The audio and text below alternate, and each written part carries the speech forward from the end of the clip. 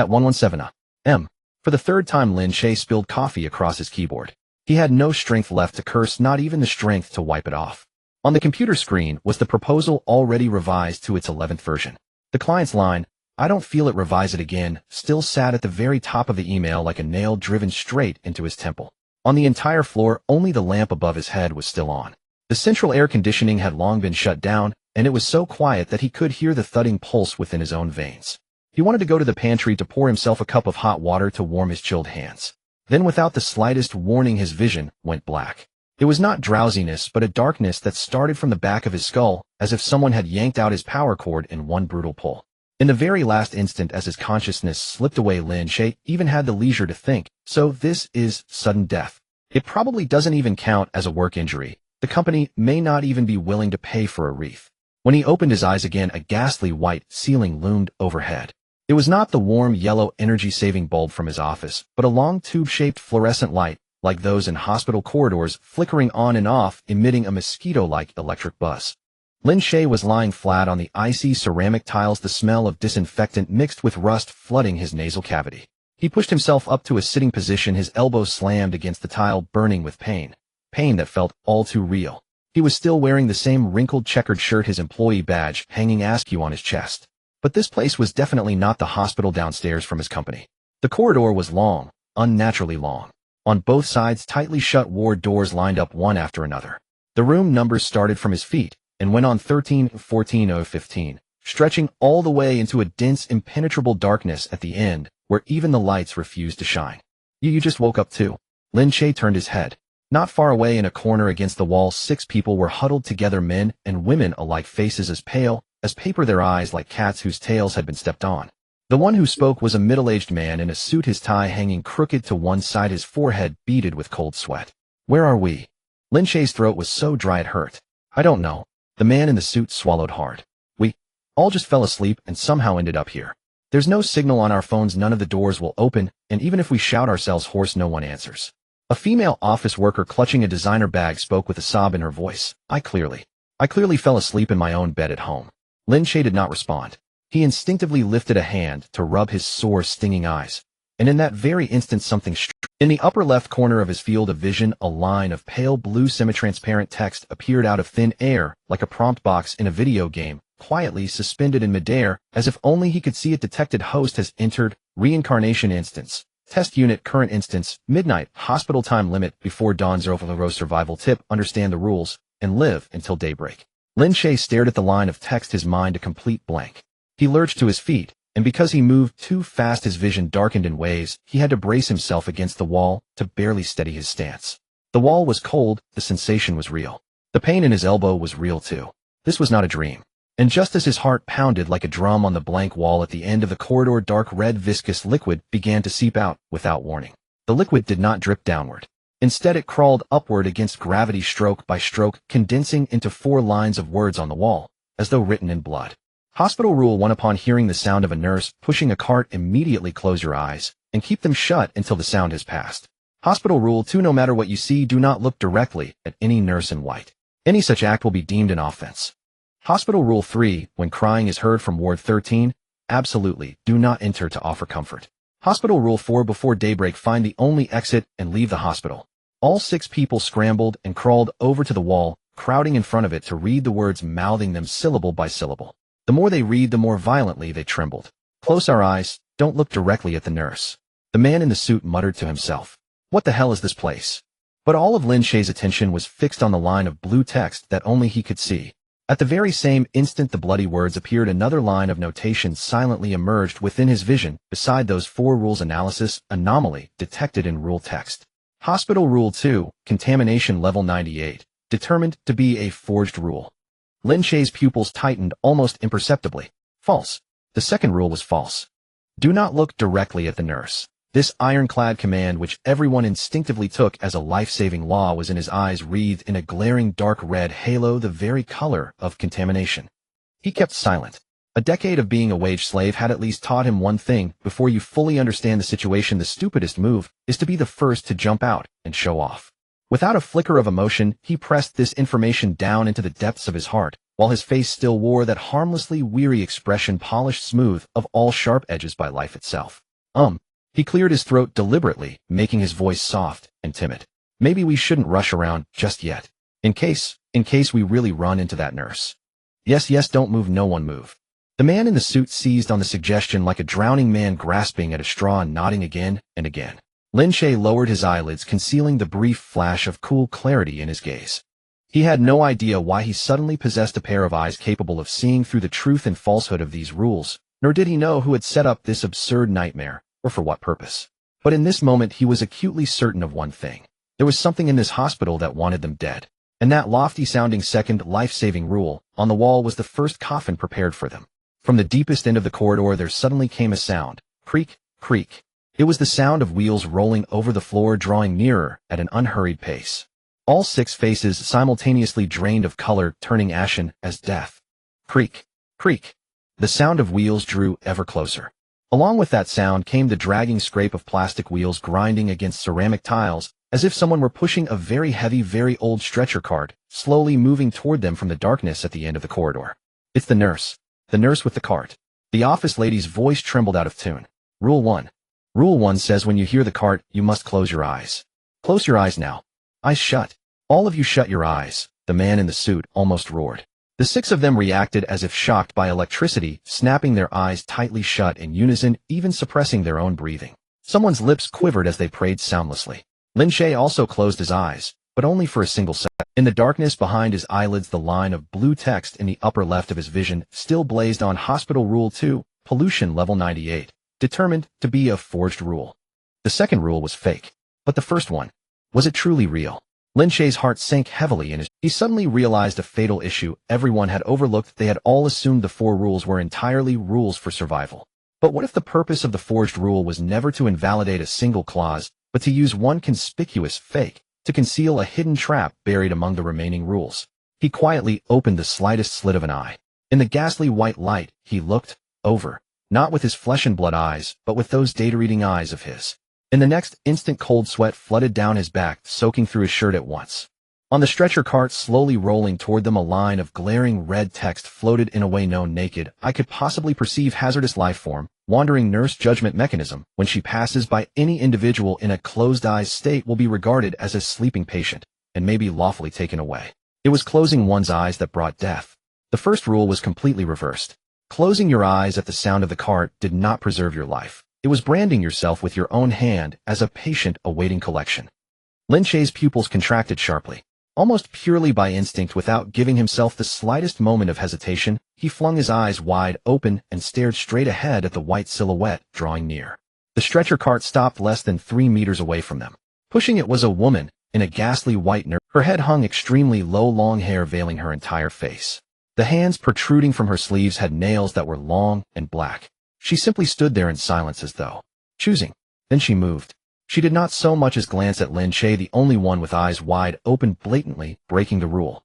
She slowly bent down, stretching out those twig-like hands to clamp down on the head of the man in the suit, the one trembling the hardest with his eyes shut tight. The man in the suit seemed to sense something, a short, puzzled sound escaping his throat. He never had the chance to open his eyes.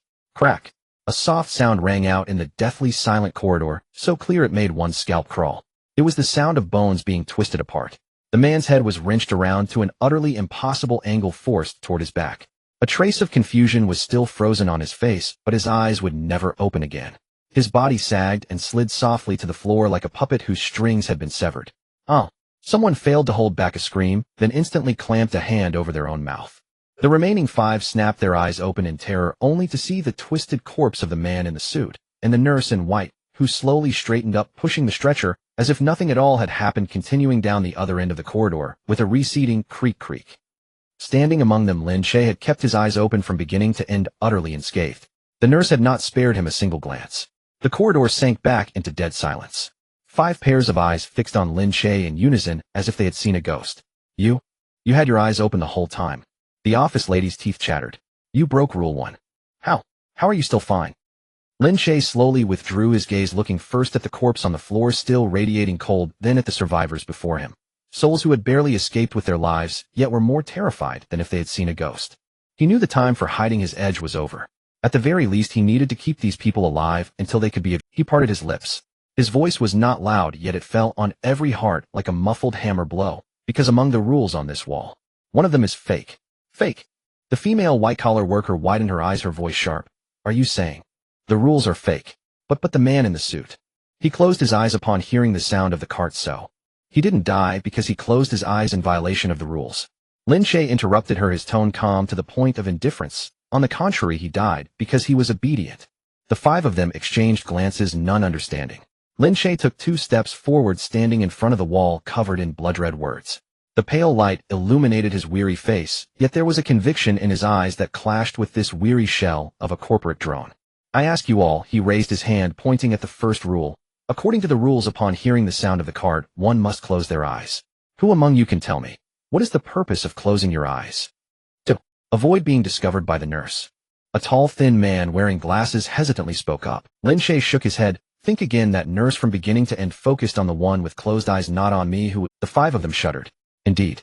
That nurse didn't even spare a glance at Lin Che, who was glaringly awake, and directly snapped the neck of the compliant man in the suit. In this hospital, Lin Che articulated slowly, closing your eyes is equivalent to marking yourself as a sleeping patient.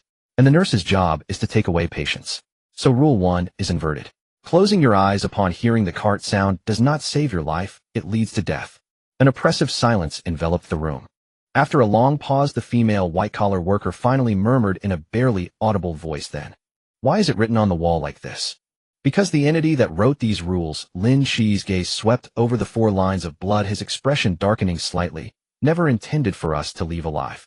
Among these 4 rules, truth and falsehood are intertwined. Some can genuinely save lives, while others are traps specifically for obedient individuals. He paused. To survive, the first thing is not to memorize the rules. It's to discern which ones to trust, and which ones will cost you your life. These words sliced through the fog of fear that had solidified in the minds of the group like a beam of light. The tall, thin man wearing glasses was the first to react. He stumbled forward a step, almost in tears. Then can you discern? Can you see which is true and which is false? Lin Che did not answer directly. He merely replied lightly, at the very least I know where to go next. Do you want to gamble on your own, or follow me? In that moment, no one questioned why he could stay alive with his eyes open, nor did anyone wonder if he was even human. The instinct to survive overwhelmed everything. I will follow you, the thin man declared without a second thought. My name is Chen Mo, and I will follow you. And me? The female white-collar worker clutched her bag tightly, her voice trembling, but she stood up. My name is Li Wen, I work in finance. I don't understand anything, but I don't want to die. The remaining 3 exchanged glances, and also moved closer. A dark-skinned, strong man who looked like he worked in manual labor quietly introduced himself as Zhao Gang, a young man with dyed yellow hair, who looked like he hadn't graduated, yet timidly said his name was Xiao Jun. The last one, a man who had mostly been silent, wearing a mask that obscured his expression, paused for a few seconds before finally managing to squeeze out 2 words, son. Ping. Lin Che took note of each name, his gaze quickly darting across their faces. Chen Mo, nervous but quick-witted, useful. Li Wen, unhelpful but not a threat. Zhao Gang, strong, a good blade in critical moments. Xiao Jun, timid, needed to be watched to avoid dragging them down. As for the last one, the masked son, Ping.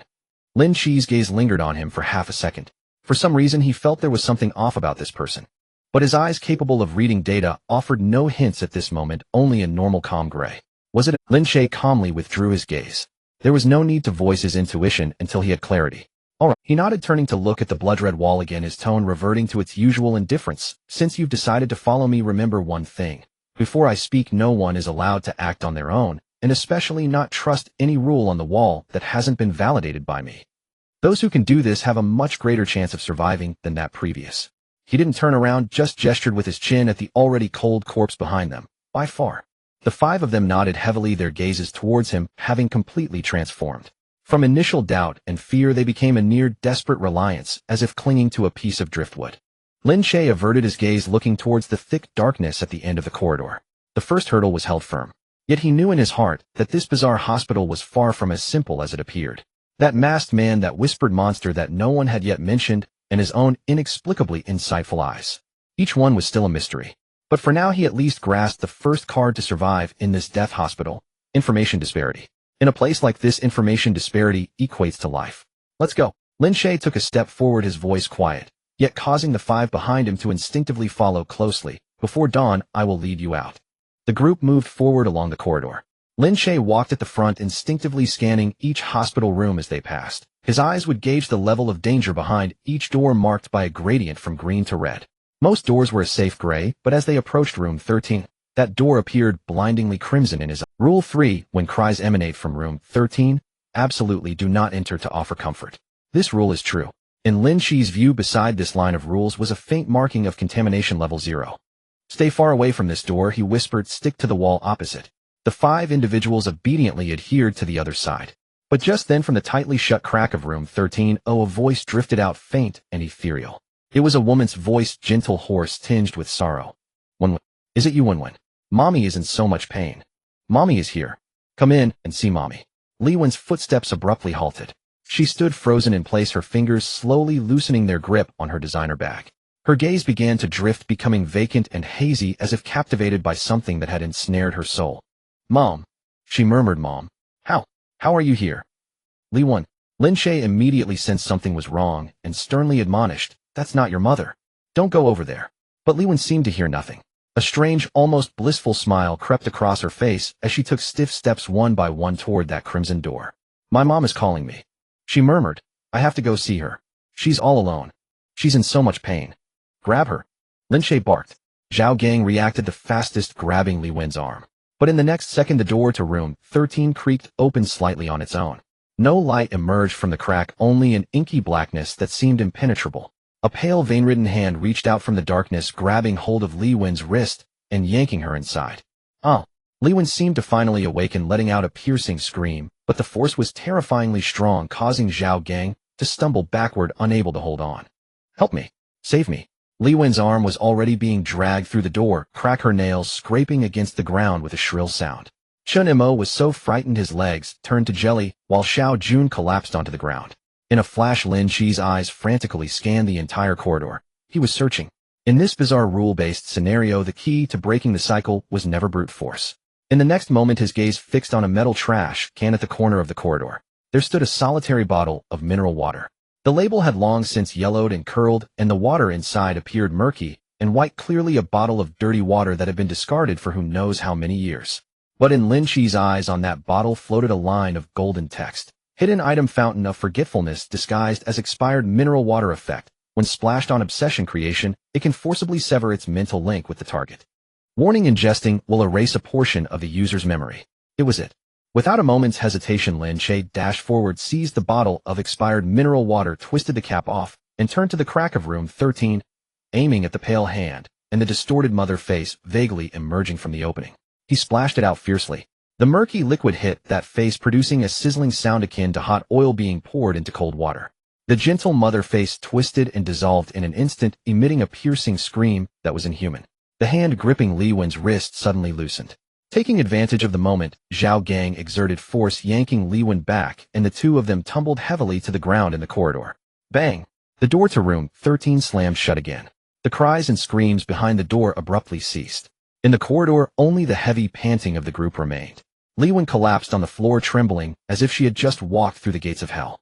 She gasped for air, tears streaming down her face. That wasn't my mom. It wasn't.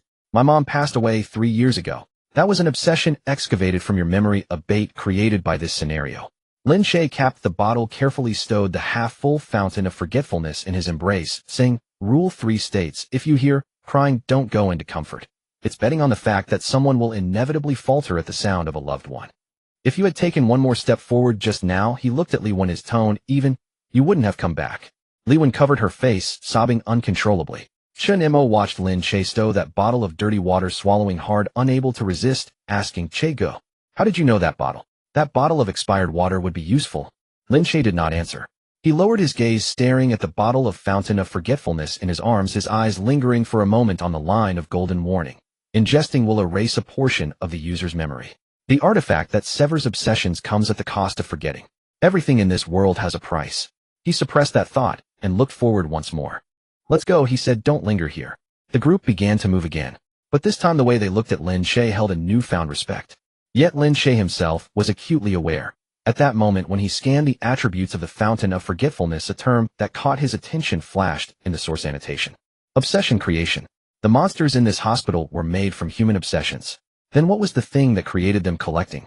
He recalled the dark thread that still had no clues, not making a sound, quietly noting this question in his heart. As the forgotten spring was unleashed and the creature of obsession was repelled, a new line of blue text quietly appeared in Lin Che's vision. Detected that the host successfully intervened in the anomalous event. Gained permission points 1. The synchronization rate of data perspective enhanced. Analyzer unlocked new functionality, anomalous lifeform scan. Lin Che's steps faltered imperceptibly. Points. Synchronization rate. Analyzer. These terms seemed to have sprung from a system he did not comprehend, piecing together a set of rules on their own. He did not know where this set of rules originated, but he keenly realized that his eyes were not constant. They would gradually grow stronger little by little, depending on his performance in the copy. It was akin to leveling up. This realization deepened the chill within him. Yet on the surface he remained composed, leading the team forward. The corridor turned a corner, revealing a three-way fork ahead.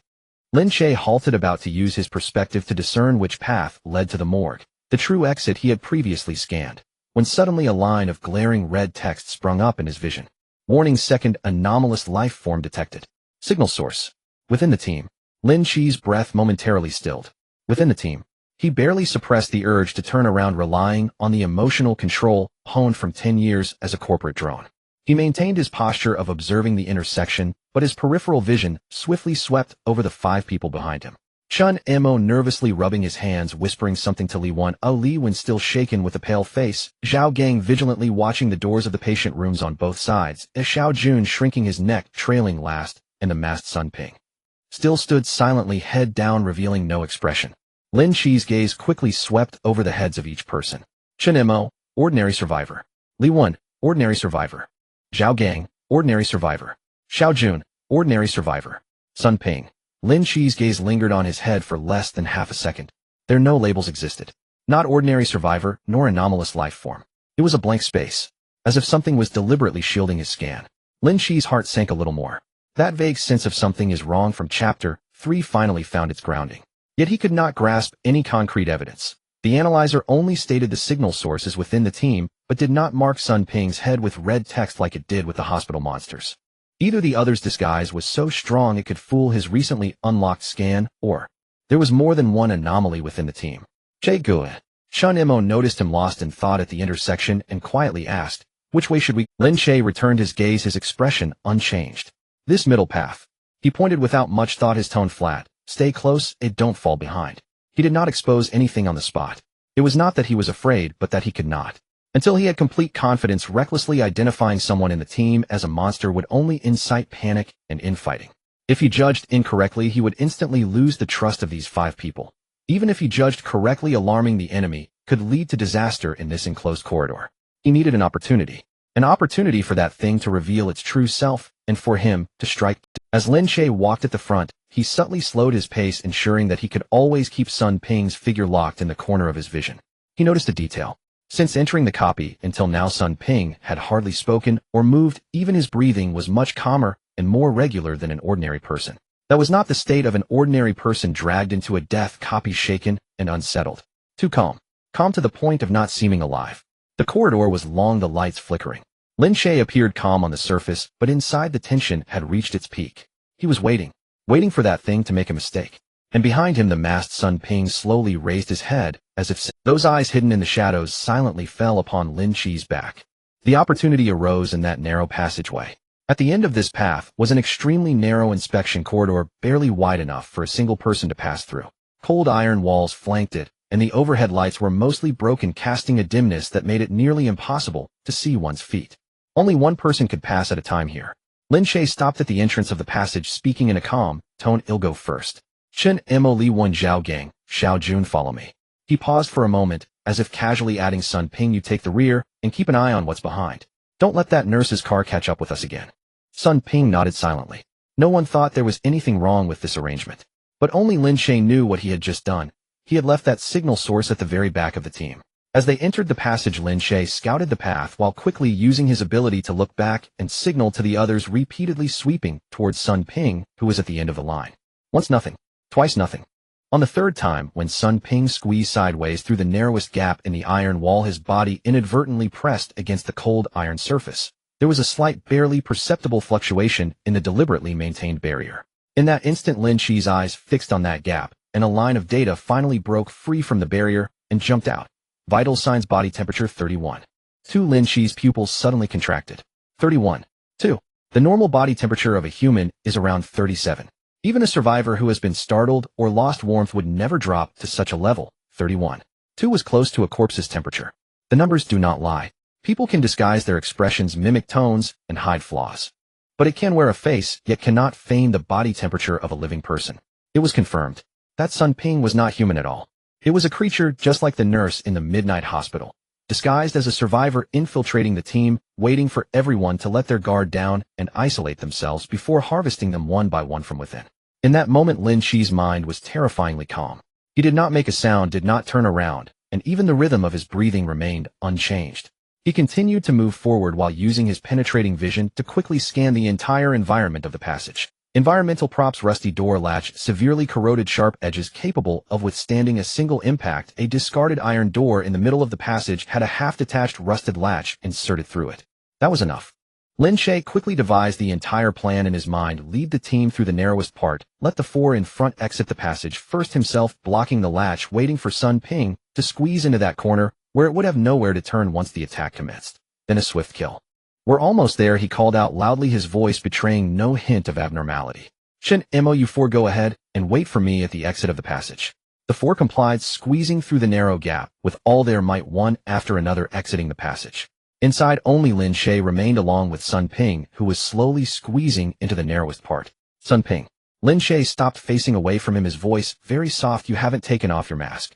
The footsteps behind him halted. In this scenario, Lin Che said slowly, word by word, no one stipulated that masks must be worn. "Are you afraid that if you take it off others will notice? You can't breathe at all, can you?" A deathly silence.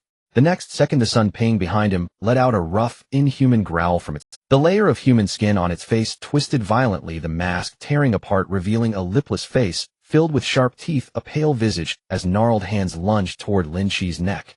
Yet it forgot. This was a passage barely wide enough for one person, too narrow to turn around or evade. And the trajectory of its lunge had long been calculated by Lin Che. Lin Che did not turn around. At the moment the creature lunged, he suddenly sidestepped, pressing against the iron wall, and with a swift motion, he yanked down that severely rusted and sharp-edged latch, sending it right into its throat, with pinpoint accuracy, propelled by the creature's forward momentum. Thud! The sharp rusted iron pierced through the cold body. The creature's massive form lost support, pinned against the narrow passage by its own momentum, its gnarled hands flailing in the air for a moment, letting out an increasingly diminishing shriek before falling silent. The pale human skin gradually peeled away, turning into a pool of black, foul-smelling slime that slowly spread across the iron floor of the passage. Lin Che released his grip, taking a step back to avoid the pool of slime.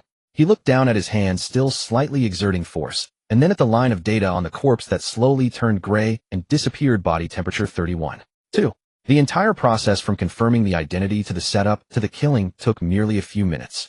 He calmly adjusted the wrinkled cuffs of his shirt, turned around, and walked toward the exit of the passage. "Che go." At the exit, Shen Mo poked his head, and seeing the pool of slime, his face changed. That is Sun Ping. Sun Ping has been dead for a long time. Lin Che calmly walked out of the passage. "From the first moment we saw it, it was not human."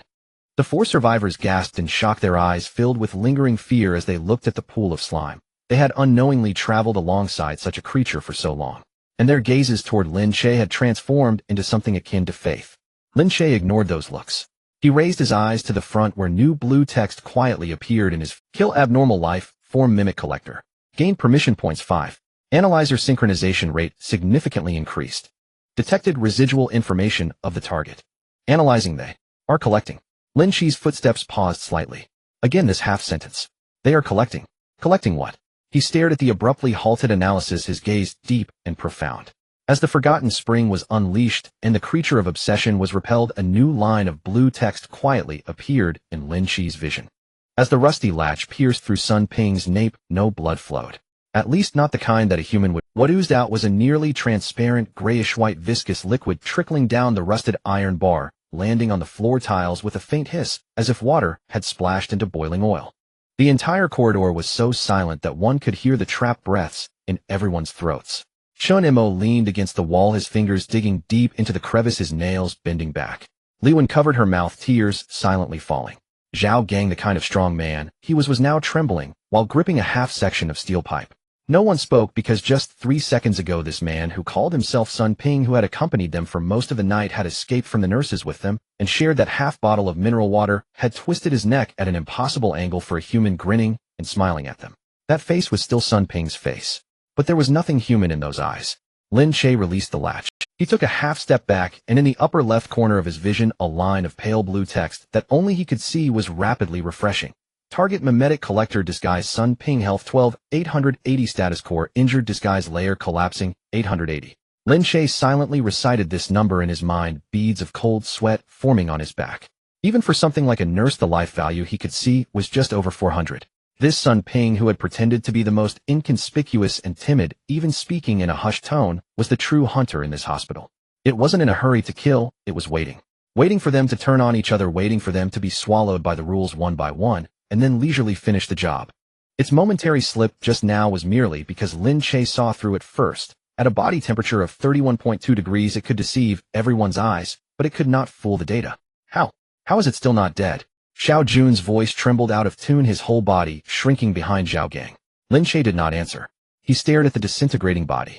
Sun Ping's skin was peeling off in chunks, revealing the grayish-white, semi-transparent texture beneath, like some deep-sea creature being forcibly dragged ashore. Its chest rose and fell irregularly, and the mouth, made of human skin, opened and closed as if trying to say something. "Don't go over there," Lin Che shouted, pulling Zhao Gang, who was about to step forward for a finishing blow, back. "It's buying time." Before he finished speaking, that thing suddenly laughed. The laughter was strange, as if a dozen different people were speaking at once from one throat. Men, women, old, young, layered together, sending chills down one's spine. Its eyeball turned around, bypassing Zhao Gang, bypassing everyone, and precisely firmly pinned on Lin Che. "You." It opened its mouth, the voice thick and sticky as if squeezed from mud. "Can see, right?" Lin Che's pupils constricted almost imperceptibly. He said nothing, but that thing had evidently received an answer from his silence. It laughed, even harder, grayish-white viscous liquid oozing from the corners of its mouth. No wonder they wanted to take you." Its words broke into segments, with every syllable causing its life value to drop a notch. "They are collecting." "Collecting what?" Lin Che almost blurted out.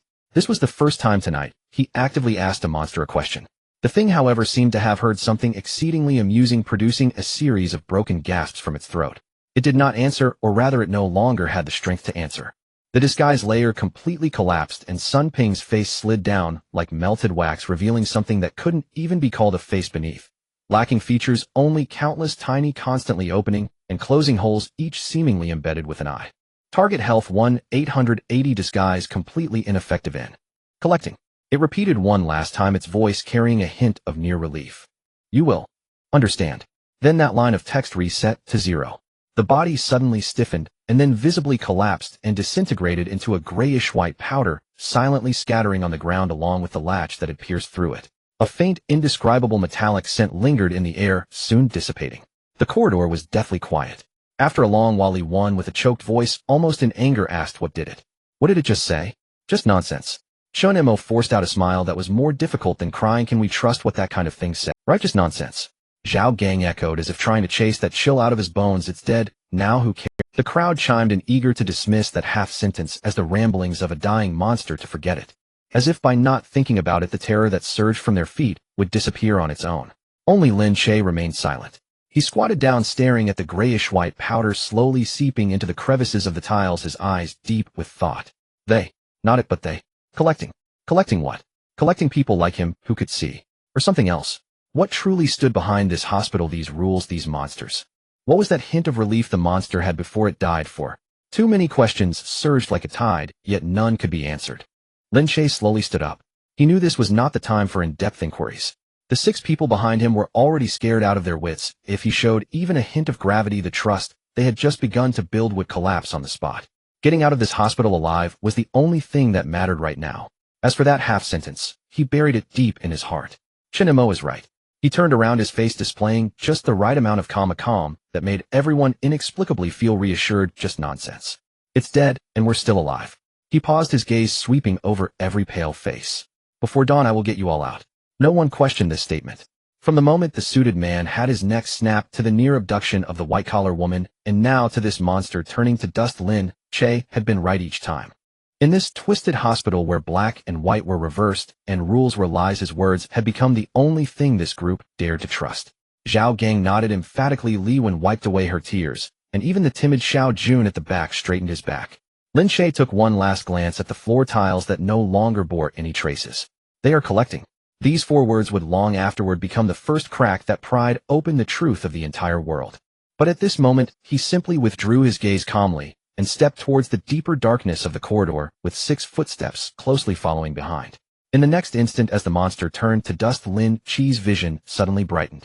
Lines of pale blue text materialized out of thin air more densely than ever before. High-level anomalous life form mimetic collector detected and eliminated. First kill determination confirmed. Points awarded 500. Current points 560.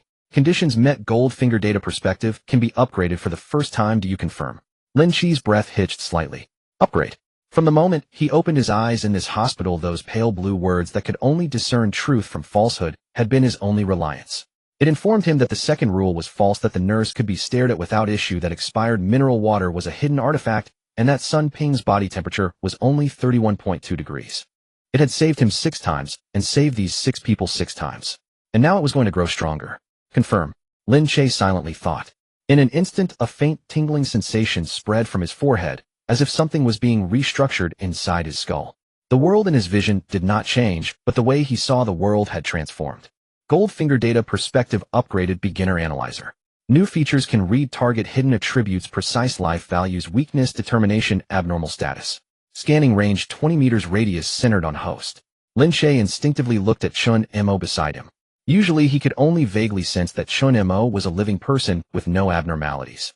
But now, target Chun Mo, human survivor. Life value 86-100. Mental value 41-100. Fear critical. Hidden attributes observation B, physique D, psychological quality C. Status mild dehydration, old injury on left ankle. A plethora of information floated clearly above Chun Mo's head. Lin Che's gaze flickered. Only now did he realize that Chun Mo's mental value was on the brink of collapse, that beneath the facade of forced calm lay a string that was almost about to snap. He also learned that Chun Mo had an old injury on his left ankle, and that during their escape, he must have been in excruciating pain, yet gritted his teeth in silence. He subtly diverted his gaze, scanning the rest of the group in turn. Zhao Gang had physique A and psychological quality B, making him a fine candidate. But he was brave yet lacked strategy. Li Wen's mental value had plummeted to the low 30s, and another shock could send her completely over the edge. Xiao Jun had pitifully low stats, his only merit being his obedience. In an instant, the details of this team became transparent in his eyes. Who could be used, who needed protection, and who might drag them down at a crucial moment. Everything was clear. This was the information gap. While others still relied on guessing, gambling, and luck to survive, he could treat every person and every environment as a question filled with answers. Lin Che subtly curved the corner of his lips. This feeling was very subtle. It was not the delight of slaughter, but a certainty akin to grasping the entire situation. The knife that had originally hung overhead, its descent unknown now, seemed to be clearly discerned inch by inch. Lin Gu. Zhao Gang, seeing him standing still, hesitantly called out, "Where do we go next?" Lin Che did not respond immediately. His gaze passed over the others, directing itself towards the impenetrable darkness at the end of the corridor. The words of that monster still echoed in his ears. It was collecting. He did not believe that there was only one collector in this hospital. Since the Goldfinger had leveled up, expanding the scanning range to 20 meters, he would first clarify what lay ahead. He focused his attention on the depths of the corridor. Pale blue text promptly appeared, but this time it emerged somewhat sluggishly, as if separated by a layer of something. Anomalous signal source detected, distance 18 meters. Target unknown, information encrypted. Life value. Weakness, determination unable to read at this time. Warning: this target possesses rule protection. The beginner analyzer cannot fully resolve. Lin Che's brow gradually furrowed. Rule protection. This was the first time he encountered something that even the Goldfinger could not see through. In the darkness at the end of the corridor lurked a being that even the beginner analyzer could only read as a string of question marks. Its life value was a question mark, its weakness was blank, and the only certainty was that it was enveloped by a higher-level rule refusing to be analyzed. The head nurse. This thought rose unexpectedly. Lin Che did not know why, but he instinctively felt that the entity in that darkness was the true master of this hospital, a presence 100 times more dangerous than the monster Sun Ping. He did not voice it. These few people in the team were nearly brought to the brink of collapse by a single mimetic collector. To tell them now that there was a boss ahead that even he could not see through would be tantamount to seeking death. No rush. Lin Che retracted his gaze, his tone calm. Something feels off ahead. We'll take another route. He led the group silently into a side passage. At the moment of turning, he inexplicably had a thought. Scan himself. He wanted to see what kind of data Lin Che himself appeared as in the view of this beginner analyzer. As the thought arose, pale blue text indeed responded, but in the next instant, that line of text bizarrely distorted and flickered, as if the signal were being forcibly interrupted. Target Lin Che. Life value. Insufficient permissions, unable to read host's core data. Warning, unauthorized scanning behavior detected, intercepted. Lin Che's footsteps faltered slightly. Insufficient permissions. Unauthorized scanning. He could see through everything in this hospital. Rules, artifacts, monsters, living people, yet he could not see through himself. That intercepted line of text flashed and vanished as if it had never appeared. Lin Che hid his feelings, but deep down a sense of heaviness quietly settled. He lowered his gaze, continuing to walk forward without revealing anything. The secrets concealed within this hospital seemed to run far deeper than he had imagined. And that greatest enigma perhaps did not reside within this hospital at all, but within himself. At the end of the forked path lies an even older, more dilapidated corridor. Large patches of wall plaster have peeled away, revealing the grayish-yellow concrete beneath, and dark mold stains crawl up the corners. The fluorescent light overhead has only one bulb left, flickering, casting shadows of the 7 people that stretch and shrink, twisting into distorted shapes. The air is thick with a musty scent reminiscent of stale disinfectant mixed with dust. This place feels even more eerie than before. Xiao Jun shrank his neck, nearly walking right against Zhao Gang. Lin Che did not respond. His attention was drawn to a mottled wall on his left. To be precise, it was a thin crack on the wall that caught his eye. The crack itself was unremarkable, a common sight in old buildings. But in Lin Che's view through the beginner's analyzer, a faint glimmer of light, not belonging to this world, emanated from the depths of that crack. The light was not a soft blue. It was a cold, greenish hue he had never seen before, like a subtle glow emitted by some screen in the darkness. Lin Che's heart inexplicably quickened. He subtly slowed his pace, falling to the back of the group, and focused intently on the depths of that crack in the dim light. In an instant, the greenish glow became strikingly clear. It was not light. It was text. It was a series of rapidly scrolling lines composed of countless symbols and characters densely packed, suspended in a space within the wall that should not exist. It was a series of rapidly scrolling lines composed of countless symbols and characters densely packed, suspended in a space within the wall that should. He concentrated, observing closely. Most characters were scrolling rapidly, twisted and blurred, impossible to discern, as if encrypted or obscured by some force. Yet deep within that turbulent stream of characters, a few lines stood out, unusually stable and clear, etched into his vision. Unit 07, Midnight Hospital Type Test Instance Operational Status Stable Observation Samples 7 Eliminated 1 Note. This instance is a testing unit for preliminary screening and data collection. Lin Che felt a chill rush from his tailbone to the crown of his head. Test unit. Data collection. Observation samples 7. The 7 of them were not merely unfortunate souls who stumbled into a strange hospital from the very beginning. They were samples. This hospital was not haunted nor supernatural. It was a program designed, operated, and coldly observed by something. A testing unit. Eliminated 1. The man in the suit with his neck broken. In the eyes of that line of code, he was not a human life, but merely a discarded sample number. Lin Che stared intently at those lines of text, his mind buzzing as countless clues forcibly intertwined in that moment. Why were there mixed truths and falsehoods in the rules? Because this was a test of whether they could discern. Why did the monster not strike directly, but instead disguise and wait? Because it was also a part of this unit collecting their reactions. What the mimetic collector said before dying they are collecting. What they were collecting was data. Collecting every choice, every struggle, every ounce of fear they had in dire straits. And they were the existence that operated this program, coldly observing everything from the other side of the screen. Above this hospital there truly was something greater. Moreover, there was far more than just one hospital. Unit 07. The 7th unit. Then what about the 1st, 2nd, 6th? How many more units were behind? How many more hospitals? How many batches of samples treated as data collection? Lin Che felt a wave of dizziness. He initially thought that seeing through the rules and identifying the monster was the entirety of this nightmare. But at this moment he realized he had merely uncovered the first crack of the immense, suffocating shape beneath the surface. Lin Gu. Zhao Gang's voice came from ahead, tinged with unease. He noticed Lin Che had fallen behind, staring blankly at a broken wall. Lin Che snapped back to reality. He blinked. The greenish code that lingered deep within the wall crack had receded like a tide, reverting to an unremarkable dark crack. As if everything that had just transpired was merely an illusion. But he knew it was not an illusion. Those lines of text had been etched in his mind like a brand. It's nothing. Lin Che averted his gaze and quickly caught up. His face revealed no hint of disturbance, calm, as if he had merely glanced at a boring patch of wall. This wall is a bit old. Be careful not to knock it down.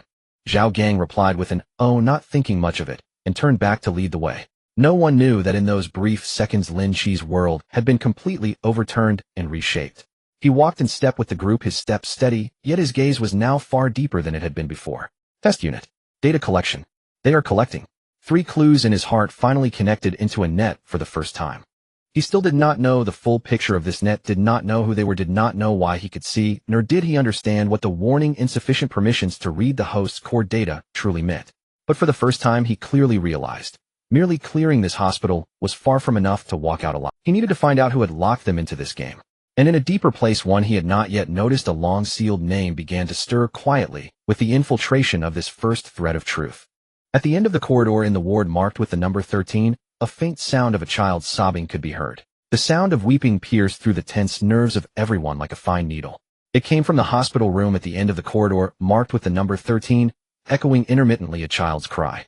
In this deathly silent corridor, where one could hear their own heartbeat, that crying sounded particularly clear and heart-wrenching.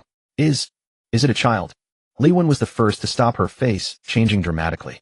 She abruptly turned her head towards the slightly ajar hospital door, her eyes reflecting a familiar expression, an impulsive urge driven by something intangible reminiscent of the moment a few hours earlier when she heard the voice of her mother. "There's a child trapped inside." Li Wen's voice trembled as her feet began to move uncontrollably towards that direction. A child so small, alone in a place like this, how scared must they be? "We can't just ignore it." Li Wen. Shen Mo tried to pull her back, but he was a beat too slow. Xiao Jun also panicked. "Is there really a child? Should we go take a look?" The cries continued, growing increasingly tragic, as if the child were truly abandoned in an endless darkness, crying with a heart-wrenching desperation. It was a sound that could bypass reason and grasp directly at the softest parts of the heart. Even Zhao Gang, usually composed, felt his grip on the steel pipe loosen slightly. Just as Li Wen was about to dash out, "Stop!" Lin Che's voice, though not loud, acted like an invisible wall, pinning everyone in place.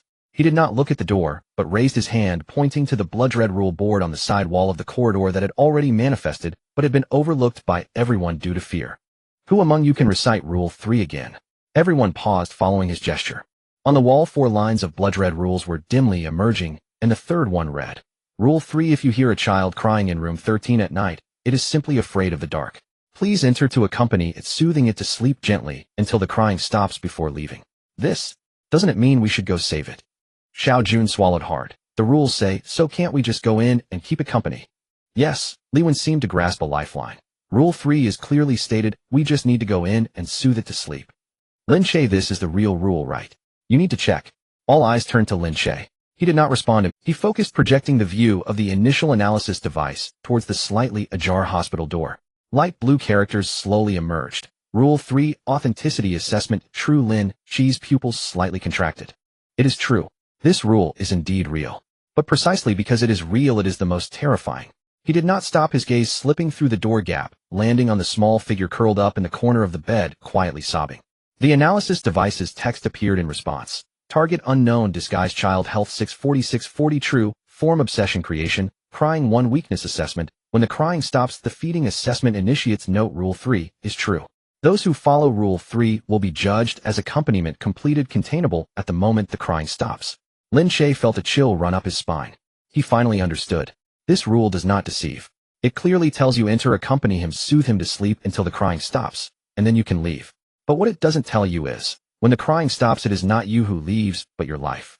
What that thing wants is not companionship. What it desires is to trap every soft-hearted person who complies with the rules and stays until the crying stops, and then to contain and devour them on the spot. The more compassionate the rule, the deadlier the trap. It wraps murderous intent in a sentence that seems the most benevolent. Everyone stepped back. Lin Che's voice grew cold as he forcefully pulled back the still struggling Li Wen. "There is no child in there." But Rule 3 is real." Li Wen cried out. "You said." "Rule 3 is real," Lin Che interrupted her, enunciating each word. "Precisely, because it is real, we must not go in." He pointed at the line of blood text, his voice lowered, but each word struck hard at everyone's hearts. "It says to enter and accompany him until the crying stops before you can leave." Think about it. Why would the crying stop just because you went in and soothed him? It stops because it is full. At the moment the crying stops, it is not you who soothed him to sleep, it is it preparing to strike. The corridor fell into a deathly silence. Li Wen's face slowly drained of color. She stared blankly at the door. The impulsive urge to rush in moments ago transformed into an overwhelming fear. Cold sweat instantly soaking her back. Xiao Jun's legs went weak, nearly collapsing to the ground. I wanted to go in just now. It is waiting for you to want to go in. Lin Che said coldly. This rule is not meant to save you. It is meant to identify soft-hearted individuals one by one to send in to feed it. The sobbing in the hospital room seemed to sense that its prey was pulling away, suddenly rising in intensity, sharp, with a hint of unwillingness belonging to something inhuman. Everyone felt a chill run down their spine. No longer daring to hesitate, they all retreated together. Li Wen was supported by Chun Mo, her legs still trembling. She looked back at Lin Che, her expression completely transformed.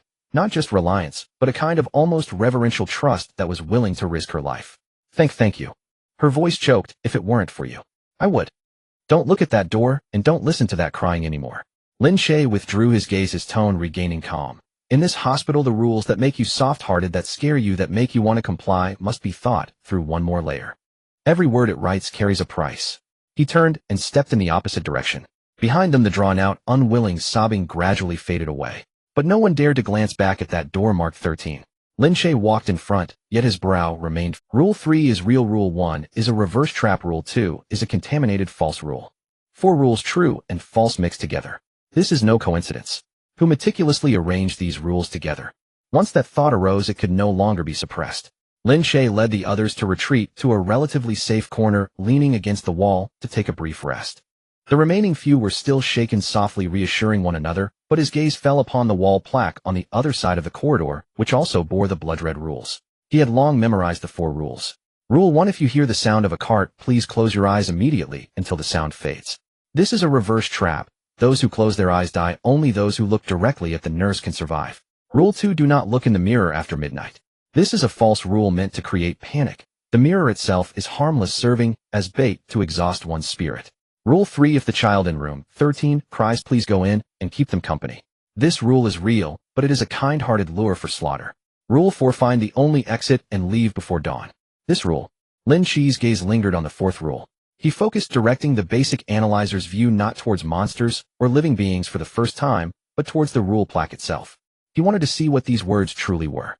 Light blue characters gradually emerged, but this time they appeared exceptionally slowly, as if analyzing some extremely complex structure. Target rule plaque of instance unit 07 rule, 1 system, native complete rule, 2 system, native complete rule, 3 system, native complete rule, 4 external rewrite detected. Lin Che's breath suddenly caught. He stared intently at the 4th rule. In the analyzer's view, the characters of the first 3 rules emanated a uniform light blue glow, as though written by the same hand with the same ink. But uniquely for the 4th rule, the edges of that line of text glimmered with an extremely subtle, discordant greenish-blue fringe, just like the code remnant he saw in the wall crevice. Rule 4: original text system, native, find the only exit and leave before dawn. Rule 4: current status has been rewritten by external authority. Rewritten content: the exit location has been altered from morgue to main hall. Rewriter authority level higher than this test unit. Identity unknown. Lin Che felt a chill creeping up his spine. Man-made alteration. Those 4 words struck him like a heavy hammer. The code remnant had not deceived him. This hospital was indeed a test unit, a program being executed. But now the analyzer revealed an even more terrifying fact. The rules of this program had been tampered. A hand-to-hand with authority higher than this test unit had silently changed the true exit hidden in the 4th rule from morgue to main hall. And the main hall was precisely the most conspicuous, most natural place where all survivors would instinctively. Lin Che almost instantly understood the malice of that hand. It led all those who obeyed the rules, believed in the rules, and rushed towards the main hall, into a dead end. The true path to survival was concealed in the most counterintuitive, most chilling morgue. Only those who dared to question the rules and see through the disguises could possibly find it. This was not the system's design. The system's rules were native and complete. This was an existence that transcended the system, intervening in the rules of the system. What was it doing? Increasing the difficulty, screening, or targeting someone? Countless clues in Lin Che's mind began to frantically connect again. The code from the wall crevice in Chapter 9 stating this instance is a test unit. The monster's last words they are collecting. At this moment, the 4th rule rewritten by external authority. If the system was the machine running this nightmare, then above the machine there was a hand that could reach in and freely manipulate the gears. Could they be this hand? Or was this hand that altered the rules not even part of the same group as the system running the test unit? One alteration was to drive people to a dead end.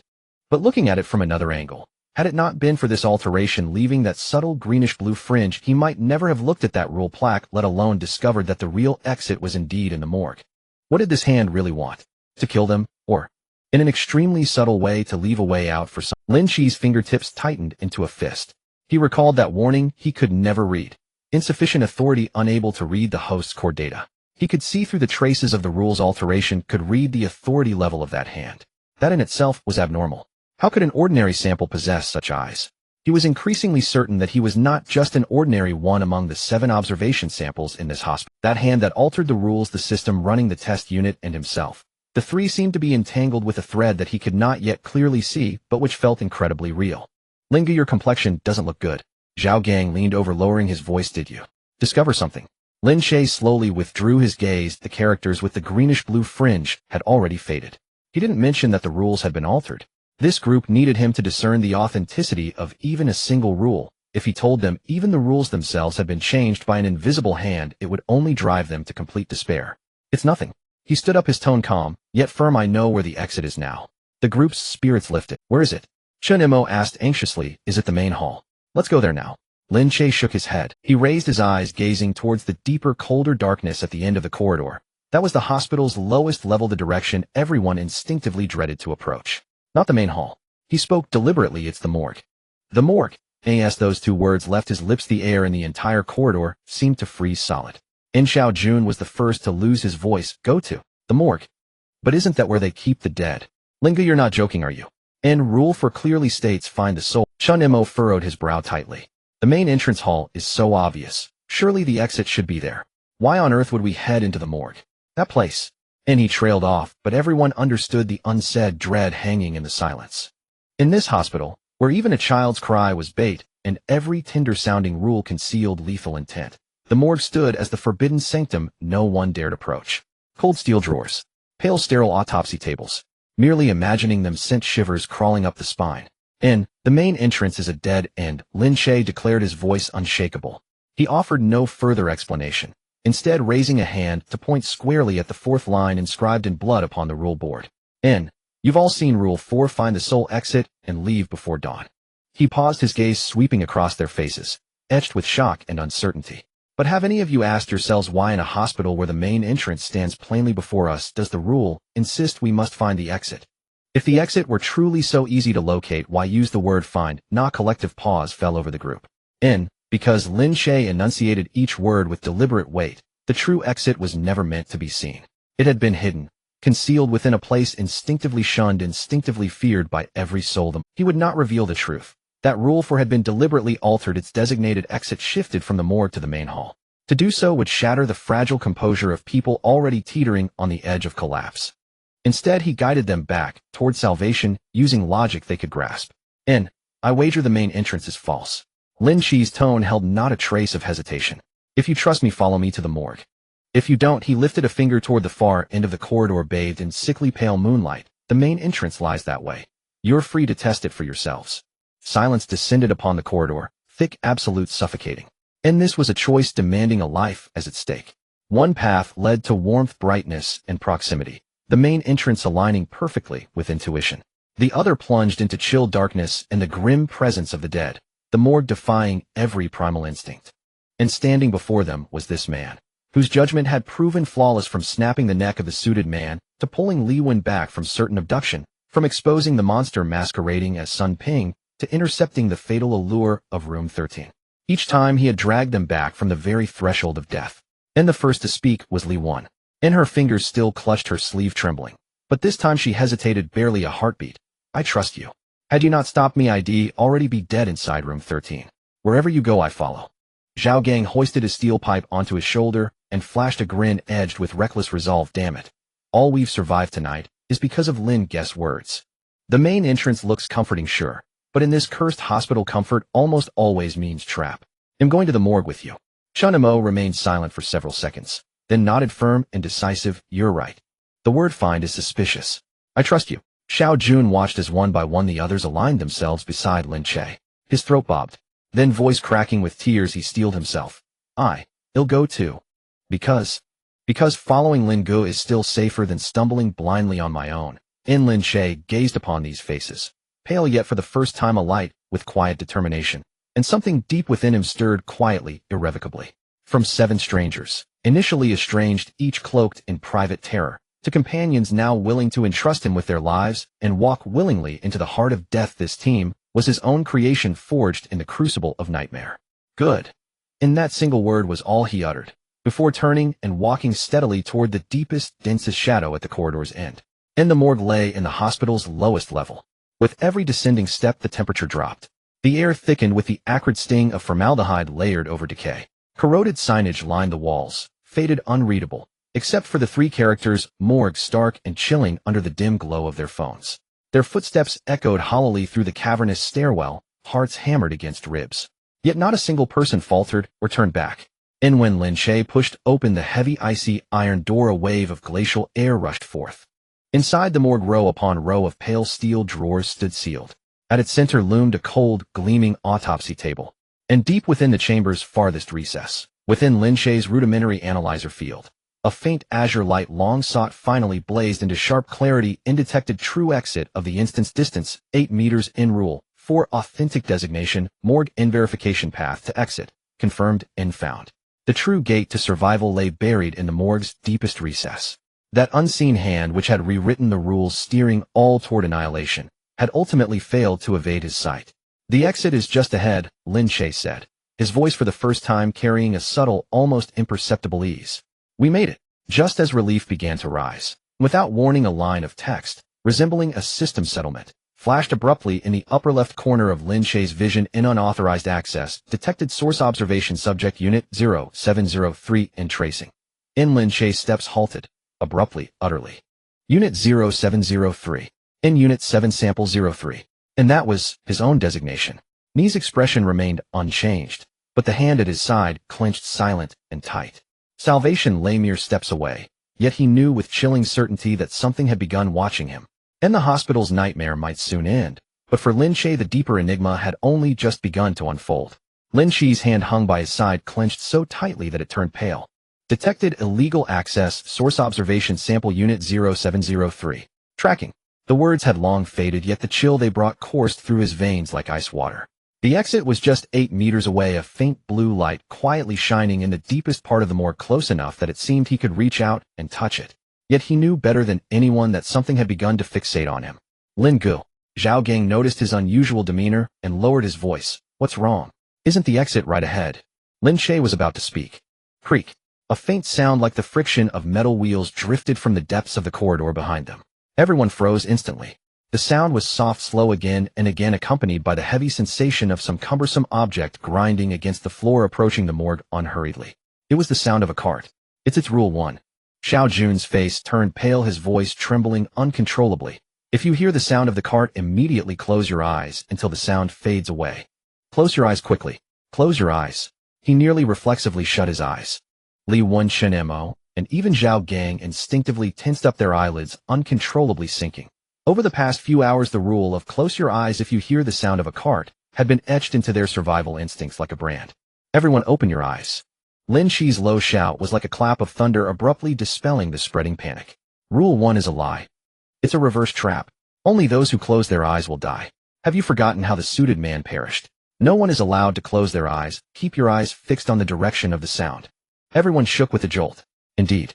Rule 1 was the first reverse trap that Lin Che had uncovered in this hospital. Closing your eyes upon hearing the sound of the cart was equivalent to handing over your life. But this rule was too reasonable, too aligned with the survival instincts portrayed in horror films, so that every time the sound of the cart echoed, their bodies would instinctively close their eyes before their rationality could intervene. This time the sound of the cart was coming for them. Lin Che forced himself to widen his eyes, directing the view of the basic analyzer towards the slowly moving darkness at the end of the corridor. Faint blue words struggled to materialize, yet they were fragmented as if obscured by a layer of distorted mist. Target Midnight Hospital Area Manager, Head Nurse Health Read, Failed Rule Protection True Form Read, Failed Rule Protection Weak. Read failed. Note this target is under Rule Protection Basic Analyzer Permission insufficient, only behavioral data can be read. Lin Che's pupils constricted. Again Rule Protection. In Chapter 8, when he scanned the end of the corridor, he encountered this impenetrable barrier, the obscured, unknown entity. Now it had finally made its appearance. His analyzer could see through the truth of the rules, discern the monster's weaknesses, and calculate the permission level of the hand, altering the rules. Yet facing this head nurse, he felt the boundaries of his golden finger for the first time. Her health, true form, and core weaknesses were all shrouded under a layer of rule protection, leaving him unable to read anything. What he could read was only behavioral data. Just then that mass of darkness slowly pushed a rusty medical cart around the corner of the corridor. It was a figure dressed in a stark white nurse's uniform, unnaturally tall, nearly reaching the ceiling. She lowered her head, her face obscured by a crooked nurse's cap and scattered long hair, making it hard to see clearly. On the cart, a piece of white cloth soaked in dark red liquid covered an unmistakable bulge that could not possibly be a human. She pushed the cart step by step along the corridor, slowly approaching the morgue. That posture, that rhythm was clearly patrolling. Don't move. Lin Che nearly hissed, pinning everyone in place. Keep your eyes open, press your backs against the wall, and no one is allowed to make a sound. Xiao Jun's jaw chattered, beads of cold sweat streamed down his pale face. He kept his eyes wide open, yet his eyeballs trembled violently from extreme fear, as if they would close involuntarily at any moment. Li Wen grabbed his hand, tightly, trembling fiercely herself, yet she exerted all her strength to press him against the wall. The head nurse's footsteps grew closer.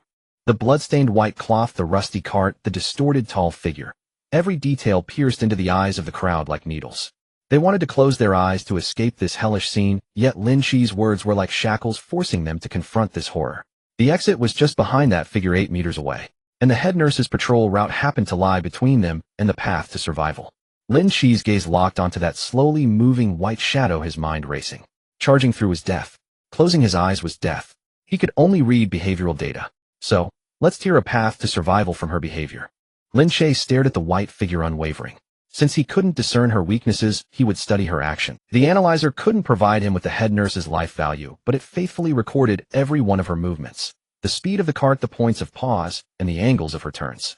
These cold data refreshed before his eyes in rows, gradually piecing together a subtle mechanical pattern. He held his breath and began to count. The head nurse pushed the cart, moving steadily down the corridor, stopping in front of a corpse compartment.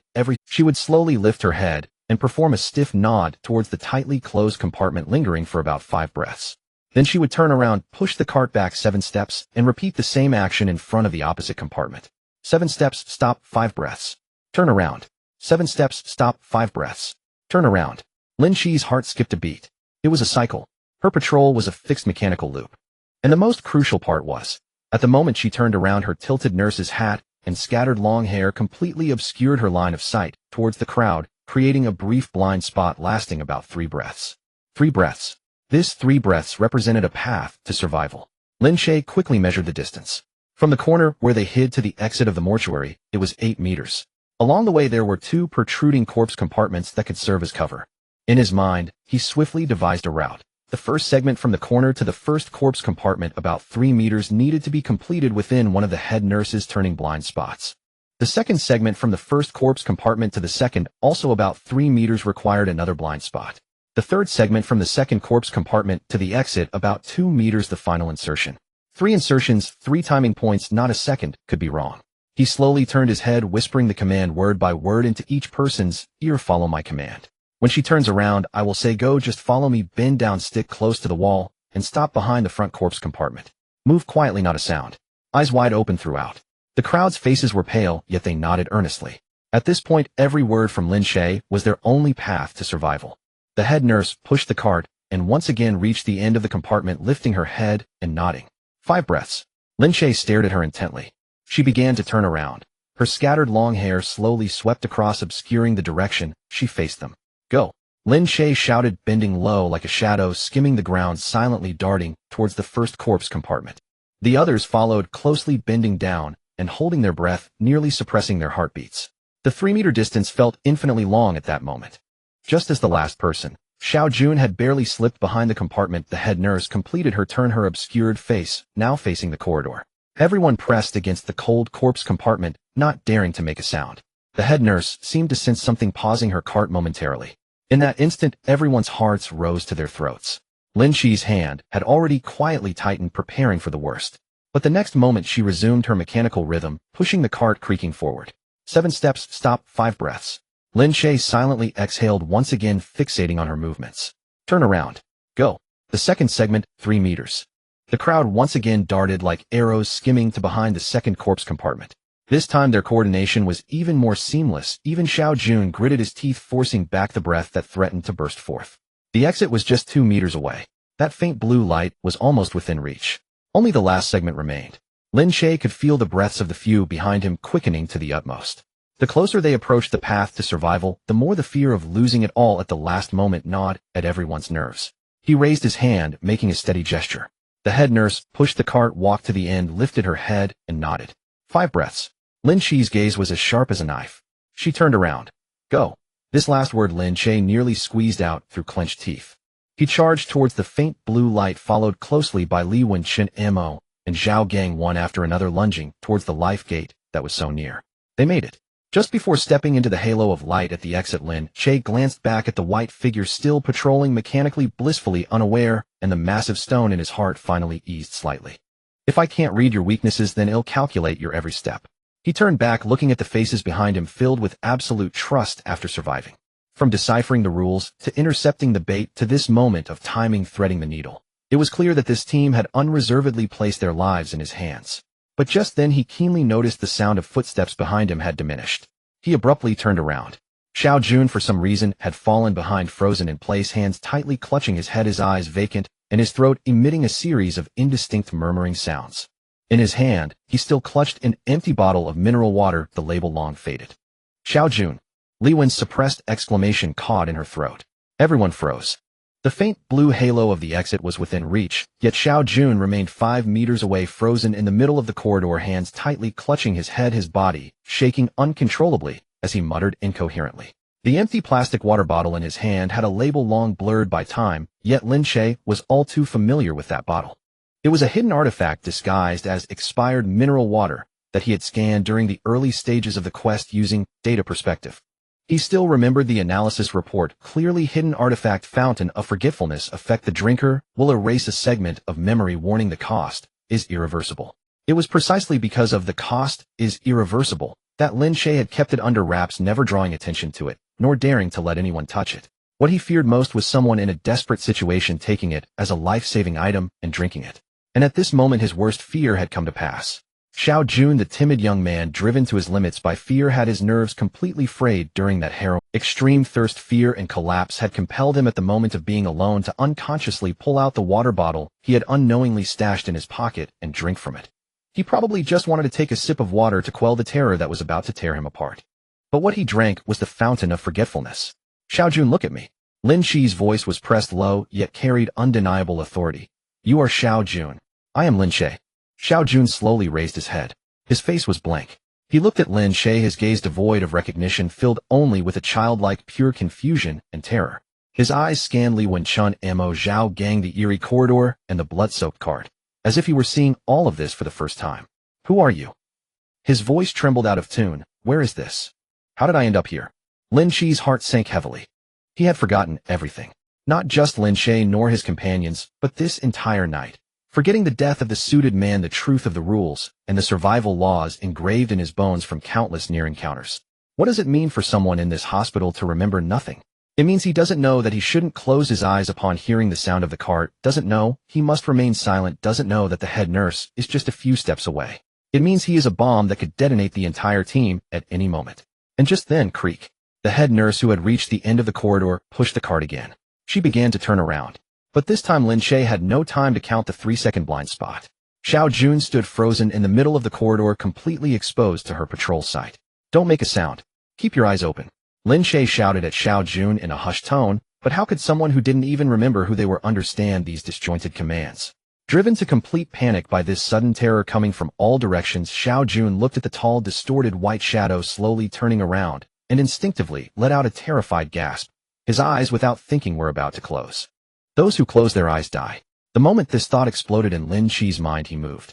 Instead of rushing toward the nearby exit, he turned around and lunged towards Xiao Jun in the middle of the corridor.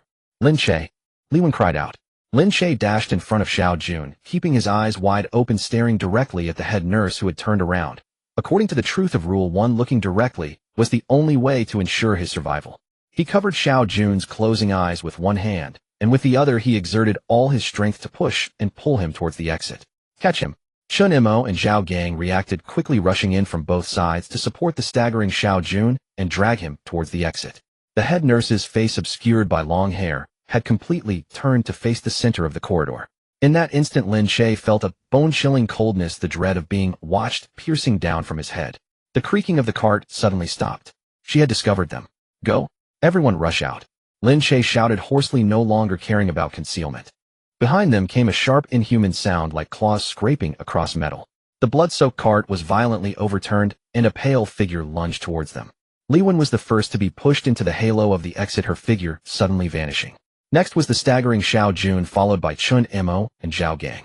Lin Che held the rear, and just as that white shadow was about to pounce, he pushed the last person out and plunged into the faint blue light himself. A dizzying whirl, the biting cold, the smell of formaldehyde, and that sharp, eerie sound abruptly vanished. When Lin Che's vision restored, he and the others found themselves collapsed in an open gray-white, and the ground beneath them was no longer cold, but a vague, ungraspable nothingness. They had made it out from that morgue, from the clutches of the head nurse. Lin Che was panting, nearly exhausting all his strength. He propped himself up and immediately looked towards Xiao Jun. Xiao Jun sat slumped in the fog, hands still clutching his head, trembling all over. He looked around in confusion, gazing at the unfamiliar faces beside him, his eyes filled with terror and helplessness. Who am I? He murmured, his voice breaking with a hint of tears. Why are you crying? Do we know each other? Li Wen covered her mouth, tears rolling down silently. Zhao Gang turned his head away, the strong man's neck veins bulging. Lin Che silently stared at Xiao Jun. They had made it out. But Xiao Jun, the timid young man who he had desperately pulled from death at the last moment, had forever left this night. No, had left himself forgotten in that hospital. This is the cost of the Fountain of Forgetfulness. An item disguised as an artifact by the quest had revealed its sinister fangs for the first time. Good things in quests are often poison wrapped in a candy coating. Lin Che slowly closed his eyes, then opened. This gray-white fog, this endless nothingness. He clearly knew that the nightmare of the Midnight Hospital had not truly ended. And that lingering, pursued, illegal authority that had always haunted his heart, the deeper mystery belonging to him, was quietly waiting for him at the end of this fog. The pale light of the morgue engulfed everyone, only to spit them out moments later. Lin Che staggered against the wall, his stomach churning. He thought he would see dawn, the wet road outside the hospital, and hear the distant sound of the first bus rolling, yet before him lay a corridor. It was still the corridor of this hospital. The sickly green emergency lights, the peeling wall paint, and the flickering fluorescent light on the ceiling. The air was thick with the smell of formaldehyde mingled with blood, even more potent than that in the morgue. We made it out. Zhao Gang gasped, leaning on the steel pipe, his knuckles turning white. He turned to look at the wall where the light had disappeared and blankly surveyed the surroundings. Isn't this still inside? Li Wen crouched down, hugging her arms, her shoulders shaking violently. Chun Mo supported her, but his gaze was fixed firmly on Lin Che. At this late hour, everyone had learned one thing: watching Lin Che's expression was more useful than any rule sign. Lin Che said nothing. He closed his eyes briefly, then opened them again. In his vision, the faint blue data streams that only he could see were slowly moving along the walls, floor, and ceiling of the corridor. Current area: Midnight Hospital B2. Deep layer warning: host has entered the second layer of the nested space. Instance completion progress 7878. Not 100. Lin Che's heart sank. He had thought bursting out of the morgue was the end, but the system coldly informed him they had merely dropped from one cage into a deeper one. We haven't escaped. His voice was soft, yet it silenced everyone instantly. We just changed layers. What does changing layers mean? Chun Mo's Adam's apple moved slightly. This hospital has more than one space. Lin Che pointed at the line of text on the wall that only he could see despite others seeing nothing. What we triggered in the morgue was not an exit, but a door. Behind the door is a deeper layer. The real exit is in this layer. He raised his hand to glance at his wrist. There was nothing there, but in the corner of his vision, a line of glaring red numbers was pulsating. Time to dawn 005847, less than an hour. Rule 4 was written clearly: find the only exit and leave before dawn. Dawn was the hard deadline for this test. What would happen to those who didn't make it past that point? No one knew, and no one dared to verify. 58 minutes. Lin Che pronounced the number, watching every face tense inch by inch. We must find the real exit in 58 minutes. Isn't the exit in the main hall? Li Wen raised her head, her voice trembling. The rule sign says. I remember when I came in, the only exit is at the front door. That's a lie. Lin Che interrupted her. The air grew tense. He crouched down and traced a line in the thin layer of dust on the ground. The blue data converged at his fingertips, as if the flow of water was split by a stone. Do you all remember the rule sign in the morgue? He didn't turn back. There was a layer of bluish-green marks on it. I mentioned before, That was altered by someone. The original exit stated was the morgue. Later it was changed to the main hall by something with higher authority than this test unit of unknown identity. He stood up, his gaze sweeping over the corridor that led to the end, faintly glowing, where everyone instinctively wanted to rush towards because it looked like the exit. The main hall is a trap. Lin Che stated word by word. Whoever follows the guidance of the exit will die. The rules of this layer have been tampered with, designed specifically to kill the obedient ones. Zhao Gang swallowed hard then. Where do we go? We go where it doesn't want us to go. Lin Che turned around, facing the darkness at the other end of the corridor with his back to the enticing soft light. There were no lights, no guidance, only a pure darkness that made one's legs weak. At that moment, from the depths of darkness, there came a faint sound of wheels rolling over the ground. Creak. Everyone's blood ran cold.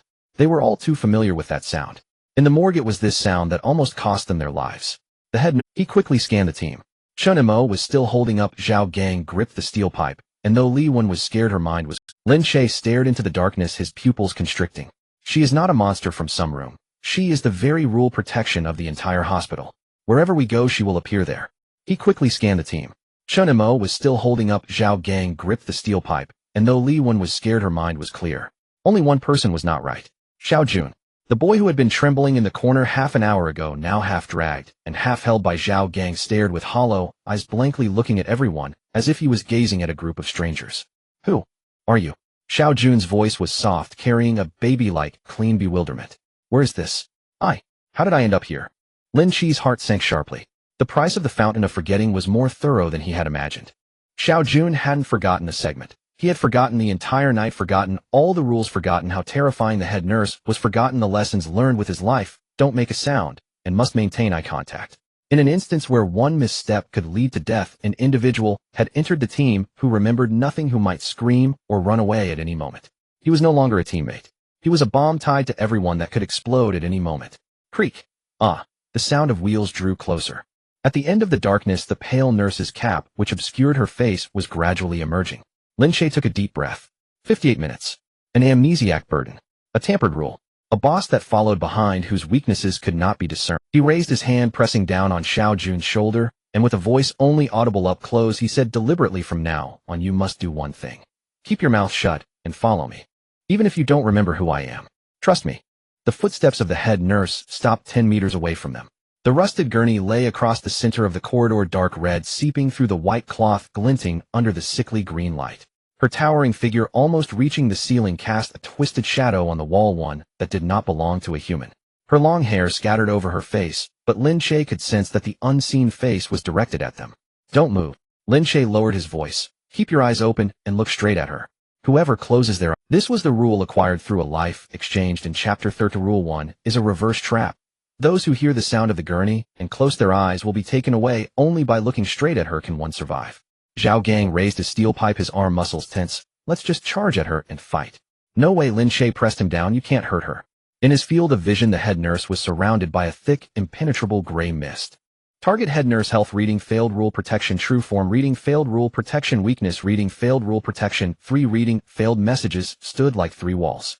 Since entering the instance, the analyzer had scanned through everything. The death of the suited man, Sun Ping's body temperature, the monster's stats, and the hidden artifacts. But with the head nurse, it failed completely for the first time.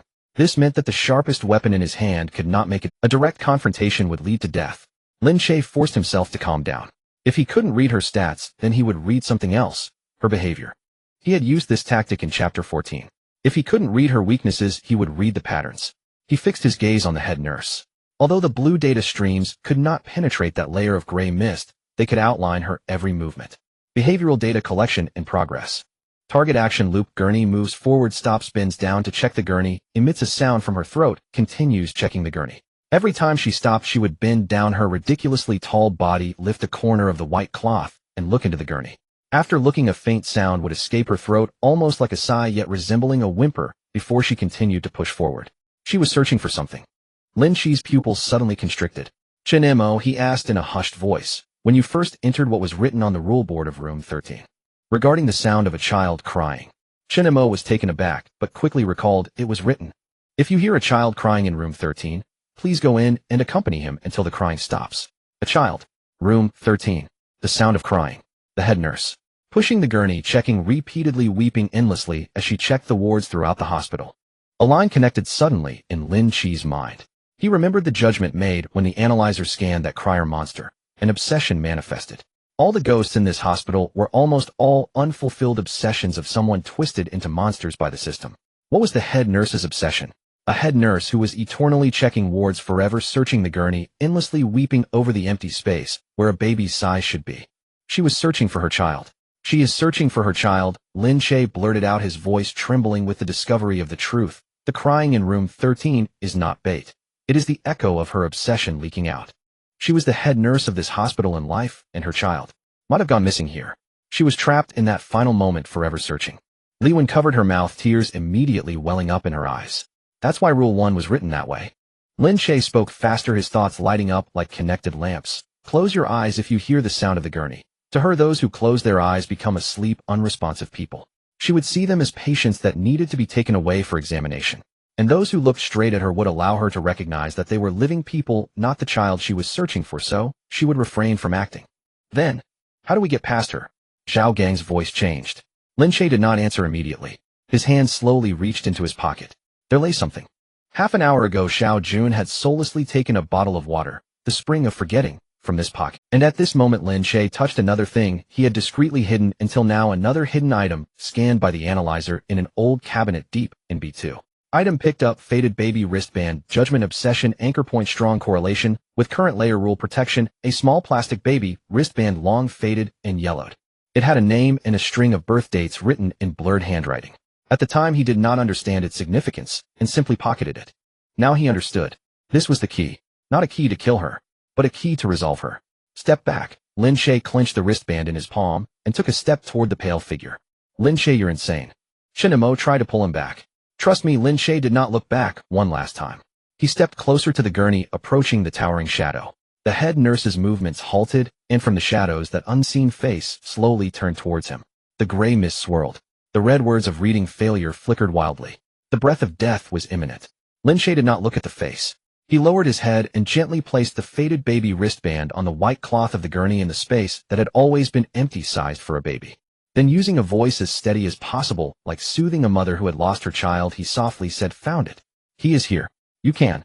Stop searching now." The entire hospital fell into sudden silence. The layer of gray mist entwined around the head nurse, which even the analyzer could not penetrate, split open in that instant. Rule protection, a crack appeared, target state obsession loosening. Reading in progress. True form, a mother. The head nurse bent down. Her hands, always hidden behind her hair, trembled as they cradled the small wristband. A long sound, no longer like a whimper, but like a sigh of relief, escaped her throat, echoing throughout the corridor. That tall, twisted figure began to disintegrate and dissipate little by little like sand. Instance completion, progress 7895, area rule protection. Lifted. Lin Che slowly raised his head, watching as the pale figure transformed into specks of light and floated towards the ceiling, disappearing from sight. He had won. Not through a max-level cheat, not by overwhelming stats, but by understanding better than this cold system what a person truly clings to. Where the head nurse had vanished at the end of the originally dark corridor, a door that had never existed before slowly lit up. There was no sign indicating main hall. It was in the direction of the morgue, the true soul exit. Behind that door lies light. Not the ghastly green of emergency lights, nor the flickering of fluorescent bulbs. It's a clean, warm, and long-awaited white light.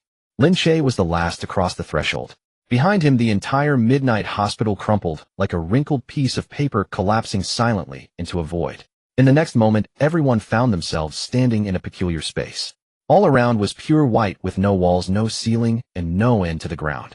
Yet the ground was solid beneath their feet. In front of each person, a translucent panel shimmering with a faint glow floated into existence. Midnight Hospital instance clearance. Time taken 7 hours 12 minutes evaluating. Did we clear it? Li Wen sat on the ground, tears streaming down her face, finally breaking free from restraint, crying as if she had survived a calamity. We made it. We really made it. Zhao Gang threw away the already bent steel pipe, tilting his head back and laughing, but as he laughed his eyes turned red. Chen Mo leaned on his knees, gasping for breath as if trying to expel the fear of the entire night. Only Xiao Jun remained bewildered, watching all of this. The group of strangers filled with excitement, timidly asking, "What? Did we win?" No one had the heart to answer him. Lin Che looked at the panel in front of him. Survivor Evaluation Test Unit 07. Lin Che Unit 0703 survived. Chen Mo survived. Li Wen survived. Zhao Gang survived. Xiao Jun survived abnormal status memory permanently damaged. Sun Ping determined, as mimetic collector excluded. Suit Man UNIT 0709 deceased. Out of 6 who entered, 5 survived. In such an instance, this was a miraculous achievement. Yet when the panel turned to Lin Che's evaluation, even he was taken aback. Personal Evaluation Unit 0703. Regular Assessment Core Threat of Instance Head Nurse, not killed. Detected Non-Standard Clearance Path. Determination Method Obsession Resolution Rule Protection and Peaceful Dissolution. System Note: this solution is outside the preset range. Overall Evaluation SS. Hidden Rewards granted to SS. Lin Che understood what he had witnessed too many panels that night. Ordinary survivors would barely achieve a C or B at best. Yet he, the one who had not killed the BOSS, received the highest evaluation that even the system had to annotate, because he had taken a path completely unforeseen by the system. Hidden Reward 1 Skill Enhancement Data Perspective Intermediate Analyzer. New permission can attempt to read part of the core data of rule protection targets for a short time. Hidden Reward 2 Item Observer Fragment 17. Assessment Unknown Origin Dangerous Item Recommended for Surrender. Command Send failed. Lin Che's breath hitched as he saw the second line of rewards. Observer Fragment. Fragment 1 of 7.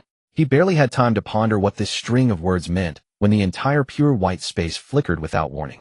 Like an old monitor abruptly switched by an invisible hand.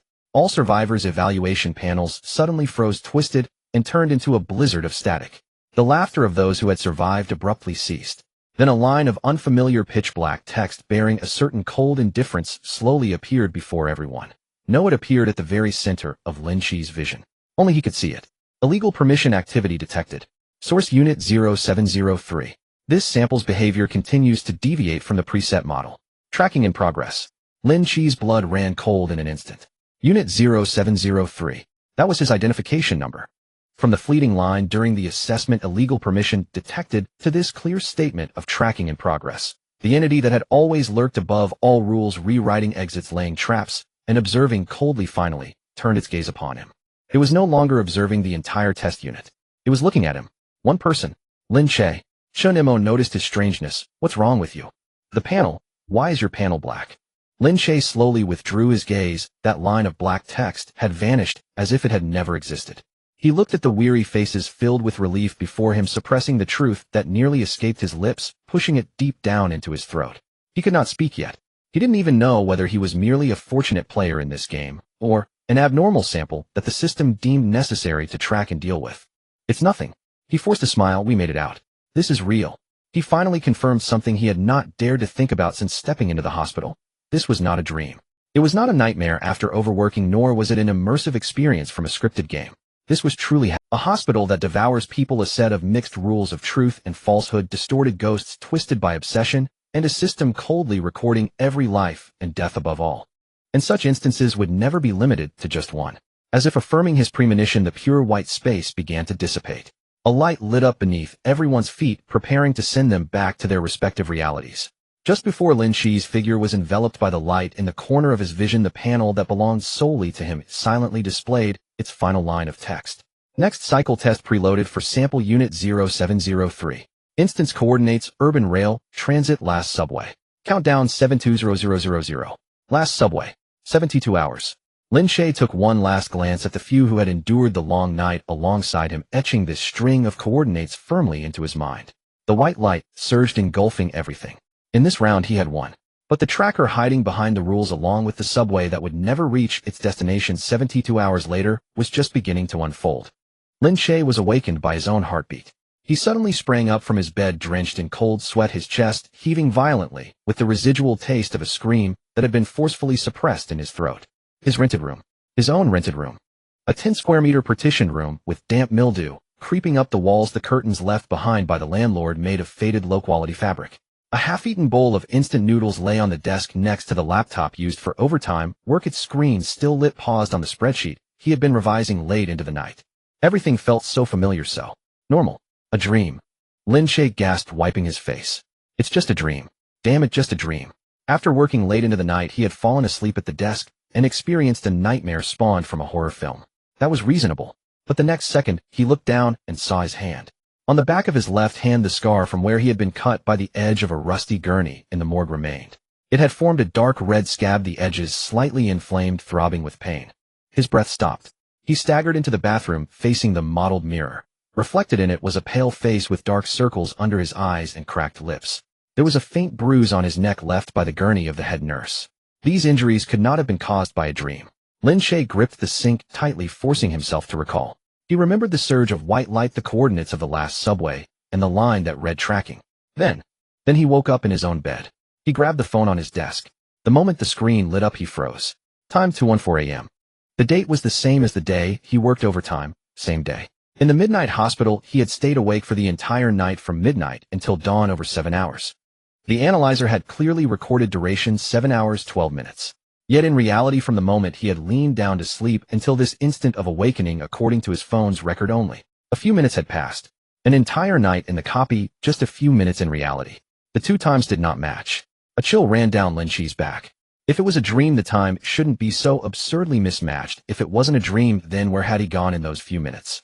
He inadvertently opened the news notifications on his phone. The screen refreshed with rows of headlines, making his hand tremble around the phone. Multiple districts in the city experienced mass disappearances in the early morning. The police have launched an investigation. Strange lights appeared at the abandoned Original City 3rd Hospital, which has been closed for 20 years. Nearby residents reported it. In just one night, numerous cases of sudden unconsciousness reported across the country. No explanation from the medical community. Original City 3rd Hospital. Lin Che's pupils constricted abruptly. That was precisely the prototype of the midnight hospital from his nightmare. He vaguely remembered that it was an old hospital that had been abandoned many years ago due to an incident, something locals avoided discussing. An abandoned hospital for 20 years, and it had lit up last night. And he had just come out of it. This was not a dream. This thought struck him heavily for the third and final time. This time it was no longer psychological fear, but a cold, hard fact pieced together by tangible evidence. He needed to stay calm. He needed more information. Lin Che took a deep breath, instinctively focusing as he would in the copy to see. The next moment, he nearly dropped his phone. In his line of sight, those pale blue data streams exclusive to the copy appeared in his rented room. They flowed along the walls, along the still-lit computer, and along his own body. Mid-tier analyzer activated environment scanning. It could also work in reality. Lin Che's breath was completely thrown into disarray. In the copy, this was a life-saving golden finger, but in reality, its functionality only indicated one thing. The boundary between the copy and reality was collapsing. With trembling hands, he turned his gaze to the window. Through the gap in the cheap curtains, the street below was empty in the early morning. A passerby returning from working late was walking quickly with his head down. Lin Che watched that stranger as the analyzer quietly floated a line of text above the person's head. Ordinary human unregistered test sample mental state, exhausted remarks, has not entered any copy unregistered test sample. Those 5 words sent a chill through Lin Che's entire body. It turned out that in the eyes of this system, the ordinary person returning from working late on the street, the clerk at the convenience store downstairs, his colleagues at work, all were merely unselected samples. This was not a disaster at a particular hospital. It was a slowly tightening net covering the entire city, or even the whole world. Just then, at the center of his vision, that glaring red number he had brought from the copy quietly pulsated. Time until next copy, 715802, 71 hours and 58 minutes. It had been counting down since the moment he stepped out of the midnight hospital, never stopping. Global copy. Lin Che murmured the term for the first time, truly grasping its weight. This was everyone's just beginning apocalypse. In the following 2 days, Lin Che barely slept. He did not go to work. He sent a leave message to his supervisor stating there was a family matter and received a bland reply of "take care of your health," as if the world continued to turn as usual. Only Lin Che knew the horrifying truths hidden within the gears of that operation. He locked himself in his rented room, doing 2 things: investigating and practicing. Investigating meant uncovering what exactly was happening in this world. The news was being processed at a visibly rapid pace. Reports of mass disappearances were retracted the next day, labeled as a collective rumor event. News about the 3rd Municipal Hospital lighting up simply vanished, and not even a cache could be found. The official narrative uniformly categorized everything as misunderstandings and rumors. But Lin Che knew where to dig. He delved into obscure late-night forums, encrypted small groups, and anonymous posts that were written and deleted on a whim.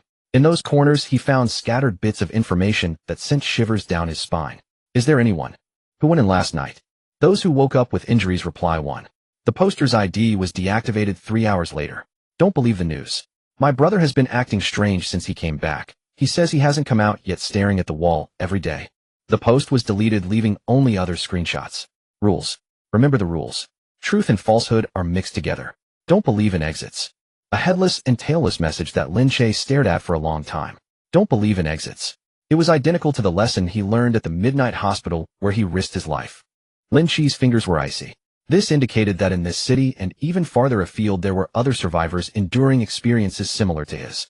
They were scattered, terrified, silenced like ants struggling in a torrential rain. Yet they existed. Those who changed after returning, those who said they haven't come out yet. Lin Che thought of Xiao Jun.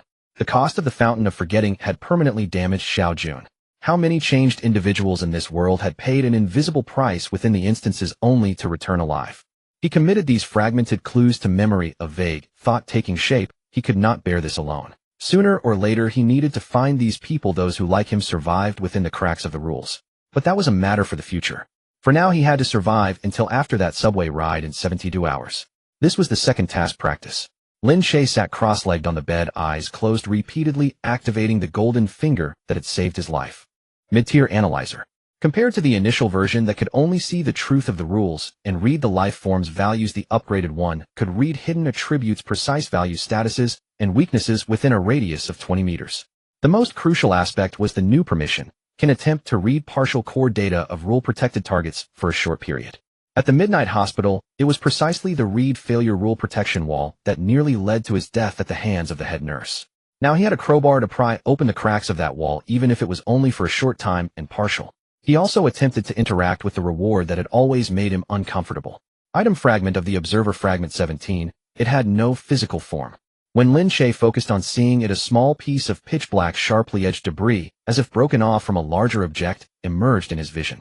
It hung silently in his consciousness, exuding an indescribable cold and unfamiliar aura. Fragment of the Observer, fragment 17. Judgment, unknown source, dangerous item, attempting to analyze. Analysis failed. Current permissions, insufficient. There are 7 fragments in total. Once gathered. Data, missing 7 fragments. Lin Che opened his eyes, his heart beating heavily. The Observer. That thing on the settlement panel declaring currently tracking in pitch-black letters from a lofty height, referred to itself as the Observer. And his reward for clearing the levels happened to be a piece of fragment of the Observer. This was no coincidence. It felt as if he had inadvertently broken off a small fragment from that high and mighty existence. What would happen when all 7 pieces were collected? The system kept it shrouded in mystery, leaving only a glaring line of data missing. But Lin Che had a premonition. These 7 fragments were the only thing that could potentially allow this tracked anomalous sample to reach out to the tracker. Outside the window, the sky darkened for the second time. Lin Che watched the unyielding red text in the corner of his vision inching closer to 0. Time until the next instance, 00031. 30 seconds. He stood up from the bed, taking a final glance at this cramped, dilapidated, yet incredibly real rented room. He did not know if he would be able to return this time. 009. He closed his eyes, mentally reviewing the mid-tier analyzer, the lessons from the rules, and that 1/7 fragment. 003, 002, 001. The familiar, nauseating sensation of weightlessness seized him once more. The walls of the rented room, the bed, and the still-lit computer twisted and peeled away rapidly before his eyes. In the next moment, Lin Che's feet landed on the cold, hard ground. A damp breeze mingled with rust and old dust slowly blew in from the darkness before him. The light is a pale white flickering on and off. Lin Che stands on a subway platform. To be precise, it is a place that resembles a subway platform.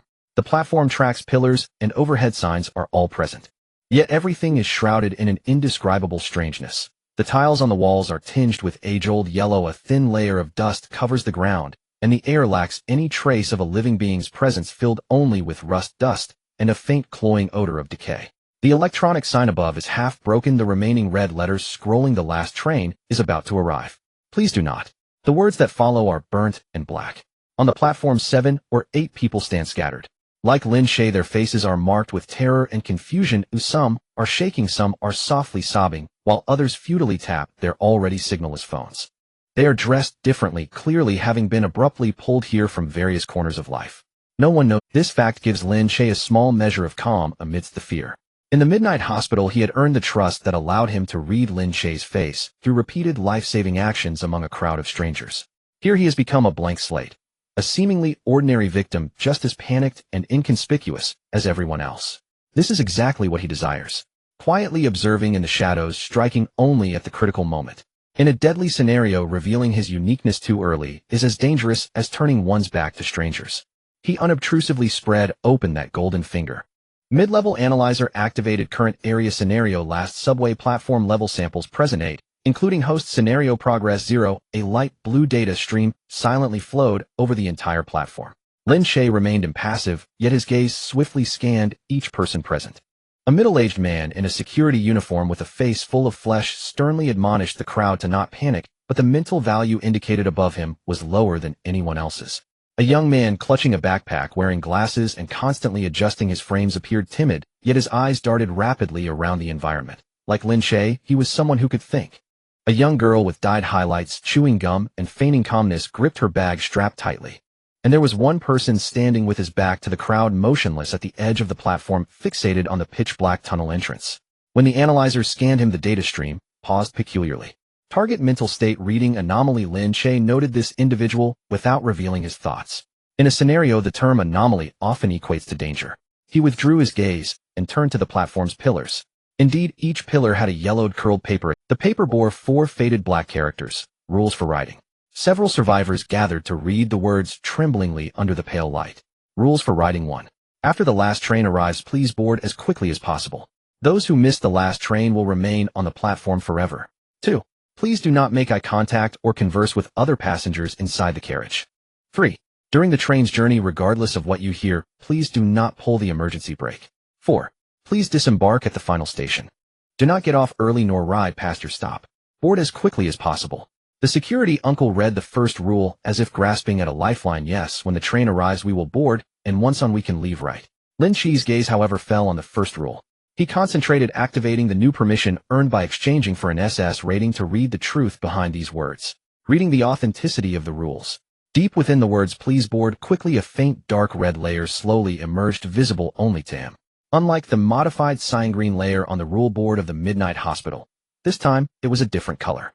Determination Rule 1: Inductive Trap. True intent boarding quickly after arrival will trigger screening. Those who board hastily have a high probability of entering the wrong carriage. False. Or rather, it is a sugary-coated half-truth hook. The train must indeed be boarded. But quickly and rushing to board is precisely what it desires. It's screening those who panic, think little, and it follows the same pattern as the main hall of the Midnight Hospital. The rules never directly lie, they merely conceal fatal traps within the very words that seem like a lifeline. Lin Che remained impassive on the surface, yet internally, he was already tense. The rules of this scenario are more insidious than those of the Midnight Hospital. It does not rely on ghosts or monsters, but on the rules themselves and human panic. Just as he was about to read the second rule, the entire platform shook violently without warning.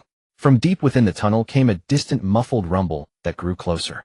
2 beams of harsh white headlights pierced through the darkness, illuminating the dust-covered tracks. The train is coming. Someone exclaimed in delight. A rusted subway train accompanied by a piercing screech of metal grinding slowly entered the platform and came to a stop. The doors opened with a hiss. Inside the carriage the light was dim.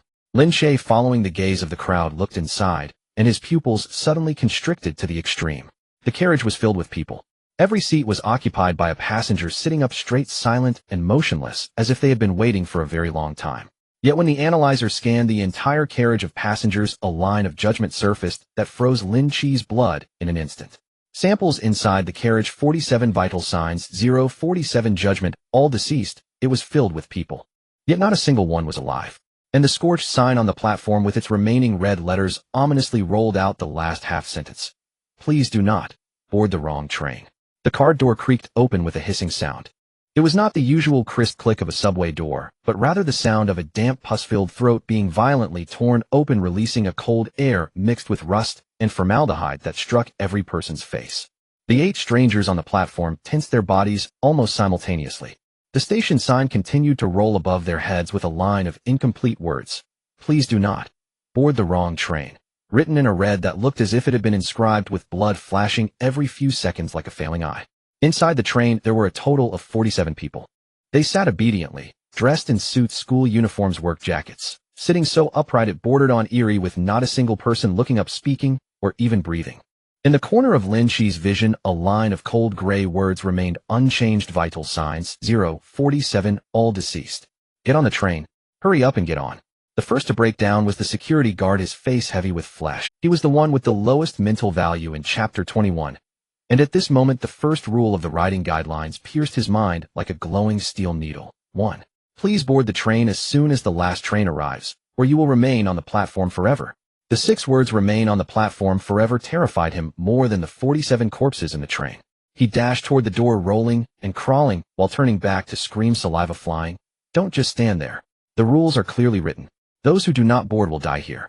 A girl with dyed hair instinctively took a couple of steps forward, while a bespectacled boy reached out to grab her, only to be shrugged off. The crowd erupted like stones thrown into water, instantly becoming chaotic. Some squeezed toward the door, while others shrank back, screaming, shoving, cursing, mixed with the flashing red light of the station sign above, causing the entire platform to tremble gently. Lin Che did not move. He stood still, calmly sweeping his gaze over the open train door, over the 47 lifeless faces within, and finally resting on the rolling red words above his head. Please do not board the wrong train. Boarding the wrong train. He silently chewed on these 3 words in his heart, then gently activated the mid-tier analyzer. This was a new privilege unlocked after passing through the Midnight Hospital. Compared to the basic tier, which could only read life values and weaknesses, the mid-tier could read part of the core data of protected by rules targets in a very short time. The price was a splitting headache, as if someone were hammering nails into his temples. But at this moment he needed these eyes. In his vision, the train door was suddenly enveloped by layers of data flow. Target: last train carriage number. Determination: attribute, filtering, elimination. Trigger: condition: boarding. Considered as boarding the wrong train. Executing: elimination. Note: this train is an inductive filtering train.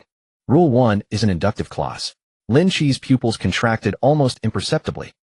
He had long since figured out the malice of this instance in the Midnight Hospital. The rules were always a mix of truth and falsehood, and the most glaring, most terrifying, most urging you to comply one was often a trap for harvesting. Rule 1 pinned everyone's fear onto remaining on the platform, forcing them to rush into the train. But the real death judgment was hidden in the line of burnt-out hints on the station sign. This train was not the one they were supposed to board. To board it was to board the wrong train. Stop! Lin Che spoke up. His voice was not loud, yet it crashed down like a piece of cold iron dropped into boiling water, forcefully overpowering the noise of the entire platform. The security guard had already placed 1 foot on the doorstep. He turned back, eyes bloodshot, his facial flesh twisting in fear. What the hell did you say? The rules are clearly written. Rule 1 is false. Lin Che met his gaze, enunciating every word. This is not the last train. This is a train specifically designed to eliminate people. Anyone who boards will become just like the ones you see now. He nodded toward the 47 seated corpses in the carriage. Look at them. Lin Che's tone was almost cruelly calm. They also followed the rules and boarded the train. This sentence fell like a bucket of ice water. The few people crowding at the door froze, instinctively looking inside the carriage at those passengers. Those overly upright postures, those limp, colorless hands, those ordinary people who, like them, had been dressed casually, carrying luggage, and had just been alive. The girl with dyed hair gasped, swallowing her gum, her face turning as pale as paper. How do you know? The security guard's voice trembled, but fear made him even more hysterical. What are you to say this? The rules are written in black and white. Or are you saying they are false? Why should I trust you? If I don't board, he'll die here. Then go ahead and try boarding. Lin Che stopped persuading. He understood this type of person too well. In the Midnight Hospital, he had seen too many driven mad by fear who would rather believe the written rules than trust. Some people could only be awakened by the deaths of others. Unfortunately, often, even the deaths of others could. The security guard's face turned pale as he was choked by Lin Che's words, his chest heaving violently. He glared at Lin Che with fury, then looked back at the deep, unknown tunnel, and then at the life-threatening "please board" quickly above. Ultimately, fear overwhelmed everything. I don't believe your nonsense.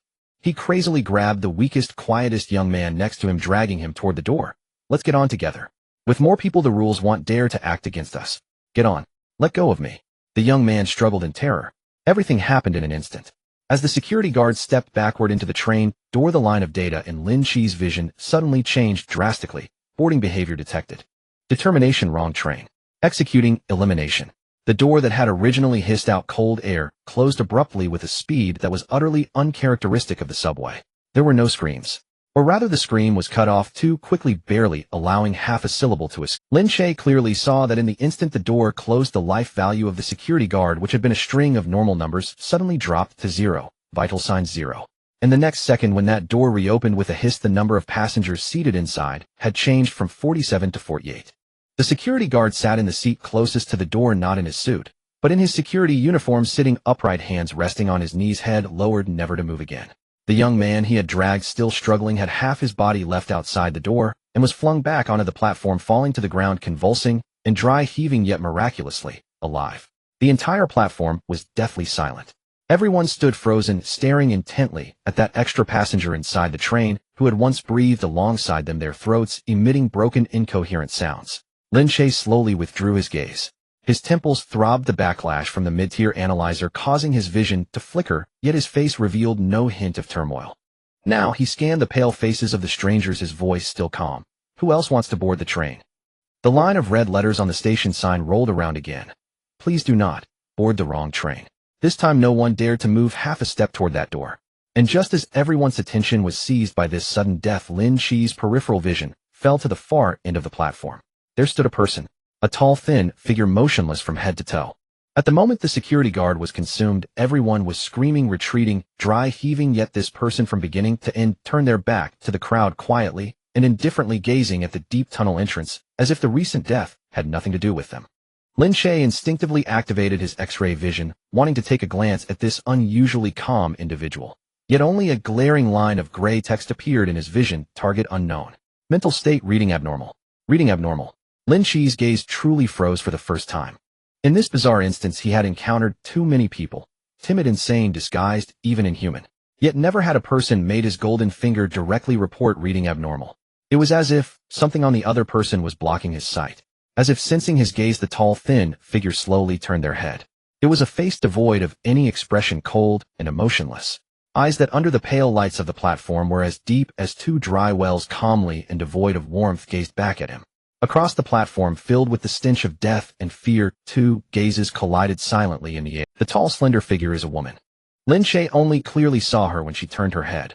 Her build was lean, yet she stood tall, clad in a faded dark gray overcoat with frayed cuffs, casually slinging an old canvas bag of indeterminate color at her waist. Her hair was casually tied back with a few stray strands falling by her face, making her appear like a blade, sheathed ready to unsheathe and draw blood at any moment. What Lin Che was most concerned about was still that line of gray text, mental state abnormal reading. He tried scanning again. This time, he even used a bit of the mid-tier analyzer's authority, forcibly attempting to read the core data of the other party. As a result, a sharp pain shot through his temples, and the line of text not only remained unsolved, but also revealed several garbled symbols, as if something was actively interfering and repelling his scan. Lin Che quietly withdrew his gaze. Interesting. For the first time in this instance he encountered someone he could. The woman had already taken a step forward, walking towards him. Her footsteps were light, barely making a sound on the empty platform, yet the calm and unhurried aura around her instinctively caused the few startled survivors nearby to part to the sides, clearing a path for her. She stopped 3 steps away from Lin Che, looking down at him with a gaze as sharp as a scalpel, dissecting his face inch by inch. You saw through that bus, she spoke, her voice not loud but hoarse and indifferent, like sandpaper scraping against metal. Rule 1 is induction. This was not a question but a statement. Lin Che felt a stir in his heart. This woman had also seen that the bus was a trap, yet she did not speak out to stop it. Instead, she coldly watched as the security guard verified the answer for everyone.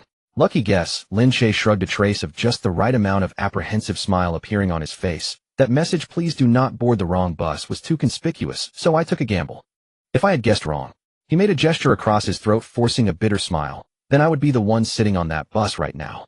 He had shaped himself into a lucky, clever, ordinary person. Someone observant, a bit clever, but certainly not an unfathomable expert. This was an instinct honed in the midnight hospital to avoid being shot. Never let anyone know what cards you held until you had figured out their backgrounds. The woman silently stared at him for a full 3 seconds.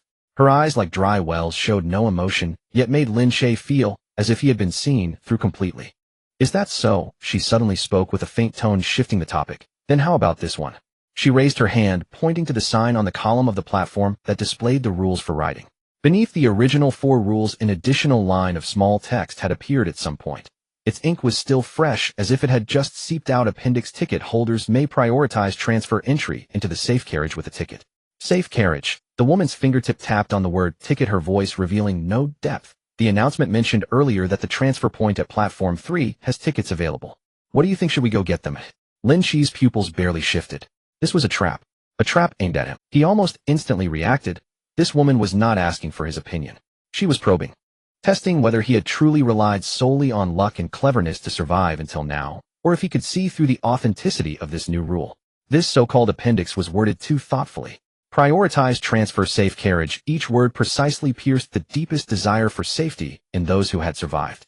But the more tempting and readily offered path to survival was the more suspicious it became in this instance. Lin Che quietly activated his X-ray vision. This time the data flow on that sign clearly emerged. Each of the original 4 rules had different judgment attributes, while the bottom line of appendix was wrapped in glaring red data. Appendix judgment, attribute induction, secondary screening note transfer point, is a trap node. The ticket status will trigger. The subsequent words were obscured by the rule's protection, but the preceding text was already enough. Fake. This appendix, like that bus, was meant to harvest those who were too clever for their own good and eager to find shortcuts.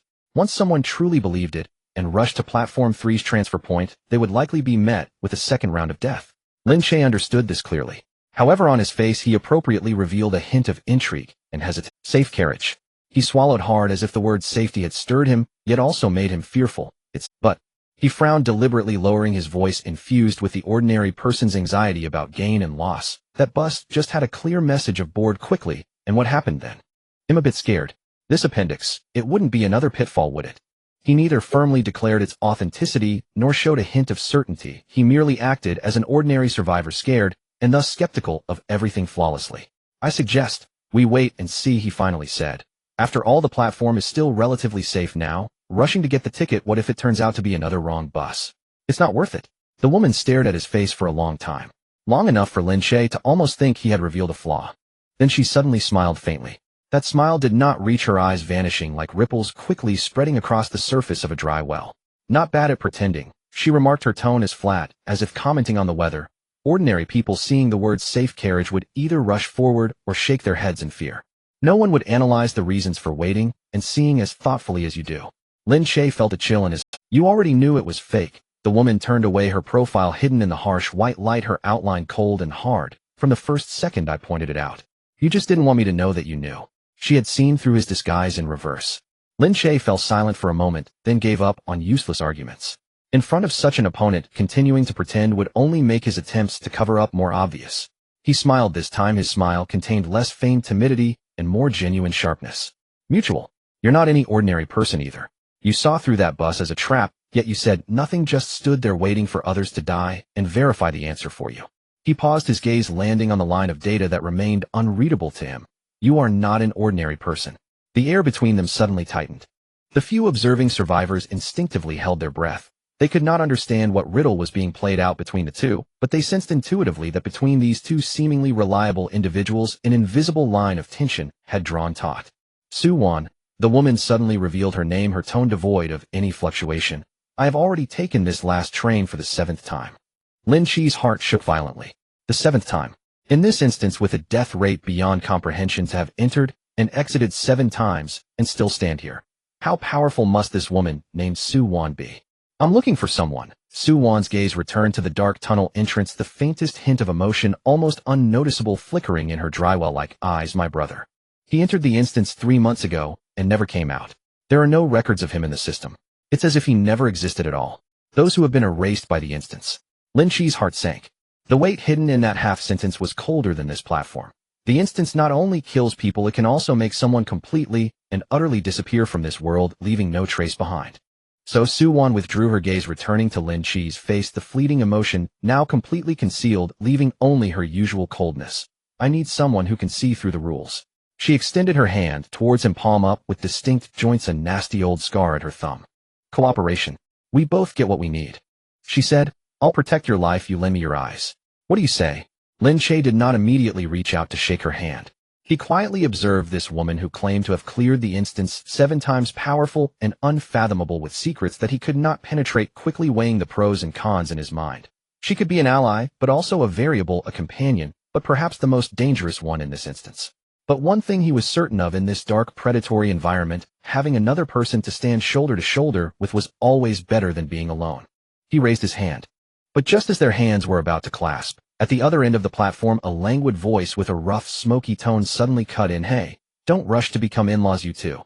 The person who approached was a short, portly man of middle age. He wore greasy curly hair and a floral shirt whose collar had long since taken on a sheen, the fabric stretched over a round belly. His face bore the practiced, adroit smile of someone who had spent years polishing his manners to survive every situation. A half-cigarette hung from his mouth. Of course it could not be lit inside this instance. Purely a prop for swagger. He swaggered over with a loose rocking gait looking every bit like a second-hand dealer lost in a wet market. Against the grim, eerie platform, his petty streetwise air was almost ludicrous in its incongruity. Gentlemen first time seeing one another. He bowed slightly to Lin Che, and Su Wan, the cigarette trembled at the corner of his mouth. My name is Zhou Debao. Friends call me Lao Zhou. He went on proudly. In this instance, I'm no good at fighting. When it comes to running, I'm arguably second to none. But when it comes to the word intelligence. He thumped his chest with obvious satisfaction, then lowered his voice conspiratorially. There isn't a thing along this line I, Lao Zhou, don't know. Su Wan drew back the hand she had extended, sliding it back into her trench coat pocket without offering him so much as a glance. Lin Che, however, regarded Lao Zhou with mild interest. He casually ran a perceptual scan. Target Zhou Debao. Vital signs weak. Mental state highly alert, disguise lax. Hidden attribute instance experience abundant. Not bad. The man was indeed useless in combat, but surviving and brazenly slipping about in this kind of instance for so long was not down to luck alone. Beneath that slovenly skin lived a mind sharp to the point of cunning, constantly calculating. Lao Zhou, is it? Lin Che smiled. What is it you want to see through? You ask like that. Lao Zhou's eyes brightened. He leaned in, rubbing his hands together as if about to hawk a rare treasure. To be honest, the two of you, what you just did, I saw the whole thing. Seeing through the elimination card, exposing the fake conductor. TSK Tisk Masters, real masters. I don't have many skills besides a silver tongue. So I figured teaming up with two experts like you would be a perfect union of strengths. He paused, extending 3 oil-stained fingers and waggling them mysteriously. Listen, let Lao Zhou put down a bit of value first and show you a trick or two. I've got 3 pieces of insider information about this instance, each bought with real cost. The first, he lowered his voice, this last subway has no terminus. Anyone foolish enough to ride to the end gets trapped in a death loop and can never get off the train. So we must never board. We need to find a way out through the platform's maintenance passage. Wrong. Lin Che cut him off calmly. Lao Zhou choked on his words. Huh. This instance has a terminus, Lin Che said without emphasis, and the only way to clear it is to reach that terminus. The maintenance passage is a dead end. Where you think you'd run to is probably more dangerous than the carriage. He was not guessing. When his mid-tier analyzer scanned the platform structure earlier, it had already read the partly obscured judgment at the so-called maintenance passage entrance. Illegal path. Elimination. Lao Zhou's bought with blood piece of intelligence was precisely the kind of fatal misconception. The smile on his face froze for a moment. He gave a nervous laugh, then said, well, keep listening. The second one. The red seats on this platform must never be sat on. Once someone sits, they are gone. Surely this one is true. I saw it with my own eyes. That one is correct. Lin Che nodded. Lao Zhou exhaled in relief, about to preen. But not entirely, Lin Che continued. It is not sitting on a red seat that causes the problem. It is contacting a red seat during the station announcement that triggers the judgment. During the gaps between announcements, those seats are safe, even usable as cover. You know, only do not sit and not why or when not to. Such half-baked intelligence will get anyone who trusts you killed. Lao Zhou gaped. The half-cigarette nearly slipped from his lip. Su Wan cast him a cold, fleeting look whose scorn almost spilled over. All right. Lao Zhou wiped at a sweat that wasn't there and shrank inward, embarrassed. You're a real master. My little stash of tricks is nothing before you. He secretly retracted the third finger he had been wagging. Clearly the third piece of intelligence lacked conviction. Lin Che watched the bungled con with a faint urge to smile. Most of Lao Zhou's intelligence, 7 or 8 out of 10, was likely hearsay and embellishment, second-hand goods meant to intimidate wide-eyed newcomers. And yet he could package those half-truths into convincing narratives, using that mouth to trade for food, shelter, and survival in the instance. A skill all the same. Lin Che shifted his tone. What was that third thing you almost were going to say? Lao Zhou's eyes darted. He had planned to reserve the third as his big finish, but with the first 2 exposed, he had no face left for further boast. After a moment's silence, he broke, lowering his voice. For the first time, the oily grin thinned, and a genuine apprehension showed. The third? I didn't make it up. I saw it myself. Have you heard of the ticket inspector? Lin Che and Su Wan both paused. Su Wan's brow tightened almost imperceptibly. After 7 runs through this instance, she had heard the name before. Lao Zhou's voice sank low, as if the words themselves might draw danger. On this last subway at a certain station, thing boards. No one has ever seen its true face. It goes through every carriage and checks every person, checking tickets. Checks tickets. Lin Che's mind pricked. Yes, it checks tickets. Lao Zhou nodded, a shadow that would not lift passing over his gaze. The problem is, who among us has a ticket? No one has a ticket. He made a choking motion and emitted a small strangled sound. I watched it check an entire carriage, one person after another, until they were gone. When it came to someone, that person simply vanished. Not a hair left behind.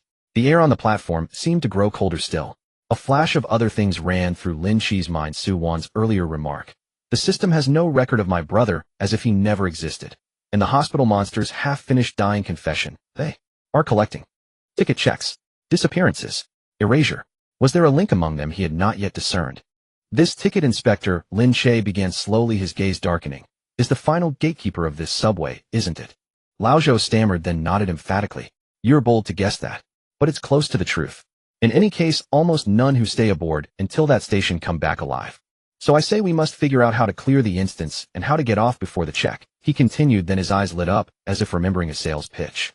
See, though I can't fight, I run fast and well connected with news, and I've got a stubborn knack for surviving.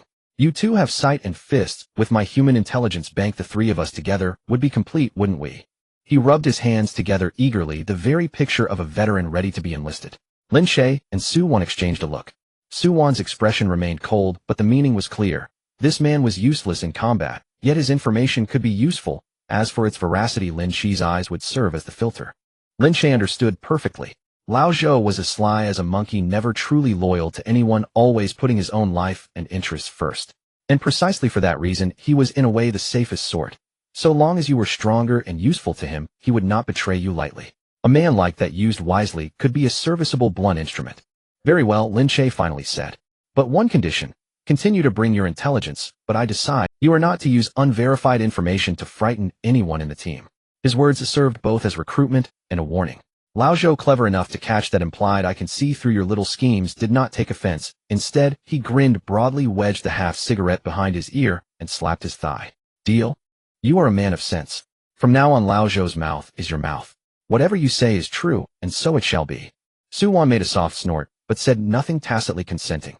Thus, on that strange platform, seating 47 corpses and liable to depart at any moment, 3 people with different minds, yet mutual needs. The rule-seeing, ordinary man, the inscrutable silent woman, and the glib information peddler, formed a fragile and delicate first alliance. From deep within the tunnel, a long, heavy rumble suddenly echoed, the sound of another train approaching.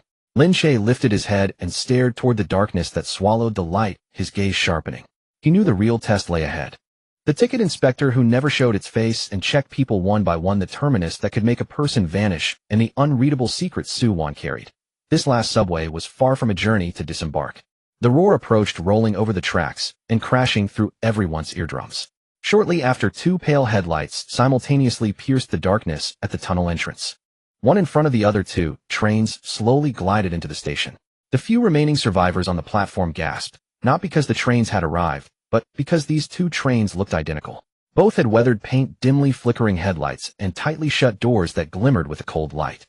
They came to a stop on either side of the platform, like a pair of twin silent steel monsters quietly waiting for their prey to walk into their jaws. The overhead station sign began to spin wildly, and this time the text was no longer incomplete. The last train has arrived. Please board the correct train based on your judgment. Wrong boarding, disqualification. 2 trains. Only one is correct. Boarding the wrong one would lead to the fate of the security guard from Chapter 22. Hey, this time it's simple. It was old Zhou who spoke first. He held a half-burned cigarette, hands behind his back, pacing back and forth between the 2 trains like an expert selecting watermelons in a market, squinting as he examined this one and tapped that one. Finally, he slapped his thigh and decisively pointed to the train on the left. This one. The train on the left is definitely the right one. He turned around, his face beaming with pride, lowering his voice to show off. Listen to old Zhou. Look at this train on the left. Its lights are on the door, has lights spilling through its bright inside. The one on the right, however, is dark and eerie. In this scenario, the darker it gets, the more sinister it is. That's a hard rule. Moreover, the left train is parked correctly facing the exit direction, and it's obvious that it is about to depart normally. Can't be wrong. If we board the left train, we will definitely make it out alive. He spoke passionately, and even the few onlookers nodded in agreement, instinctively moving towards the left. Stop. Lin Che spoke calmly, rooting them in place. He didn't rush to refute old Zhou, but instead closed his eyes and quietly activated his mid-tier analyzer. A familiar sharp pain throbbed at his temples, and before his eyes the 2 trains were enveloped in layers of data streams.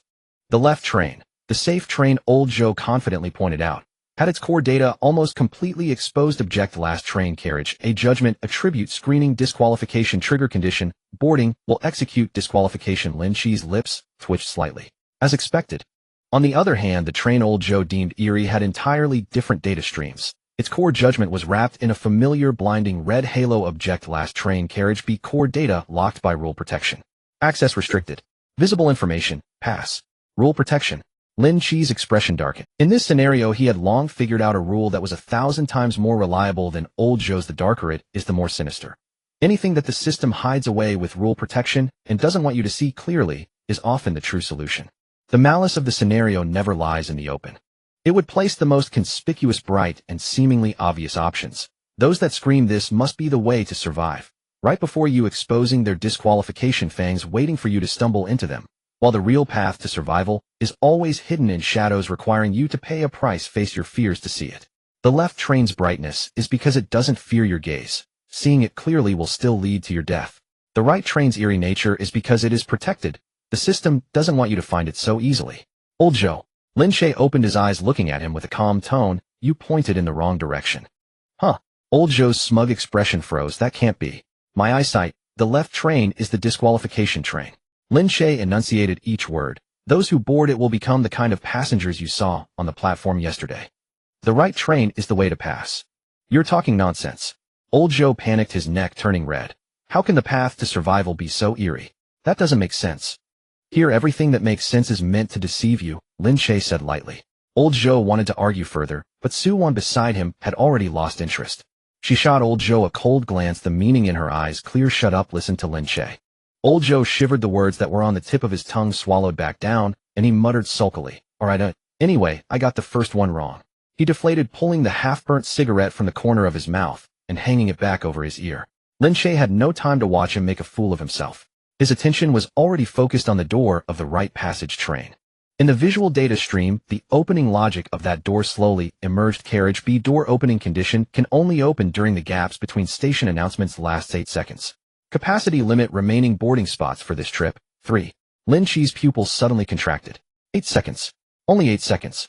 Moreover, the available boarding spots had dwindled to just 3. He quickly turned back, scanning the people on the platform. Besides him, Su-Wan and Old Joe, there were also 4 or 5 survivors who had narrowly escaped the selection in Chapter 22. Spots 3. People 7 or 8. This meant that once that true door to survival opened, it would instantly devolve into a struggle for life and death. Those who missed these 8 seconds or couldn't secure a spot would either be forced to board the left disqualification train or remain on this platform forever.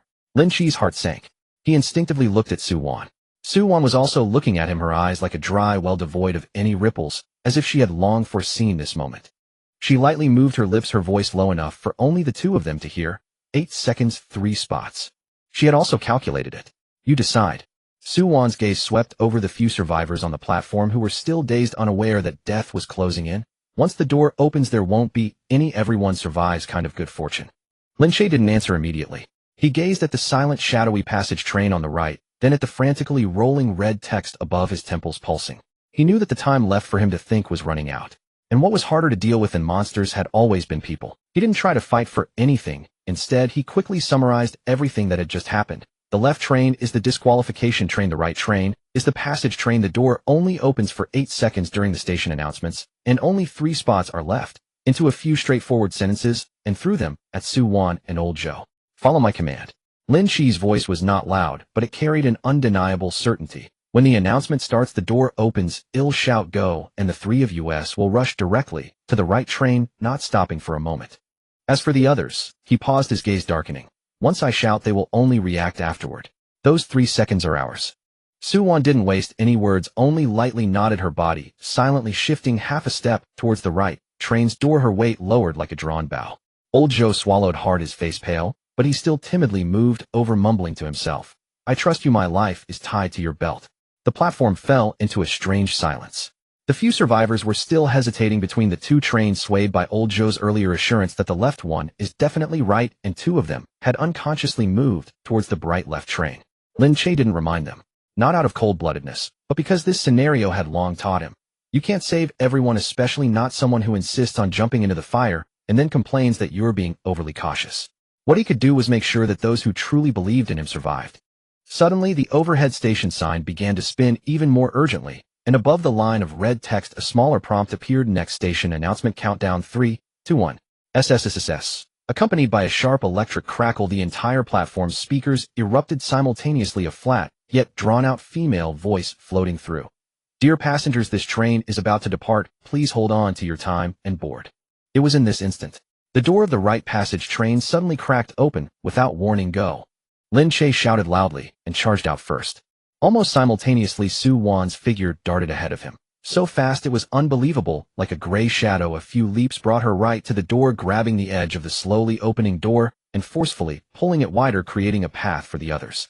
In the moment Lin Che entered the carriage, he caught a glimpse of the two survivors on the platform, who had been inching towards the left train, suddenly waking up, letting out desperate screams, and frantically turning to rush towards this side. But it was too late. 5, 4, 3.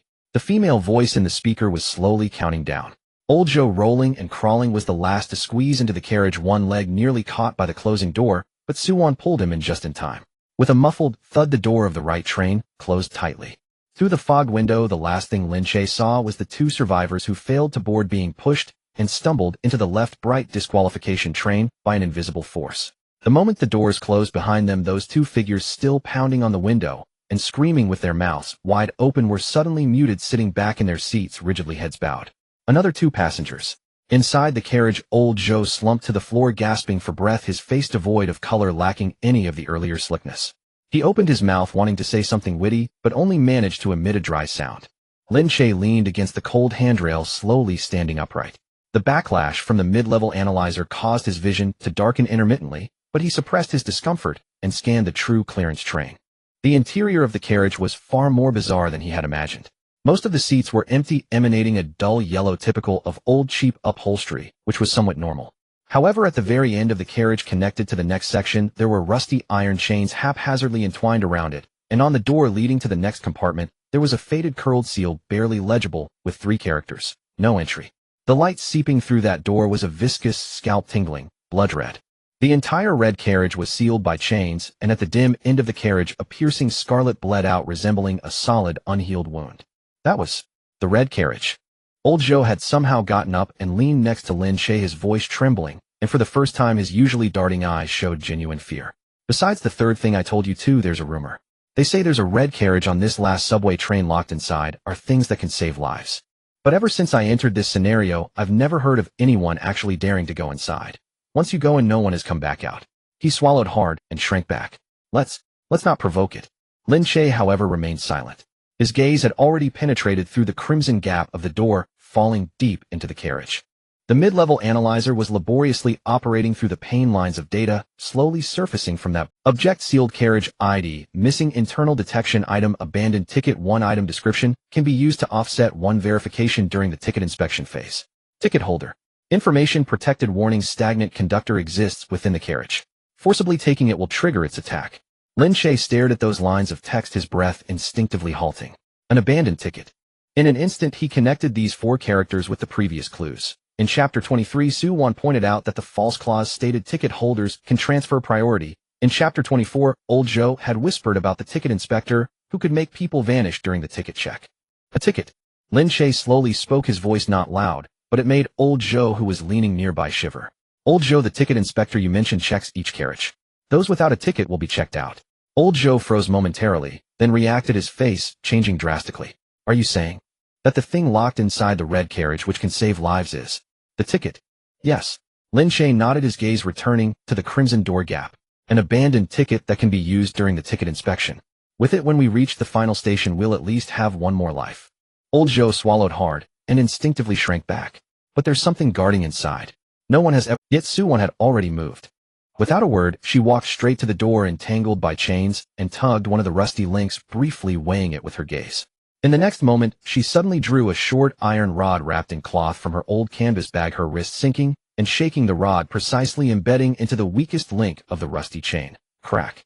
With a crisp sound, the rusted chain that had been tangled for who knows how many years was shattered by her single strike, the break as clean as if cut by a sharp blade. The movement was clean, swift, and devoid of any excess, so fast that Lin Che almost didn't catch how she exerted her strength. A slight shiver ran through him. Indeed, she was someone who had cleared the scenario 7 times. Just this one action of mastering strength and weakness was beyond what an ordinary survivor could achieve. "He'll lead the way." Su Wan retracted the iron rod and said coolly, "You point the direction. Tell me where to step and where not to." This was the first time the 3 had truly divided their tasks. Lin Che did not refuse.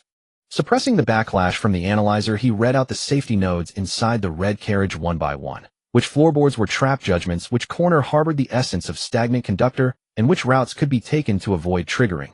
Reporting each detail accurately to Su-won at the front. Old Joe shrank at the back, responsible for keeping an eye on the deep carriage behind them, alerting at the slightest rustle. Though cowardly, he was diligent. Thus the three moved cautiously, step by step, treading the safe path pointed out by Lin Che, venturing into that viscous scarlet. The abandoned ticket was nailed to the deepest pillar of the red carriage, its aged dark yellow paper vividly standing out amidst the blood-red light of the carriage. The moment Lin Che confirmed the area was safe, Su-won stepped forward and pinched the ticket between her fingers, smoothly pulling it out. Just as the ticket was about to leave the pillar, without any warning, a line of dark red, seemingly written in blood, began to seep out from the formerly unremarkable old ticket, ID Unit 0703. Lin Che's pupils suddenly constricted. Unit 0703. That was his ID. It was the ID from the passage through the Midnight Hospital, the number in the line tracking Unit 0703 that was closely monitored by some high-authority observer belonging to him. Why would an abandoned ticket in a scenario reveal his ID? He almost instinctively wanted to look closer, but before he could restart the analyzer, boom. A muffled nearby explosion erupted suddenly from the end where the red carriage connected with the tunnel. The entire carriage trembled violently, and the scarlet light flickered intensely, as if some colossal entity was fully awakened by their act of taking the ticket. It's coming. Old Joe's scream cracked. That thing was stuck to the window from the outside. Initially, it was just a pale blood-tinged hand that silently appeared on the window of the red carriage. Then came the second, the third. Dozens of pale, elongated hands densely pressed against the window, silently tapping and rubbing, producing a creaking sound as their nails scraped against the glass. Then a face slowly emerged from the darkness, pressed tightly against the glass. It was a face without no eyes, no nose, no mouth. A whole expanse of pale, smooth skin, as if it had been unnaturally smoothed over, eerily facing them, as if it were greedily observing the three living beings in the carriage with an absent gaze. Data streams in Lin Che's vision refreshed rapidly. Target stagnant, crew member faceless, 1 vital signs high. Aggressiveness extremely high. Weakness core node located at the third cervical vertebra. Attack rhythm after 3 strikes there will be a half second of vulnerability. Node outpost of the ticket inspector. At the back of the neck. Its weakness is at the third cervical vertebra. Lin Che pulled Old Joe behind him and spoke sharply to Su-won. It will strike 3 times during the fourth. There will be a half second of vulnerability. Seize that moment.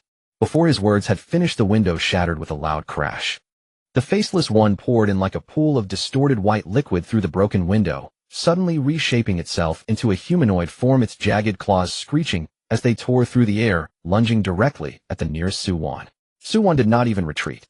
At the very moment when the pale claws were about to grasp her, her body unexpectedly lowered and slid along the ground like a shadow slipping past the creature's armpit, her short iron rod wrapped in cloth striking precisely at the creature's side, using the force to flip around and get behind it. Quick. Too quick.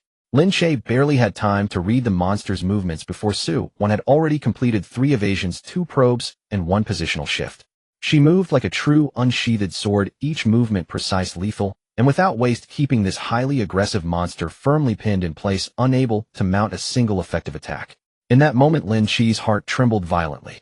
He had always known Su-won was strong. Having run through 7 instances was not an empty phrase. But witnessing it firsthand was still far beyond his imagination. This was no longer within the realm of mere survivors. This instinctive grasp of the monster's habits, rhythm, and weaknesses was honed through countless brushes with 1, 2, 3. Lin Che focused intently on the monster's movements, counting its strikes in his mind. Vulnerability. Now, at the moment the monster missed its 4th strike, just as the data indicated, its whole body suddenly went rigid, revealing that half-second fatal flaw. Su-won's short iron rod, cutting through the wind, fiercely struck at the 3rd cervical vertebra. But in that fleeting moment, Old Joe, cowering in the corner, was so frightened that he lost his composure and in a panic kicked over a rusty iron bucket beside him. The bucket rolled away with a clatter, precisely catching the monster's leg as it attempted to struggle back. The creature stumbled, prolonging its rigidity for a moment. Just that moment. Su-won's iron rod struck solidly and precisely at that weak point. Thud. A dull sound like something being crushed. The faceless one's pale body suddenly went stiff, a crack of bluish data-like energy bursting forth from the point of impact, spreading downward as its entire body fragmented and dissipated as if a program was forcefully deleted. And in the final moment before it completely disintegrated, that featureless face, curiously slowly, turned towards Lin Che. Not Su-won, not the one who dealt the fatal blow. It was Lin Che. A broken whisper as if squeezed out from countless mouths simultaneously drifted softly into Lin Che's mind. Found. Unit 0703. Collect. Then that body shattered completely into powder along with that whisper dissipating into the crimson carriage. The carriage fell suddenly silent. Old Joe sat slumped on the ground trembling like a leaf, and after a long moment, he found his voice. Is it dead? It just died. Oh my god. Miss Sue, your skills are simply inhuman. Sue Wan ignored him. She slowly retracted her iron rod, her hollow eyes fixed unblinkingly on Lin Che. She had that phrase found. Unit 0703. Collect. This monster before it died recognized and fixated on Lin Che, not on herself, the one who dealt the final blow. Why did it come at you? Sue Wan's voice was soft, yet held a hint of subtle inquiry. What does that phrase mean? Lin Che did not answer immediately. He lowered his eyes, looking at the discarded ticket in his hand, numbered Unit 0703, and recalled the monster's half-uttered words before its death. They are collecting. And remembered Sue Wan's brother, who had been thoroughly erased from the instance. Ticket checking. Disappearance. Collection. Erasure. And that ticket inspector who never showed their true form, checking tickets one by one. These elements were slowly piecing together a chilling underlying thread that ran through the entire instance before his eyes. This last subway train, and even the whole instance system he had experienced, seemed to revolve around some form of collection. And he, Unit 0703, was unmistakably on that list of collected individuals. I don't know. Lin Che tucked the ticket into his pocket, calmly raised his eyes to meet Sue Wan's scrutinizing gaze without a hint of panic. It might be a case of mistaken identity. Sue Wan stared at him for a long time, ultimately saying nothing, only softly acknowledging with a faint before averting her gaze. But Lin Che knew that from this moment on, this perceptive woman, who had seen too much, now held even greater suspicion towards him. Outside the carriage, the deep tunnel echoed with the train rumbling forward tirelessly. And at the end of the tunnel, that ticket inspector, who never revealed their true form and was about to check tickets one by one, was quietly waiting for their arrival at a certain station. The true test was drawing ever closer. As the train approached the station, the lights went out. It wasn't an ordinary extinguishing, it was as if an invisible hand snuffed them out from the front to the back, extinguishing each carriage one by one. Only the faint green glow of the emergency lights remained, illuminating the carriage like a coffin submerged in formalin. The sound of footsteps came from the last carriage. They were slow, even leisurely. With each step, there was a sharp metallic clink, like someone carrying a heavy rusty ticket punch, stepping once and squeezing it once. Old Joe's face appeared ghostly pale in the eerie green light. He clamped his mouth shut, his throat emitting a raspy sound as he trembled violently, nearly falling apart. It's coming. The ticket inspector. It's really coming. Lin Che didn't respond. With his eyes closed, his temples throbbed, and he forcibly activated the mid-level analyzer, bringing the silhouette that was gradually approaching into focus. The data stream emerged with great difficulty, but most of it was glaring, garbled text. Target ticket inspector assessment, individual verification. No ticket holders, erasure. Core data blocked by supreme rule protection. Reading. Failed. Lin Che's brow furrowed tightly. Reading failed. This was the first time since entering the instance that he encountered an object that simply stated reading failed, not even qualifying as reading anomaly. Even the head nurse from the Midnight Hospital could be probed for 3 core data points. But this ticket inspector, what surrounded it was a type of supreme rule protection that he had never seen before, one that even the mid-level analyzer could not pry open. This meant he could not exploit it like he did with the faceless ones, by reading out weaknesses and rhythms. The silhouette had already reached the connection point of their carriage to the one behind. By the dim light of the emergency lamp, Lin Che finally saw its outline. A disturbingly tall and thin figure clad in a sharply tailored dark uniform that seemed to be cut from shadows, topped with a ticket inspector's hat. Where its face should have been, there was a dense, inky blackness that flowed and shifted. It held a massive rusty ticket punch, its jaws snapping open and closed with a crisp sound. It had no face, yet one instinctively felt that it was watching. The ticket inspector entered the carriage behind them, where 5 or 6 survivors from the previous passage train huddled.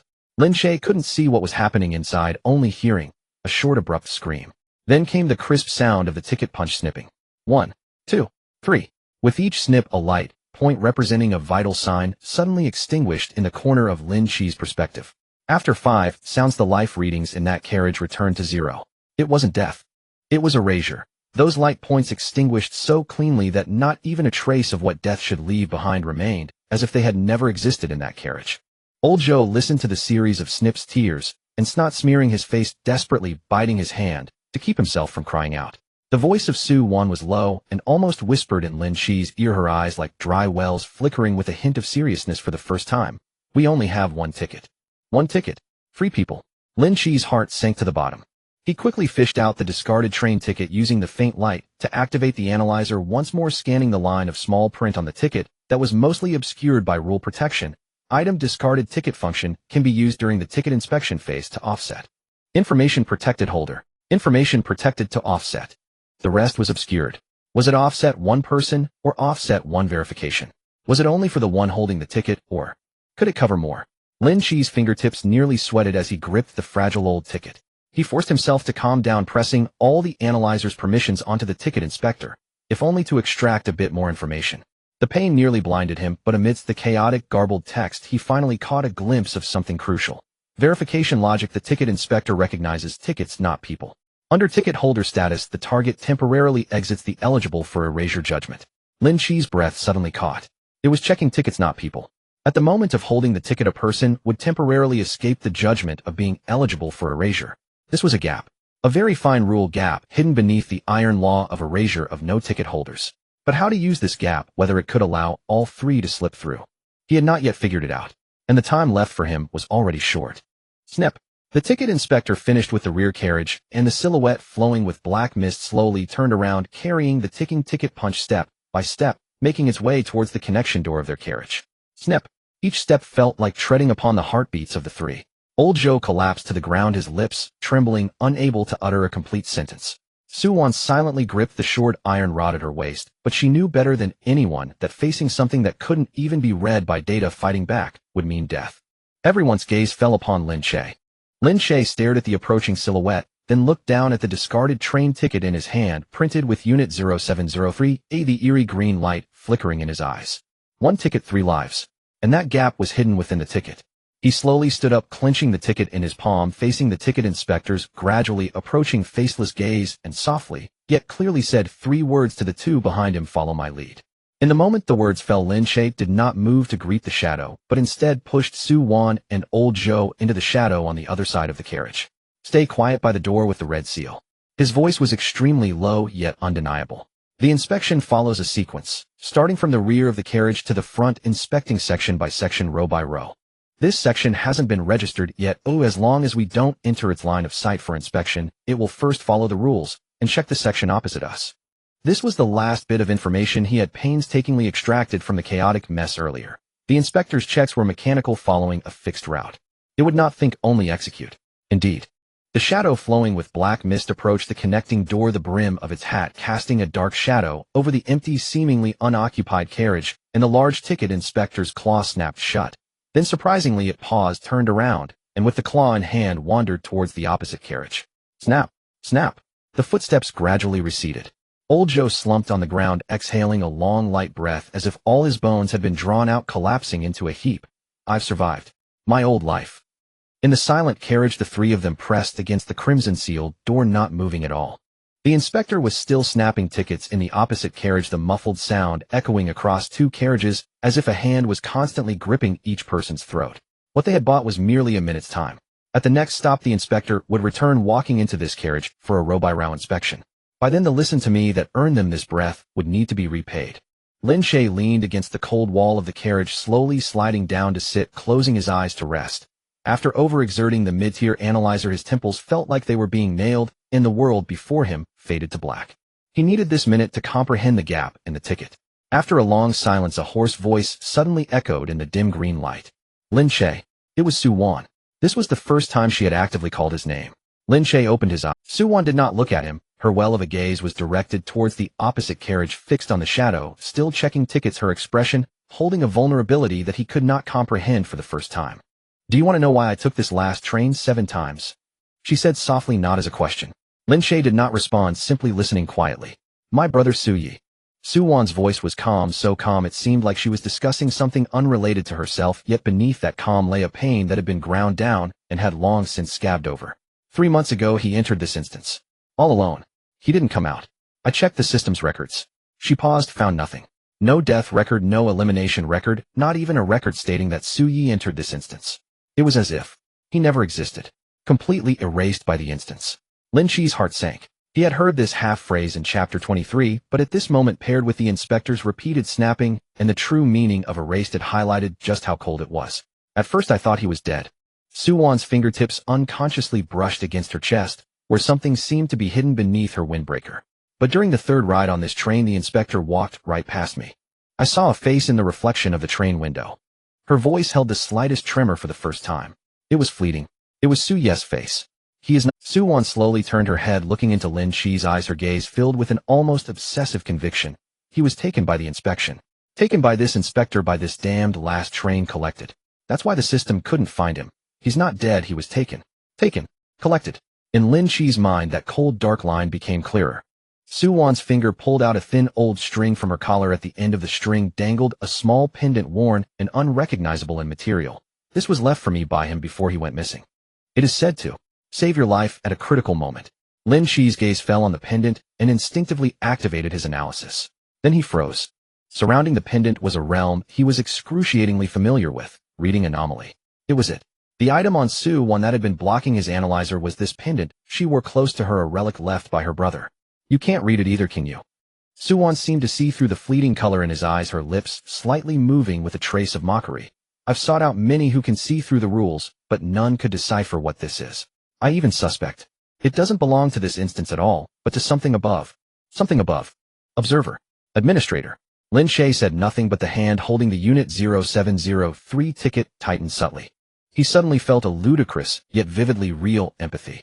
Suwon was searching for someone who had been collected, and he himself, Unit 0703, was precisely the one being tracked, listed on the... They were two people standing at either end of this dark line, one searching for a beloved one who had been taken, the other being the cargo about to be taken. It will be found. Lin Che suddenly spoke, his voice not high but steady. Your brother. Suwon looked surprised, as if she hadn't expected him to say that. A fleeting expression crossed her usually indifferent eyes, then quickly vanished. She did not thank him, merely responding with a light as she tucked the pendant back into her collar. Old Joe, sitting nearby, surprisingly did not interject. Crouched in the corner, he listened to it all, and even his slick face revealed a rare, genuine melancholy. At that moment, snap! The distant footsteps came to a halt. The inspector had finished checking the words flashed and disappeared, yet those few characters struck like a thunderbolt, exploding in his mind. It was the same sequence as the one printed on his ticket. Unit 0703. Su Ye was actually a member of Unit 07. Before he could think deeply about this thought, click. A crisp sound was already looming nearby. The ticket inspector was back. It carried the ticking ticket punch, and that thin, tall silhouette shrouded in flowing black mist had already crossed the connecting door, officially stepping into their carriage. The eerie green emergency light cast twisted shadows upon it. The deep black beneath its hat slowly swept across the carriage, finally aiming at the three people beside the crimson-sealed door. It registered their existence. Click. It lifted the ticket punch and strolled towards the three of them. One ticket for three people. The time left for Lin Che had come to an end. He forced himself to suppress all thoughts of his brother and Unit 07, channeling the last remnants of the searing authority from the analyzer into that discarded ticket in his hand. He had to decipher it now, otherwise none of the three would survive. The data stream churned painfully. This time, perhaps because the ticket inspector was present, the hidden mechanism of the ticket was triggered, and the small characters that had been protected by rules were peeled away layer by layer. And the moment Lin Che saw clearly, a chill shot up his spine. This was no mere rule. This was a rule wrapped in another rule. First layer, surface, ticketless individuals, eliminate. This is the ironclad law, visible to all, and the basis for the ticket inspector to cut off an entire carriage. Second layer, hidden ticket holders can vouch for companions, allowing them to temporarily gain boarding status. This is that seam. A ticket holder can vouch for their companions, allowing them to also temporarily have tickets. This means that theoretically one ticket can protect three people. If old Joe saw this layer, he might be overjoyed. But Lin Che did not. Because beneath these two layers he read the third layer. Third layer trap. The cost required for vouching is determined on-site by the ticket inspector. The standard for determination, real identity information of the ticket holder. Lin Che's breath stopped. The third layer is where the true malice of this checkpoint lies. Vouching is to vouch for a companion. The ticket holder must register their real identity information with the ticket inspector, and what to register and the cost involved is determined by the inspector on-site. In other words, whoever stands up to vouch must hand over their identity directly to this monster that specializes in collecting. For others, this may just be an ordinary number being recorded. But for him, Unit 0703, the one being tracked, listed on the collection list, handing over his real identity is tantamount to walking into a trap.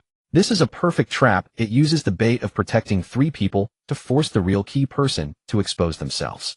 What to do? To hard resist the ticket inspector means death. Not vouching means only one of the three can live still death. Vouching means Lin Che has to hand over Unit 0703. In the blink of an eye, Lin Che's gaze swept over the discarded ticket in his hand, over the reading anomaly pendant at Su Wan's collar, and over old Zhou, who was huddled in the corner shaking like a leaf. A nearly insane thought surged up. It only recognizes ticket information mechanically executing rules. What it determines is the real identity information of the ticket holder. So, what if the ticket holder's identity information is a jumble of garbled code that it cannot decipher? Su Wan Lin Che's voice was pressed extremely fast, and lo, that pendant of yours can shield everything. Attach it to this ticket. In a flash, Su Wan did not hesitate for a moment, tearing off the old string and securely tying the darkened pendant to the discarded ticket printed with Unit 0703. In an instant, the ticket data in Lin Che's analyzer, along with the line of numbers Unit 0703, was overwhelmed by a tide of reading anomalies. Even he could not read who this ticket belonged to.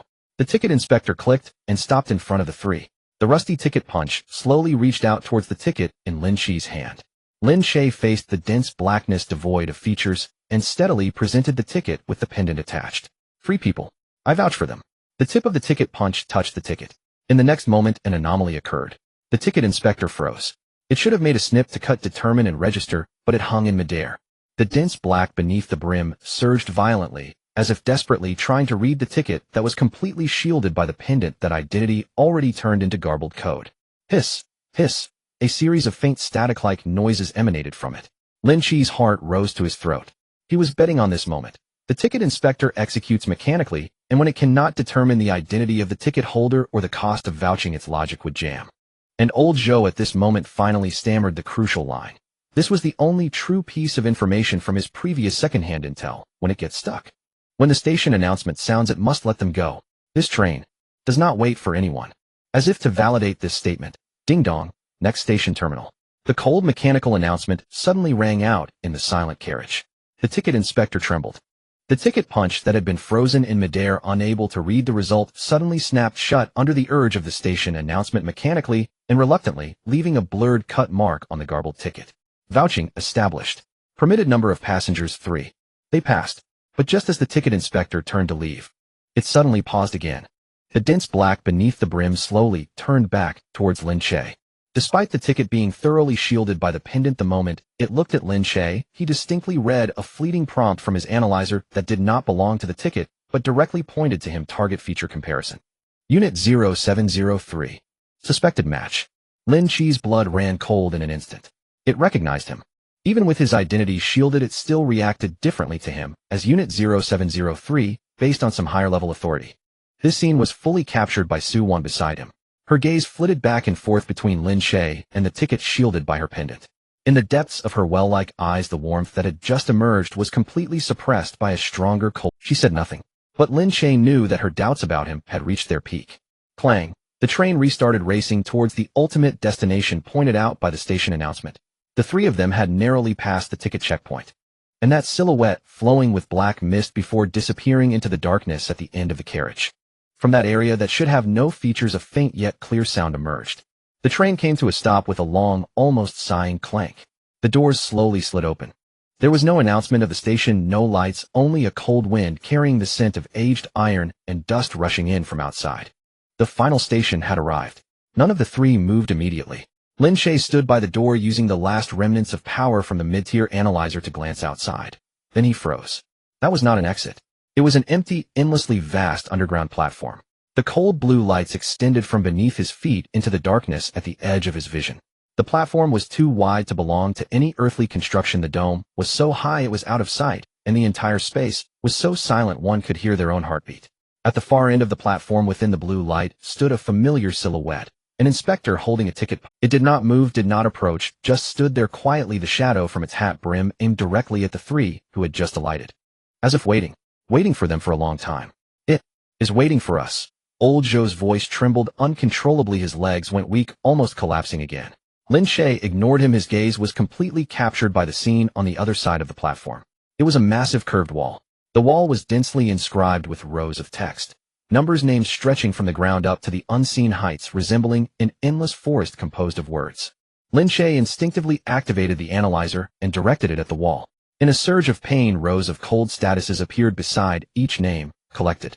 Data extracted. Archived. Lin Che's breath gradually turned cold. He finally understood what this was: a list. A passenger list of all the people collected by this last subway train. Hundreds, thousands, even tens of thousands of names. Behind each name was a person like them who had boarded this last subway train, but never managed to disembark. Suyi. Beside him, Su-won suddenly let out a soft sound, as if her throat was being choked. In the next moment, she rushed to the wall, tilting her head back greedily and desperately searching through the forest of names line by line. Suyi. Suyi. My brother. He must be here. Must be. Her fingertips brushed over the cold wall, gliding over one unfamiliar name after another, her nails soon torn by the rough surface, blood trickling out, yet she remained oblivious. Lin Che watched her back without stopping her. He knew that for Su-won this wall filled with death might be the only place in 3 months that could bring her closer to her brother. Here. Finally, Su-won's voice suddenly rose, tinged with tears and a near breakdown tremor. At a certain point on the wall, she found the name, Suyi. Lin Che followed her fingertip, and the analyzer instinctively scanned the status next to that name. Then his pupils suddenly contracted. Next to other names were neatly aligned, archived. But next to Suyi's name, the status was starkly different, a line of glaring, pulsating red text. Collection interrupted, sample anomaly. The collection had been interrupted. Suyi had not yet been completely archived. He is still here, Lin Che blurted out. Your brother has not been fully collected. His data is still here. Su-won snapped her head around, disbelief flooding her once desolate eyes, tears streaming down. What? Did you? But Lin Che did not answer, for his gaze had already uncontrollably swept deeper along that long wall. There were large clusters of numbers, starting with Unit 07, Unit 0709, Unit 0711, Unit 0715. The collection of this instance and the cold Unit 07 dark line from the Midnight Hospital turned out to be the same line. And when his gaze swept to the very center of that cluster of numbers, the analyzer emitted a sharp pain that nearly exploded before his eyes. He saw a number. The one he was all too familiar with, engraved on his ticket, also inscribed in his fate. Unit 0703. Beside it, the status was a line of slowly flashing text tracking awaiting collection. Lin Che's blood ran cold instantly. His own name had long been on this wall waiting for him. Just then, at the far end of the platform, the silhouette of the inspector that had been standing silently slowly raised the ticket punch in its hand. Under the cold blue light, it finally spoke. It was not a single voice, but a terrifying amalgamation of countless voices, some old, some young, some male, some female, all twisted and layered together. That voice echoed across the empty platform, each word clear enough to chill the bone. Unit 0703. Welcome home. Home. Lin Che's hand tightened uncontrollably. These two words, spoken from a voice pieced together by countless souls that did not belong to any living person, felt like a cold hand raising every pore on his back. What are you talking about? He suppressed the turmoil in his heart and spoke coldly. What does it mean to go home? What does it mean to collect? The ticket inspector did not approach, only the deep darkness beneath the brim of the hat slightly tilted, as if appraising a long-anticipated collection. You think this is a survival quest? The voice slowly echoed in the empty platform. You are mistaken. This is not a quest. This is a collection site. All quests are. Lin Che's pupils constricted. You traverse the rules, defeating monsters, believing that is clearing the game. In the ticket inspector's voice there was no hint of emotion, as indifferent as stating a fact unrelated to life. But from above it seems merely a repeated act of sampling. The more you challenge the rules between life and death, the more you display extraordinary potential, the more valuable your data becomes. And my responsibility, it raised the ticket clamp in its hand, is to extract this valuable data from you, archive it, and send it upstairs. Each word felt like shards of ice embedding into Lin Che's bones. He finally understood. The so-called collection was not about killing. It was about extracting the most refined parts of a person, their abilities, understanding of the rules, and the potential triggered in dire situations, entirely, and archiving it as data. The emptied body along with the traces of its existence would be erased. This long wall filled with names was not a gravestone. It was a cargo manifest. What about my brother? Su-won suddenly charged over, her eyes reddened, her voice trembling with rage. Suyi, what is happening to him now? What have you done to him? The ticket inspector's deep shadow slowly turned towards her. Unit 07 series. Suyi. It seemed to be searching through a distant file, sample anomaly. The collection was halfway through when his data showed rejection, unable to complete the archiving. So he was sealed. In the deepest archiving area of this platform. Su-won's entire being trembled. Sealed. Not completely annihilated. At that moment Lin Che grasped a sliver of cold, but sufficient hope for Su-won. Suyi's data was still there, and as long as he could one day enter that archiving area, perhaps he could still be read back. He suppressed this thought, turned his face, and looked directly at the silhouette. What about me? Why me? What is so special about Unit 0703? The ticket inspector fell silent for a moment. That moment of silence made Lin Che's heart tighten. Because you are the highest priority sample. The voice finally spoke. You can see through the rules. You can read hidden data, discern weaknesses, and perceive what this system should not allow you to see. Your ability itself is a loophole in the system. Thus those above wish to collect you the most. They also fear you the most. Lin Che's heart sank little by little. So that's it. The data perspective he relied on to survive in the eyes of this system was both the most exquisite treasure and the most dangerous gap. But the next moment the words spoken by the ticket inspector froze all the blood in his body. Moreover, its voice, composed of countless souls, surprisingly carried a faint, almost playful fluctuation. This Unit 0703 is not the first occurrence. Lin Che's breath suddenly halted. What do you mean? This number. The ticket inspector spoke slowly. Previously it has already been collected once. With a loud bang, it felt like something in Lin Che's mind had been violently struck by this sentence. Previously. Collected once. But he clearly entered the quest for the first time. No, that's not right. Those innate sensitivities to data that he could not even explain, those fleeting moments of calm and familiarity that did not belong to this mundane existence. Could they all be related to this previous he had never heard of? A past even he did not know was thus casually revealed by a monster. Lin Che felt a chill surge from his feet to the top of his head. He wanted to ask more, but the ticket inspector no longer gave him the chance. Enough. It slowly raised its hand. Time to sample. Unit 0703A, this time will not be interrupted. The moment the words fell, the massive long wall on the platform filled with names suddenly lit up. Rows of names and numbers began to emit an eerie, flowing azure light. The residual data shadows surged into the ticket inspector's body like a frenzy. Its originally tall and thin silhouette began to expand and rise in a manner that defied logic. The dark uniform tore apart, and what squeezed out was not flesh and blood, but countless painful, twisted, translucent faces. Men's, women's, the elderly's, children's. Hundreds and thousands of faces pressed against each other, overlapping, forming an ugly and massive body.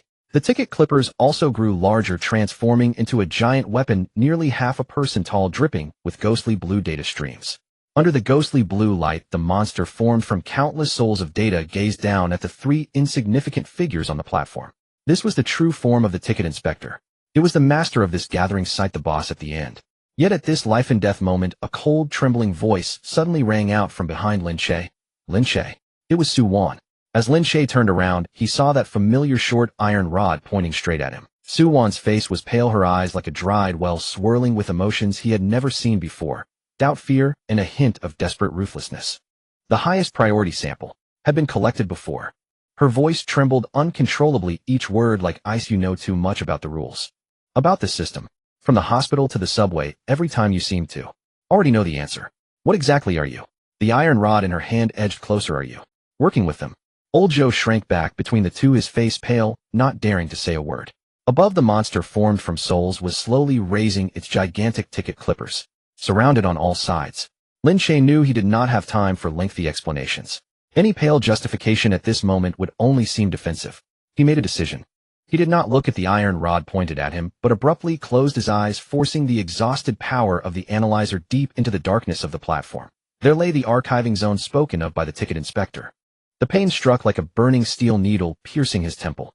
In the blood-red haze before him, he finally read a faint yet unique data fluctuation.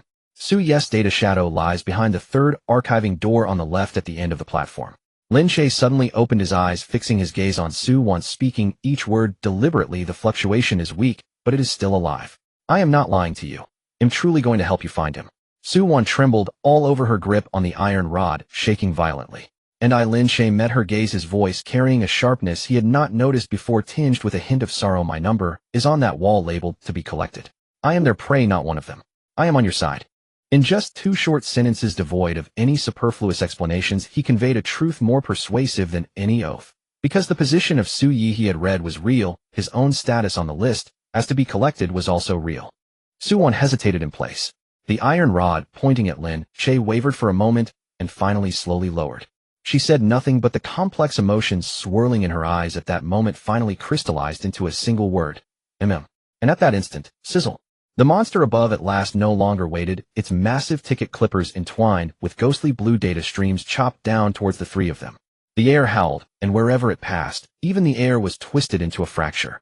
Spread out.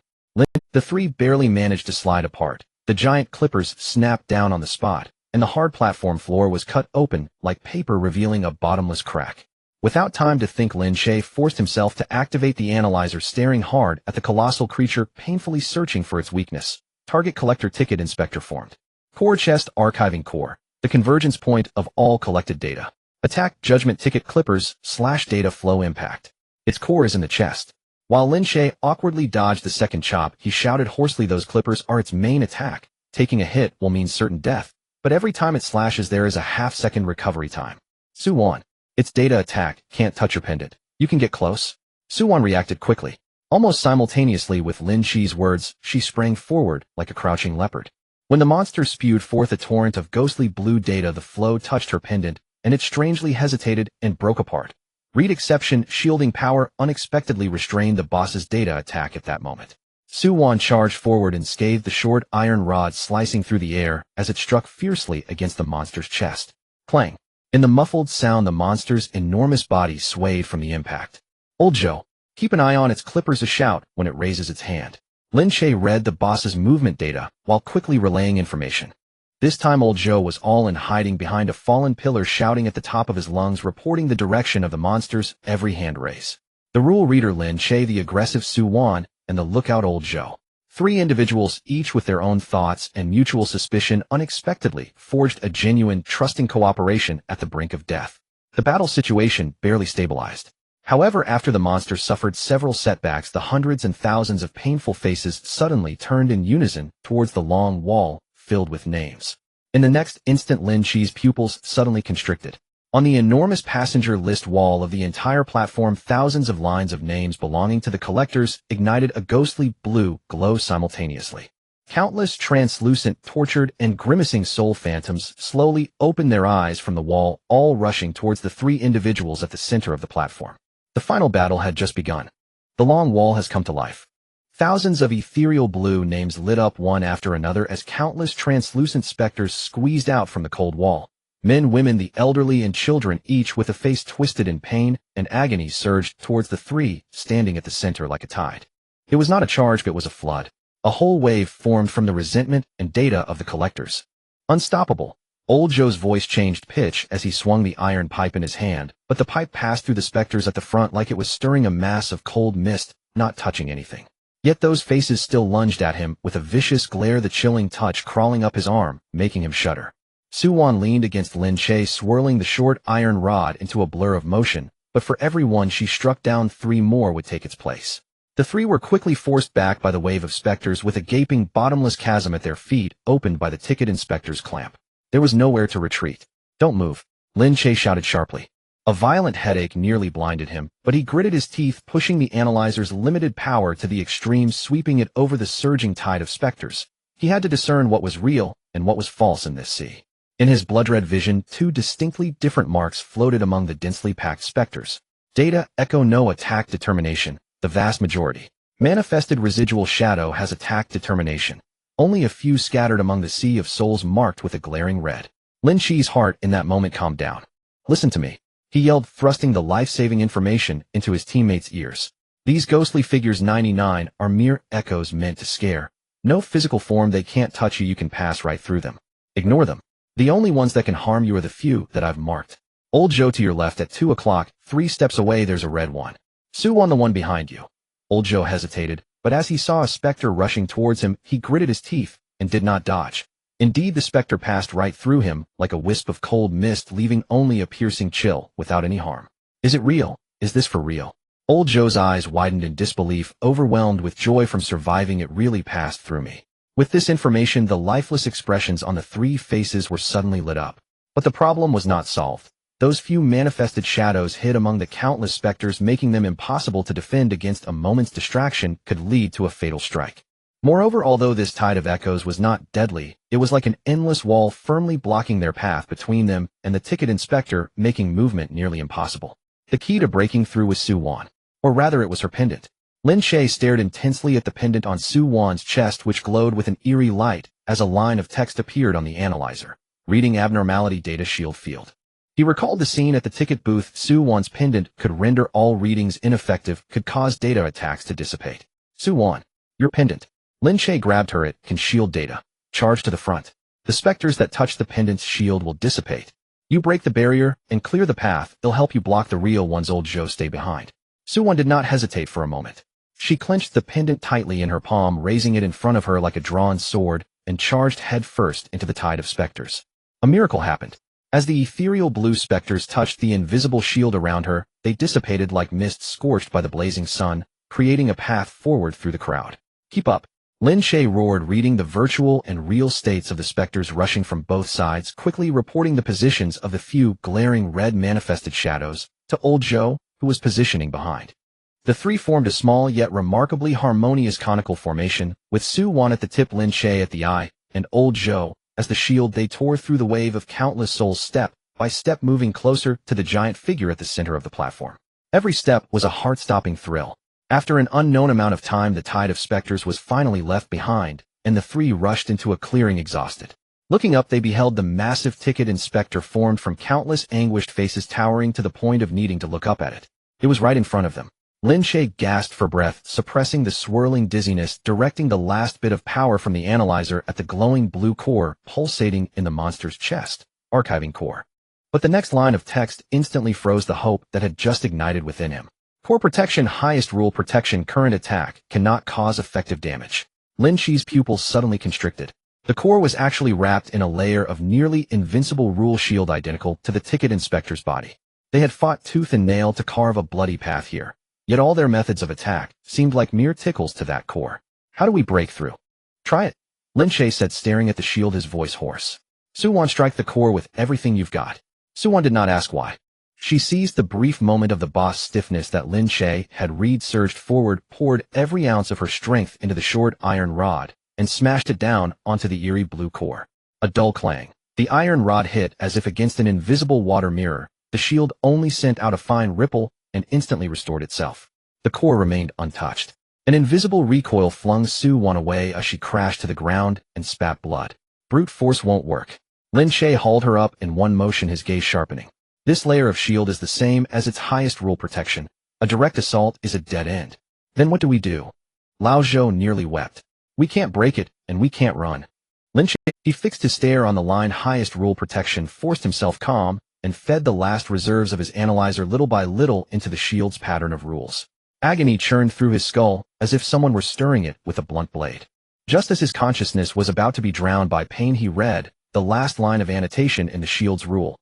Identity verification effective only against unregistered external objects. Registered system objects do not trigger the protection. Lin Che trembled all over. He understood. This shield defended against outsiders. It would block any attacker the system did not recognize, any external intruder.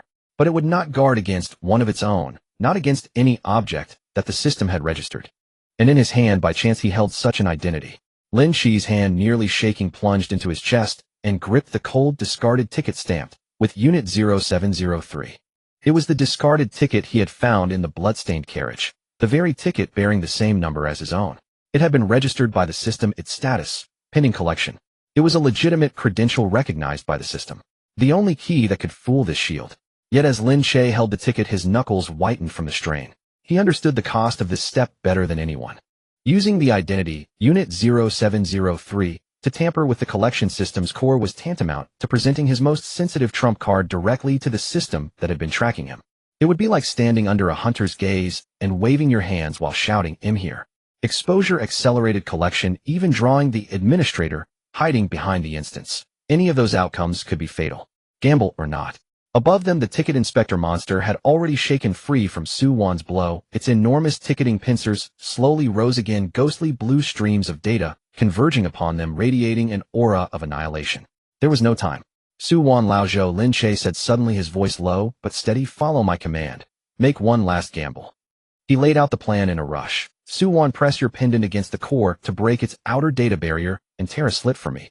Just a moment will be enough. Lao Zhou, watch its pincer. When it comes down, you shout. Ill. Lin Che raised the discarded ticket toward the eerie blue core, his eyes resolute with desperate determination. I'll insert this key. Su-won glanced at the ticket, then at Lin Che. A flash of comprehension passed through her well-like eyes. She asked nothing and nodded firmly. Now, the ticketing pincer wrapped in howling data streams descended. Now, Lin Che roared. The three of them sprang into action. Lao Zhou screamed a warning hoarsely. Su Wan shot forward like an arrow, pressing her pendant hard against the core. The bluish data barrier under a shielding field of reed anomaly hissed and split open a thin, fleeting seam. This was the moment. Ignoring the slicing gale from the falling giant pincer, Lin Che lunged forward and drove the discarded Unit 0703 ticket hard through the slit and into the archive core. In an instant the world seemed to halt. The archive core, which had been running steady and impregnable at the moment it read the registered one of its own identity, violently plunged into chaos. The shield burst like a pricked bubble, popping and disintegrating completely. The ticket inspector released a scream composed of thousands upon thousands of voices, chaotic and exquisitely harrowing. Its vast body, made of countless pained faces, began to contort and convulse wildly. It had worked. But the instant Lin Che let out a breath, an anomaly nearly unfolded. As the core fell into disorder, the immense volume of collected data sealed within the light core poured forth like a breached dam. One surge without warning streamed along the ticket and violently poured into Lin Che's analyzer, flooding into his mind. Gah!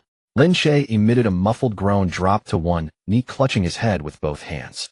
Countless unfamiliar images, memories not belonging to this instance, were forced into his mind and exploded like shards, a pallid room crisscrossed with conduits.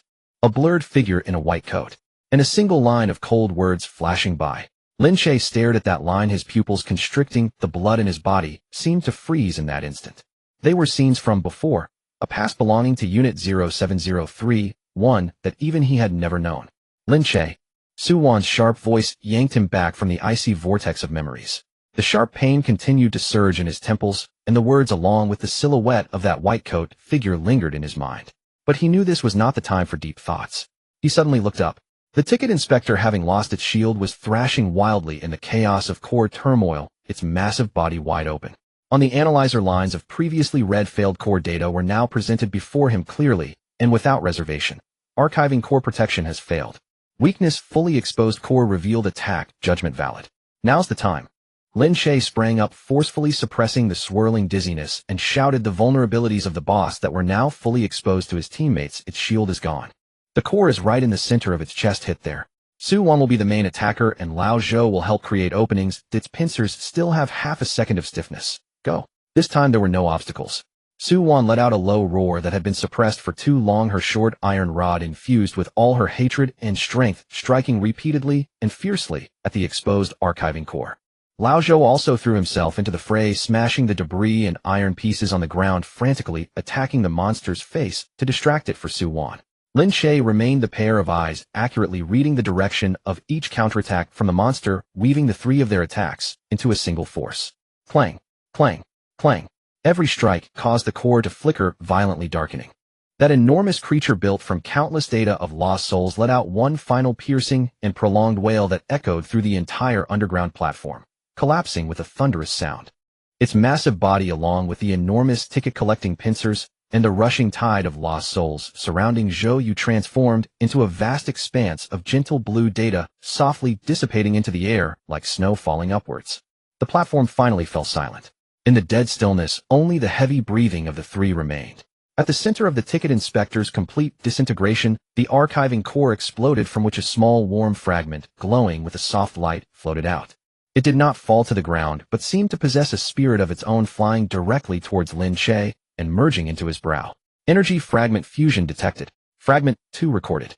Analyzer access elevated temporarily, able to read core data protected by rules. Lin Che. This was the second fragment he obtained. The first one was in the Midnight Hospital. And the ability boost from this second fragment perfectly filled the gap he faced when the ticket inspector's red failed occurred. In the future, when encountering such enemies shrouded in protective rules, he would no longer be as helpless as he was today. In the depths of his mind, it felt as if an invisible hand was guiding him to collect these scattered fragments. But before he could think further, Su Wan suddenly staggered and rushed towards the end of the platform. Lin Che followed her gaze. With the turmoil and collapse of the archiving core at the deepest part of the platform, among the tightly closed archiving zone doors, the third door on the left slowly opened a crack. That was the location he had read earlier, where Su Yes data remnants were. Su Wan knelt before the door, staring intently inside. Behind the door was layer upon layer of sealed blue data, vast as the sea. And at the very depths of that data, a faint yet unique point of light was quietly suspended. That was the data remnant of Su Yi. It was still there. Her brother was still there. But beyond that point of light there lay an even deeper, more complex seal, far beyond what they exhausted as they could break. Su-won reached out, but her fingertip was repelled by that layer of sealing, stirring up a wave of powerless ripples. She could not take him away. At least not yet. Su-won did not cry out or collapse. She simply stared at that point of light, etching the position of the door and the appearance of this archiving zone into her mind inch by inch. Her brother was still there. There was still hope. That was enough. After a long while she slowly stood up and turned to Lin Che. Her eyes, like a dry well for the first time, held a hint of something different. A kind of heavy trust, almost as if it were a bequest. Thank you. She said only 2 words, yet they felt weighty as a mountain. Lin Che said nothing, merely nodded silently. He did not mention the unfamiliar memory he had seen during the chaos of the core. That stark white room, the silhouette of the white coat figure, and that line of cold words. The number unit 0703 clearly concealed a truth far deeper and colder than he had imagined. He needed time to digest and verify. Until then he would not speak a word to anyone. At that moment, at the center of the platform where the ticket inspector had disintegrated, a departure gate slowly emerged from the blue ground, radiating a soft white light. Getting off, passing through was within reach. Let's go. Lin Che retracted his scattered thoughts, helped the exhausted Lao Zhou up, and walked towards that light. This level is cleared. The 3 of them stepped forward, moving towards that long-lost light. But just as Lin Che was about to step into the light gate, he seemed to sense something. His footsteps paused slightly, and he turned to glance back at the half-open archiving door at the end of the platform. In a daze he thought he heard a faint human-like breath coming from the depths of that vast data behind that door. And almost simultaneously a line of cold prompts suddenly popped up on his analyzer. Copy: last train is about to settle. Warning: the collection progress of object unit 0703 has experienced abnormal changes due to this incident. Lin Che stared at that line of text, his gaze gradually turning colder. He withdrew his gaze and did not look back, stepping into that white light. On the platform, the half-open archiving door stood silently behind him. The white light dissipated. The blinding halo faded inch by inch. Lin Che felt a sudden sinking sensation beneath his feet. The long-lasting feeling of weightlessness suspended in the torrent of data abruptly vanished, replaced by a solid and cold ground that chilled him to the core through the soles of his shoes. Before him stood an empty reality subway station, illuminated by harsh fluorescent lights.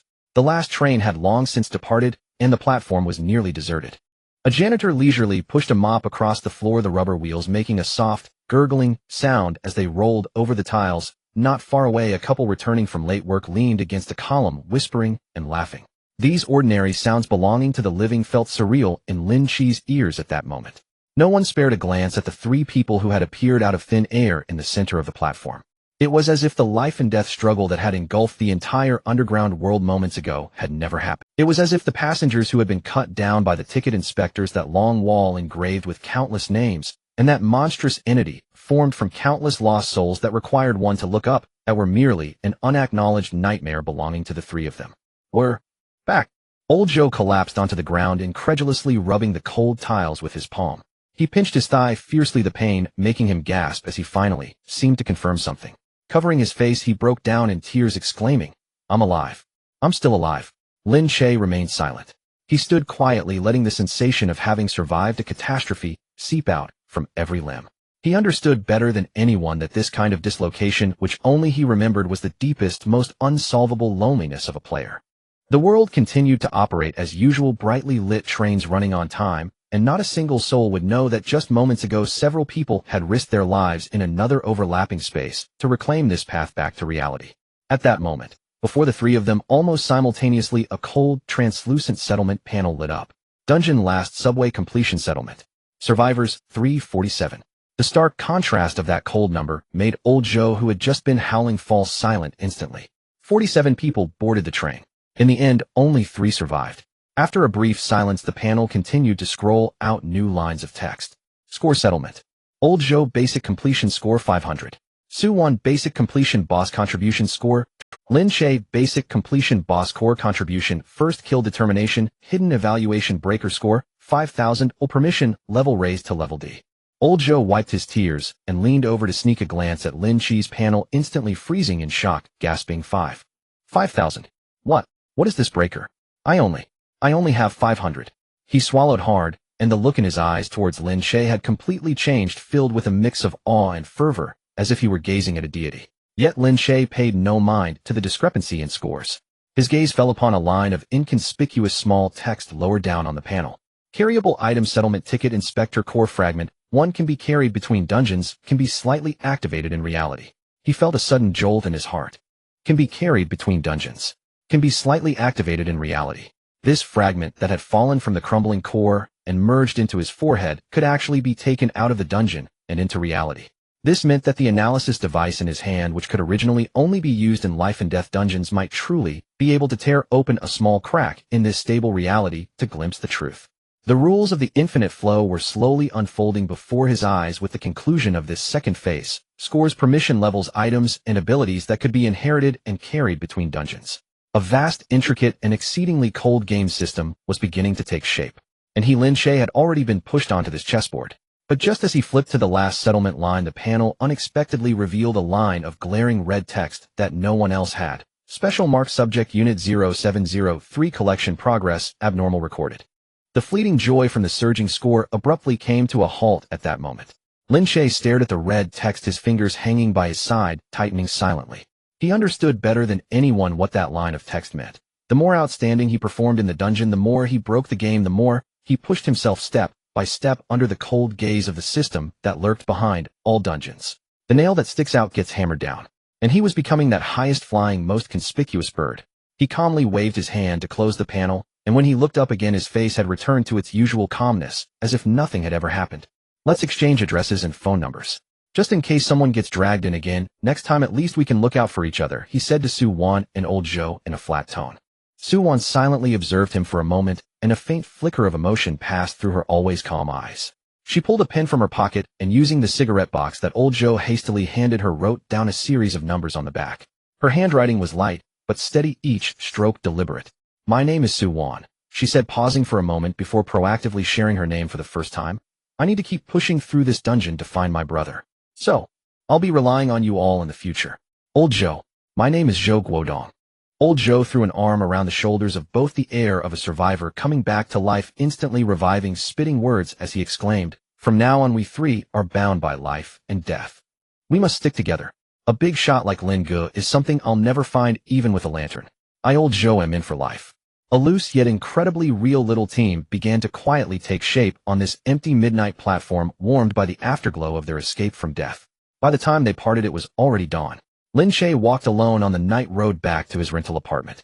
The streetlights cast a long yet faint shadow of him. For reasons unknown, he stopped in his tracks, attempting to very faintly activate the analysis device in this quiet reality.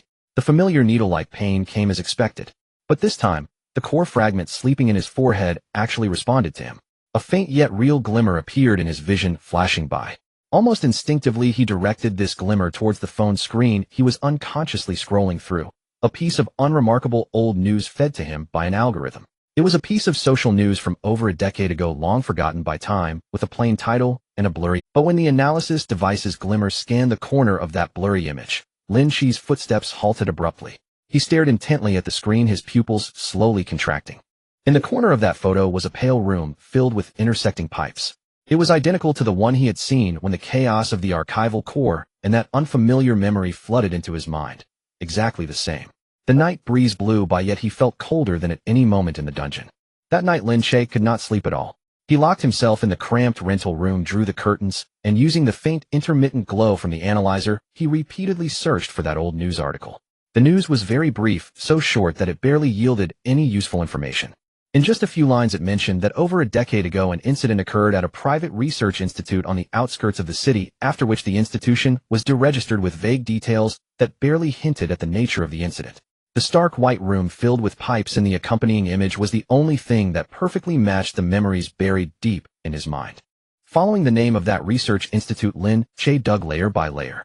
But the results chilled him to the institute seemed to have evaporated into thin air. Business registration records showed it had long been deregistered. The registered address could not be found, and he could not locate a single relevant legal person or researcher after scouring the entire internet. All clues had been cleanly and decisively severed at a common point. It felt as if an invisible hand had intentionally erased every trace of the institute's existence from all records in this world, little by little. What made him even more uneasy was when he attempted to search for himself. Childhood, parents' origins, The more he searched, the more horrified he became to find that deep within his memories lay an inexplicable, unfathomable void. Whenever his adoptive parents mentioned his early years, they always spoke ambiguously, quickly changing the subject, a childhood that didn't match the timeline, a few old photos so blurry that he couldn't see faces, and a Lin Che, who seemed to have appeared out of nowhere over a decade ago. These details he had never thought much about in over 20 years were now forcibly connected, revealing a chilling outline. Unit 0703. He stood alone before the bathroom mirror, enunciating that cold number, softly word by word. The face he had been familiar with for over 20 years appeared strikingly foreign, so suspicious at that moment. The truth hidden behind this number was far deeper and colder than he had previously imagined. And in some unspoken high place above all copies there lay a boundless pure white space without up or down boundaries or ends. Countless streams of azure data flowed silently and intertwined like tranquil galaxies. A gaze without form or warmth looked down from above, observing a data river named Last Train. At the end of that river, a previously insignificant data node that should have been smoothly archived stubbornly glowed with an abnormal piercing red. Unit 0703 collection progress abnormal. Abnormal. An awareness that conveyed no emotional fluctuations, seemingly composed of countless voices layered and compressed together, resonated softly in this pure white void. The voice directed at no one, yet it seemed to reverberate throughout the entire space. A sample pending collection has reversed the identity verification logic of the archiving core, severely damaging the execution entity of a copy. The awareness paused for a moment. Interesting. That gaze lingered on the stubbornly glowing red node for a long time. It did not immediately erase this abnormality, nor forcibly collect it. It simply made a decision like a child who had randomly found a novel toy, driven by pure curiosity and indifference, free from any notions of good or evil. Then, let's deploy an environment more suitable for observing it. As the words fell, a brand new copy coordinate was slowly lit up by an invisible finger in that pure white. As dawn approached, Lin Che finally could not hold on any longer, collapsing onto the table and falling into a deep sleep. He did not know how long he slept, but a sudden urgent doorbell yanked him back from the chaotic dream. Outside the door were Su Wan and Old Zhou. Both wore grim expressions. Su Wan's face was even graver than usual. As soon as she entered, she got straight to the point. Old Zhou and I received the entry notification for the next copy almost simultaneously. Lin Che's remaining sleepiness vanished in an instant. He abruptly raised his head. Sure enough, a cold entry panel with a countdown was quietly floating before him. Eligible player detected. Copy silent ancient house opening soon. So soon. Old Zhou's calves began to tremble uncontrollably. His face turned pale. But remembering the despairing gap between 5,000 and 500 points at the end of the last level, the retreat he was about to voice was suppressed by a stubborn survival instinct. Lin, brother Lin, this time. Let's go together, right? Following you makes me feel secure. Su Wan said nothing, merely gazing silently at Lin Che. She was looking for her brother Su Yi, and the only clue, the data remnant of Su Yi, was locked in the deepest part of the copy's archiving area. The next level might hold a new opportunity. Meanwhile, Lin Che needed to piece together the cold and vast truth behind the number Unit 0703 more than anyone else across one copy after another. The three of them exchanged glances in the cramped rental room, each harboring different intentions, yet needing each other so genuinely.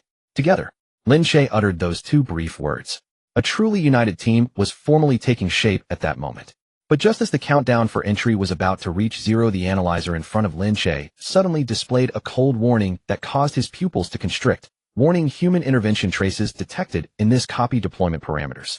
Target Unit 0703. Lin Che's blood ran cold in an instant. Human intervention. The target was him. This level was not randomly deployed by the system at all. This level was specially tailored for him alone. It was coming for him. Before he could fully digest this chill, the familiar white light rose once more, engulfing the unsuspecting trio. As the white light dissipated, what awaited the three of them was a suffocating silence. Lin Che and his companions stood side by side in the center of the entrance hall of an ancient mansion. It was a dilapidated two-story mansion featuring a blend of Eastern and Western architectural styles. The intricately carved wooden staircase spiraled upwards, the walls adorned with faded curled wallpaper, and the massive crystal chandelier above was shrouded in a thick layer of dust, reflecting not a single ray of light. Everything silently narrated the mansion's former opulence and its current deep-seated decay. Outside, the rain fell softly, yet made not a sound. Indeed, there was no sound. Lin Che immediately realized that the eerie discomfort he felt since stepping into this place stemmed from one source. There was no noise at all in this ancient mansion. The rain tapped against the windows without a sound, the wind passed through the porch without a whisper, Even the footsteps of the three of them on the wooden floor were silently swallowed by an invisible, strange force. The rain tapped against the windows without a sound, the wind passed through the porch without a whisper. Even the footsteps of the three of them on the wooden floor, it felt as though an invisible hand had pressed mute on the entire mansion. Old Joe seemed to want to confirm something, instinctively opening his mouth, as if to shout. Yet as the words reached his throat, they were blocked by an invisible mass of cotton, leaving his face flushed, and ultimately, he couldn't utter a single syllable. As the three exchanged uncertain glances, a line of dark red text resembling characters written in ancient blood slowly emerged on the dusty mottled dressing mirror in the center of the entrance hall. House rules. 1. After nightfall, absolute silence must be maintained within the premises and no sounds are to be made. 2. If sounds are made, the master will come to address the source of the noise. 3. All residents within the mansion must not be disturbed. 4. Before dawn, find a way to leave. Violators will remain in this mansion forever. Lin Che's heart sank little by little with the emergence of each line of text. No sound. This was an entirely new mechanism of death, radically different from the mirror and closed eyes of the Midnight Hospital and the tickets and rules of the last subway. A battleground where sound was the sole criterion for death. Here one must breathe softly, tread lightly. Even the slightest sound could become a fatal curse. He suppressed the unease within and instinctively attempted to activate the analyzer to scan and comprehend the underlying rules governing this mansion. But at the same moment the pain hit, the information returned by the analyzer made him feel a true bone-deep chill for the first time. Warning: this scenario's rule level is higher than before. Multiple nested rules detected. Some core information failed to be retrieved. Reading failed. Lin Che's breath momentarily hitched. Even though he had swallowed the core fragment of the ticket inspector and unlocked the ability to briefly read data protected by rules, there remained vast amounts of core information in this ancient mansion that he could not read or decipher. This confirmed the glaring warning he had seen before entry. The difficulty of this level had been artificial. Someone had deliberately chosen a scenario with a rule level far exceeding his current ability to trouble him, to observe him. A pair of eyes hidden in the shadows were coldly watching him, the sample cast into the labyrinth. Lin Che took a deep breath, forcefully suppressing the rising anxiety within him. Using the pale flashes of lightning that made no sound outside, he began to scrutinize the outline of the mansion inch by inch. Soon his gaze fell upon a row of silent residents in the corner of the entrance hall. There were several corpses, withered and desiccated, seated in armchairs. They wore garments from different eras and maintained various lifelike postures. Some slightly bowed their heads, reading an open yellowed book. Others held a dust-covered teacup, sipping tea in small sips. One even bore a strange, rigid smile on its face. They were the residents mentioned in the house rules, those who must never be disturbed. Lin Che instantly understood their identities. They were each a cautionary tale forever fixed here by the master for failing to maintain the silence within this mansion. A silent warning. Lin Che suppressed his physiological discomfort, raised his hand, and slowly swept the faint light of the analyzer over the nearest corpse. In the next moment his breath hitched abruptly. On the faded dark brown collar's lining of that corpse, the analyzer revealed a line of text, long blurred, yet still glaringly visible. Unit 0711. Another Unit 07 sequence. From the Midnight Hospital to the last subway, and now to this silent ancient mansion. This number, as persistent as a curse, had once again appeared before his eyes without warning. The dark thread connecting all scenarios tightened and wove itself into an increasingly clear and suffocating web as he delved deeper. And Lin Che, along with the 03 within this number, found himself at the very center of this web. Lin Che exchanged a grave glance with Su Wan, then raised his hand and gestured for silence to the two. The three immediately understood, collectively holding their breath, lightening their footsteps, and cautiously, like walking on thin ice, began to explore deeper into the mansion. They had to find a way to escape before dawn. Silence was the only sound in this mansion. And every second of silence felt like a string stretched to its limit, ready to snap at any moment. Just as the three were about to step onto the first carved wooden stair leading to the second floor, from the depths of the silent mansion in some direction on the second floor a sudden creak resounded. Something was slowly pressing its weight onto the old wooden floor above. It was the sound of footsteps. In this mansion where no sound should exist, the so-called master had already made its response ahead of them. It has arrived. After the first creak, there came a second sound, immediately followed by a third and a fourth. Slow and heavy, yet imbued with a peculiar, almost mechanical rhythm. The footsteps were gradually descending from the second floor, treading down the ornate wooden staircase, step by step, towards the hall on the first floor. Each sound fell like a heavy hammer, brutally striking the hearts of the three. In the hall, the yellow wall lamp, whose flame had burned for countless years, flickered, casting the shadows of the three on the mottled wall, stretching and shrinking. The three stood frozen, even their breathing almost halted. Lin Che was the first to react.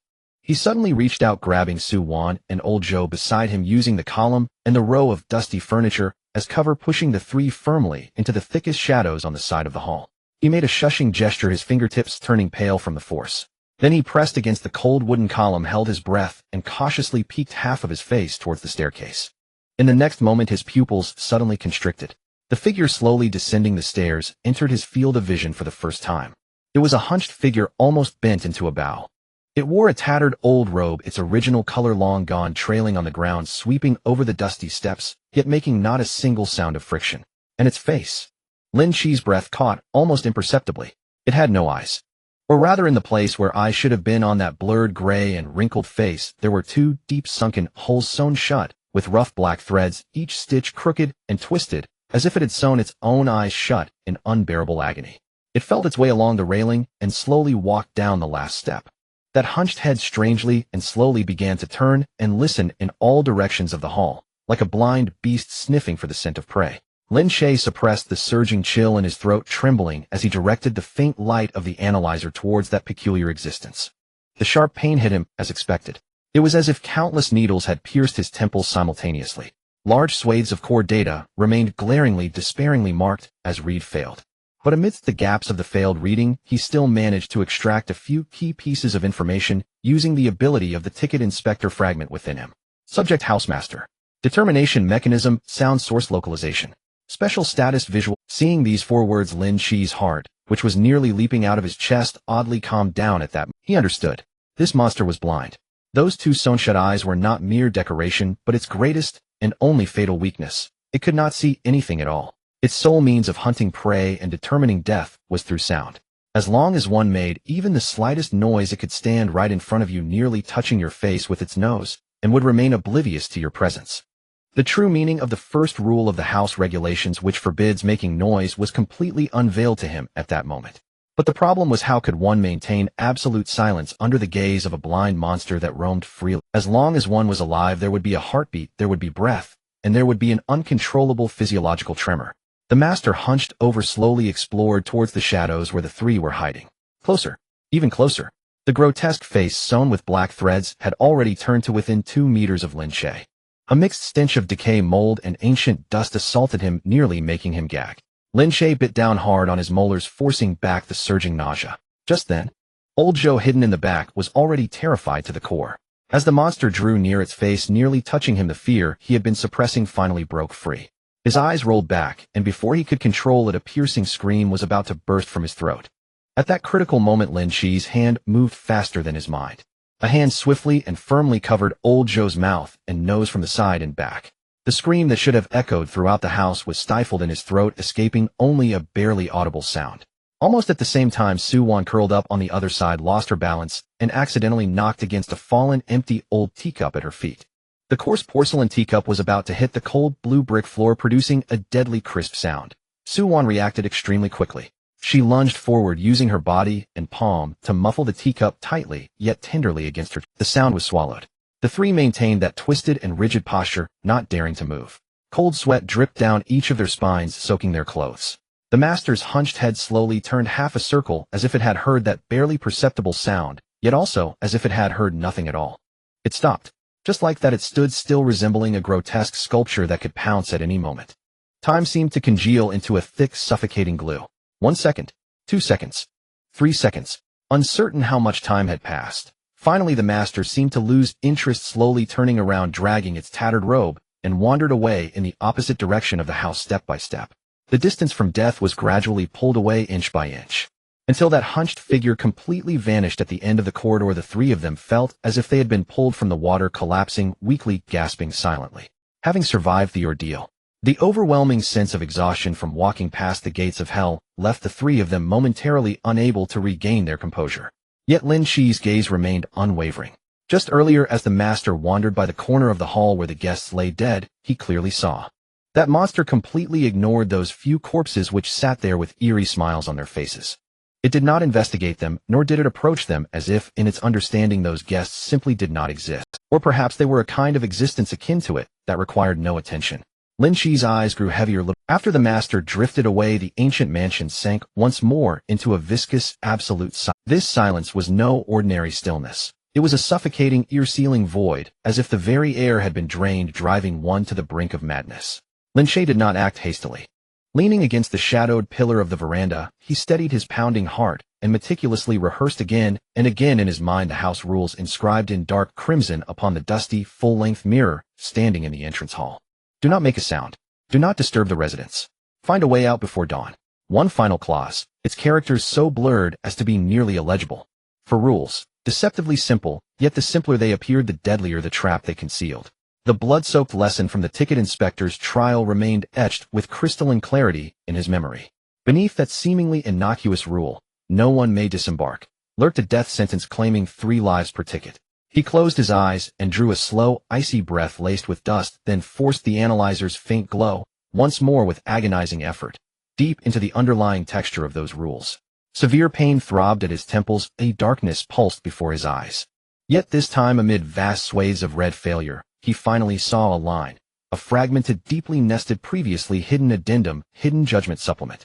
Prolonged maintenance of the silent state beyond threshold will result in reclassification as a resident, permanent assimilation. At that line, Lin Che's heart plummeted. He understood. This was the mansion's true cruelty. The true devouring heart of its horror, do not make a sound, was merely the first overt layer, a decoy meant to frighten.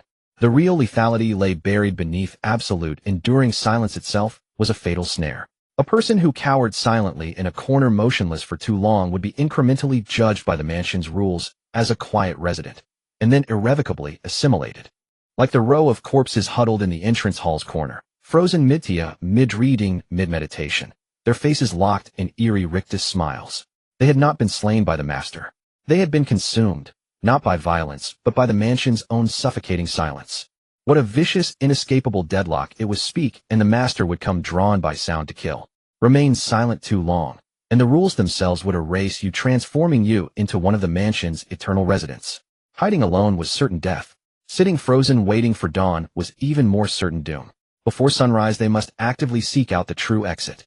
Having pierced through this layer of truth, Lin Che opened his eyes, bloodshot and raw from agony, yet now blazing with an unprecedented lucidity. Just as he prepared to rise, Su Wan beside him softly murmured, "Huh." Though the sound vanished, instantly swallowed by some invisible force, leaving only the shape of her lips.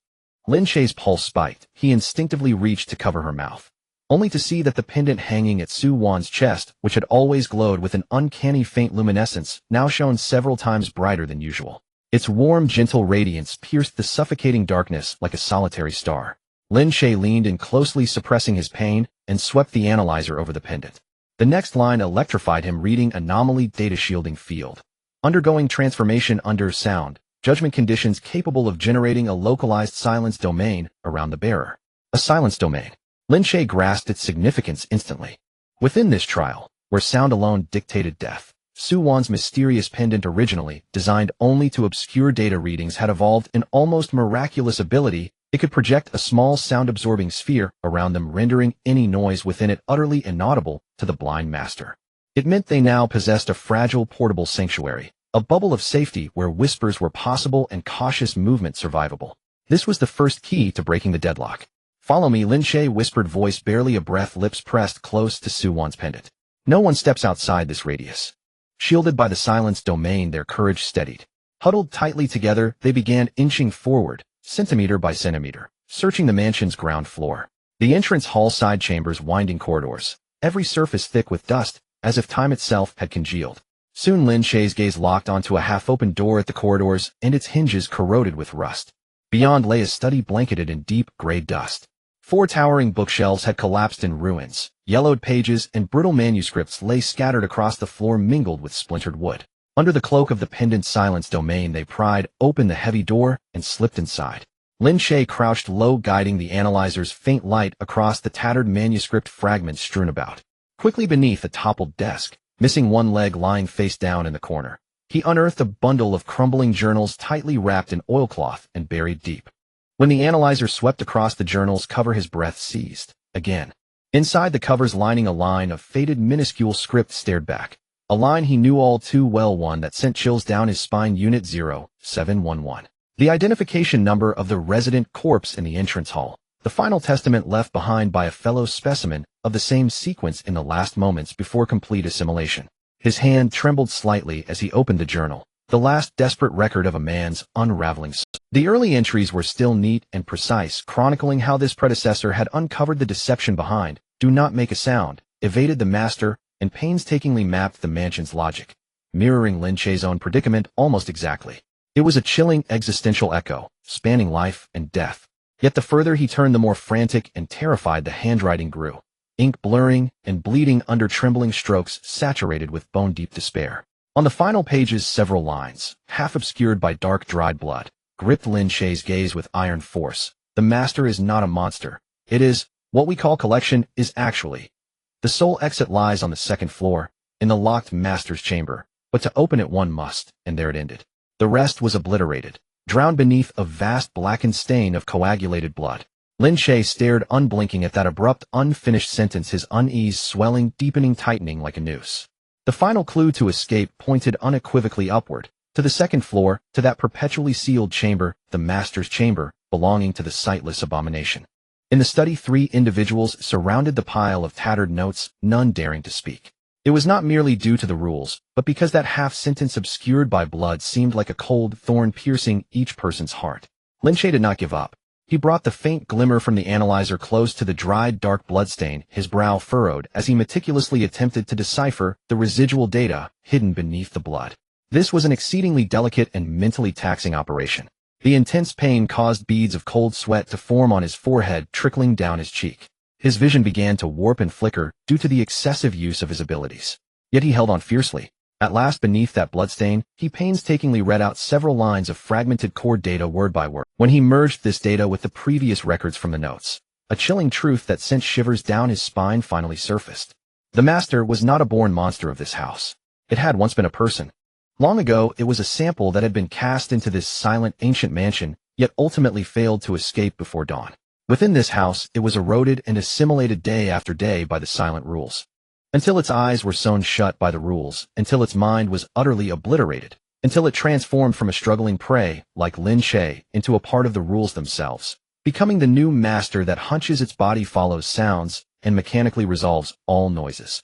Day after day it roamed and hunted, not out of a vicious nature.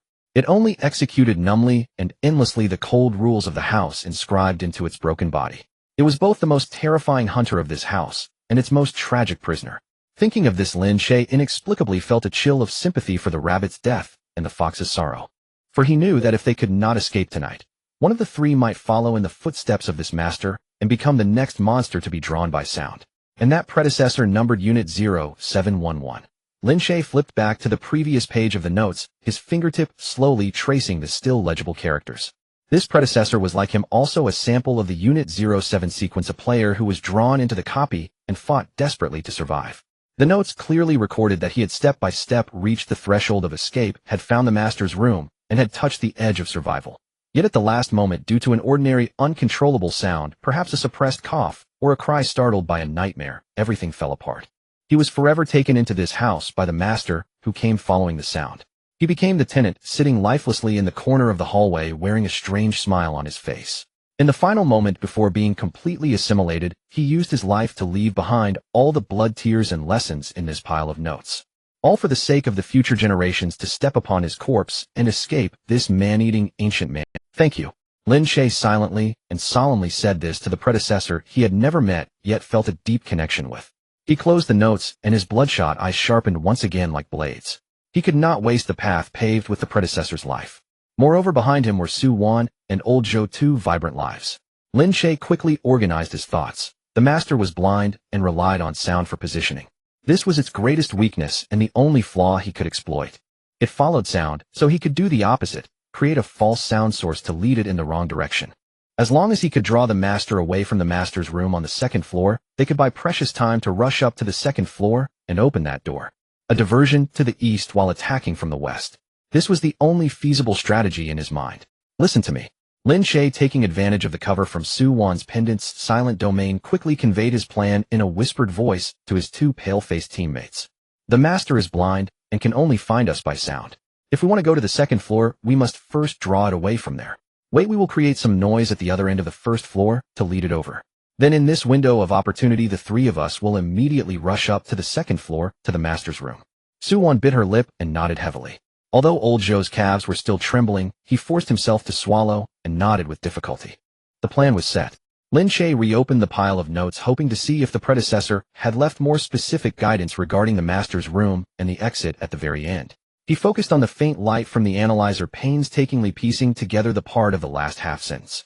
But to open it one must. That was obscured by blood. When that line of text finally appeared complete on the analyzer, Lin Che's pupils suddenly constricted. The blood throughout his body seemed to freeze at that moment. The line, which had been completed at the cost of life, read, "But to open it one must actively ring the copper bell within the master's room, allowing the sound to resonate throughout the mansion." Let the sound resonate throughout the mansion. Lin Che stared at that line of text, feeling a chilling sensation surge from his feet straight to the crown of his head. This was hardly the key to escape. This clearly meant that they had to create a sound that could echo throughout the entire mansion, essentially bringing the blind master along with all the hidden dangers in this house crashing down upon them. To live and escape, one must first summon the Reaper of Death to their side. The final struggle between life and death had become unavoidable. The three of them, hidden under the protection of Su-won's pendant in the realm of silence, silently retreated from the study, returning to the shadows of the hall on the first floor. Before pushing open the master bedroom on the second floor, they had to first lure the blind monster away from upstairs. Lin Che pressed against the cold wall, quickly deconstructing the plan in his mind. The master locates by sound. Therefore, the key to escape lies in creating a false sound source, one that will only resonate after they have safely retreated and rushed upstairs. His gaze slowly swept across the eerie hall, finally resting on the long-abandoned grandfather clock at the other end, which had long stopped. The clock stood about as tall as a person, its pendulum rusted and frozen mid-swing. Yet Lin Che's analyzer revealed that the internal springs and gears still retained a last vestige of tension, tightly stuck. As long as they apply an external force to make the stuck gears move again, it would sound. Moreover, it would produce a heavy tolling sound capable of startling the entire residence. A glimmer began to shine in Lin Che's eyes. He leaned closer to his two teammates, utilizing the realm of silence, and quickly outlined their tasks in a hushed voice. "Lao Zhou, go get that broken candlestick in the corner and prop it against the pendulum of the clock at an angle. Su-won, take off the hair tie from your head, the thinner the better." Though Lao Zhou's calves trembled, he gritted his teeth and tiptoed to the corner. The bronze candlestick was heavier than he had imagined. Lao Zhou hugged it with both hands, the veins in his arms bulging. Each step forward was incredibly difficult. Just as he tilted the candlestick to prop it against the rusted pendulum, unexpectedly disaster struck. The base of the candlestick, due to age, cracked with a sharp sound, causing the entire candlestick to suddenly lurch downward, nearly slipping from his grasp. Lao Zhou's face instantly turned pale, devoid of any color. At a critical moment, Lin Che lunged forward, firmly catching the candlestick before it could fall. Su-won immediately rushed in, as well, 3 pairs of hands gripping the heavy candlestick tightly against the pendulum. Cold sweat instantly soaked the backs of the three. Fortunately, protected by the realm of silence, that moment did not produce any sound capable of alarming the master. The three exchanged glances, each seeing the lingering fear in the other's eyes. Lin Che took a deep breath, accepting the thin hair tie from Su-won, cleverly tying one end to the candlestick propping the pendulum, while the other end was gradually pulled towards the staircase, retreating quietly. This hair tie served as their delayed trigger. As long as they retreated to the staircase, or even dashed up to the second floor, a sudden tug would cause the candlestick to fall, the pendulum to shift, and the clock to toll. The master would then rush towards the sound, allowing them to seize the opportunity to dash towards the tightly locked door on the second floor. The plan seemed flawless. However, just as the three were halfway through retreating while holding the hair tie, the master, who had been wandering at the other end of the residence, unexpectedly turned its head towards the hall, step by step returning. Its route deviated from Lin Che's prediction. The hearts of the three suddenly leaped to their throats. Lin Che gripped the hair tie tightly, not daring to move. They absolutely could not pull it now. If they did, the master would be too close, and they would not be able to rush upstairs. But if they didn't pull it and the master discovered this strange hair tie or their hiding spot, it would also lead to it. The hunched figure drew closer. The face, stitched with black threads, slowly turned and strained to listen, now less than 3 meters from the column where the three were hiding. A fine layer of cold sweat broke out on Lin Che's forehead. He forced himself to calm down, his gaze darting quickly around the hall. In the next second, he made an extremely bold decision. He bent down, picked up a small pebble from the ground, and using the realm of silence, gathered enough strength to quietly toss it towards the corner of the hall, far from the clock and away from them. The moment the pebble flew out of the realm of silence, tap. A very faint crisp sound exploded in the eastern side of the hall. The master's hunched figure suddenly froze, its grotesque head jerking towards the east, then it swiftly moved towards the direction of the sound. The opportunity had arrived. Lin Che did not hesitate for a moment, his wrist snapping. The hair tie connected to the clock was forcefully pulled. At the other end of the hall, clang, bang. That grandfather clock, silent for countless years, let out a heavy and prolonged sound that seemed capable of toppling the roof. The master, just as it lunged towards the east side, suddenly jolted again, its grotesque figure dashing crazily towards the clock. The speed and ferocity far exceeded its usual wandering demeanor, sending chills down the spines of the three. Run! Lin Che whispered urgently. The three pressed against the wall, using the realm of silence to dash towards the wooden stairs to the second floor. The wooden stairs creaked underfoot, utterly suppressed by the realm of silence, producing an almost inaudible sound. They rushed up to the second floor, reaching the tightly locked door of the master bedroom at the end of the corridor. The wooden stairs creaked underfoot, utterly suppressed by the realm of silence, producing an almost inaudible sound. They rushed up to the second floor. A faint but extremely weak, yet startling anomaly in data fluctuations emerged from behind that door. The fluctuation was unfamiliar, yet oddly familiar. It was as if the room behind the door concealed not just a brass bell, but also a secret closely tied to it. The subtle abnormal data fluctuation behind the door was like an invisible hand gripping Lin Che's heart. But at this moment he had no time to ponder. Downstairs the chimes of the clocks continued to hum and echo. The master was completely drawn to the other end of the hall. But this moment of respite was fleeting. Lin Che took a deep breath and exchanged a glance with Su Wan and Old Joe, suddenly pushing open the heavy door that belonged to the master with force. Creak. The door hinge emitted a long moan suppressed by the silent domain. An overwhelming stench mixed with decay and rust surged towards him. The three of them swiftly entered. With the faint light from the analyzer and the dim moonlight seeping in from the window, the core forbidden area of this mansion finally revealed its full appearance. The room was larger than he had imagined. In the center hung a dusty, ancient bronze bell. The bell was covered in dark green patina, and beneath its mouth dangled a striking wooden hammer worn smooth over time. As Lin Che's gaze swept across the walls, his breath suddenly caught in his throat. The walls were densely covered from floor to ceiling with a series of numbers etched by some sharp instrument. Unit 0317. Unit 0522. Unit 0609. Rows upon rows, columns upon columns, countless and dense, resembling a silent gravestone. Lin Che's heart sank little by little. He understood. This master's room was not a place of residence for this was an archive. Every guest that this ancient mansion had collected and assimilated, their numbers were meticulously engraved on this wall. This wall was a silent display of the trophies of this man-eating ancient house. Amidst the dense array of numbers, Lin Che suddenly spotted several he was all too familiar with, belonging to the Unit 07 sequence. Unit 0704. Unit 0708. Unit 0711. The number of the senior who had left a blood-stained memoir was quietly etched there. Next to it was a hasty diagonal slash, as if drawn with the last ounce of strength. Lin Che's fists slowly clenched. Just then something at his feet caught his attention. It was a decayed wooden box in the corner of the room. Lin Che squatted down and gently opened it in the dim light. Inside the box lay a few items. A faded, yellowed old photograph, almost unrecognizable, showed what seemed to be an ordinary young man with a diary crumpled and stained with tears, and a needle long rusted. Lin Che used the analyzer to scan the diary, revealing a few fragmented, lingering words. I can no longer hear any sounds. I am so afraid that I will forget who I am. If even my eyes betray me to seek out sounds, then I will sew them shut with my own hands. This way I will no longer harm the next person who comes in. Lin Che's hand trembled slightly. He understood. That terrifying master now hunched and mechanically solving all noise. It too was once an ordinary person struggling to survive just like him. Before it was completely assimilated and its mind obliterated by this mansion, it had once, with the last flicker of remaining kindness, sewn its own eyes shut. It wanted to use this tragic and heart-wrenching method to ensure that it could not see its prey and thus would no longer harm those who came after. But the rules of this mansion ultimately consumed it entirely. Its kindness could not save anyone, and in the end it itself became the most terrifying part of this mansion. A sense of indescribable sorrow and chill gripped the hearts of the three. Lin Che steadied himself, forcing his attention back to the bronze bell. He focused the analyzer on the bell. The incomplete core data on the bell was slowly read by him. Exit mechanism, the only key. Activation condition: strike the bell sound reaches the entire mansion. Additional warning: at the moment of the bell's toll, all hidden threats in this instance will activate simultaneously. Indeed, striking the bell was the only way to open the exit. But once the bell rang, it would not only summon the master who followed the sound, but also activate all the hidden deadly threats in this mansion that they had yet to encounter. This was a gamble of life and death. Just as Lin Che was about to stand and signal the others to prepare for this final desperate fight, his gaze inadvertently swept across the wall filled with numbers once more. Just below the number Unit 0711, he saw a number that someone had repeatedly chiseled at with a sharp instrument, as if they wanted to destroy it, but could still vaguely recognize the remnants of its form. The remnants were clearly Unit 07 Su. Lin Che's pupils suddenly contracted.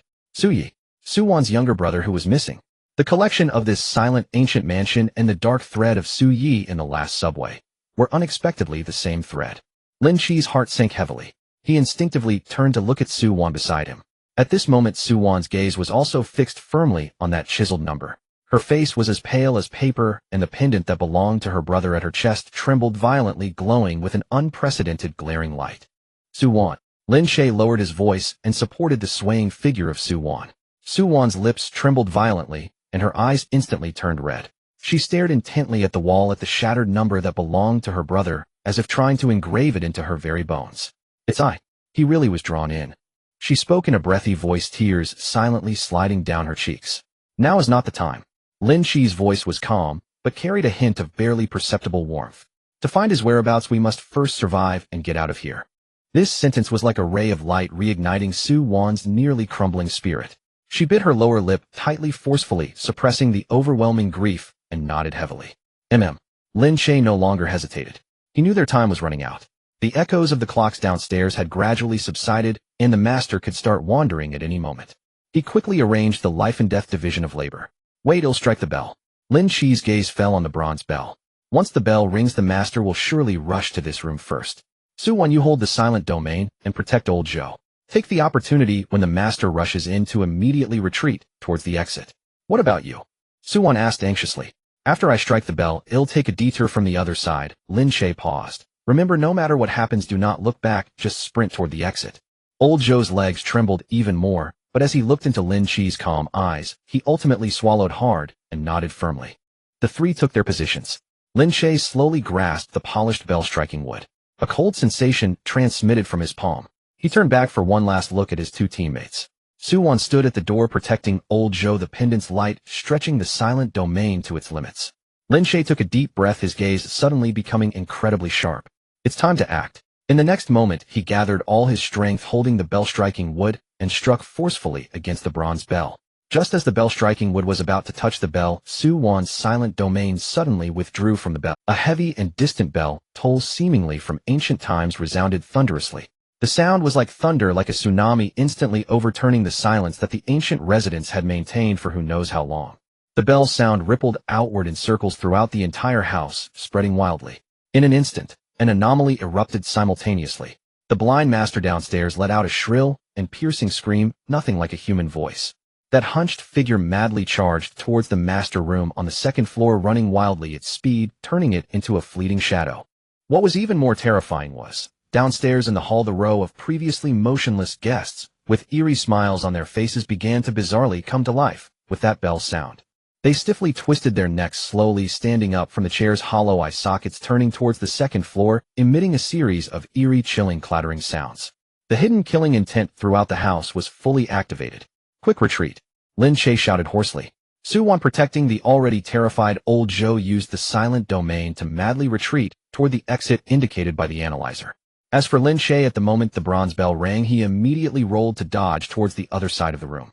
Almost at the very next second, he dodged the howling master, crazily charged in through the doorway, its fierce claws tearing through the air as it plunged towards the bell.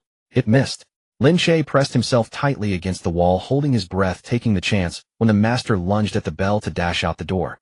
In the corridor, the living guest corpses were already swaying towards the second floor, blocking the way. Lin Che's eye sharpened. Relying on the analyzer's readings of their broken bodies' weaknesses, he dashed left and right, perilously carving a bloody path through the cold, withered hands. Ahead, Su Wan and old Zhou had already rushed to the glowing, loudly opening exit indicated by the analyzer.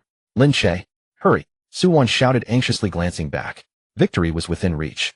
Just as Lin Che was about to burst through the corridor and reunite with his teammates in that final moment, he instinctively turned back for one last look at the master room, where the bell's sound still echoed. In the chaotic dim light, he clearly saw On the wall of the master room, engraved with numbers in the most inconspicuous corner, was his own number, Unit 0703. Next to that number there was a line of chilling, almost freezing words engraved. First generation archiving failed, currently retracing. The end was near. But that unfathomable truth targeting him was drawing even closer. The final rumble of the bronze bell crashed against the ancient house's flying eaves and brackets, the lingering resonance burrowing into the ground through every beam and pillar, as if the entire residence was violently awakened from a century-long slumber. The guests who had sat still for countless years on either side of the hall raised their heads in unison. The creaking sound of their dried necks was painful to hear, as their hollow eye sockets all turned toward the three living beings at the stairs. They propped themselves up one by one, slowly and stubbornly, surrounding the source of the sound. From behind the master bedroom door at the end of the second floor, a sharp scream echoed, almost piercing the eardrums. The master had been stirred by the sound of the bell. "Don't mind those corpses, stick close to me and follow my instructions." Lin Che tightly grasped the startled old Joe next to him, his voice low, yet heavy with meaning. "Once the bronze bell rings, the seal at the exit will be lifted. But the cost is that the entire house has come to life. Oh, we only have this brief moment before the sound of the bell dissipates to rush out." His analytical device in his mind was operating with unprecedented intensity. Since gathering fragments 27 on the last subway, his ability to read the rules had improved significantly. Even though the rules of this ancient house were artificially heightened and suppressed his vision at every turn, he could still barely read a few lines of critical data from the resurrected corpses. Guest assimilated weakness, old neck injury, slow movement reliant on sound location. Their necks are the weak points and their movements are slow. Lin Che decisively charged down the stairs first. The staircase was already blocked by 3 corpses of the guests. Without a hint of hesitation, Lin Che used the momentum of his dive to kick at the knee of the foremost corpse where the analytical device had already marked an old fracture. With a crisp crack, the corpse half-kneeled to the ground. Lin Che stepped on its shoulder to vault over, and as he landed, he thrust an elbow forcefully into the back of the second corpse's neck. The old neck injury shattered with a sound, and that corpse collapsed like a marionette with its strings cut. Suwon silenced the sound. "Understood." Suwon followed closely behind him. The old pendant left by Suyi around her neck emitted a faint glow, forming a nearly transparent bubble that silently spread out from her, swallowing all sounds of their footsteps, gasps, and heartbeats. This was the skill she had forced out in the silent ancient house, the realm of silence. The master hunted by sound, but once it lost its sound, it became a true blind entity. Indeed, the tall black shadow, diving down from the second floor, abruptly halted in midair. Its eyes sewn with thick black threads stared at the empty hall, its elongated neck twisting like a startled snake searching in confusion for prey that should have been within reach. Lin Che seized this fleeting opportunity, pulling the two of them to move swiftly along the wall, avoiding the resurrected corpses in the hall, and headed straight for the main door. Only 3 steps remained to that threshold. Then unexpectedly a sudden event occurred. Without warning, the floor beneath old Joe cracked open, and a withered hand as thin as a twig with blackened nails shot out from the crevice, gripping his ankle tightly. "Lin!" Old Joe's terrified shout had barely escaped his lips when Suwon swiftly covered his mouth. But that half-uttered sound had already slipped out. The master, turning abruptly at the sound, bled a thick black liquid from its sewn eyelids. It opened its mouth full of barbed teeth and lunged madly toward the direction of the sound. The withered hand below the floor was incredibly strong, dragging old Joe inch by inch toward the dark crevice. Old Joe's face turned pale as paper, his fingers clawing at the smooth floor, leaving trails of blood, yet he could not stop his descent. "Help me, save me." In a flash, Lin Che dashed back, gripping old Joe's wrist tightly, gritting his teeth as he pulled him back. The analytical device quickly displayed the data of that withered hand before his eyes. Residual obsession, source of force, wrist bone. Suwon pressed the pendant against its wrist bone. Suwon instantly understood, bending down to firmly press the glowing pendant against the wrist bone of the withered hand at the edge of the crevice.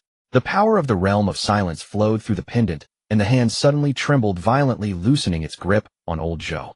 Lin Che seized this moment of slack, exerting all his strength to yank old Joe back, pulling him entirely out from the edge of the crevice. Almost simultaneously, the blood-soaked, barbed mouth lunged right before them. There was no escaping it. Lin Che could only twist his body, bracing his back against the impact of the claw. The claw tore through his clothing, slicing a fiery long wound across his back, blood instantly soaking half of his back. The pain surged through him like electricity, yet it was precisely this intense pain that forced out the last bit of strength within him. Dragging the limp old Joe, he rolled and crawled to the threshold. "Hurry, step over." Suwon had already stepped over the threshold. But just as her body was about to fully cross, she inexplicably turned back, gazing at the monster in the hall that was still shrieking madly, and missing its targets.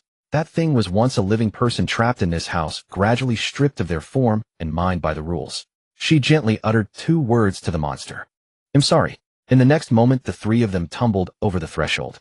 A blinding white light erupted, engulfing the scream, the ancient house, and the dense wall of numbers. The world suddenly fell silent. Uncertain of how long it had been, the blinding white light gradually faded away. Lin Che opened his eyes, and what greeted him was an expanse of emptiness, silence, and floating specks of faint light in the void. Beneath his feet was the familiar emptiness belonging to the settlement space. He had survived. Dungeon's silent ancient house had been cleared. Beside him, Su Wan and Old Zhou also slumped to the ground, gasping for breath. The fear and relief from surviving the calamity surged within them, leaving the 3 of them momentarily too exhausted to speak. "Is it over? Have we really made it out of that hellish place?" Old Zhou stared blankly at his unscathed hands and feet, suddenly bursting into tears like a child covering his face. He had been scared so deeply on this journey that now, with emotions overflowing, he could no longer hold back. Lin Che said nothing, merely propping himself up slowly to sit up.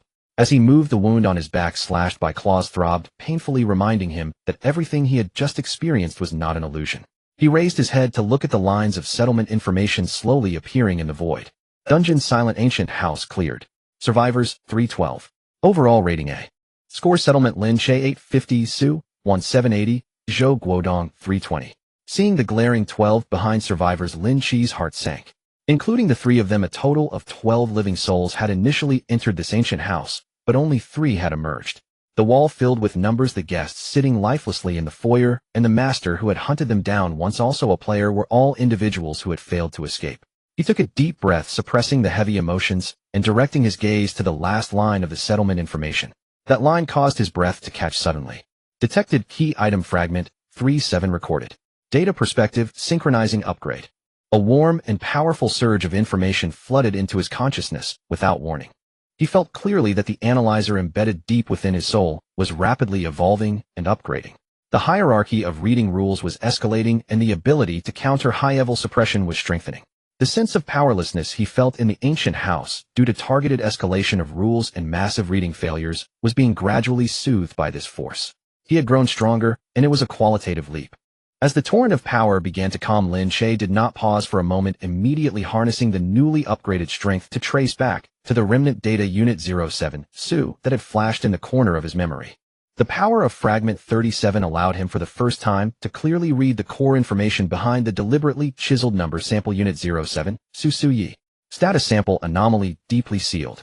Location: collection system archive area deep layer. Deeply sealed does not mean dead. Lin Che's pupils suddenly constricted. Just as the shadow in the last subway hinted, Su Yi was not dead.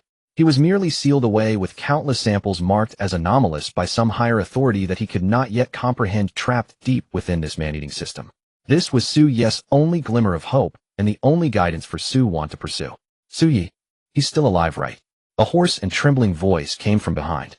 Lin Che turned around to see her standing behind him, her eyes blurred with tears. Yet beneath the surging tears, her gaze was more determined than ever. She had also seen that line of settlement information. "He is still alive." Lin Che paused for a moment, nodding heavily. "He is sealed deeper within the system. To find him and rescue him, we must continue forward, growing strong enough to pry open that door." Su Wan no longer cried. She bit her lip tightly, suppressing the overwhelming grief and the hope of regaining what was lost deep within her heart, then slowly raised her head to look at Lin Che, speaking each word clearly. "Lin Che, from now on, my life and this path are entrusted to you. I have only one request: help me find Yi." This was a trust nearly akin to entrusting life and death. Lin Che met her gaze and nodded solemnly. "Okay." However, at that moment, in an unnoticed corner, Lin Che's mind once again flashed with the number belonging to him, seen in the corner of the archive wall, unit 0703, prototype archive failure tracing back. He instinctively tightened his fists. Just then, an unexpected change occurred. The fragment 37 that he had just acquired unexpectedly began to heat up, slightly emanating an extremely faint, yet strangely resonant response, as if in reply to the title prototype. Lin Che's expression darkened completely. This secret capable of overturning everything must not be known by anyone, not even Su Wan. The rewards for completing the dungeon have been settled, and the space floating with faint light slowly twisted and faded away. When he opened his eyes again, Lin Che had returned to reality, still in that cramped and old rental room. Outside the window, the city's neon lights still flickered, and the sounds of traffic faintly reached his ears, everything so ordinary, as if the life and death struggle in that silent ancient house had just been a bizarre nightmare. But the wound on his back clawed open throbbed with a fiery pain, and the heavy fragment of his reality 37 sank deep within his consciousness, silently reminding him everything is real. Lin Che did not rush to rest. He propped up his utterly exhausted body and sat in front of the old computer. Just like the last time he returned from the last subway train, he needed to investigate his origins. He repeatedly input the name Lin Che along with his identity information into every accessible platform. The results were identical to last time, even more shocking. The past of Lin Che was vague and academic records fragmented in his resume. Even the childhood photos and family relations that should have been traceable were meticulously erased, leaving behind a blank space. It was as if Lin Che had been abruptly inserted into this world. And those words he had witnessed in the corner of the ancient house's archive wall now pricked at his heart like burning needles. First-generation archiving failed, currently retracing. Lin Che stared at the glaring blankness on the screen, silent for a long time. Who exactly was he? What did the so-called first generation mean? He had no answers. The only certainty was that before he fully understood all of this secret could not be revealed to anyone, not even to Sue, one who had entrusted her life to him. For he had a strong premonition once this secret was exposed it would not bring help, but rather a disaster. Just as he was about to shut down the computer and prepare for a brief rest, something unusual occurred. He inadvertently glanced out the window. At the street corner below, a figure holding a black umbrella stood still, motionless. The shadow of the black umbrella obscured most of the person's face, yet their gaze directed towards his window sent chills racing down Lin Che's spine. Being watched. This sensation was eerily similar to when he was locked onto by monsters in the dungeon. Lin Che calmly took half a step back, avoiding the window. When he cautiously leaned out again, the figure holding the black umbrella had vanished without a trace, as if they had never. Lin Che's heart sank heavily. An observer. He could almost immediately conclude that the entity behind the scenes, which had already intervened in the third dungeon and targeted Unit 0703, had finally directed its gaze towards him in reality. The first-generation specimen marked as currently retracing had been locked onto. Just as Lin Che's emotions surged, there was a knock on the door. It was Su Wan and Old Zhou. The shared life and death experiences across 3 dungeons had long since forged an inseparable bond among these 3 originally unfamiliar individuals. Lin Che, I've investigated. Su Wan entered with a straightforward demeanor, her gaze sharp and resolute. We are definitely not the only ones caught in the dungeon. This matter has never been isolated. There must be more survivors out there like us. And those who manipulate all of this from behind the scenes. Lin Che took over her words slowly. The 3 exchanged glances, and each could see the gravity reflected in the other's eyes.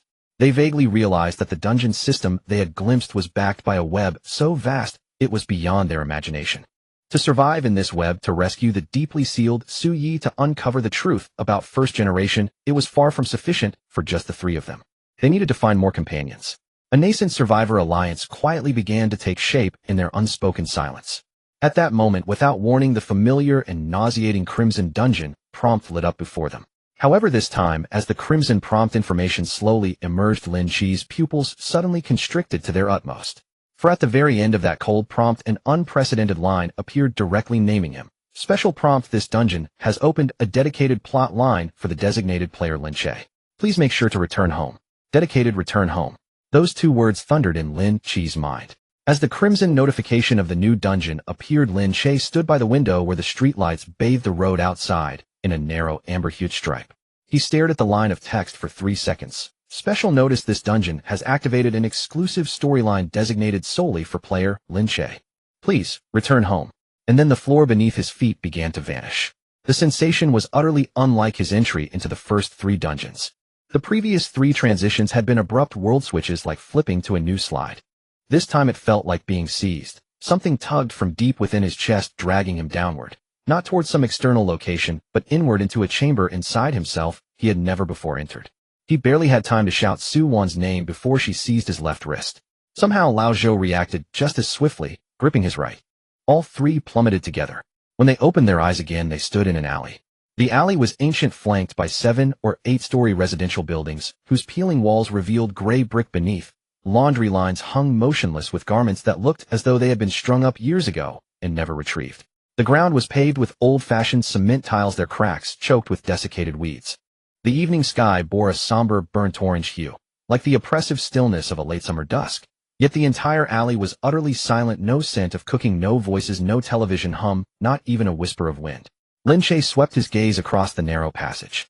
At its far end, a single window glowed with warm golden light, strikingly vivid against the suffocating silence of the street. A rust-eaten street sign stood at the alley's mouth bearing a 3-character place name. The moment Lin Che saw those characters, his heartbeat skipped violently. He could not name the feeling, not recognition. He had never seen that name before, nor did those 3 characters appear anywhere in his extant memory. Yet the instant they struck his eyes, something deeper stirred, like a misaligned button finally snapping into place, a soft resonant click echoing faintly somewhere deep within his bones, in a place even he did not know existed. Su-won stood beside him. Following his gaze to the sign, she said nothing, only silently committed the name to memory. Lao Zhou murmured, "There's no one here." Lin Che did not answer. Instead, he attempted to activate his analyzer, only to feel a chill crawl up his spine. Target zone exclusive locked. Current access level insufficient. Data permeation restricted. Restricted. He had never encountered those 2 words before. At Midnight Hospital, he had read the head nurse's core data. On the last train, he had unraveled the ticket inspector's deepest rule logic. In the silent antique mansion, he had discerned the old fracture in the master's cervical vertebrae. His ability grew stronger with every use after Fragment 37's upgrade. Both reading range and depth had increased significantly. He had assumed this dungeon would reveal itself more clearly than ever. Instead, the opposite occurred within his own designated dungeon. He had become the blindest among the entire team. Su-won and Lao Zhou received the dungeon rules almost simultaneously. A scroll of crimson script hovering before all 3, impossible to ignore. Dungeon 4, Return Home. Exclusive storyline rules I. You must return home before nightfall. 2. When a family member calls your name, you must respond. 3. You must not question the statement, "You are not this family's child." Lao Zhou repeated the 3rd rule, twice, his face growing paler with each utterance. You must not question that you're not this family's child. What does that mean? Who would question such a thing? Could it possibly be true? He dared not finish the sentence, for Lin Che was staring fixedly at Rule 2, and the look in his eyes silenced the rest. When a family member calls your name, you must respond. A shard of ice lodged itself in Lin Che's chest, rendering him speechless. His name was Lin Che, but who had given it to him? Since when had it belonged to him? He combed through every memory he possessed, yet found no answer. That thread dangled from his past, severed cleanly into absolute darkness. Nothing there at all. He suppressed the thought and turned instead toward the illuminated window at the alley's end. We must reach home before nightfall. Let's go. Su-won raised no objection. Lao Zhou drew a slow, deep breath and followed. The alley proved longer than it appeared. Nearly 3 minutes passed before they reached its terminus. A 2-story house stood at the dead end, encircled by the surrounding apartment blocks. Yet unlike them, it exuded no aura of abandonment. Pots of unfamiliar greenery lined its entrance. Its door was painted deep red, its lacquer intact. Warm golden light spilled from the crack beneath, carrying an indescribably familiar scent. The mingled aroma of stir-fried oil and aged wood, like a place he had only ever glimpsed in dreams. He paused before the door, motionless. Su-won whispered, "What do you feel?" "I don't know," Lin Che replied. "But I don't like this feeling." The door was unlocked, slightly ajar. He reached out and pushed it open. From the kitchen came the sound of sizzling food. The exhaust fan droned softly, spoons clinked crisply against bowls. Intimate, domestic, ordinary. Then the sound ceased. Footsteps approached from the kitchen. The hallway light flickered on. A middle-aged woman in a blue apron stepped into view. She saw him, and her face softened into a smile, tender, effortless, warm. The exact expression any mother might wear while awaiting her child's return at dusk, utterly unfeigned. She spoke a name. It was not Lin Che. It was an unfamiliar 2-character name. Its tone pattern entirely alien, its syllables utterly unknown to him. Yet the moment that strange name entered his ears, a tremor, faint, infinitesimal, rippled through the buried depths of his erased memory, that vast lightless void he had searched in vain. The tremor lasted less than a second, then vanished so completely he could not even confirm whether he had truly felt it. But his heart had already quickened, 2 beats faster than before. 3 people sat at the dining table. The father, in his 50s, had a few strands of gray hair at his temples and deep wrinkles on his face from years of hard work. He was bowing his head, skillfully serving rice, a routine he must have repeated thousands of times. The younger sister appeared to be around 16 or 17, with her hair tied in a ponytail, holding a supplementary textbook in her hands. Her eyes occasionally glanced toward the doorway, and when she saw Lin Che enter, she placed the book down, patted the empty space beside her chair, and casually said, "Brother is here."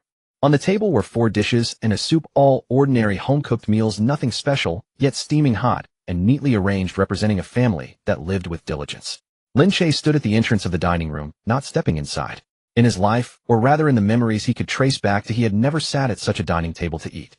His parents were mere vague outlines, and the concept of family was a term he knew should exist, but could never find a corresponding coordinate for. At this moment a voice in his heart was saying, "This is fake, this is a trap. You cannot let your guard down." But simultaneously beneath that voice there was another quieter, deeper presence, like a bud that had long been pressed under a stone, quietly pushing up at this moment. Suwon whispered in his ear, "Lin Che, they are not looking at us." Lin Che came to his senses and glanced around. Suwon was right. The father lifted his bowl, his gaze sweeping over, precisely landing on the spot where Lin Che stood, yet he seemed oblivious to Suwon and old Zhou, who stood less than half a meter away from Lin Che, as if they were two transparent shadows. The younger sister called him, urging him to sit down and eat, her eyes similarly passing through Suwon to focus on Lin Che. Old Zhou subtly waved his hand in front of the younger sister, but she didn't even lift her eyelids. He withdrew his hand and mouthed to Lin Che, "They can't see us." Lin Che sat down in the chair, his mind racing. He pretended to eat normally while observing the three family members out of the corner of his eye, attempting to clarify the underlying logic of this replica. Rule 3 states, "Do not question that you are not a child of this family." This rule itself indicates that questioning is possible, and the system requires a specific rule to suppress it. This implies that he carried some information that would trigger questioning, and the design of this replica was entirely to press him into the identity of this family before he could perceive that information. "Eat more." The father, sitting in the main seat, added a pair of chopsticks of vegetables to his bowl, calmly saying, "You haven't been looking well lately, you need more rest." The voice was so ordinary, so typical, as if it were something any father would say. Lin Che tightened his grip on the chopsticks slightly. He tentatively spoke, "I." He did not question, he merely slowed his speech, allowing a hint of hesitation to emerge. That slight hesitation was already enough. Suddenly the light dimmed, as if someone had turned down the brightness by 30%. It wasn't a blackout, but rather a heavy feeling that inexplicably tightened one's breath. The smile on the mother's face did not vanish, but the curve of her lips changed, like clay being pulled at both ends, stretching into an asymmetrical shape. The younger sister put down her chopsticks, her eyes fixed directly on him. In those eyes was emptiness, starkly black and white, devoid of any emotional fluctuations, resembling two glass balls. The father stopped chewing, slowly turning his head toward him, the angle nearly 20 degrees beyond what a normal person could turn. Warning triggered. Rule 3. That prompt flashed before his eyes and then vanished. The three family members froze for about 3 seconds, then, as if the play button had been pressed again, they returned to normal, smiles reappearing, actions resuming, and the sounds at the dining table returned, as if nothing had happened just moments ago. Suwon quietly grasped Lin Che's wrist from under the table, her grip steady, conveying to him, "I am here." Lin Che took a quiet, deep breath, nodded, and did not speak again. He took the opportunity of bowing his head to pick up food, to shift his gaze to the family photo hanging on the living room wall. It was a large framed photo of 4 people standing in a park with a row of cherry blossom trees in the background. The faces of the father, mother, and younger sister were clear, their smiles natural, and the lighting ample. It was a well-taken family photo. Only the figure standing in the center, which should have been Lin Che's position, was a blurred mass of pixels, indistinguishable in outline, as if it had been intentionally pixelated, creating a deliberately eerie contrast with the clarity of the rest of the photo. Suwon also saw it. Instinctively she grasped the pendant in her palm, her fingers tightening. That pendant was left by Su Yi and had always hung around her neck. Lin Che knew what it meant to Suwon. At the moment Suwon grasped the pendant, it emitted a faint light, very dim, like a match burning down, flickering once before extinguishing. Suwon loosened her hand, and the pendant hung in midair, faintly revealing a line of extremely fine text. Unit 0703, and then it disappeared. Lin Che was not unfamiliar with this number. When he first saw it in the last subway, he thought it was merely a system marker. When he saw it again in the silent ancient house, he realized it was related to himself. Oh, and now when it appeared in this meticulously arranged home, above the pixelated family photo, Lin Che finally began to understand what this home truly was. This was not a warm memory, nor a psychological trauma, nor a scene randomly generated by the replica to increase difficulty. This was a file. A meticulously forged factory document meant to reposition a sample with the identifier Unit 0703. The father put down his bowl and lifted his head. Then he began to speak. That voice was wrong. It was not a voice that a middle-aged man should have. It was a flat, hollow sound devoid of any resonance, as if transmitted from a far-off place, through some pipeline, compressed and transcoded, losing all warmth. "You have run for a long time," the voice said through the father's mouth. "Beyond the replica, in reality, you have accumulated enough experience and become familiar with that set of data perspective operations. But all of this is growth within the boundaries we allow. Now enough. Come back, reposition, and become the sample you are meant to be. This is the reason you came here." The observer spoke formally for the first time. Not through the rules of the replica, nor through encrypted prompts, but using the body of the father, sitting at this table with 4 dishes and a soup directly telling him that none of this was ever a choice he could escape. Lin Che did not respond. He placed the chopsticks back on the table very lightly without making a sound. At that moment, the orangered light outside finally sank below the horizon and the sky turned completely dark.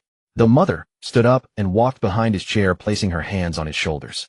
The grip seemed gentle, yet felt like 2 nails preventing him from rising. "It's time to go upstairs to rest," she said softly. "Your room still looks the same as when you left. Nothing has changed. You'll understand once you go there." Lin Che felt the coldness of those hands matching the emptiness that had emanated from the earlier conversation with the father. He knew he didn't have much time left. Su-won's hand moved before Lin Che's. She turned, using her shoulder to firmly block the path of mother while quickly signaling to old Zhou. Old Zhou understood, moving to the other side of the dining table, gripping father's arm tightly and pulling him back. That father was much heavier than he appeared, as if filled with lead, yet old Zhou gritted his teeth and did not let go. The sister stood up from the chair and stepped toward Lin Che. Su-won turned sideways and kicked over the chair to block her as the pendant emitted a faint glow to suppress the advancing force. "Go," Su-won urged, emphasizing each word. "Don't worry about us." Lin Che hesitated no longer. He got up and rushed down the corridor in a few large strides, grabbing the handrail of the stairs and running up. There were only 3 doors on the 2nd floor. Lin Che stood in the corridor and instinctively chose the innermost one, pushing the door open. The lights turned on automatically, illuminating the small room with a warm yellow glow. This was a boy's bedroom. A single bed was dressed in checkered sheets, a few reference books and a pencil case lay on the desk, and a faded little robot toy sat on the windowsill. On the wall beside the desk hung several competition certificates from middle school, though the names were obscured. Lin Che stood at the door for a moment. At first glance, the room appeared quite normal, but a closer look revealed something was amiss. Those certificates had their names not just crossed out, but repeatedly altered, turned into a thick patch of black ink. The reference book on the desk was open, but the blank pages were scribbled over, the force of it having torn the paper. Even the pencil line on the wall used to mark height was not a normal series of vertical lines, but rather had been drawn and erased repeatedly, leaving behind a grayish trace. Every place in this room that should bear the child's marks had been repeatedly erased and reset by some force, as if something had always prevented the true existence of the room's owner. Lin Che walked to the desk and pulled open the drawer. Inside lay an old diary with a craft paper cover, its corners worn, the spine nearly broken, as if it had been flipped through many times. He took it out and opened it. The handwriting on the first few pages was normal and clear, typical for a young boy, and the content was mundane, recording daily trivialities. But starting around the 30th page, the handwriting became chaotic, sentences broken. Some paragraphs were only half written before stopping, some words crossed out and rewritten, and in some places only a few lonely characters remained, as if the writer forgot what he had previously written and had to start anew, trapped in an endless cycle. Guided by the fragments of 37 from this diary, Lin Che pieced together a few complete sentences from the broken text. "They call me Lin Che, but I'm not sure if that's my name. I feel like I've seen this building before, but I definitely haven't lived here. This is not my home. The system says I am Unit 0703, the original model. They want to archive me. Ooh, I don't know what archiving means, but I'm scared. I don't want to disappear. Archiving failed. I ran away. I don't know how long I can run, but I escaped." Lin Che held the diary tightly, standing in silence. He no longer needed to read more. Those fragments were enough. Lin Che, this name, this body, this memory, were all a fabricated personality shell tailored by the system for the numbered Unit 0703, a garment worn to conceal his true identity. And during a certain archiving operation, the system attempted to completely eliminate and reset this original model, but failed. The self-awareness of that model tore a seam in the process of archiving and escaped, carrying remnants of memory fragments, becoming who he is now. And this home, this carefully arranged replica, was meant to recapture the one who escaped and rearchive him. "It seems you have figured it out yourself." That voice rang out from behind him. Lin Che did not turn around. He took a deep breath and slowly looked back. In the darkest corner of the room stood a silhouette, though when it appeared, he could not tell. The edges of that silhouette were blurred, as if light refused to focus around it. Only its shape was humanoid, tall, holding a closed black umbrella with the tip resting on the floor. Its face was entirely unrecognizable, but from that silhouette emanated a perspective of oversight, reminding Lin Che of the feeling he had when he first caught a glimpse of that shadow in the silent ancient house. Not fear, but something deeper than fear, a sense of being grasped by a larger hand that didn't even feel the need to exert force. The observer finally appeared directly before him. "Now you know," the observer's voice was flat and hollow, just as it had been when speaking through father. "Know what you are. Know why you need to come back. Then come back. It's simpler. For you and for me. After returning, the experiences and data you have accumulated will not be lost, just reintegrated into management. You dislike being managed, but all your suffering will also vanish at the moment of archiving. Isn't that what you want? Lin Che placed the diary back on the desk and calmly replied, no. You don't even know what you want. You also don't know what I want. Lin Che raised his eyes, staring directly at the blurred silhouette. You only know what you need. The silhouette fell silent for a moment. Lin Che seized that moment, putting all his sensing ability of fragments 37 into forcefully reading in the direction of the observer. He knew the suppression of his abilities was still in place, and that this reading would only result in intense backlash, but he also knew that if he didn't read anything, he would never know what the observer truly was. The backlash came like someone thrusting a red-hot iron rod into his brow. He gritted his teeth and remained silent, enduring the pain, while desperately maintaining the reading direction, squeezing out a shattered data fragment. Observer authority source, superior authorization. Node affiliation system, architecture, third layer. Independent will limited. Limited, independent will. Superior authorization. The observer itself is not the highest authority of this system. It is merely an execution node within a deeper architecture. That deeper entity is the true mastermind. Lin Che firmly pressed this information deep into his memory while hearing the intense crashing sounds coming from downstairs. Su Wan and old Zhou couldn't hold out much longer. He turned around and ran toward the door. Lin Che. The observer's voice echoed behind him, not loud, but very clear. Do you think you and your two friends are all there is? The original model has never been just one. This archiving plan interrupted by you is merely delayed, not cancelled. Lin Che's footsteps paused for a moment before he continued forward, rushing down the stairs. What he saw was this old Zhou was pinned against the wall by father, his right arm twisted at an unnatural angle, yet he didn't let go, firmly holding down the left leg of his opponent. Su Wan had one hand pressing against the neck, being choked by sister, while the other hand aimed the pendant directly at her, the pendant burning with an unprecedented brightness, forcing sister to retreat step by step. Mother stood in the center of the living room, her eyes fixed on the staircase, staring at him. Lin Che reached the last step, paused, and shouted to Su Wan, family portrait.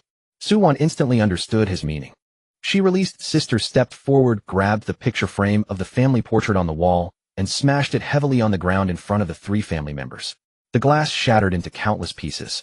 The frame cracked into two parts. The pixelated image on the photo disintegrated at the moment the glass broke, then the entire picture turned into white light. Mother emitted a sound that did not seem human. At the same time, Lin Che shouted, I am not a child of this family. I have no name. I will not answer to any names you call. 3 rules were simultaneously broken.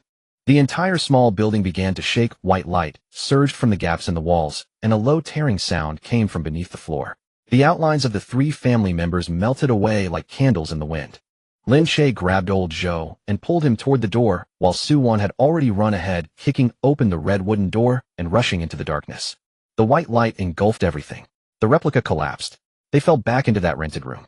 The floor was solid, the light warm, and the box of mineral water old Zhou bought was still in place. Old Zhou sat down on the floor, covering his right arm, unable to speak, only gasping heavily. Su Wan leaned against the wall, slowly sliding down, eyes closed, gripping the pendant in her palm. Lin Che stood by the window, staring at the night outside for a long time. The observer's words echoed in his ears. The original model is not just one. Archiving is merely delayed. He looked at Su Wan, then at old Zhou, recalling old Zhou's arm being held tightly, remembering the red marks left on Su Wan's neck by the pendant, and recalling what Su Wan said when she entrusted everything to him after passing through the silent ancient house. The two of them, one came because of a brother, the other because they believed this path would last longer than others, yet in this replica that specifically targeted him at that entrance they could have avoided, both entered without a word. He owed them an explanation. I need to tell you something, Lin Che began, his voice even about myself. He recited the fragments he had read from the diary in the old room for the first time, presenting them exactly as they were before the two of them. After he finished speaking, the room fell silent for a long time. Then Su Wan opened her eyes and calmly asked, What? I said, so what? Su Wan repeated, her tone showing no fluctuation. Whether you are the original model or whatever number you are the one who brought me and old Zhou out of one replica after another, and that is true. The rest was imposed on you, not you. Find I figure this all out. These two matters are still the same now. Old Zhou rose from the floor, moving his right arm a bit, grimacing. It's not broken, it's fine. Also, I agree with Su Wan's opinion, even though I'm usually not the type to voice my thoughts first. Lin Che remained silent, simply nodding in acknowledgement. Then he sat down on the chair by the window, resorting all the information he had experienced that night. The observer said there is not just one original model, that archiving is merely delayed. This implies that this system is still in operation, and there are others like him, those caught in replicas, some of whom may be under pursuit, being targeted for elimination, slowly being cornered by rules they have not yet fully grasped. Relying on just the 3 of them would never be enough. But if they can find those who have also escaped, those who are struggling to live in replicas, and connect with them, we can no longer passively wait for the replicas to call us out, Lin Che said at last. We need to actively go find people. Find those survivors like us, gather everyone we can, and together clarify this whole thing. Suwon stood up and extended a hand. Old Joe touched his nose and placed his hand on top as well. Lin Che put his hand on the topmost layer, 3 hands stacked together, without anyone saying grandiose words, just resting quietly in this way, settling this matter in the quiet of the late-night rented room. The settlement interface of dungeon receded like a tide, and the 3 returned to the rented room simultaneously. Everything in the room was exactly as it was when they left. Half-cold tea, an old magazine with curled edges on the corner of the table, and a plastic flower on the windowsill covered with a thin layer of dust. Yet it was precisely this unchanging environment that left the 3 of them just escaped from the familial slaughter in the dungeon momentarily speechless. Old Joe sat at the edge of the bed, turning his right hand over and over. That hand had been twisted by the thing bearing the face of a father in the dungeon, and the joints still bore a lingering stiffness. He moved his fingers a few times, muttering softly, "It clearly ended, yet it still hurts like hell." The physical injuries will fade with time. Lin Che stood in the center of the room, his voice low, "But your mind remembers, your nerves remember. The system can erase the wounds, but it can't erase the knowledge that it really happened." Old Joe replied with a soft and fell silent, putting his hand in his pocket. Suwon leaned against the window, not looking outside, her fingertips brushing against the pendant around her neck. It was a habitual gesture she made when thinking of Su Yi, which Lin Che had already recognized. He did not disturb her, but opened the panel. The settlement data was the same as before. Points, ratings, experience. He glanced at it and flipped past. What he was looking for was hidden at the very bottom of the panel, a new option that had never appeared before, grayed out, locked with a small padlock, and the text was fainter by 2 or 3 shades than the surrounding ones, as if the system had just unearthed it from a hidden branch and hadn't had the chance to fully illuminate it. Survivor network unlocking in progress. Unlocking conditions: establish a direct connection with at least 1 survivor from outside your team. Lin Che stared at the line for a few seconds before reading it out loud. The lazy silence in the room was shattered. Old Joe straightened up from the edge of the bed and repeated the word survivor network to himself, as if to confirm he hadn't misheard. "So, there really are others. Isn't it just the 3 of us floundering around?" "The system has acknowledged this classification," Lin Che said, "which is more important than whether there are others. It indicates that we are not accidental exceptions. This entire system presupposes the existence of survivors from the very beginning. We are permitted variables, not bugs." Suwon closed her hand around the pendant and turned to face them. Her eyes were clearer than before. "Then, where do we start looking for people?" Lin Che had already considered this question in those few seconds of settlement. There were 3 directions to pursue, and splitting up would be much faster than crowding into one place. The first direction is data. He extended a finger. The system has inserted us back into reality using forged identities, educational records, household registration, social security, work history. No matter how finely crafted the forgeries are, there will logically be gaps that don't make sense. For example, a person's elementary school enrollment record exists, but there is no corresponding class roster, or someone's social security starts out of nowhere from a certain month in a certain year with nothing before that. Ordinary people wouldn't notice these details, but if someone specifically looks for them, they can be found. Behind every such gap, there may be someone like us. The second lead is Su Yi. He looked at Suwon, lowering his voice a bit. That pendant surfaced twice at critical moments, creating a shadow of numbers. You understand better than we do what it means to Su Yi. Following this lead might help us track down the other samples from Unit 07. Lin Che paused. "You are the best person to follow this lead." Suwon said nothing, just nodded, tucking the pendant back. The third lead, which Lin Che had not thought of, was first pointed out by Old Joe. Old Joe had been focused on his phone, when suddenly he exclaimed, turning the screen towards the 2 of them. "Look at this." It was a small second-hand exchange forum that Lin Che had never heard of, with few users and posts formatted as they were 10 years ago. The advertisement section was filled with photos of old items, exuding an inexplicable sense of nostalgia.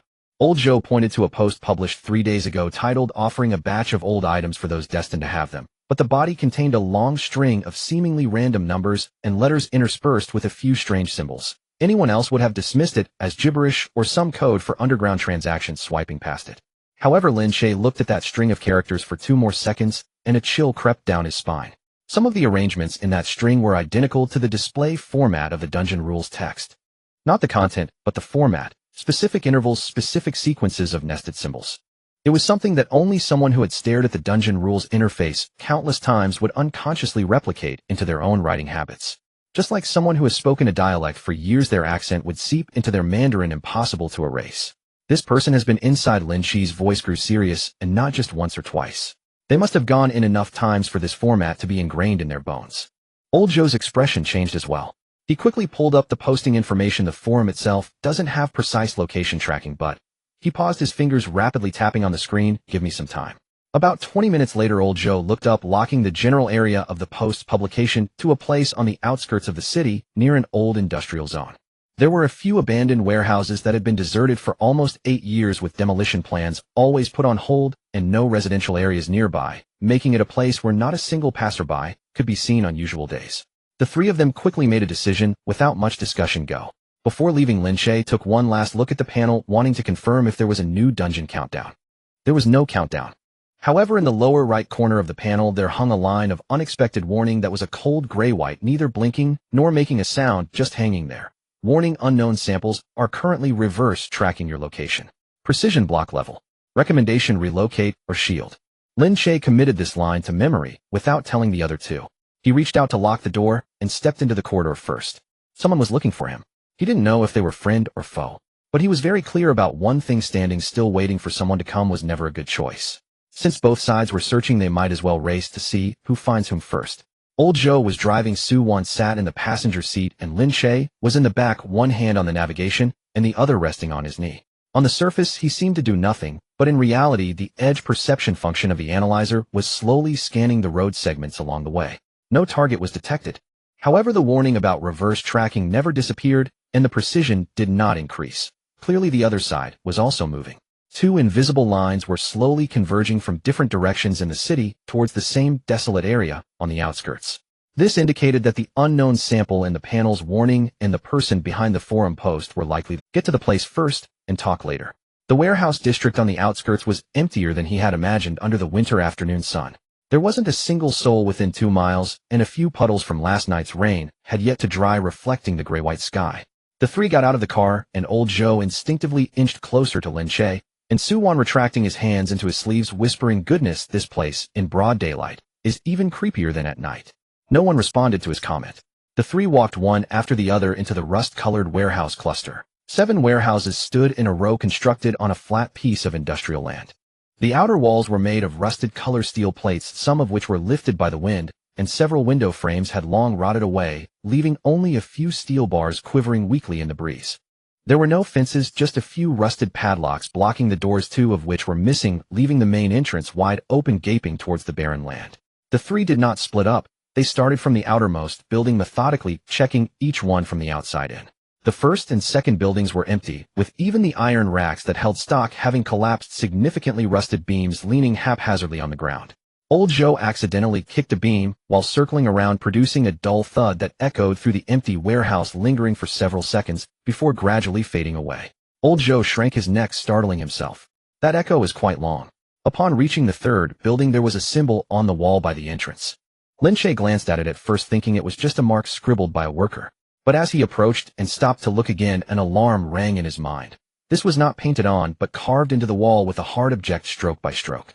The lines were fine, yet the depth of the carvings was surprisingly uniform, each stroke exerting nearly the same force, exhibiting an almost cold precision that seemed deliberately controlled. A random scribbler could not produce something like this. Lin Che activated the analyzer, aiming it at the symbol. In reality, the analyzer's functionality was significantly weaker than within the instance, unable to read specific data. But it was sufficient. The surface of the symbol retained a faint residue of functional layer traces, not the supernatural powers typical of the instance, but rather minute data imprints left passively by someone who had long interacted with the instance's rule interface. Just like a person who has been soaked in strong acid for years, their skin would gradually develop resistance. An ordinary person could touch it 100 times without leaving this mark. Only those who had entered the instance enough times would have it. Lin Che retracted the analyzer and gestured to Su Wan and Old Joe, his voice barely above a whisper. "Others of the same kind have been here. Follow the symbol and move inward." The opening of the symbol pointed towards the innermost part. The fourth building was directly behind the third, with a narrow path between the two. Shallow marks on the ground indicated repeated foot traffic leading in and out of the fourth building, not randomly tread. The door of the fourth building was not locked, only secured with a bent iron bar from the inside.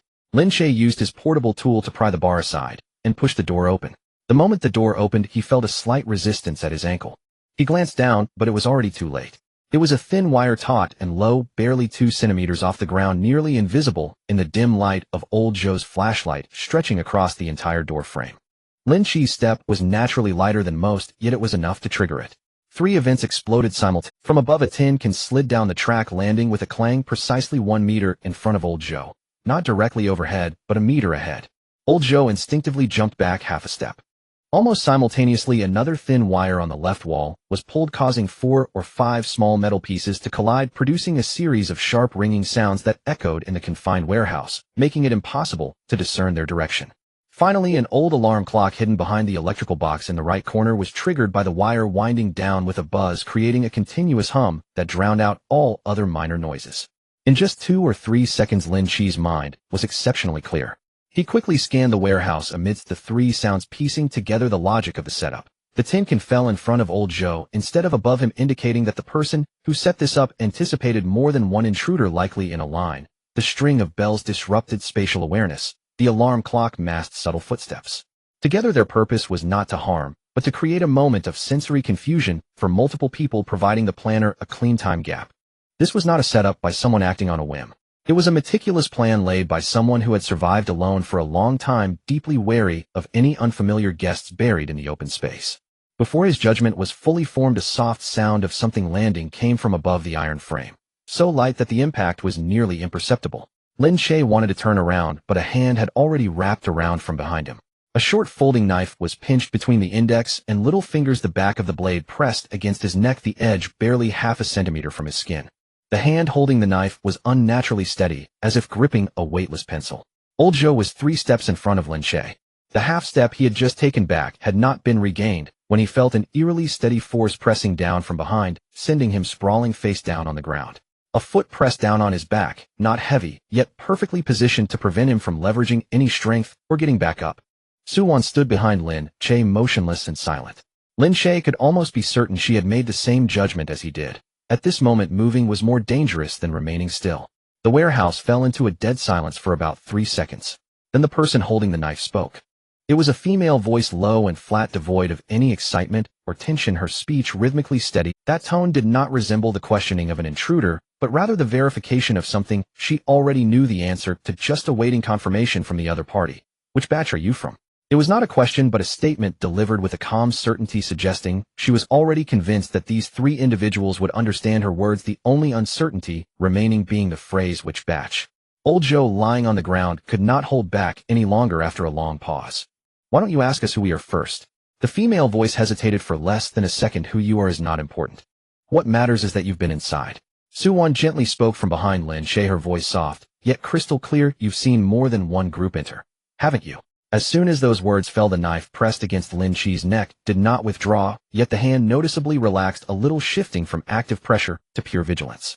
Lin Che caught this change. He remained still in his position, speaking in a calm tone. "We are also looking for Put the knife down and we can talk.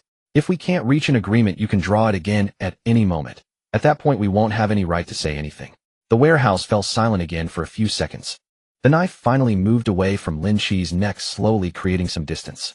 It was not fully sheathed, but had transformed from a threatening position to one of observation.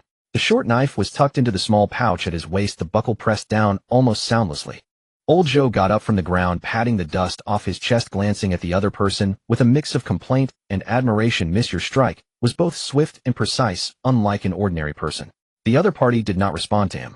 Lin Che finally took a proper look at this person. Around 25 years old, her face was not vague, and she had a pair of very bright eyes. But she carefully concealed that brightness beneath a layer of tranquil simplicity, leaving one utterly unable to gauge where her emotions were headed. She wore a dark functional jacket that was loose enough not to hinder movement, and upon closer inspection the color almost blended with the dark walls of the old factory. Her hair was simply tied back with no unnecessary adornments. Every detail about her pointed to one thing: she was someone who through prolonged isolation had honed herself into a tool of maximum concealment.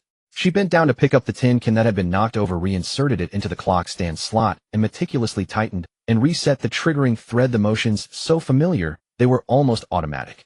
Clearly, she had redeployed this warning system more than once after it had been triggered by either her own people or outsiders. After finishing all this, she sat down under the iron frame against the wall. The light from the skylight fell in at an angle half bright and half dark, and she deliberately chose a position that placed her face right at the edge of the shadow. It was not intentional. It was a reflex cultivated from 6 months of living alone. "Tell me, why have you come here?" She finally spoke. "I will decide whether to talk to you or not." Lin Che explained the matter of the survivor network. It was brief and did not miss any key points. After finishing, he did not add a single unnecessary persuasion, simply stopping and waiting. The woman listened and did not respond immediately. After about 4 seconds of silence, she said, "I think I understand. But I need to confirm one thing first." With that, she closed her eyes. Before Lin Che could ask her what she wanted to confirm, a strange sensation that he had never experienced before descended upon him. It was neither pain nor pressure, but a kind of extreme stillness. Like the entire world had suddenly had all its background noise pulled away, leaving only an excessively clear silence. That clarity fell directly into his chest, as if a very fine needle had precisely pierced through his ribs, finding the rhythm of his heartbeat, and then peeling that rhythm away layer by layer to examine it. This feeling lasted for nearly 5 seconds, then retreated silently, like a receding tide. The woman opened her eyes, first looking at Su-Wan, then at old Zhou, and finally landing her gaze on Lin Che's face. "You three, your heart rates are all elevated," she said, her tone flat, as if reporting a set of data, but the timing and amplitude of the increase differ significantly from the patterns of lying. "So, you are genuinely looking for kindred spirits, not here to eliminate me." Old Zhou's jaw nearly dropped. "You can tell who is lying just by listening to heartbeats." "Not listening, but sensing." The woman corrected him. "Within a radius of 15 meters, I can read the heartbeat changes of all living beings. The physiological patterns of lying differ from pure fear or tension in subtle ways. Distinguishing them requires practice, and I have plenty of time to practice." Old Zhou instinctively took half a step back, one hand clutching his chest, looking as if he feared his heartbeat would be stripped away completely. The woman ignored him and turned to Lin Che. "My name is Ji-Lan." Lin Che, Su-Wan, and Old Zhou each introduced themselves as well. Ji-Lan nodded slightly, signaling she had noted their names, her expression no different than when she had reported data, omitting all polite formalities. What Ji-Lan said next silenced all 3 individuals in the room. She stated that she had been holding on alone for nearly 6 months. During these 6 months, she had not always been holed up here. The abandoned warehouse was one of her most stable hideouts, and there were several other similar spots in the city that she rotated through primarily to avoid being tracked. She had returned home. "My hometown no longer recognizes me," she said flatly. "It's not that they won't let me in, but it's that they don't recognize me." She paused. "My dad, my mom, my classmates I grew up with, neighbors I lived with for over a decade, all lost their memories of me after I completed the 4th phase of the instance task. It was not forgetfulness, nor had there been a falling out leading to estrangement. It was more like someone had carefully reached in and pressed the delete key, leaving it clean. No residual images, no triggers to evoke memories. It was as if I had never existed in their lives." I stood at my parents' door and rang the doorbell 3 times. When my mom opened the door, she mistook me for a stranger selling something, politely asking, "Young lady, who are you looking for?" Her face showing not a hint of struggle, only genuine confusion. "This is what archiving looks like." Lin Che interjected, his voice calm, but making those 2 words sound heavy. "The system does not eliminate you in the instance. Rather, it completely erases you from this world and reality. All those who knew you have their memories overwritten. All records related to you have been deleted. Such a method of isolating a survivor is both clean and does not require any resources from the instance." He looked at Ji-Lan. "It's the most labor-saving and ruthless way to handle it." Lin Che could tell that she had reached this conclusion more than once. For her, this was no longer a new blow, but a fact that had been repeatedly verified, one that simply no one had been able to voice with her. Today someone had finally articulated it for her.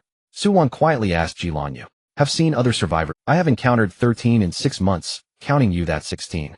Ji-Lan answered directly, her tone devoid of any bragging, purely stating, "Of these 16, 3 have been confirmed dead in the instance. The rest, aside from you 3 and me, have all gone missing." Old Zhou lowered his head, counting on his fingers. 13 minus 3, dead minus our 4. Missing means these 6 have all been archived. "I don't know." Ji-Lan shook her head. "They may have been archived, or perhaps I just can't find them anymore. For me, these 2 outcomes are indistinguishable. People in any case cannot be contacted." Lin Che noted this figure down. 16 is the total known number of survivors according to Ji-Lan. Her own number is Unit 12, which implies that the sample sequence has at least reached the 12th. The system operates according to its own logic, and samples with different numbers are not necessarily pulled into the same batch of instances. Their distribution is likely scattered. In other words, the real total number of samples is much larger than Lin Che had previously thought. and the 4 people present are merely a few among those confirmed to be alive. You mentioned earlier that you have 2 clues. Lin Che looked at her. Jilin glanced at him without asking how he had inferred that from her words, and directly said, there is an underground space in the northern district of the city. Previously 3 survivors had stayed there for a while, seemingly trying to establish a long-term foothold. Now only the first signal I left remains. I don't know if the person is still there. She paused. The second clue is something I am pursuing myself.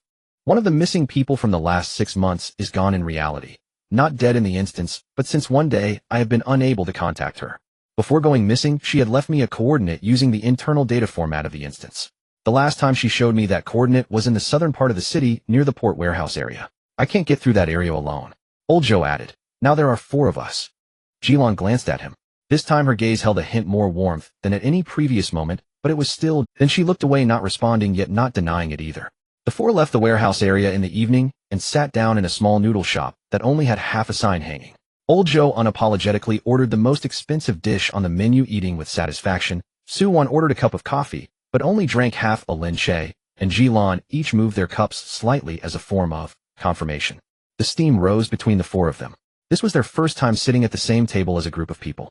Jilin laid out the next plan first, to explore the underground space in the northern district, while simultaneously investigating the clue in the southern district. The 2 directions would proceed in parallel, and the division of labor need not be strictly balanced, adjusting as needed based on the actual situation. She did not pause to consult anyone while speaking, yet her tone bore no hint of pressure. It was simply presenting what she considered the most reasonable plan for others to refute. Lin Che did not refute, nor did Su-won and Old Joe, because that was indeed the most efficient way to advance at present, and they all knew it. At that moment, a new line of text popped up in Lin Che's panel. It was not in the style of a countdown for the. Its font was completely different from the cold, hard style of system notifications, carrying an indescribable casualness, like someone casually scribbling a sentence on a blackboard with chalk, which could be wiped off at any moment. It lightly landed at the bottom of the panel, neither flashing, nor making a sound, nor urging. The next instance has begun. It is unclear how many people you can bring in. Jilin also saw it as her panel synchronized to display the same line of text. She lifted her cup. For the first time that night, she revealed a slightly different expression than at any other moment before. Not relaxed nor fearful, but closer to an experimental calmness toward danger, honed by long-term isolation. How many people you can bring in is one thing. She set her cup down, her voice soft. The key is how many people can come out after entering. The person who had lived alone for nearly 6 months said this without a hint of pessimism or blind optimism. Only the kind of clarity that comes from enduring long-term pressure, treating survival rate as a calculable variable. The alliance of the 4 was officially established at that moment. The dim yellow light of the noodle shop illuminated the table. Behind them was the deepening night and empty streets, and before them was a new instance whose rules nobody yet knew. The sensation of entering the instance this time is different from before. There is no weightlessness, no dizziness of being grasped by a giant hand and thrust into another world. The 4 of them took a step forward side by side, and suddenly the texture of the cement floor changed. From the rough grit of the suburban warehouse district to a thin layer of dust accumulated over many years. Lin Che was the first to stop. They stood in the lobby of an old commercial residential building. This is a very old building, so old that upon entering one can smell the scent of aged wood, damp wallpaper, and an indefinable dust that seems to have been sealed here long ago. Sunlight slanted in through the heavily dusted glass door at the end of the lobby, where countless tiny dust particles floated, yet those particles remained still. They hung there in midair, as if someone had pressed the pause button. Don't stare at the light, Lin Che whispered. Su-won withdrew her gaze, instinctively touching the pendant in her collar. Time in this place is frozen. Old Joe glanced up at the beam of sunlight caught in the window frame, swallowing hard. Eternal dusk. This is unsettling. Jilin was the last to speak. She stood at the outer edge of the 4, her gaze sweeping across every exit, staircase, and elevator shaft in the lobby before returning to the group.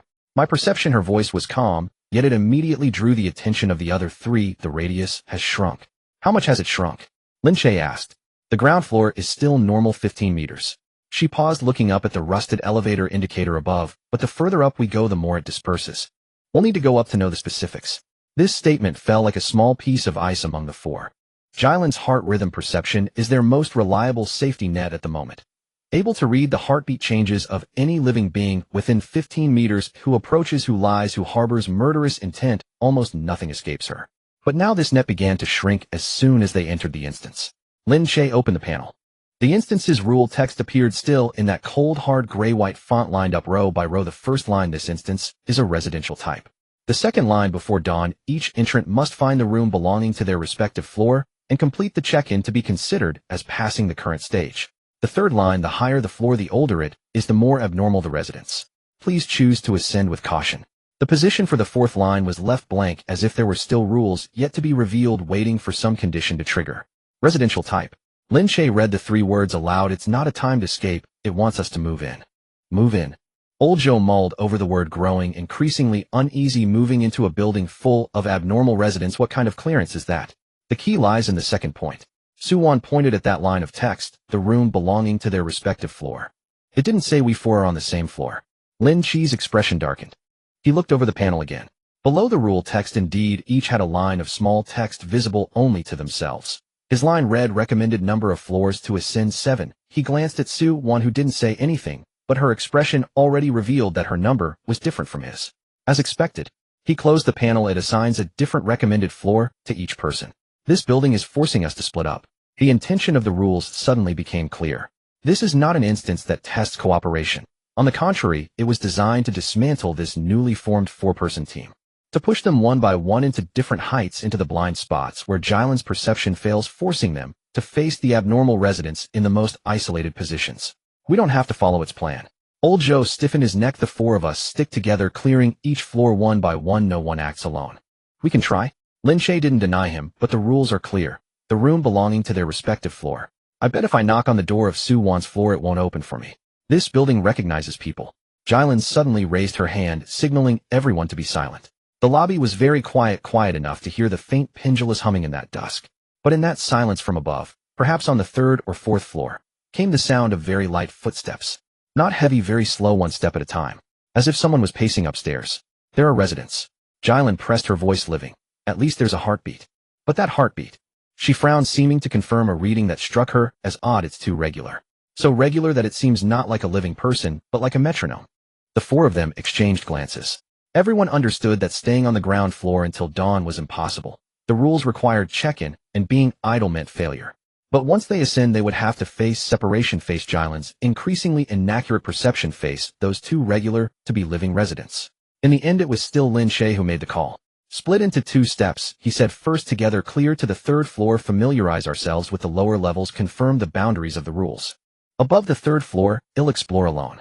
He looked at Jylan. Your perception begins to scatter at the 4th floor. I can't let you follow me into the blind spots. You stay on the 3rd floor, guarding our passage up and down is the optimal solution. Jylan stared at him for 2 seconds. She was probably using that increasingly inaccurate instrument to gauge whether there was something hidden in this arrangement. You go up alone, she finally said. If something happens, I won't be able to sense it. That's why I will keep the panel open. Lin Che raised his wrist. Data visualization is weak in reality, but in the instance, it is full. I can see further than you can perceive. This statement was not bravado. Su-won and Old Joe both understood. Lin Che's mid-level analyzer was almost like having a divine eye in the instance. He wasn't going to his death. He was going to be the only one who could see the entire picture of the rules. The ascent went more smoothly than imagined. The 1st floor, the 2nd floor, the 3rd floor, most of the doors were ajar. The furnishings inside were old, covered in thick dust with no residents. The sound of pacing remained higher up, neither far nor near, as if waiting for them to walk up. Upon reaching the 3rd floor, Jylan stopped. Up to here, I can still barely read your movements within 10 meters. She said to Lin Che, going further up, you'll be out of the net. Lin Che nodded, glancing at the stairs leading upwards. Above the 4th floor, the light suddenly dimmed, and that dusk seemed even thicker up high, the corridors in black, as if it were impenetrable ink. He could distinctly feel that with each step he ascended, the density of that written and fixed air grew heavier. He didn't look back, leaving only a single sentence, guard the 3rd floor. I'll go up to take a look at where the 4th rule is hidden. 4th floor, 5th floor, 6th floor. On the panel, the faint light point representing Jylan, his teammate, gradually dimmed behind him, ultimately disappearing entirely from his perception. He was truly alone now. The corridor on the 7th floor was longer than any floor below. The doors on both sides were tightly shut. The numbers on the door plates faded to the point of being nearly unreadable. At the end of the corridor, there was a door slightly ajar with a sliver of warm yellow light leaking through the gap. Not the kind of dead silence associated with dusk, but warm, as if there were an old-fashioned desk lamp lit inside. Lin Che softened his footsteps, cautiously approaching. When he was 3 or 4 meters from that door, he heard it clearly. It wasn't the sound of footsteps. It was the sound of turning newspaper pages. Rustling, rustling. Very slow, very patient, one page then another. Someone was reading behind that door. Lin Che stood at the door. He did not immediately push the door open, but first activated the panel reading the contents of the room little by little through the crack of the door. The room was small, furnished in a style from decades ago. A worn sofa, a desk lamp, and a low coffee table. The lamp was on, casting a warm yellow glow over one corner of the sofa. On the sofa sat a person. An old man. He had his back to the door, slightly hunched, holding a newspaper in his movements as he turned the pages of the newspaper were slow and steady, one page at a time, as if he had been doing this for many years and could continue for many more. Lin Che focused on the information bar on the panel that represented the old man. Strange. The panel did not label this old man as an hostile entity or a resident. Instead, it provided a designation that Lin Che rarely encountered: static waiting. He had seen entities that actively attacked, and those that lurked for ambushes, but this was the first time he encountered static waiting. The system's supplementary explanation was brief. Maintain inertia until contact threshold is reached. Inertia. In other words, as long as he did not cross some invisible line, the old man would continue to turn his pages without any reaction. Lin Che gently pushed the door open. The door hinge was silent. The warm yellow light from inside greeted him, yet the air was cool as the dusk outside, steeped in a frozen stillness. The old man did not turn around, his hands still turning the pages of the newspaper. "Hello." Lin Che tried to speak. No response. The sound of rustling pages continued. Another page. Lin Che did not approach any closer, stopping about 2 meters away from the sofa, adjusting the reading accuracy of the analyzer to the highest level, aiming it at the old man. The characters on the panel began to scroll. Most of it was garbled. This body was covered by a thick layer of environmental data belonging to the replica, like being encased in a shell. Yet beneath that layer, the analyzer gradually peeled away other information. A string of encrypted characters. Lin Che's breath caught for a moment. He recognized this format. Not the content itself. He could not understand the content as it was encrypted. What he recognized was the format. The specific intervals and the specific nested sequence of symbols matched the same set he had seen in his panel's bottom layer in the archived information labeled Unit 0703. This was the format of the first-generation archives. The old man reading the newspaper was burdened with a segment of data belonging to the first generation. Lin Che forced himself to calm down, shifting his gaze from the panel back to the old man, and that was when he noticed the newspaper the old man was holding. The newspaper was very old, its pages yellowed and brittle with curled edges. The page the old man had opened was the second edition. It contained a news item resembling a missing person notice. He could not see the entire title from his angle, only the words "missing" and "child," accompanied by a black and white photo, somewhat blurred, of a child appearing to be 7 or 8 years old, standing in front of some steps, looking somewhat shyly at the camera. A pendant hung from the child's chest. Lin Che's gaze was riveted to that pendant. The shape, the curve, the irregular notch, the outline that could not be precisely described as a flower or a leaf. He had seen it before. It hung around Suwon's neck. It was the one Suyi had left for her. Exactly the same. In an instant, many previously scattered threads were forcefully pulled together in Lin Che's mind. Suyi. First-generation archives. This pendant that repeatedly surfaced with a ghostly imprint at critical moments. And the old man before him, burdened with first-generation data, holding a photo of a missing child wearing the same pendant. This building, this floor, this entity of static waiting was not a randomly spawned monster. It was placed here on purpose. The newspaper he held was meant for those who could understand.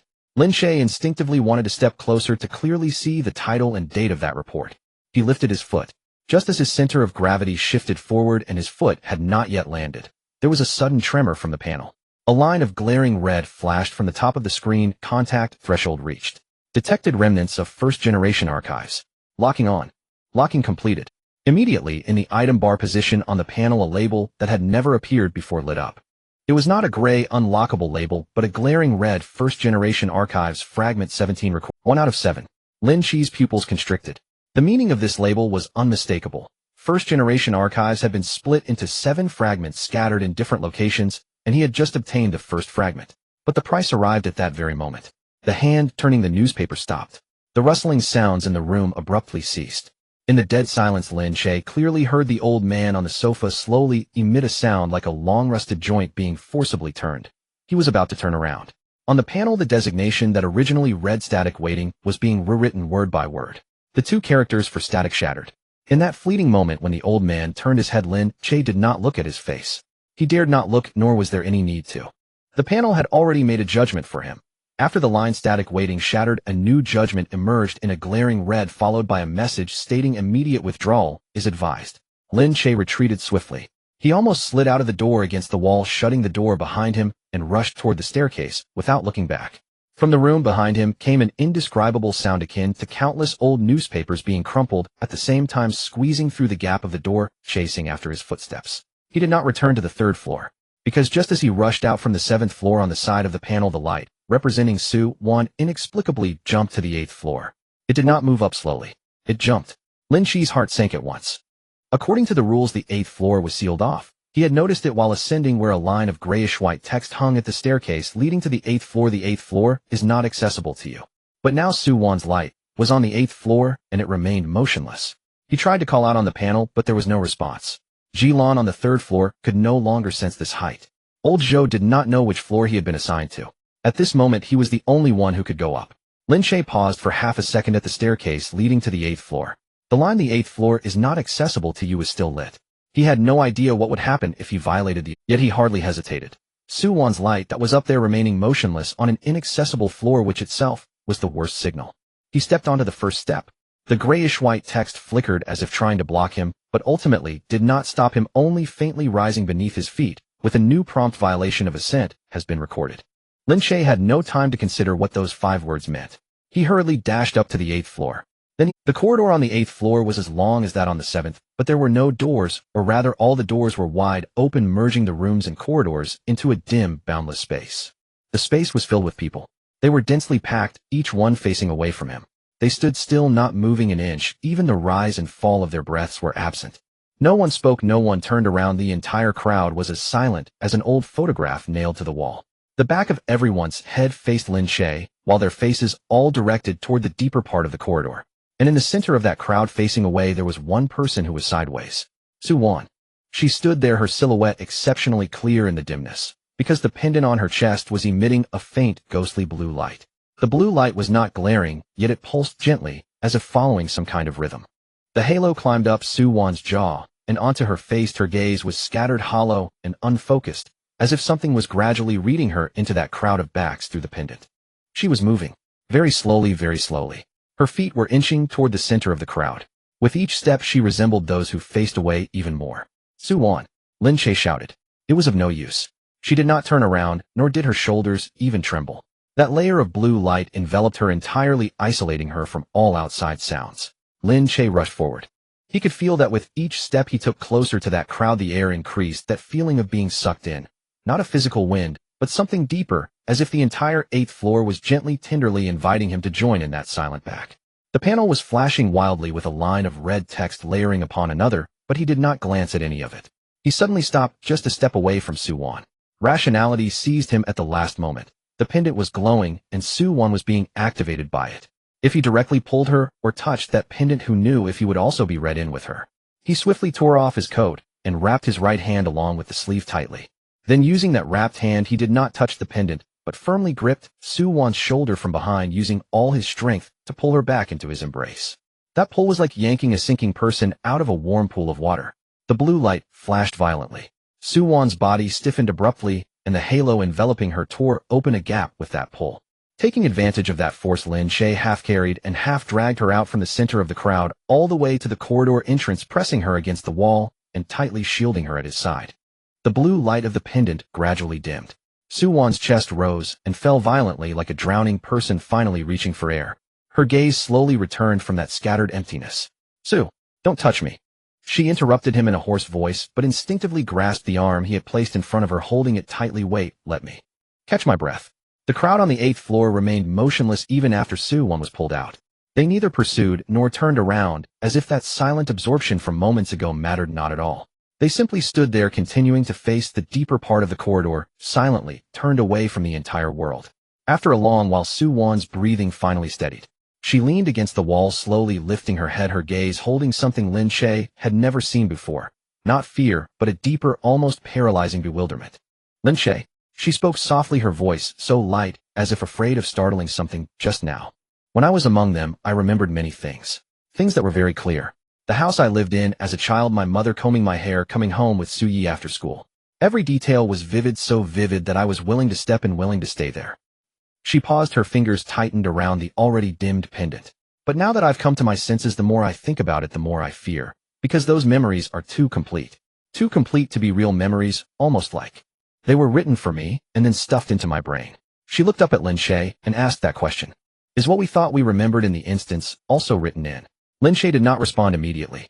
Because this question struck at the very piece of original archive fragment 17, he had just acquired piercing through the identity of archiving failure that belonged to him.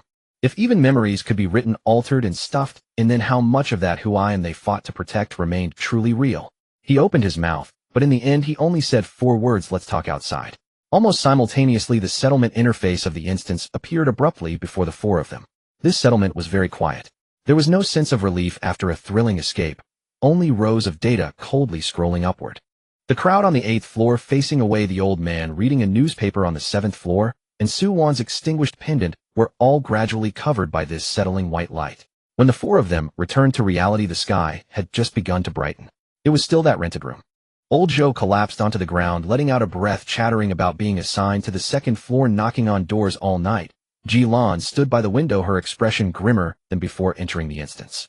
Su Wan said nothing, merely repeatedly fiddling with the pendant. Lin Che briefly recounted the matter of Fragment 17.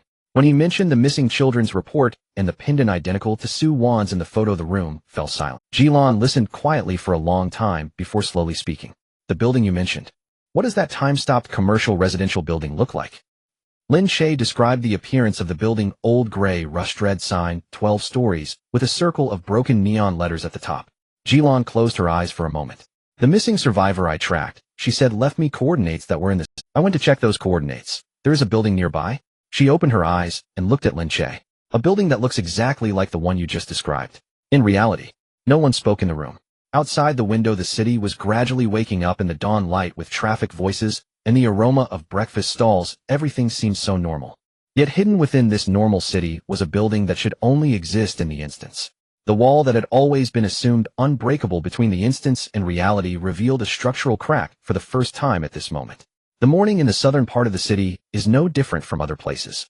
The frying pan at the breakfast stall sizzles, and the white steam from the soy milk mixes with the exhaust fumes of cars swirling together in the thin mist that has yet to dissipate. Children in school uniforms run across the crosswalk, while a vegetable vendor's tricycle clinks as it rolls over the speed bump.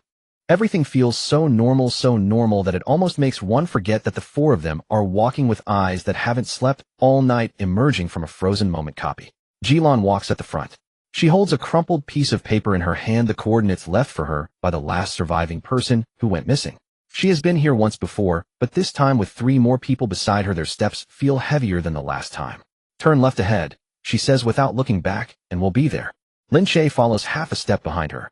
He doesn't speak, merely gripping the mid-tier analyzer in his palm. He hardly closed his eyes all night, his mind replaying the crowd on the 8th floor with their backs to him, and the faint blue light pulsating on Su Wan's chest. As they turn the corner, all 4 of them almost simultaneously come to a stop. The building stands there. Old gray, 12 stories. A rusty red sign hangs askew on the 2nd floor's exterior wall, the neon letters on top half broken, with only a few dim bulbs poking at the sky. It looks exactly like the commercial residential building in the copy. Lin Che's breath caught for a moment. He had stared at this building for an entire night in the copy, how every crack and every chip tile was etched. But now this building stands alive in the morning light with a property sign hanging below the sign that reads XX Commercial Residential Apartment, and a stack of undelivered packages at the entrance, while closed drip water on the balcony of a 3rd floor unit. It is alive. It's it. Su Wan's voice is soft. She stands beside Lin Che, her gaze climbing inch by inch up the building, finally landing on the broken neon letters, her fingers instinctively tightening around the pendant on her chest. Not a bit different. Old Joe swallowed hard and shrank back. How is this possible? His voice was dry. The building in the copy was as silent as a corpse. There are clearly people living in this building. Look at those packages, those clothes. It's precisely because there are people living here that it feels more wrong. Ji Lan interrupted him. Her tone was calm, yet it was this calmness that sent a chill down the spines of the other 3. A building that should only exist in the copy stands here in reality, filled with ordinary people.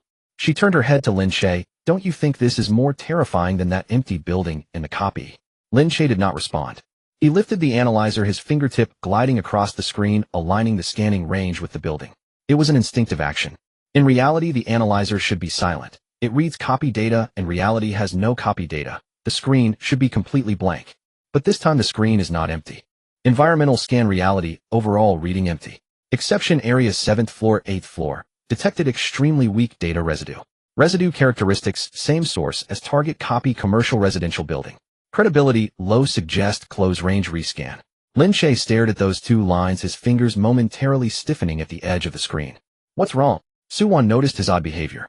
7th floor, 8th floor. Lin Che turned the screen toward her, his voice low.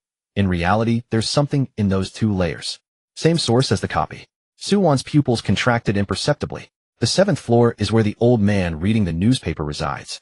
The 8th floor is that area turned away from the crowd, where she almost got read into. Jilon. Lin Che looked up. What's your perception like here? Jilon closed her eyes for a moment before. Normal, she said, completely normal.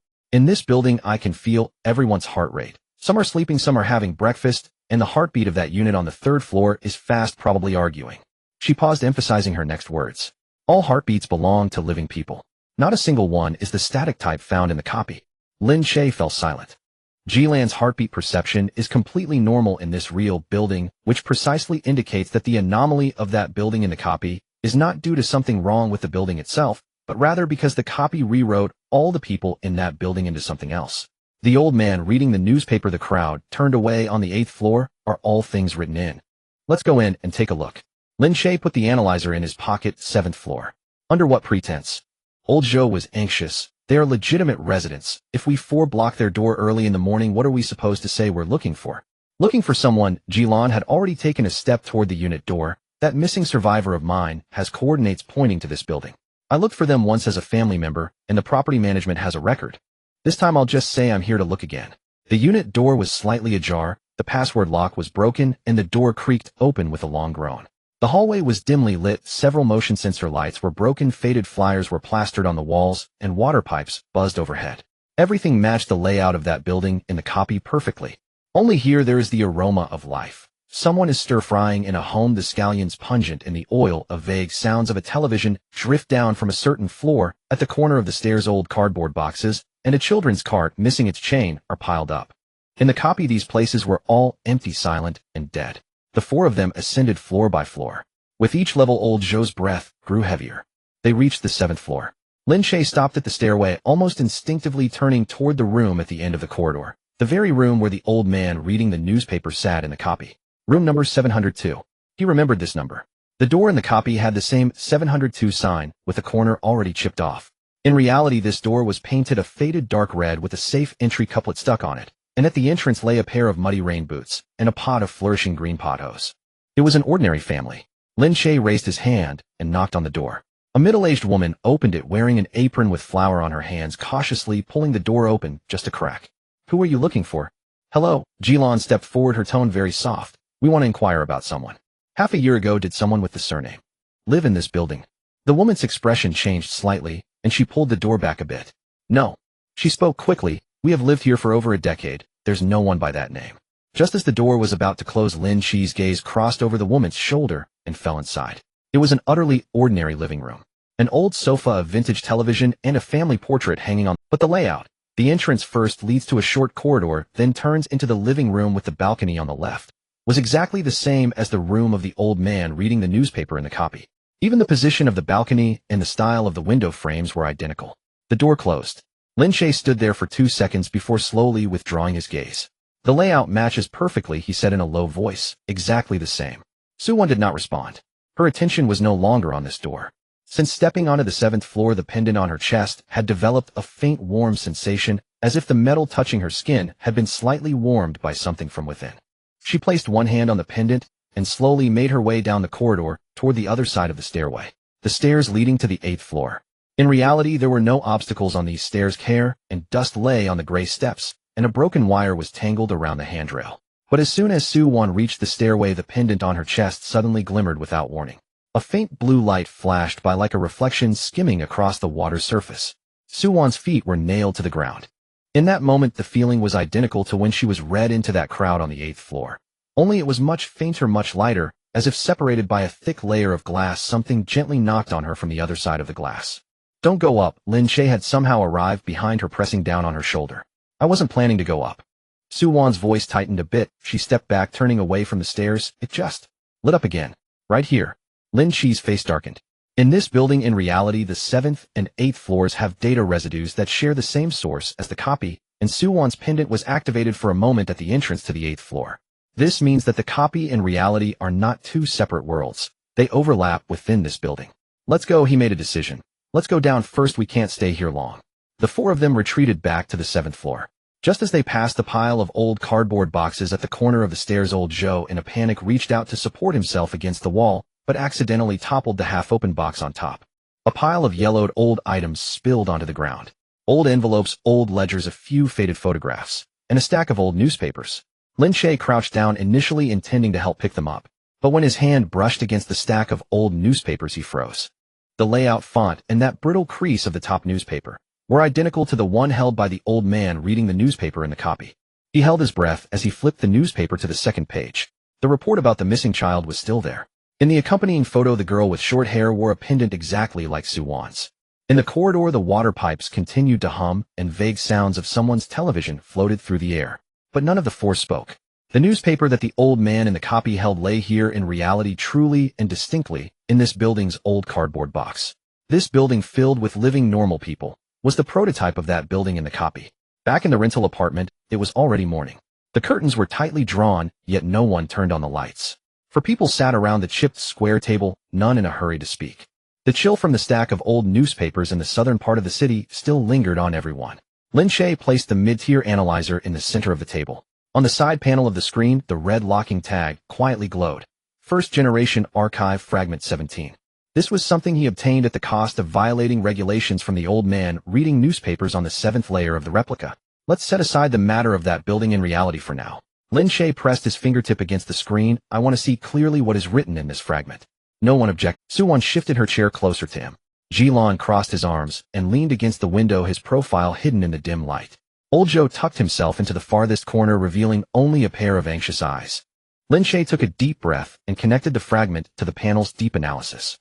The screen darkened for a moment, and then countless fragmented gray and white data streams began to roll silently against the black backdrop. The data was incomplete. Large segments of garbled text resembled film that had been slashed with a knife, with only a few readable lines emerging through the broken gaps. Yet it was these few lines that made Lin Che's breathing gradually slow down. First Generation Archive Fragment 17 Analyzing. Project initiated in early stages, system not open to the entire domain. First batch of participants, codename, First Generation, sample total. Data missing. Names. First Generation samples used to calibrate the benchmarks of writing and archiving. Sample sequence Unit 01, Unit 02. Large segment missing. Unit 07. Lin Che's gaze was fixed on that line of sequence. Unit 07. This was his own number.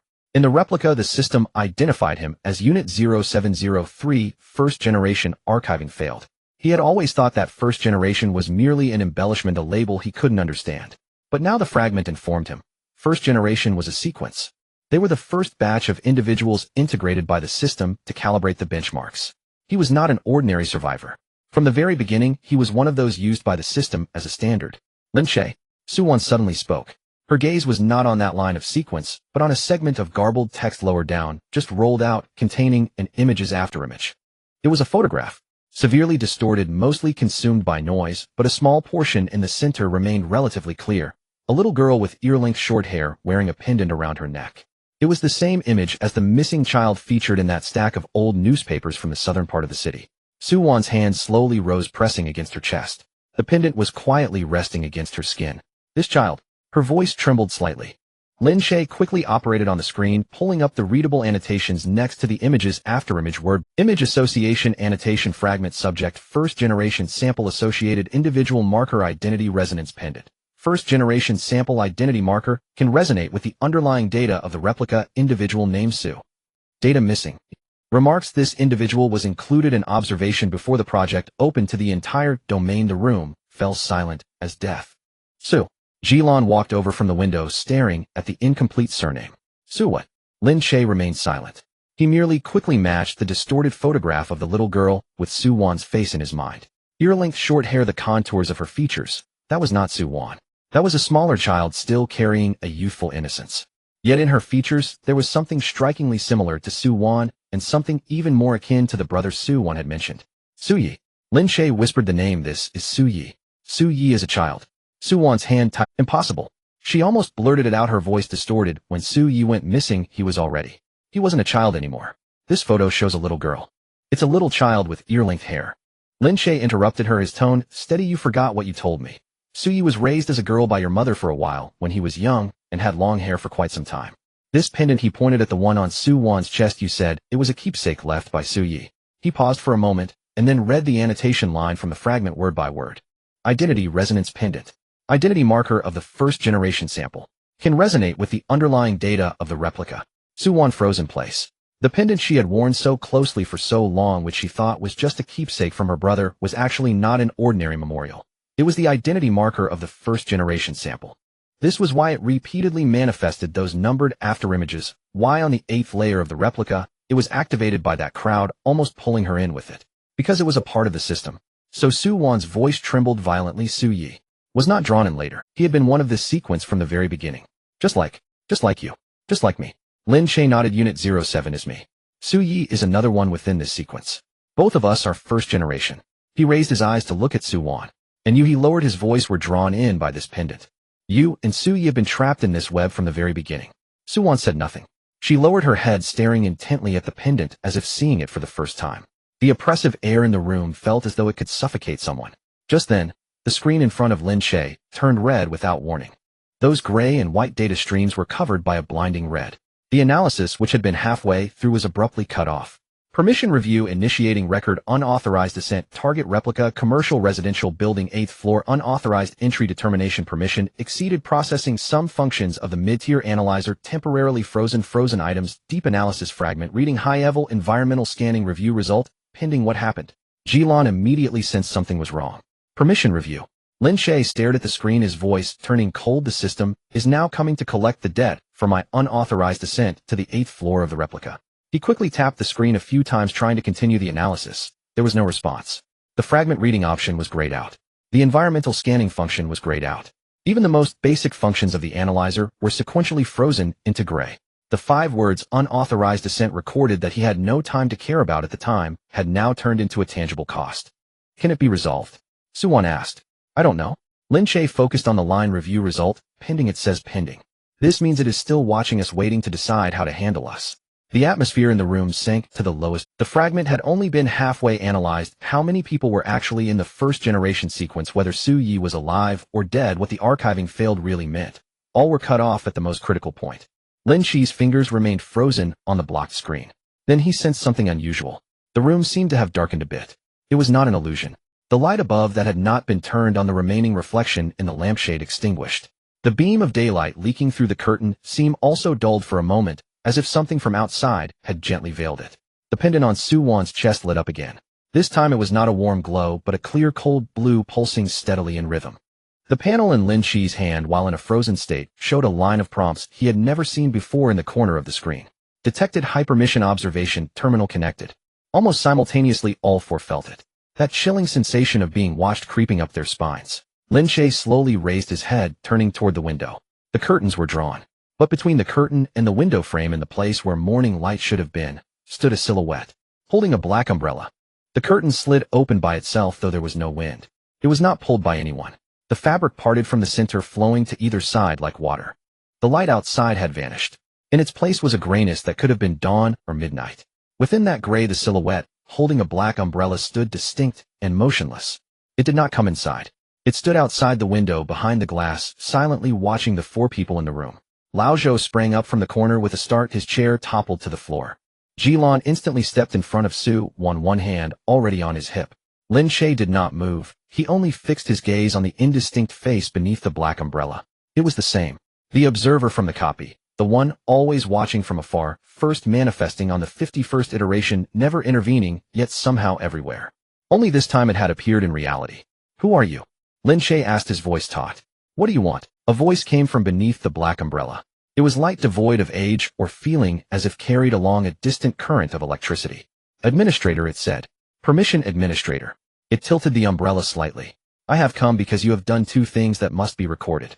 Its gaze fell upon the frozen analyzer on the table. You ascended improperly. You entered a floor that was not. You also removed from the archived subject a piece of something that should have remained in place.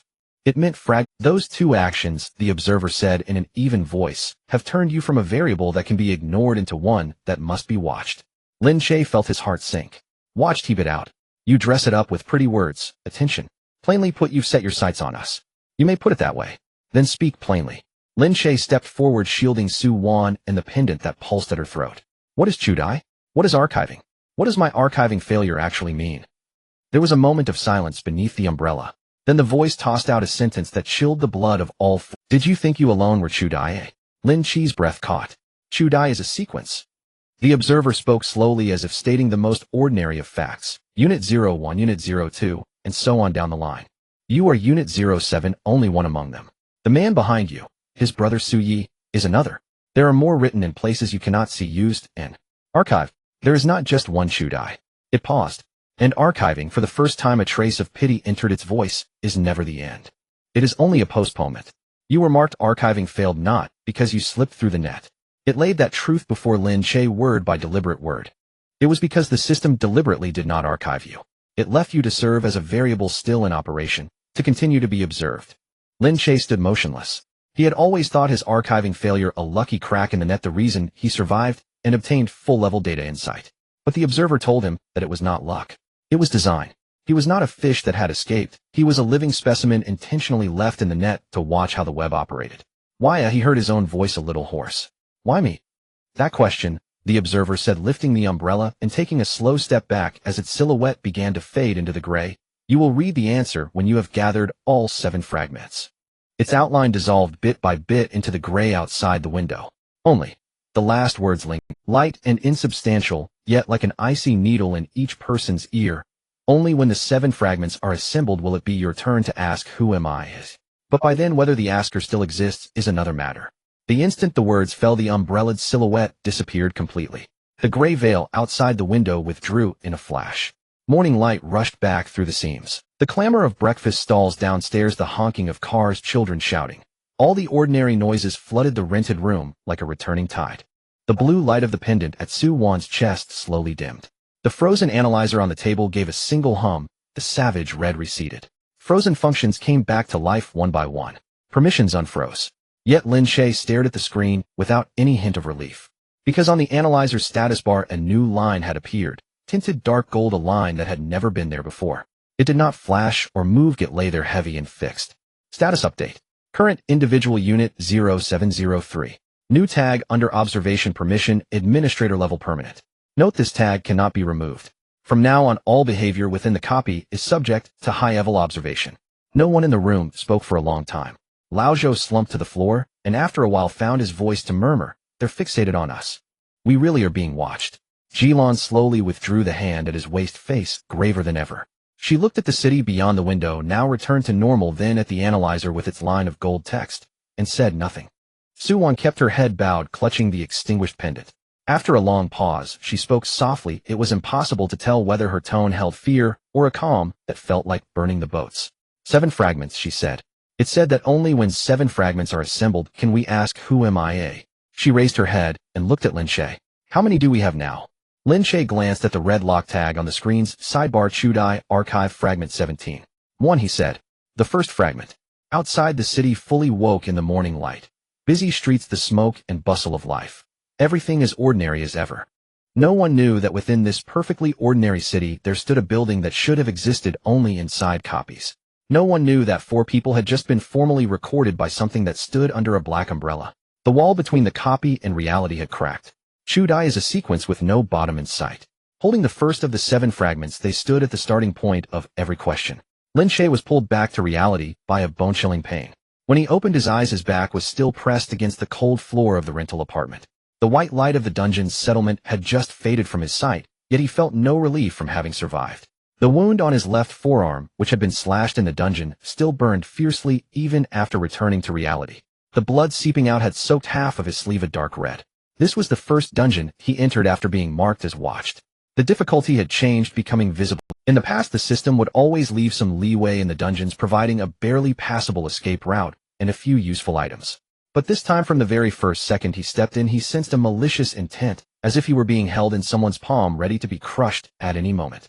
The number of monsters had doubled, and the traps were set so narrowly that it felt almost like a deliberate challenge. Even his fully upgraded data analysis tool was obscured by a layer of gray permission interference at several critical points, causing readings to lag by 2 to 3 seconds. It was those 2 or 3 seconds that almost cost old Joe his life. Are you still alive? Jilan's voice came from beside him, hoarse to the point of being unrecognizable. She was sitting on the ground against the wall, one half of her sleeve burned, revealing a hideous burn underneath. During the latter half of the dungeon, she had been using her heart rhythm perception almost continuously, and at that moment her entire face bore a pallor that spoke of being completely drained. "Am alive." Lin Che pushed himself up slowly from the floor. Barely. Old Joe was huddled in the far corner of the room, hugging his knees, his shoulders trembling uncontrollably. He had been the most frightened this time, having once had a monster's claw graze his scalp, and now half of his ear was. Suwon was kneeling beside him, using the last half bottle of potion to treat his wound. Her movements were gentle, but her brows were tightly knitted. For a moment no one in the room spoke, only heavy breaths and the indifferent sounds of traffic from the city outside. After a long time, Lin Che was the first to break the silence. "We can't go on like this." He rested his injured arm on his knee, staring at the analysis device still warm in his palm. His voice kept very low. "After being targeted by that thing the dungeons the system throws at us will only become more brutal. For people won't be able to hold out for long." Jilan did not respond immediately. She remained silent for a long time, as if finally making a certain decision, pulling out something from her closed pocket. A square piece of old paper, its corners worn. "Actually, there's a place." She laid the paper on the ground and pushed it in front of Lin Che. "I've never dared to go there." Lin Che looked down. The paper had no words, only a series of hurried symbols and a crude map resembling the layout of underground pipelines, with the endpoint marked by a repeatedly darkened circle located in the north of the city. "In the 6 months I've survived alone, I've encountered 13 survivors in total." Jilan's voice was soft. "Some have died, some have gone mad, and a few are missing. But someone among them mentioned to me, there's such a place in the city. A base where survivors secretly connect and exchange dungeon information.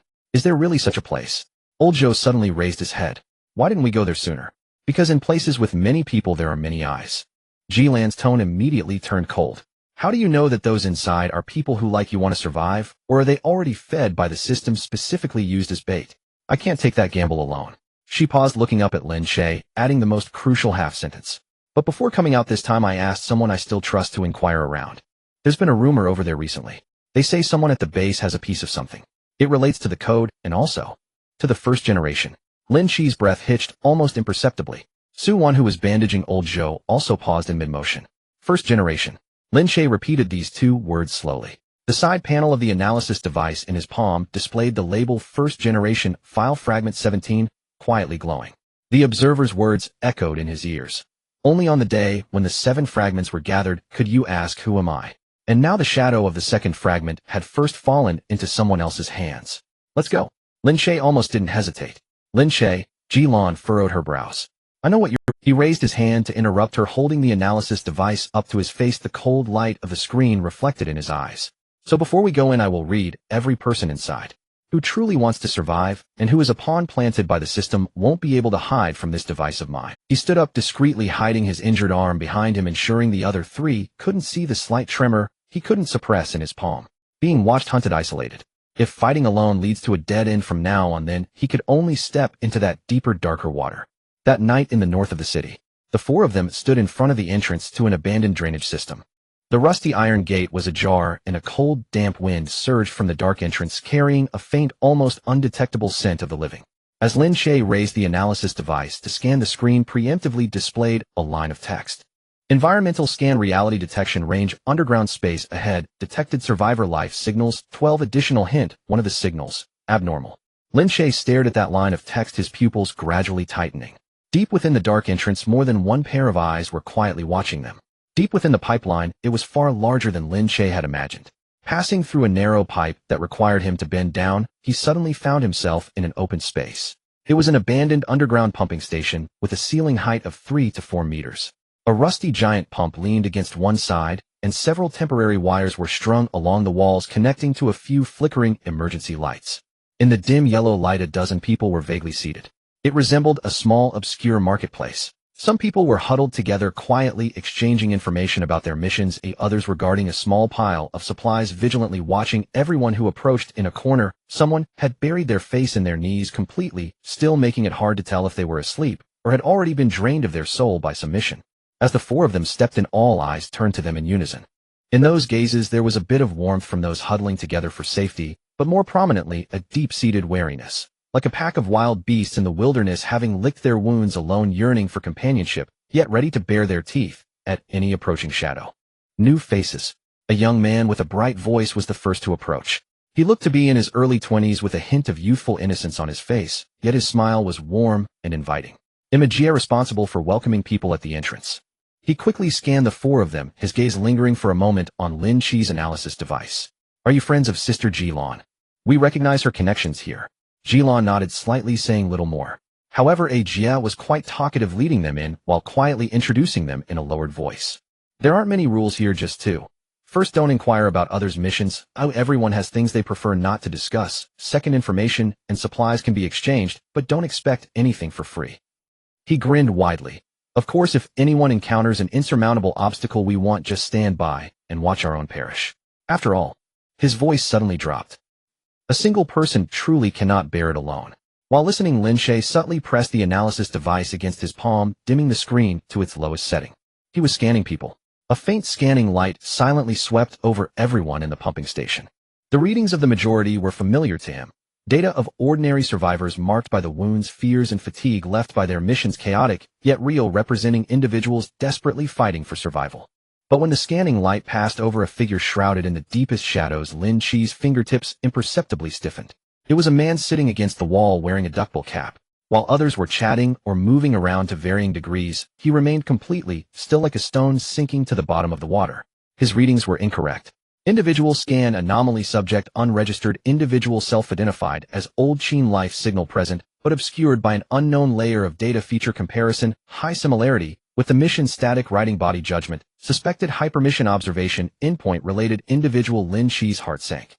He was all too familiar with the sensation of data being obscured by something. The static crowds written into the missions, the figure that almost absorbed Su Wan on the 8th floor, and the silhouette of the person holding a black umbrella outside, all bore the same essence. Within the alliance, a pair of eyes not belonging to survivors was watching. Yet he revealed no signs of change on his face, casually averting his gaze and following Jia deeper inside. Now was not the time to expose everything. He needed to first ascertain who this old Qin was really connected to and how long he had been here. Just then, Su Wan, walking beside him, suddenly paused. One of her hands instinctively pressed against her chest. The pendant stirred unexpectedly. It was neither the cold sensation of being knocked like on the 8th floor, nor the burning resonance experienced when analyzing fragments. This time, it was a light, blunt pull, as if something or someone in this underground space was resonating with the initial sample identity she wore around her neck, echoing the same frequency. What's wrong? Lin Che immediately sensed her unease. His voice dropped to a near whisper.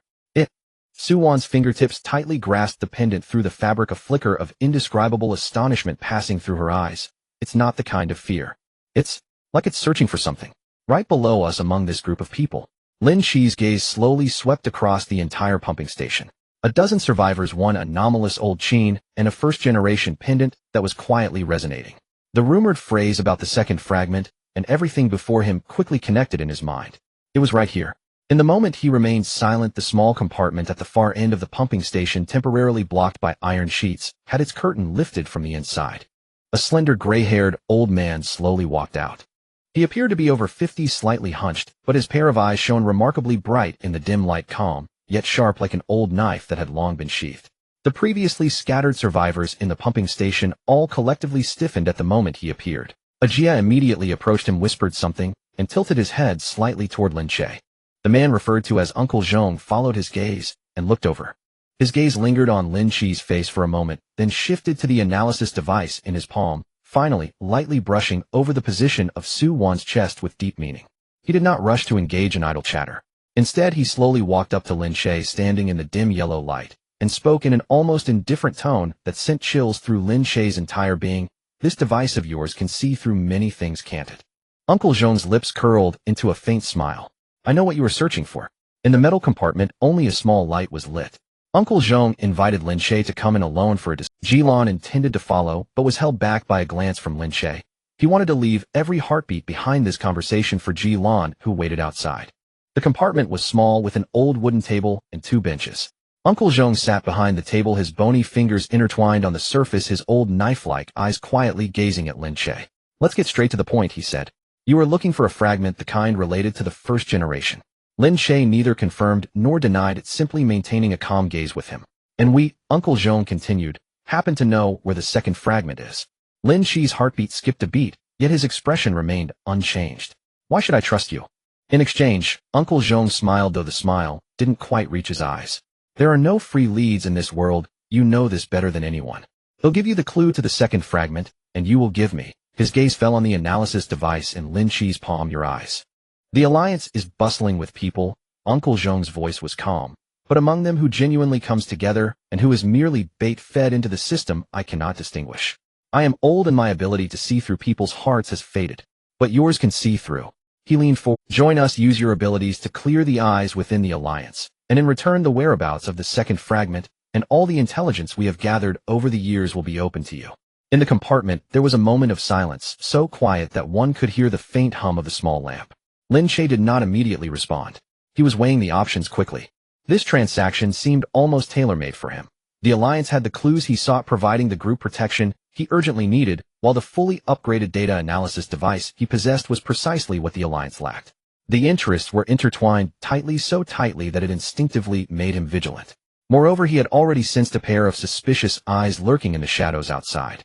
You said you can't tell who is bait from the system. Lin Che suddenly spoke, his tone casual, as if merely asking, have you ever suspected anyone? This was a probing question. Uncle Zhong's gaze shifted slightly. There are many I suspect, he replied cautiously, but unfounded suspicion in this place can be fatal. That's why I need you. Lin Che stared into his eyes, memorizing every pause in the other person's words. Uncle Zhong did not mention Old Qin. This in itself was information. Either he truly hadn't noticed the man in the shadows had a problem, or he had noticed, but chose not to speak of it for some reason. Whichever it was, it meant that beneath the surface of this seemingly cooperative struggle for survival, there was something deeper than he had imagined. I can join. Lin Che finally spoke, each word carefully articulated, leaving room for negotiation. But there are two conditions. First, how I use my abilities and on whom I alone decide. The Alliance has no right to interfere. Second, I want to hear a true word about the clue to the second fragment, right now. Uncle Zhong quietly looked at him for a while. Then the old man smiled, the first genuine smile he had shown tonight. Fair enough. He gently tapped 3 times on the table with his bony fingers. The second fragment is not in the hands of outsiders. He lowered his voice, almost whispering into Lin Che's ear. It is within the Alliance.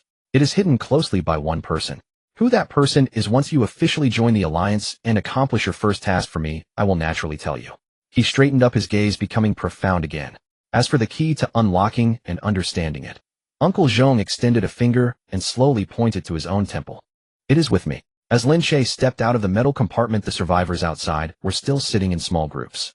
Jia approached, warmly asking how the conversation went. Jilan's gaze swept across Lin Che's face, giving a slight nod. She had clearly heard every heartbeat behind Uncle Zhong's words from outside the compartment. It was a steady heart, yet it thumped particularly hard at certain moments. Lin Che remained silent. His gaze crossed the bustling crowd, landing deep within the shadows. The man in the duckbill cap, Old Qin, had lifted his head at some point. Across the dimly lit pumping station, through the shifting figures of a dozen survivors, the man whose data was shrouded by a layer of something stood still, staring at him. In that gaze there was neither the fear expected of a survivor, nor the warmth of encountering a kindred spirit. Only a familiar chill, as if he were being coldly scrutinized, recorded, and archived from afar. The second fragment was among these people, and the key to unlocking it was in the hands of an old man he could not yet see through. He stepped toward the exit. Behind him was an entire survivor alliance struggling for survival, yet with hidden undercurrents. Archives, Fragment 17. The second fragment was among these people, and the key to unlocking it was in the hands of an old man he could not yet see through. He stepped toward the exit. Behind him was an entire survivor alliance struggling for survival, yet with hidden undercurrents. The days of going solo had come to an end. But stepping into these deeper waters, whether he would find companions or a more intricate cage awaited him, none could say for sure. Under the brightest emergency light in the center of the pump station, Uncle Zhong raised his hand to quiet the noise. The few old survivors leaning against the wall fell silent, slowly retracting their gazes. In the deepest shadow, the Old Qin, wearing a duckbill cap, remained completely still, as if he hadn't heard Uncle Zhong's words at all. From today onward, these 4 individuals are part of the Alliance. His voice was not loud, yet it brought silence to the entire underground pump station. A dozen gazes fell upon Lin Che and his group, some appraising, some weighing, and others filled with an indescribable caution. Jia was the first to grin, leaning over to nudge Lin Che with his elbow. Welcome, welcome. From now on we are all on the same side. Taking advantage of the moment when everyone was focused, Lin Che once again pressed the analyzer to his palm, dimming the screen to its lowest setting. The readings from ordinary survivors remained chaotic, yet genuine. However, when the light swept across Old Chin, the words that popped up on the side panel of the screen caused Lin Che's pupils to involuntarily contract. A faint scanning beam silently swept across the entire area. Individual recheck, Old Chin status static, writing body homology degree. Slightly high, maintained new observation, detected a faint permission, endpoint synchronous fluctuation judgment, this individual. Online. These two words pierced Lin Che's heart like an icy needle. The static crowds written in the copies were dead mere backdrops. But Old Chin was not. He was a living nail currently maintaining a tenuous connection with an invisible permission. Within the alliance sat not just the observer's eyes, but also an ear that could relay messages at any time. Lin Che's face showed no sign of disturbance as he casually withdrew his gaze. Uncle Zhong did not give him much time to ponder. The old man took out a rolled-up old blueprint from the partition and spread it open on the wooden table. The first matter. He pointed to the center of the blueprint with his bony finger. West of the city, a circular shopping mall. The drawing depicted a multi-layered circular structure spiraling inward like a coiled snail shell. This place has seen 3 teams sent by the Alliance in the past. None of them returned. Uncle Zhong's voice was flat and devoid of fluctuations. To be precise, 2 came back, 1 went mad, the other passed away 3 days later. Old Zhou's face turned pale. Then, should we still go? Yes, Uncle Zhong looked up, because the last team left something behind in there. Something related to the fragments. Lin Che's heart tightened slightly at this statement. What is it? I don't know the full picture. Uncle Zhong shook his head honestly. I only know that the leader of that team said something before dying. Lost and found top floor. If we retrieve that item, the second key will match up. He paused, his gaze lingering on Lin Che's face. Your eyes are currently the only ones capable of safely navigating that copy. Lin Che did not agree immediately. He stared at the circular blueprint, quickly calculating. The matter of team composition was initiated by Uncle Zhong. Jian knows the way, he will lead you in, the old man said, then shifted the topic. I will assign you another person. He raised his chin and pointed to the deepest shadow. Old Chin. He has spent the most time lurking near that copy, familiar with it. Lin Che's heart sank suddenly. It had to be Old Chin. At that moment, 2 possibilities rapidly crossed his mind. Either Uncle Zhong truly did not know Old Chin's background, considering him merely a seasoned hand familiar with the terrain, or Uncle Zhong knew everything, using Lin Che's eyes to test him, or even to set him up. Regardless of either possibility, he could not reveal that he had already seen through Old Chin. All right, Lin Che put away the blueprint, his tone calm. When do we set off? The sooner the better. As they left the pump station, Jilan leaned in close to his ear. Just now, when Uncle Zhong was speaking, her voice was almost inaudible, his heartbeat was unnaturally steady. Steady. Lin Che paused. Too steady, Jilan frowned. Someone who is sending their people to certain death shouldn't have such a calm heartbeat. Unless. This matter has been in his mind countless times, steady like reciting a familiar script. Lin Che fell silent. Reciting a familiar script. In other words, this first task was not a sudden decision for Uncle Zhong, but rather a carefully prepared scheme. He quietly assigned tasks.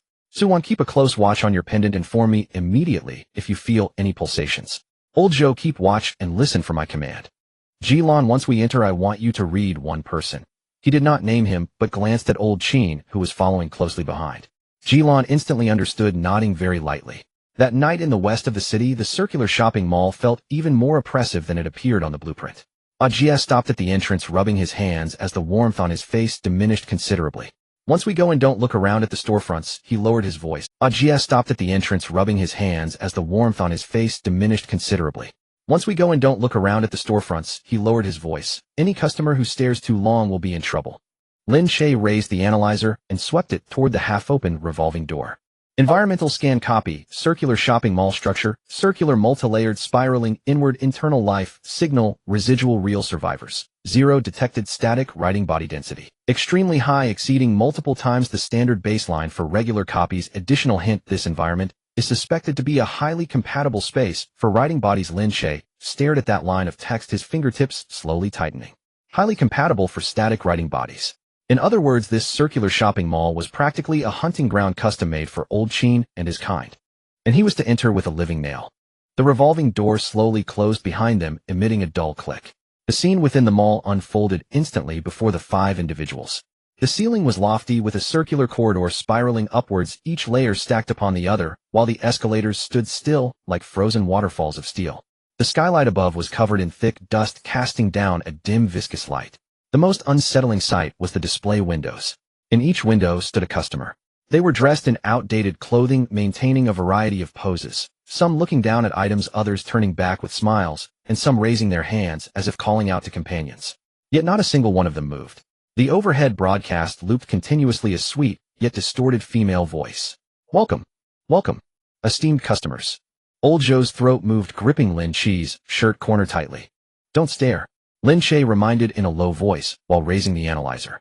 Rule analysis in progress. Environmental assessment mechanism. Identity recognition identified as customer safe. Identified as outlier. All static entities on this level will activate simultaneously. Recommendation: avoid triggering any non-customer behavior markers. At the moment the rules flashed up, Lin Che had a rough idea. This instance relied not on combat, but on deception. Acting like a true customer would allow safe passage. Once exposed, the entire layer of mannequins would turn their heads simultaneously, tearing the outlier to shreds. Only his fully leveled perspective could discern which areas were safe customer zones and which were traps. Stay close to me, Lin Che said. When I say stop, stop. Oh, when I say go, go. If I ask you to look at the display windows, pretend to browse. Don't ask why. The team advanced step by step along the circular corridor, inward and upward. Lin Che's perspective was almost unceasing. He could clearly see where the triggering mechanisms were hidden beneath the tiles, and which mannequins had low activation thresholds, guiding everyone to avoid them. Ajia followed closely behind, constantly amazed. No wonder Uncle Zhong insisted on bringing you. When we came in before, it was all blind luck. Old Qin had been walking at the back of the group. He spoke very little, almost imperceptibly, but Lin Che kept him firmly in his peripheral vision. As they advanced into the third-floor atrium, the circular corridor ahead split into two paths. I know this place well. Old Qin suddenly spoke, his voice hoarse. The left path is closer. They'll take someone to scout ahead, while you go right and regroup in the atrium. This was the longest sentence he had said since entering the instance. Lin Che's heart raced with alarm. He almost immediately wanted to object, but the words caught in his throat. He wanted to see what this nail entailed. Old Joe, you go with Brother Qin down the left path. Lin Che spoke casually, lowering his voice to a frequency Old Joe could hear. Follow my command. Old Joe was puzzled, but nodded in agreement, following Old Qin. The team split into two. Lin Che led Su Wan and Ji Lan down the right path, yet his perspective remained glued to the left fork, focused on Old Qin. Just as the two teams were about to converge in the atrium, an unexpected change occurred.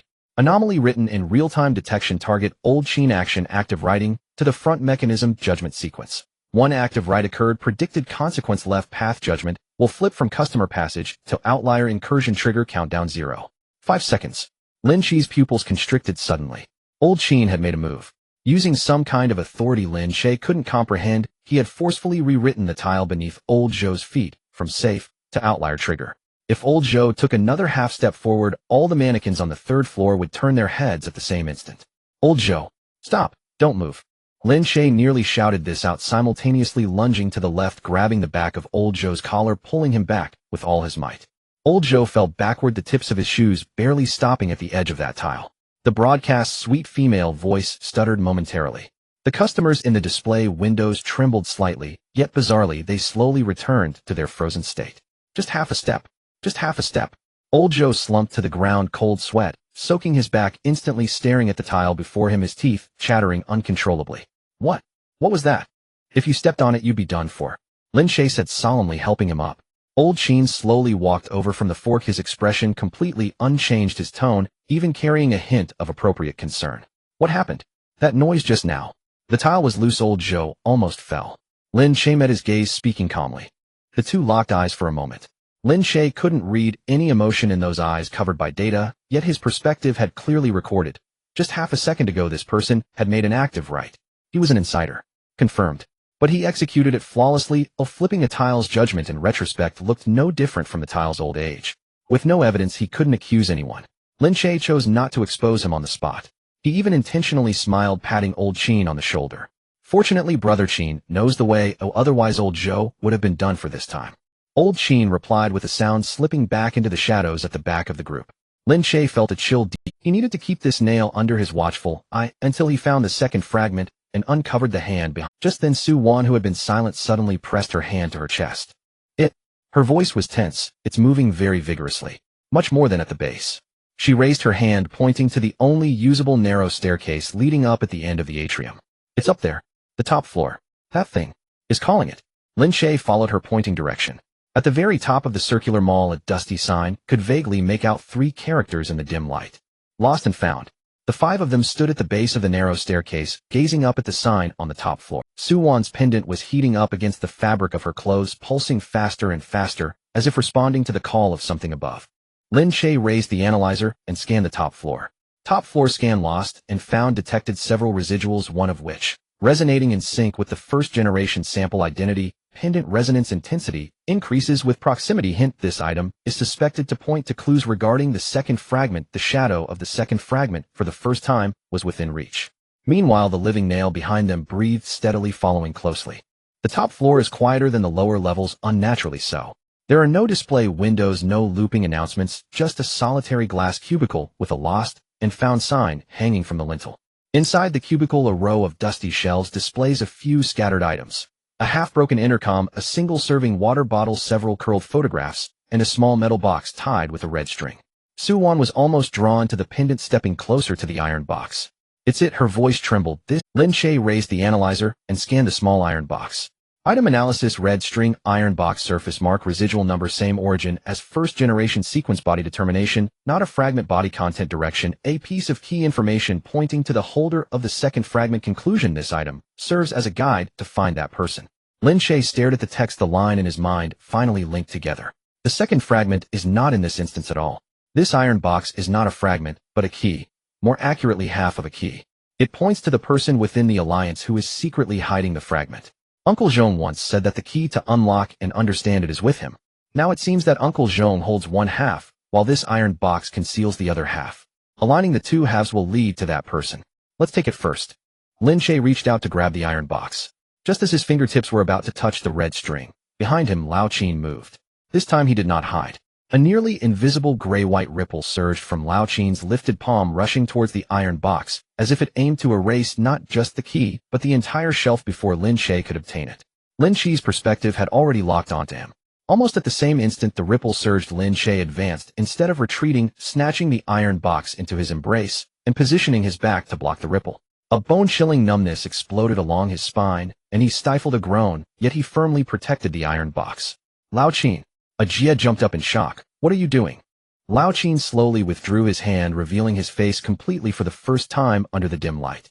His face was ordinary, so plain it left no impression, but his eyes were hollow, lacking any warmth of a living person. "I advise you not to take it," he spoke, his voice stripped of the slightest raspy disguise, turning flat and distorted like a synthetic creation. "Once the thing aligns, you really won't be able to turn back." Lin Che guarded the iron box, slowly standing upright and staring fixedly at him. "When were you written in?" Lao Qin smiled faintly. That smile hanging on that hollow face appeared particularly chilling. "Do you think in this stronghold I am the only one?" He enunciated each word. "Do you think Uncle Zhong is clean?" Lin Che's heart sank heavily. The archiving has long since begun. As Lao Qin spoke those words, his form began to slowly fade like data being deleted from the moment you stepped into that pumping station. "Lao Qin." Lin Che lunged forward, but his hand passed through a dissipating illusion. The living nail hidden behind layers of static matter erased itself from this instance. Only those two sentences remained echoing in the empty top floor. 5 people, now 4, exited the circular mall as dawn began to break. Lin Che held the red string iron box, closed, the numbness in his back still lingering. Lao Zhou, still shaken, did not speak a word along the way. Ajia, on the other hand, was in a daze, repeatedly muttering about how Lao Qin could be that kind of thing, lamenting that he had followed the Alliance for 2 years. Lin Che did not respond. In his mind, he quickly sorted through the gains from this instance. The struggle for the second fragment had changed from this moment onward. It was no longer as simple as finding something.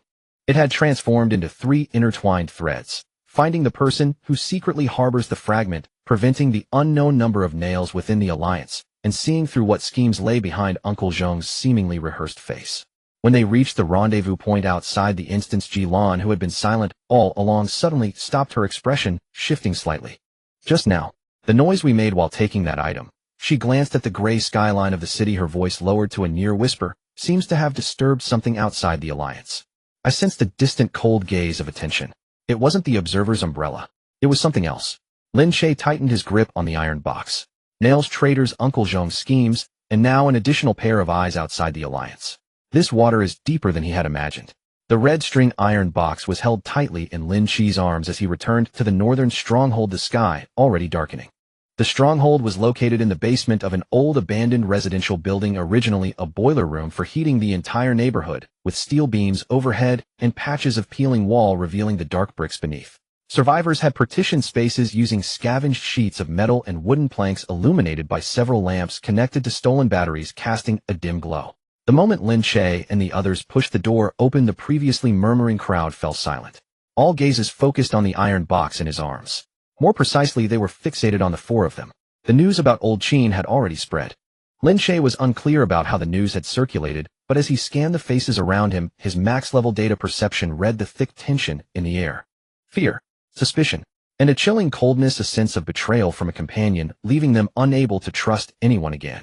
Old Chin had been in the Alliance for nearly 2 months, helping many and distributing rations to newcomers, even covering shifts for the lookouts. Such a person was ultimately confirmed as an entity inserted by the system who, once exposed, smoothly self-deleted and retreated unscathed. This incident pierced through the thin layer of trust in the hearts of everyone in the stronghold. If he can be fake, who can't be fake?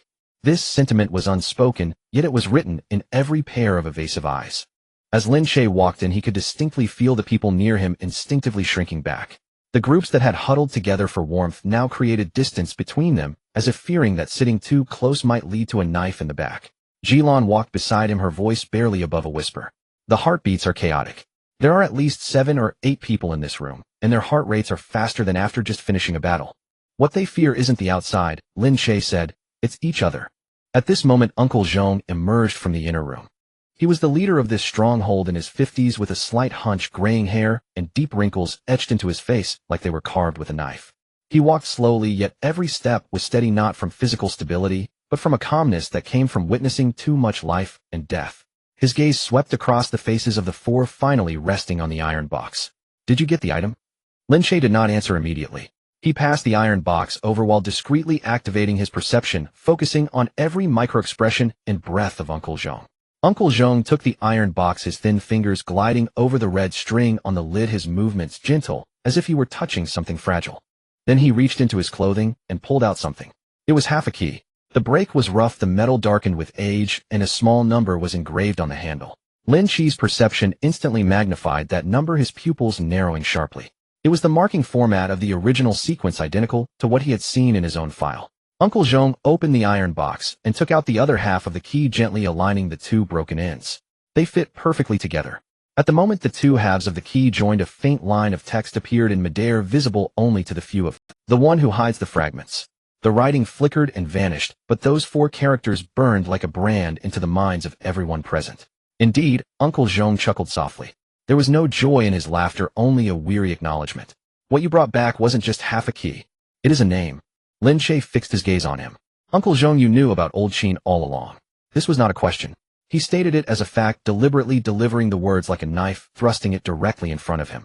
This was a piercing remark, a thorn planted in his heart by Old Chin's last words before self-deleting, asking, "Is Uncle Zhong clean?"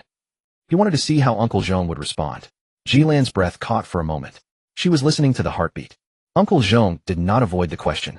He carefully put the combined key away and slowly sat on an overturned metal bucket, his posture suggesting he was about to tell a long story. I know, he said. It's not just Old Chin. The entity that infiltrated this alliance is neither the first nor will it be the last. Jilan's expression changed. She leaned closer to Lin Che, her voice barely audible. His heartbeat. It's unnaturally steady. A normal person's heart rate would have been chaotic after saying such a thing, but his was as calm as a stagnant pond. Only in that brief moment, just for an instant, it had raced fiercely before immediately calming again. Lin Che understood what this meant. A person whose heartbeat remains unchanged while admitting that the alliance is filled with traitors is either extraordinarily psychologically resilient or has had their fear of this matter replaced by something much deeper. Why are you so calm? Lin Che asked directly. Uncle Zhong raised his head, a glint of sharpness suddenly shining in his murky eyes. Because I live under the system's watch, just like you. Do you think you're the only one being watched? I lead this operation, manage this stronghold, and shelter these people. From the very beginning it has been a gamble. I wager the entire alliance, the lives of these hundreds of people, on a potentially non-existent answer. My heartbeat is steady because I have long staked my life on it. What is there to panic about for someone who has already bet their life? His words were spoken with such candor it was almost terrifying. Lin Che found it hard to discern whether this elder before him was a trustworthy ally or a more profound and inscrutable player than Old Chin. His perception could read micro-expressions and calculate probabilities, yet it could not penetrate the mind of someone who treated their whole being as a chip thrown onto the gambling table. The person indicated by that key, Lin Che pulled back his chaotic thoughts, and asked the crucial question, "Is who?" Uncle Jean paused for a moment. His gaze swept past everyone, landing on the young figure in the corner, who was busy bandaging the new injured. It was a Jia in his early 20s, not much of a talker, but quick with his hands and feet, who welcomed everyone with a smile. He was the most popular aide in the stronghold. At this moment, he was focused on wrapping bandages with somewhat clumsy hands, completely unaware that several gazes were fixed upon him. "It's him." Uncle Jean's voice was soft, as if afraid of startling something. "A Jia. The one who hides the fragments is him." Lin Che was taken aback. He activated his perception, immediately scanning a Jia. Yet the young man exhibited no abnormalities. His heartbeat was steady, his breathing even, and his data flow as clean as a blank sheet of paper. He even appeared more like a typical panic survivor than anyone else in the stronghold. "Does he know?" Uncle Jean shook his head, his expression complex. "He knows nothing at all. The fragments are not in his hands, they are within his body. The system has wrapped them layer by layer, hiding them in the most unlikely and least suspicious vessel. A living safe. Even he himself doesn't know he carries the most crucial element of the entire game." The basement fell into a dead silence. Lin Che watched the young man in the corner, still smiling and comforting the injured, and felt a chill creeping up his spine. The system's calculations were far colder and deeper than he had imagined. It did not entrust the fragments to a powerful guardian, but instead stuffed them into the body of an unsuspecting weakling, forcing anyone who sought the fragments to first step over the corpse of this innocent. At that moment, Jilan suddenly raised her head. No. Her face turned pale instantly, her hand pressed against the ground, her entire body tense. "There's movement." Outside, there was a lot of noise coming this way. Lin Che's perception immediately spread to the outskirts of the stronghold. Dense clusters of signal points were converging from all directions toward the abandoned residential building. They moved in an orderly, disciplined manner, not like scattered soldiers. Amidst that mass of cold, hard signals, he distinctly sensed something familiar that sent shivers down his spine. It was a distant, chilling focus. They arrived swiftly. Lin Che didn't even have time to organize everyone. The first muffled sound came from the steel structure outside the base. It was not a knock, but a cut. Something of extreme heat was melting through the rusty iron door in the ground. "Cleansers," Uncle Jean uttered gravely, the weight of the words resonating. "The cleansers have come." "What is that?" Old Joe huddled in the corner, his voice trembling uncontrollably. "A group of hunters modified by the system."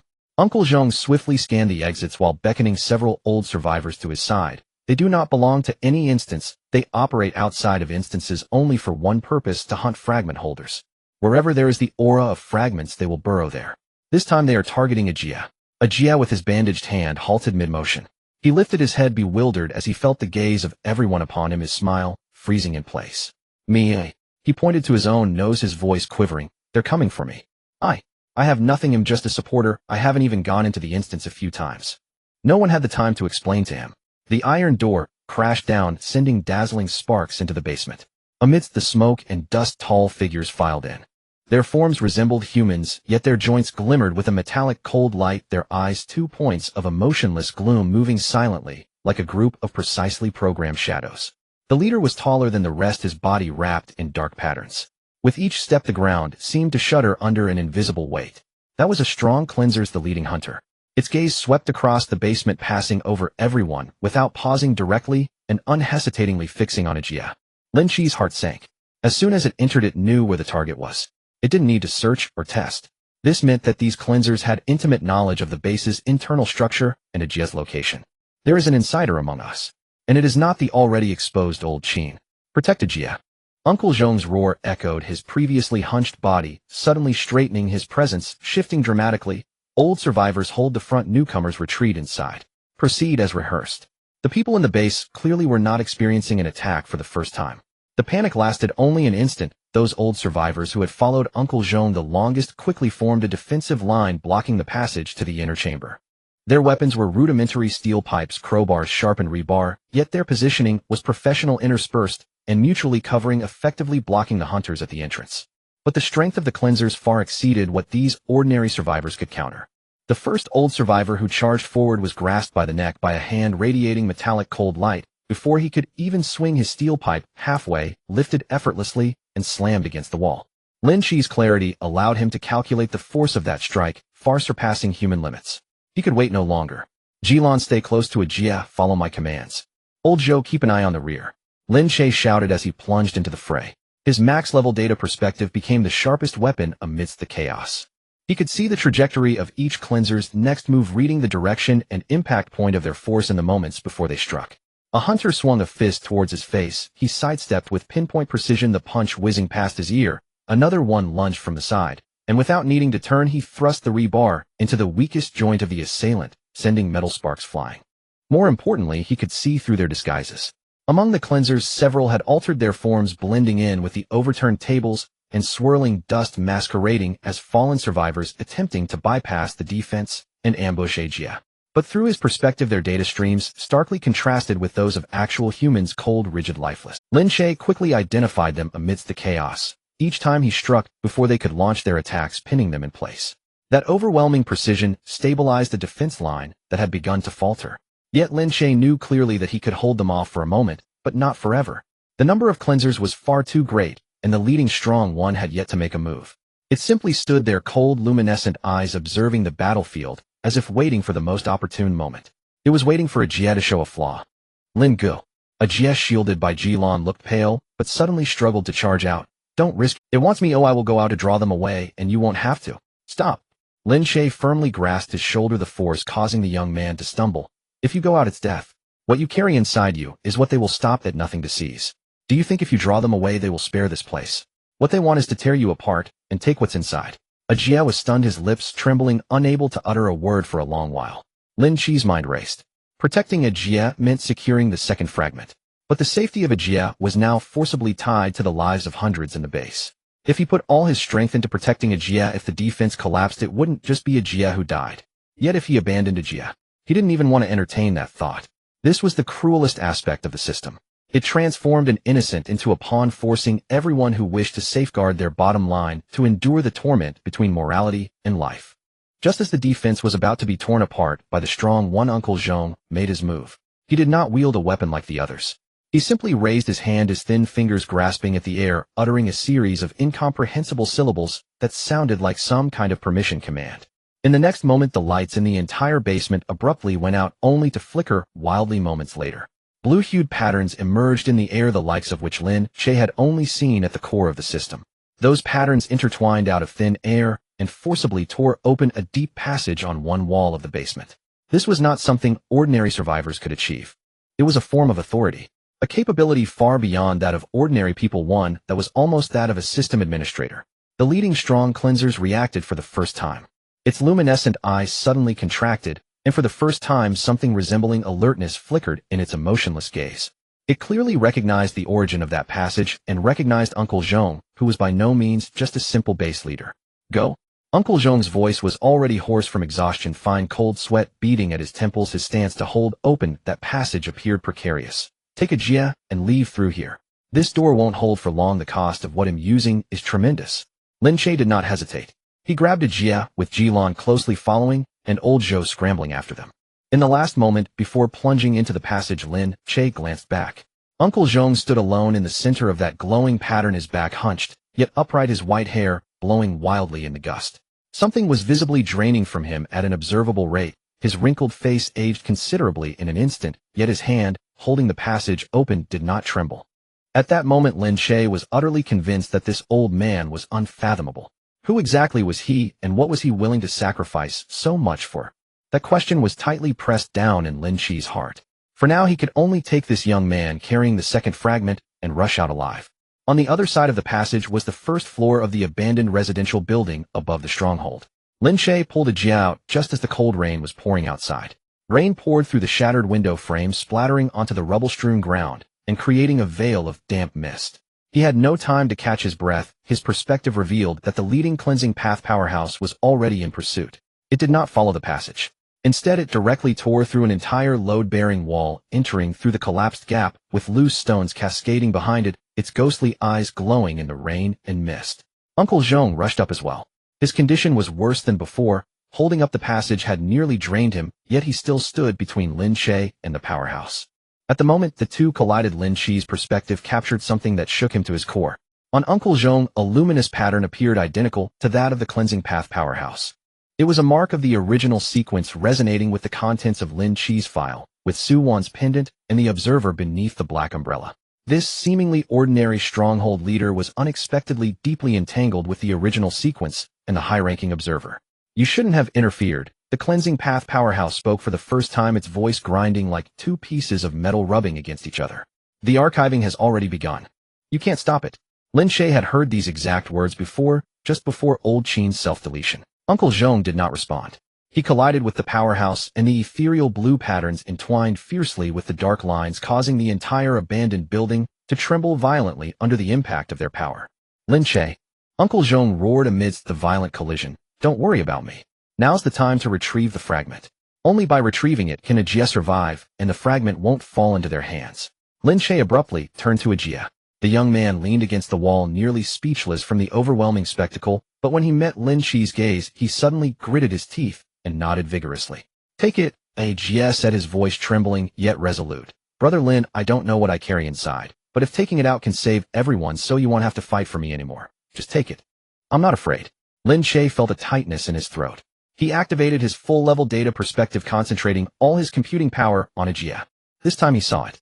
Deep within the seemingly clean data stream lay layers upon layers of seals, at the core of which was a warm and radiant light. That was the second fragment.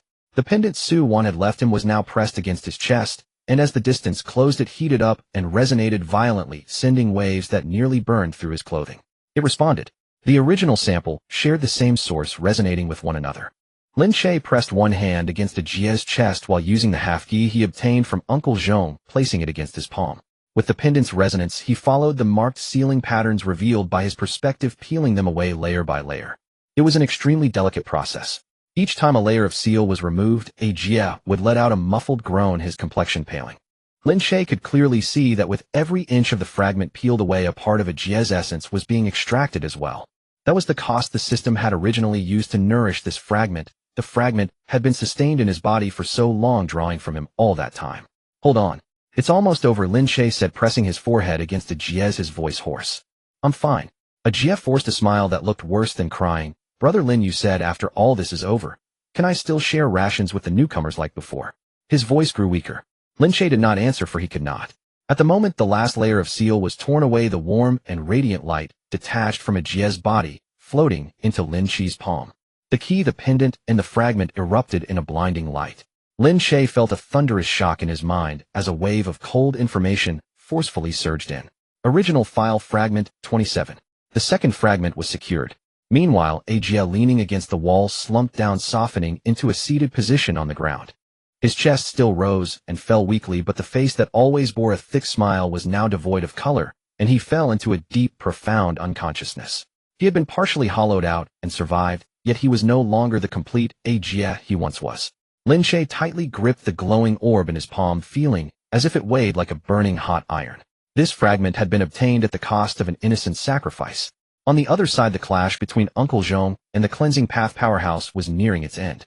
The two patterns exploded in a final fierce entanglement, sending Uncle Zhong flying against the wall, where he coughed up blood.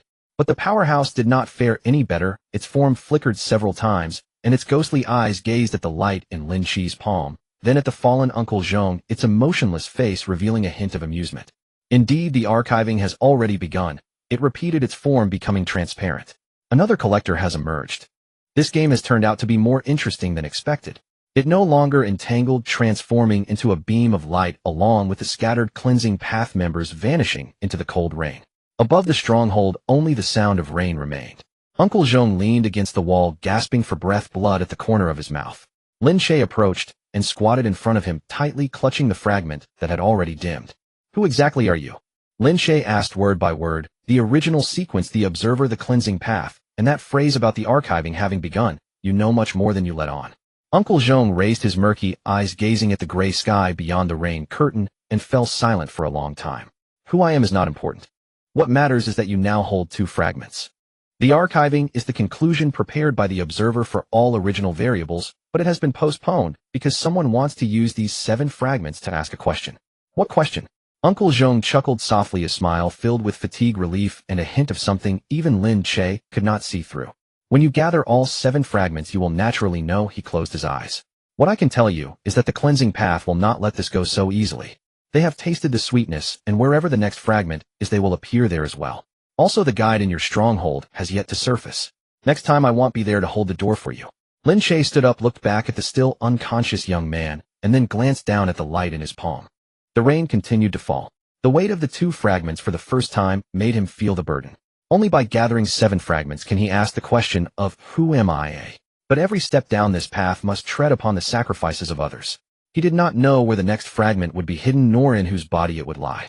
He also did not know who the second mole lurking within the stronghold guiding the cleansing path truly was. Nor did he understand the true meaning behind Uncle Zhong's words about the archiving having begun and what kind of ending it signified. Far above, that familiar black umbrella appeared once again in the gray rain curtain. The figure beneath the umbrella quietly observed everything, neither intervening nor obstructing, as if merely a satisfied spectator appreciating a game that had just reached its midpoint. The warehouse in the south of the city is a clue left behind by Ji Lan. It was an abandoned logistics transfer station with a row of several large containerized warehouses connected together. Half of the roof had collapsed and rainwater dripped through the rusted steel frame, pooling into murky puddles on the concrete floor. When Lin Che and his group dragged the unconscious Jia and the severely injured Uncle Zhong to this place, dawn was approaching. Not even half of those who had made it out alive. Old Zhou crouched at the warehouse door, counting the number of people.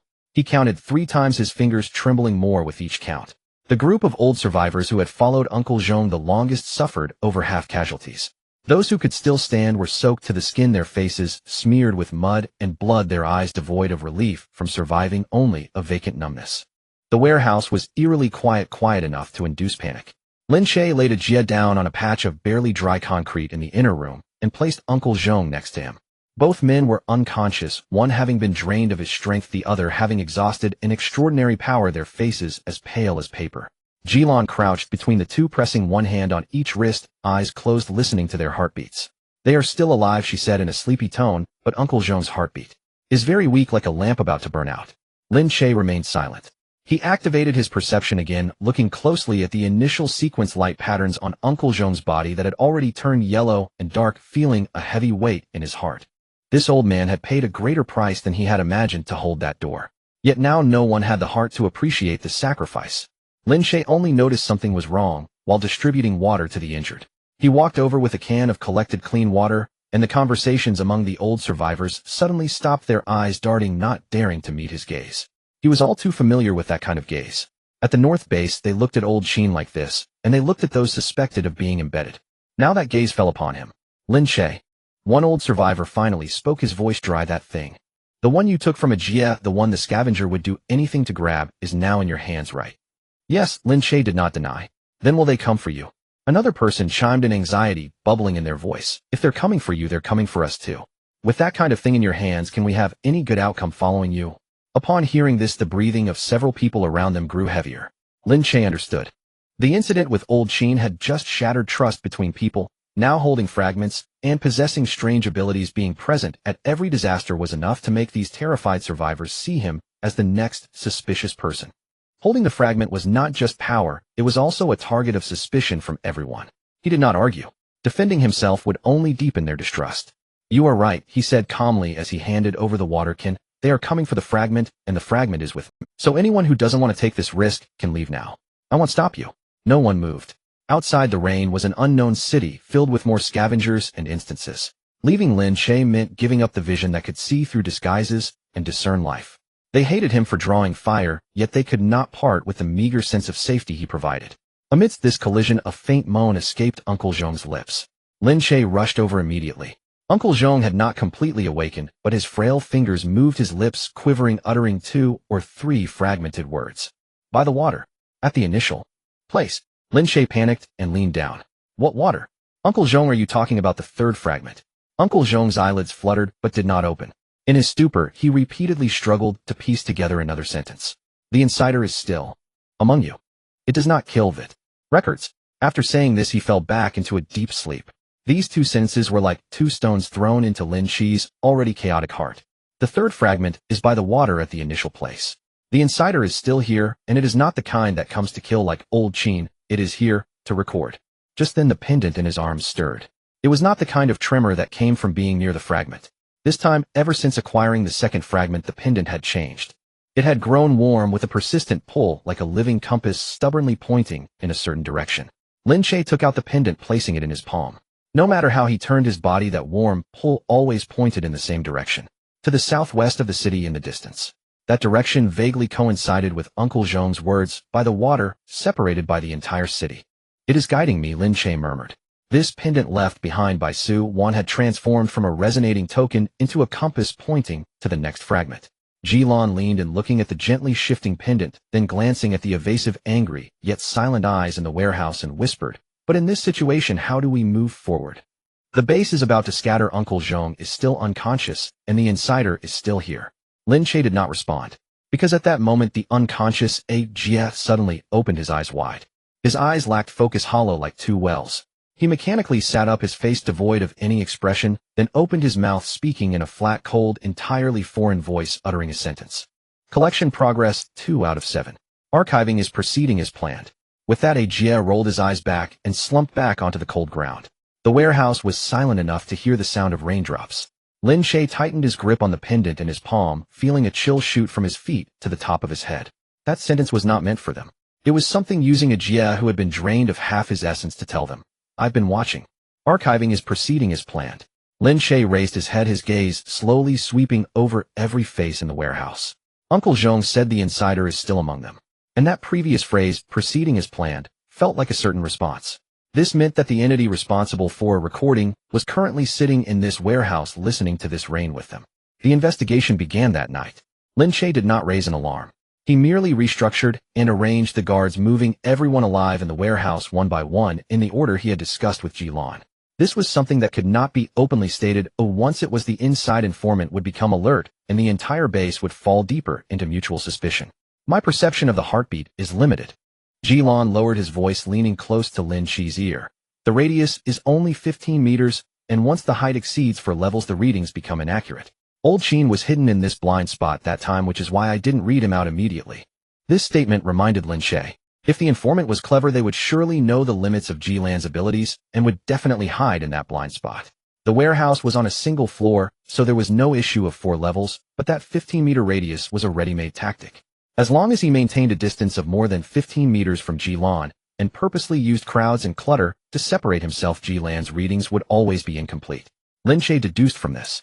He had Jilan sit in the center of the warehouse, quietly observing everyone's movements from dawn until daylight. Those who always intentionally or unintentionally kept their distance from Jilan and were consistently separated by a pile of boxes were all marked by him. 3. However, the subsequent investigation made Lin Che feel the difficulty for the first time. He activated the full-level data insight and scanned over those 3 individuals one by one. But this time the insight did not penetrate like it did with Old Qin. The data streams of these 3 individuals were all alive, warm, fluctuating, and even their fear-induced chaos was identical. The blood breathing and even the subtle rhythm of their digestive movements all resembled that of a living person. Something's off? Lin Che's brows furrowed tighter. With Old Qin back then, I could tell at a glance that his data stream was cold like a bowl of water with no temperature. But these 3, they were too convincing, to the point that even I couldn't be sure. Jilan's expression changed.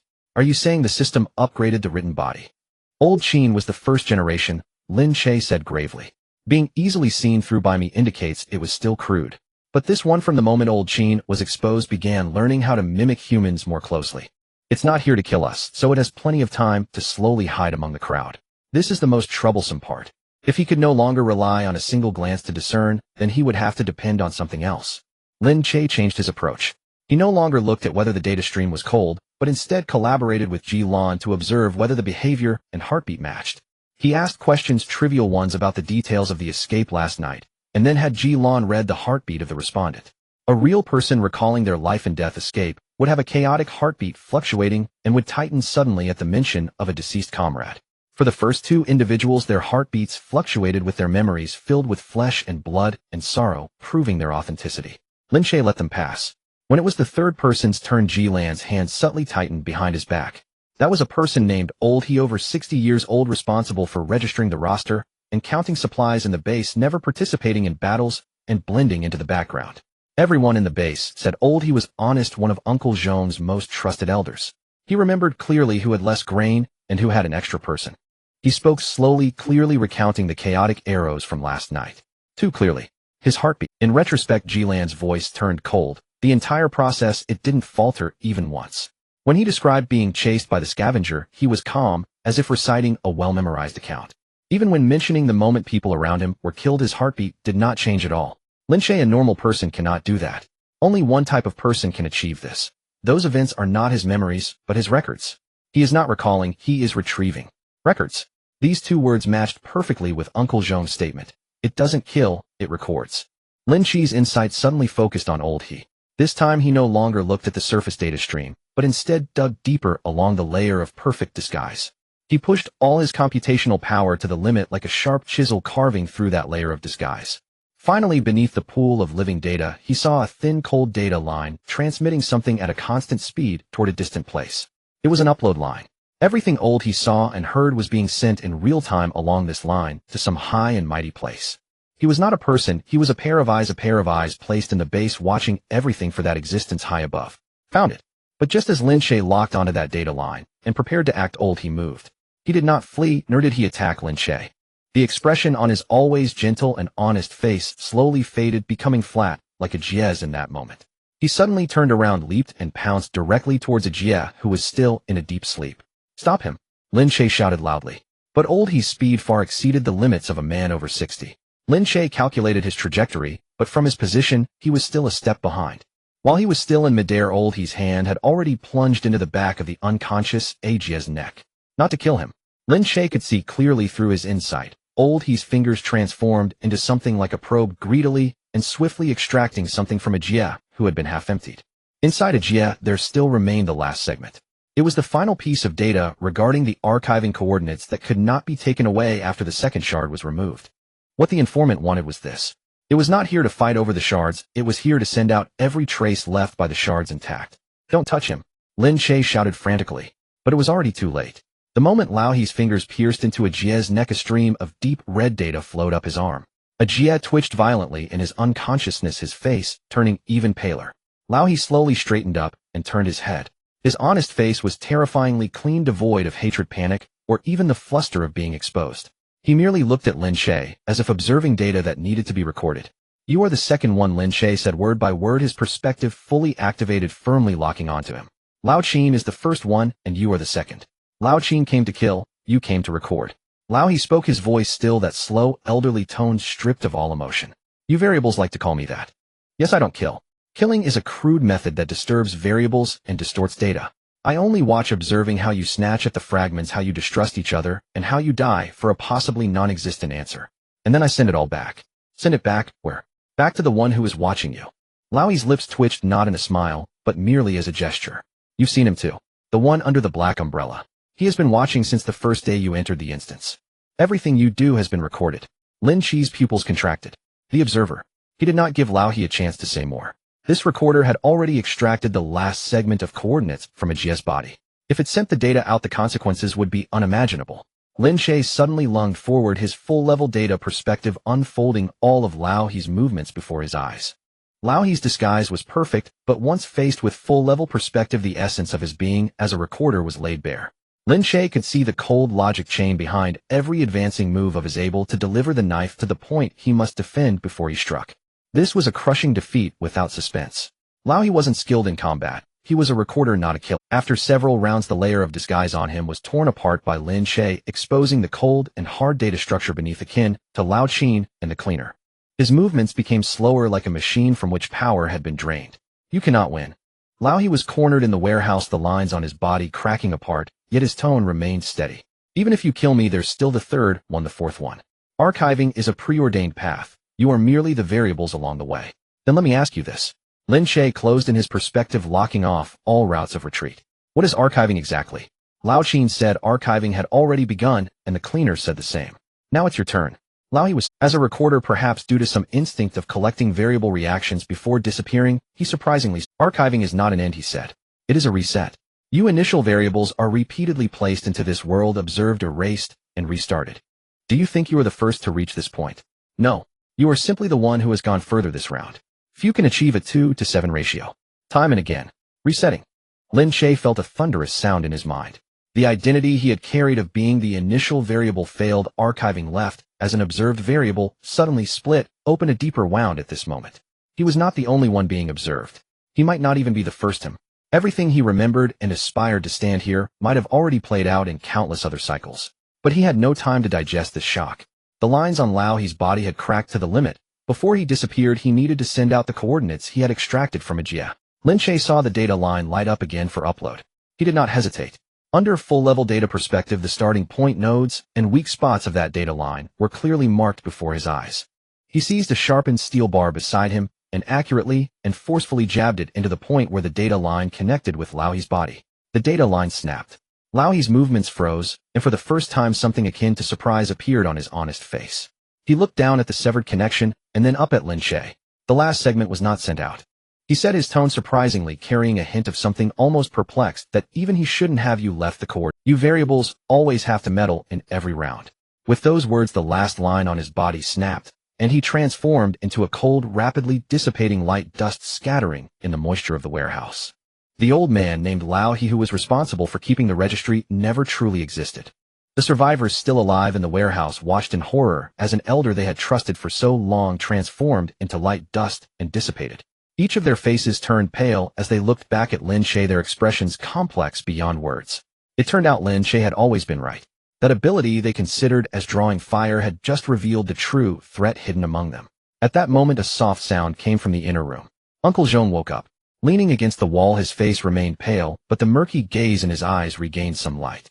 He glanced at the light dust scattered in the air, and then back at Lin Che, seemingly understanding everything that had just happened. He took out the half-assembled key from a concealed place and handed it to Lin Che with difficulty. Take this. His voice was hoarse. This thing will be useful with the fragments and pendant in your hand. The third piece is by the water at the original place. That is where everything began, and also where Su Yi and his batch of initial variables encountered trouble. Lin Che took the key, tightening his grip. Which side are you really on? You carry the markings of the initial sequence. You are connected with the observer and the cleaner, yet you risk your life to save us. Uncle Zhong smiled a smile that carried weariness and a hint of something deeply hidden. You don't need to trust. He closed his eyes. You just need to reach the water's edge and obtain the third piece. By then you will understand which side I stand on and why. If I told you now, you wouldn't believe it. He refused to say another word. Lin Che did not press further. He tucked the half key, the pendant pointing southwest, and the two fragments in his palm into a concealed place. The three items leaned against each other, resonating lightly, and the direction they pulled towards completely coincided with the water's edge spoken of by Uncle Zhong. The destination of the third piece was confirmed. He walked to the warehouse door, and the rain had stopped without him noticing. Under the gray sky, the outline of the distant city lay quietly like a giant beast lying in the moisture. At that moment, the edge of his perspective caught a familiar figure. On the top floor of the tall building opposite the warehouse, a black umbrella appeared out of nowhere. The figure under the umbrella stood quietly, and despite the distance, Lin Che could clearly feel that gaze. It was a measured observation akin to watching a chess game reach its mid-game. Then a voice crossed the rainy air, sounding as if it rang directly in his ear. In this round, you are the third one to reach the second piece. The figure under the black umbrella stated flatly, as if recounting the most ordinary of events. The first two both died at the third piece. That place by the water is your cemetery, you variables. I'm curious, can you reach the fourth piece this time? As the words fell, the black umbrella closed, and the figure vanished from the top floor, as if it had never appeared. Lin Che stood at the warehouse door, clutching the two fragments and the half key, his expression chillingly calm. The first two both died at the third piece. He did not know if that was another demoralizing lie or a genuine, but one thing was clear to him now. He must go to the water's edge, that original place. Not just for the third fragment, but for the truth that was torn apart by Lao He, blurred by the black umbrella man, and half hidden by Uncle Zhong. Who exactly he was, and how many times he had come to this point. In the early morning, the warehouse in the south of the city was devoid of light. The roof had been hastily patched with iron sheets and wooden boards, and the wind slipped through the gaps, carrying the charred scent left by last night's fire. Lin Che leaned against the wall, the cold concrete at his back, while in front of him lay a multitude of people sprawled across the floor. There had originally been 127 individuals in the stronghold. Now fewer than 60 could stand. The injured were concentrated at the innermost part of the warehouse, their groans intermittent, resembling a machine on the verge of shutting down. The caregivers were insufficient, and the bandages were lacking, forcing them to stitch together torn clothes for use. There lingered an odor more repugnant than the burnt smell that of human hearts dispersing. Lin Che kept his eyes closed, but did not sleep. In his vision, there lay layers of things invisible to other. Data perspective, permanent living individuals within range 58. Emotional markers, fear 41. Emotional markers, hostility 9. Hostility directed at focused target unit 0703 subject. 9 people hated him. This number had tripled since yesterday. Lin Che was acutely aware of the reason. The fragments were in his hands, and the fire was directed at the fragments. The dead were a result of his involvement, and the living would eventually come to understand this. In dire situations, a person desperately needs an object to hate even more urgently than they need food. Is he still awake?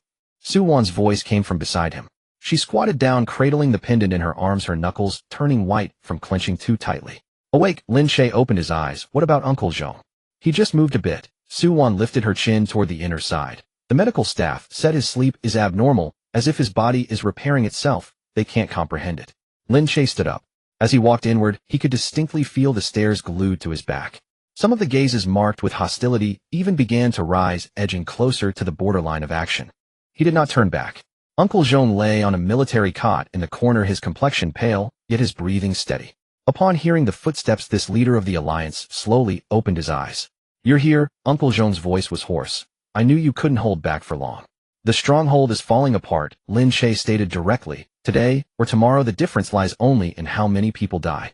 Uncle Zhong smiled slightly, the grin pulling at the wounds on his face, causing him to gasp. So you want that? Lin Che did not deny it. Uncle Zhong struggled to retrieve something from beneath his pillow. It was a metal fragment, jagged at the break, its surface covered in fine patterns resembling an object that had been violently snapped. Its color was not metallic, but rather resembled a piece of water compressed to an extreme, solidified. You think this is a key for unlocking? Uncle Zhong handed it over, but it's not. The moment Lin Che took it, his full-level perspective activated automatically. Unknown creation, analyzing material, not belonging to the instance item pool. Structure, authorization, token fragment, 50 integrity. Function, assumed localized shielding of the record process for a very brief duration. Inner layer, residual code, unit 07. Lin Che's pupils constricted sharply. He stared at the string of residual code, reading it word by word. It was numbered from the same batch as his own. You saw it? Uncle Zhong quietly said beside him, not as a question, but a statement. I knew your eyes could see it. This thing, Lin Che's voice dropped low, is from the same batch as mine. It allows you to not be recorded for a period of time. Uncle Zhong avoided the question. The things from the Black Umbrella rely on records. They don't kill you, they record you, archive you, and deal with you when the time is right. This half of the key can temporarily turn you into a blank slate on their records. What about the other half? By the water's edge. Uncle Zhong's gaze drifted to the gray sky outside the warehouse's breach. The initial place. The third piece you seek, where Su Yi and the others encountered trouble, is the graveyard for you variables according to the Black Umbrella. The other half is buried there. Lin Che clutched the fragment of the token in his palm. It was icy heavy, like holding a piece of another's fate. Why are you giving this to me? He asked. You don't trust me. Uncle Zhong laughed genuinely this time. I truly do not trust you, he said. I'm giving it to you not because I trust you. It's because only a failed archival waste like you can get to the water's edge.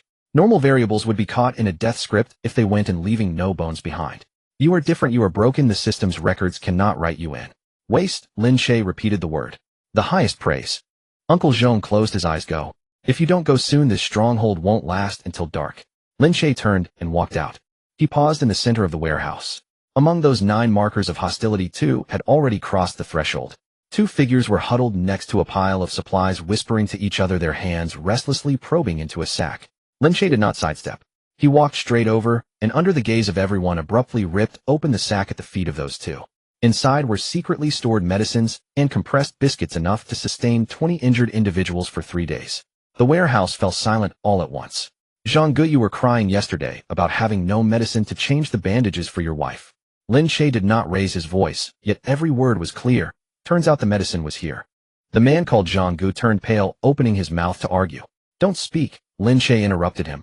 Your heartbeat is 104 faster than someone caught in a lie. He did not make a move, but merely stood there, his gaze sweeping over everyone present. I know you hate me, he said. The fragments are in my hands, the fire is directed at me, the dead are a result of my involvement. I acknowledge this. But what entangled you is this fragment, not the medicine I hid away nor the rations I hoarded. He pointed at the 2 who were stealing supplies. You can hate me. Once I find the third piece, however you wish to settle the score, I will stand still and let you do so. But before that, whoever dares to endanger the lives of the injured, he paused. I can see through every small action of yours with these eyes. I do not kill you, I let everyone watch you. No one spoke. The 2 who had been stealing supplies sank to the ground. The hostility markers withdrew one by one from the critical threshold.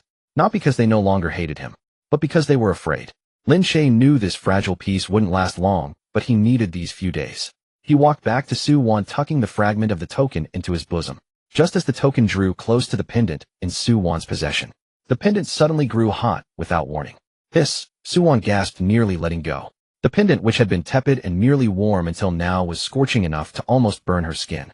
It hung before Su Wan's chest, trembling violently, as if being forcefully tugged by something. The direction it pointed toward was narrowing. Previously, it had only vaguely pointed to the southwest, covering a broad fan-shaped area. Now that direction seemed to be grasped by a hand, tightening little by little, finally condensing into an incredibly precise point. It was no longer that direction. It was that place. Lin Che and Su Wan exchanged a glance, and neither spoke. The pendant and the token resonated between them, pointing to the same coordinates. By the water's edge. The initial place. The departing team consisted of only 7 members, chosen by Lin Che. Too many would hinder their movement, while too few would make it impossible to pass through. 7 was the narrowest path to survival, he calculated using his maxed-out perspective. Jilan was among them. Her eyes, capable of sensing heart rhythms, were the best tool for identifying internal spies. The lessons learned from old Qin and old he were still fresh, and Lin Che dared not bring anyone whose heart he could not see through. Su Wan was included. The pendant served as their only navigation. Without her, no one would know the precise coordinates in which corner of the southwest city it lay. Old Zhou was part of the team. This timid, trembling man who could always sense danger at the first moment was the remaining 4 were the only diehards left in the base with the cleanest heart rhythms and 0 hostility markers. Uncle Zhong would stay behind. This was Lin Che's insistence. Keeping this mysterious individual with unknown origins and deep hidden cards behind him made him feel more secure than having them by his side. However, before their departure, Uncle Zhong forcibly stuffed a person into the team. Guide. Uncle Zhong pointed to the tall, thin figure wrapped in a gray cloak whose face was obscured. The paths in the southwest are all broken. The anomaly area of the instance is layered and intertwined. Without him, you won't be able to leave the city before dark. Lin Che scanned the guide with his perspective. Individual analysis, vital signs, normal heart rhythms, stable identity marker, not recorded note, evidence of covering in the information layer unable to see through. The identity section was blank, and it was the kind of emptiness that had been deliberately erased. Lin Che did not refuse on the spot. He only marked this guide in his heart. Jilan leaned closer and said in a voice only the two could hear, his heartbeat. Too steady. Steady to the point of not being like a living person. Remember, Lin Che replied softly. If he has any inappropriate thoughts, tell me at the first moment. The team set off. The southwest of the city was the area where mutations were most severe. After the instance descended, the terrain here was repeatedly rewritten, with skyscrapers collapsing into deep pit streets, twisting into mazes, and abandoned light rail structures resembling a broken spine, slanting into the gray mist. The guide led them into the abandoned tracks beneath the elevated structure. The air underground was damp, carrying the scent of rust and silt. The further they traveled southwest, the heavier the dampness became, until Lin Che could even hear the sound of water flowing from an invisible source. We're almost at the outskirts, the guide spoke for the first time, his voice dry. Up ahead is the edge of water's edge. You all best keep your eyes closed for a while. Why? Because some things once seen will drive you mad. Lin Che did not close his eyes. Instead, he maximized his perspective. Then he saw it. It was not the terrain. In his line of sight, countless layers of translucent afterimages stacked upon the abandoned track. The same stretch of road, the same group of people were repeatedly occurring in countless different ways, only to be erased again. He saw a team of people pass through here, all dying in the collapse at the end of the track. The scene flashed and restarted. He saw the same team take a different route and die in the water. The scene flashed and restarted. He saw them walk out alive, then the entire scene was wiped clean by an invisible hand, as if chalk writing on a blackboard, erasing not only their existence, but the fact that they had lived. Environment analysis, anomaly, current area, high frequency, archiving zone, detected, reset, afterimages, layer count exceeds statistical limits, warning the timeline in this area has been repeatedly overwritten. Presumed this is the outer edge of the archiving reset loop. Lin Che stood still for a long time. He finally understood what Uncle Zhong meant by only the waste can enter. Every inch of this land repeatedly killed those who entered, then erased the event, waiting for the next person to come in and kill once more. This was not a road. This was a script with countless deaths written in advance. Something's wrong. Old Zhou suddenly trembled. I smell blood, but there are no corpses here. There are. Lin Che stared at those afterimages. You just can't see them. As soon as he finished speaking, a row of cold white light points lit up in the shadows at the end of the track. It was human figures. A dozen modified figures stood up from the ruins, their skin embedded with metal, their eyes a uniform pale white. Scavengers. The team that retreated in the last scrap contest actually set up an interception here. How could they be here? Jilan tightened her grip on her weapon. They are also looking for Water's Edge, Lin Che said coldly, or they have been sent to guard Water's Edge. The scavengers wasted no time with words and charged directly.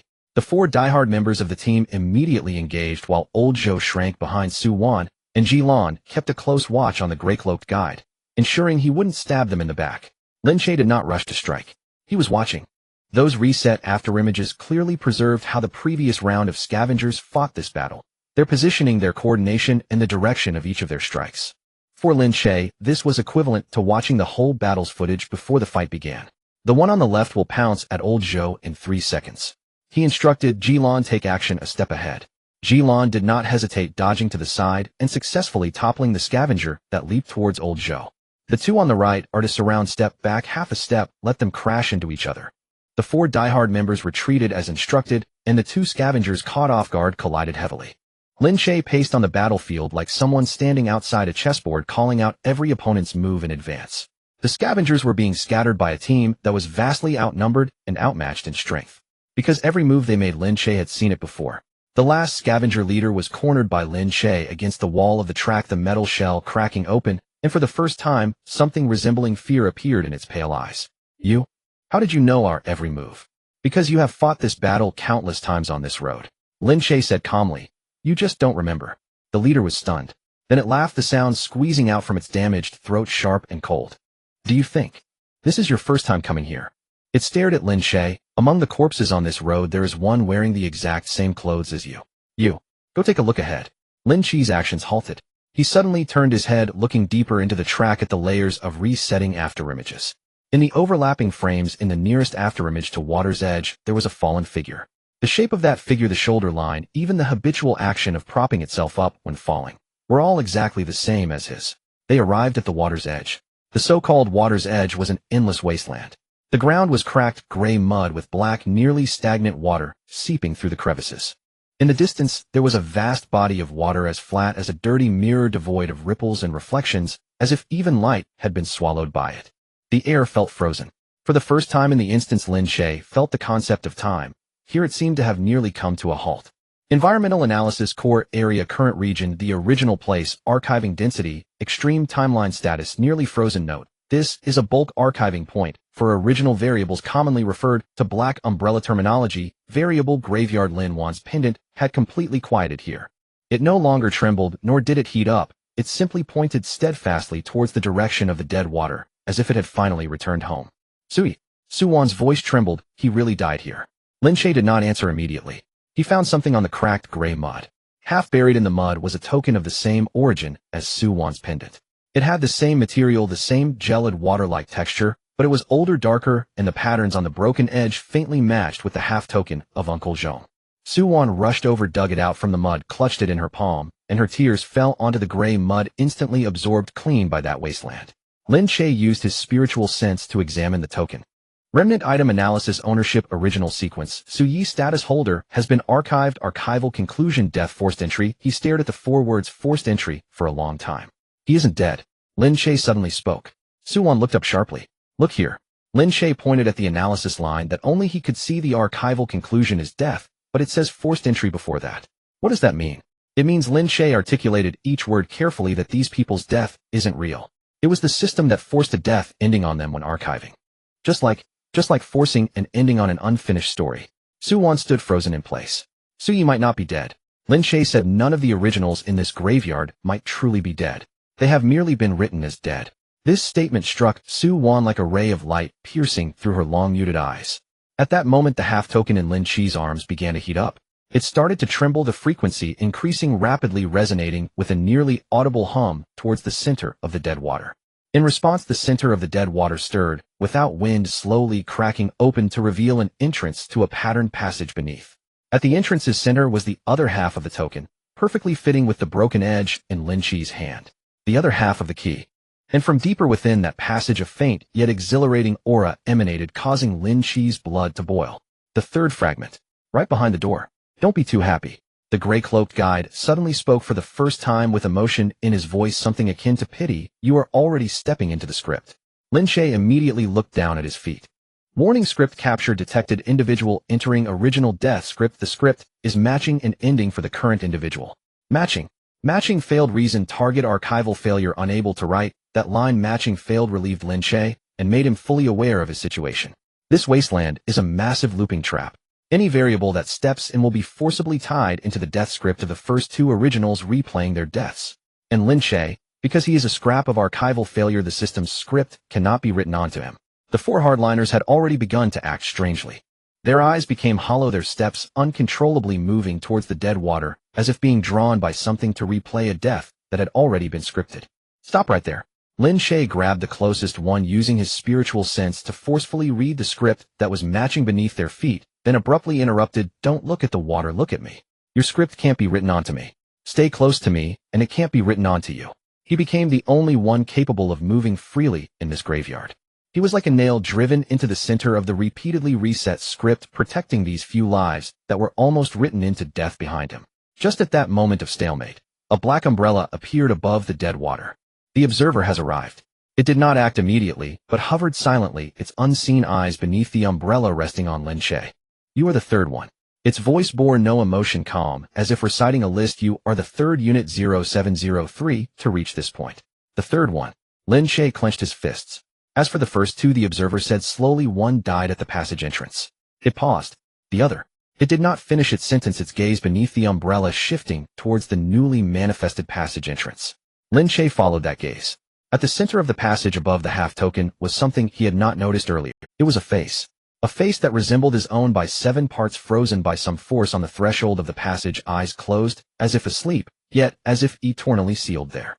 The other one, the observer's voice drifted over, became the door. Lin Che's breath caught. The token in his arms continued to hum, the aura of the third fragment still beckoning from behind the door. He took a step towards that door, towards that face identical to his own. Just as his toes touched the ground, the eyes that were closed on that door opened. It stared directly at Lin Che. Then in a voice identical to Lin Che's, it spoke 2 words. Don't. The door opened, its eyes staring at Lin Che. Those eyes were exactly like his own.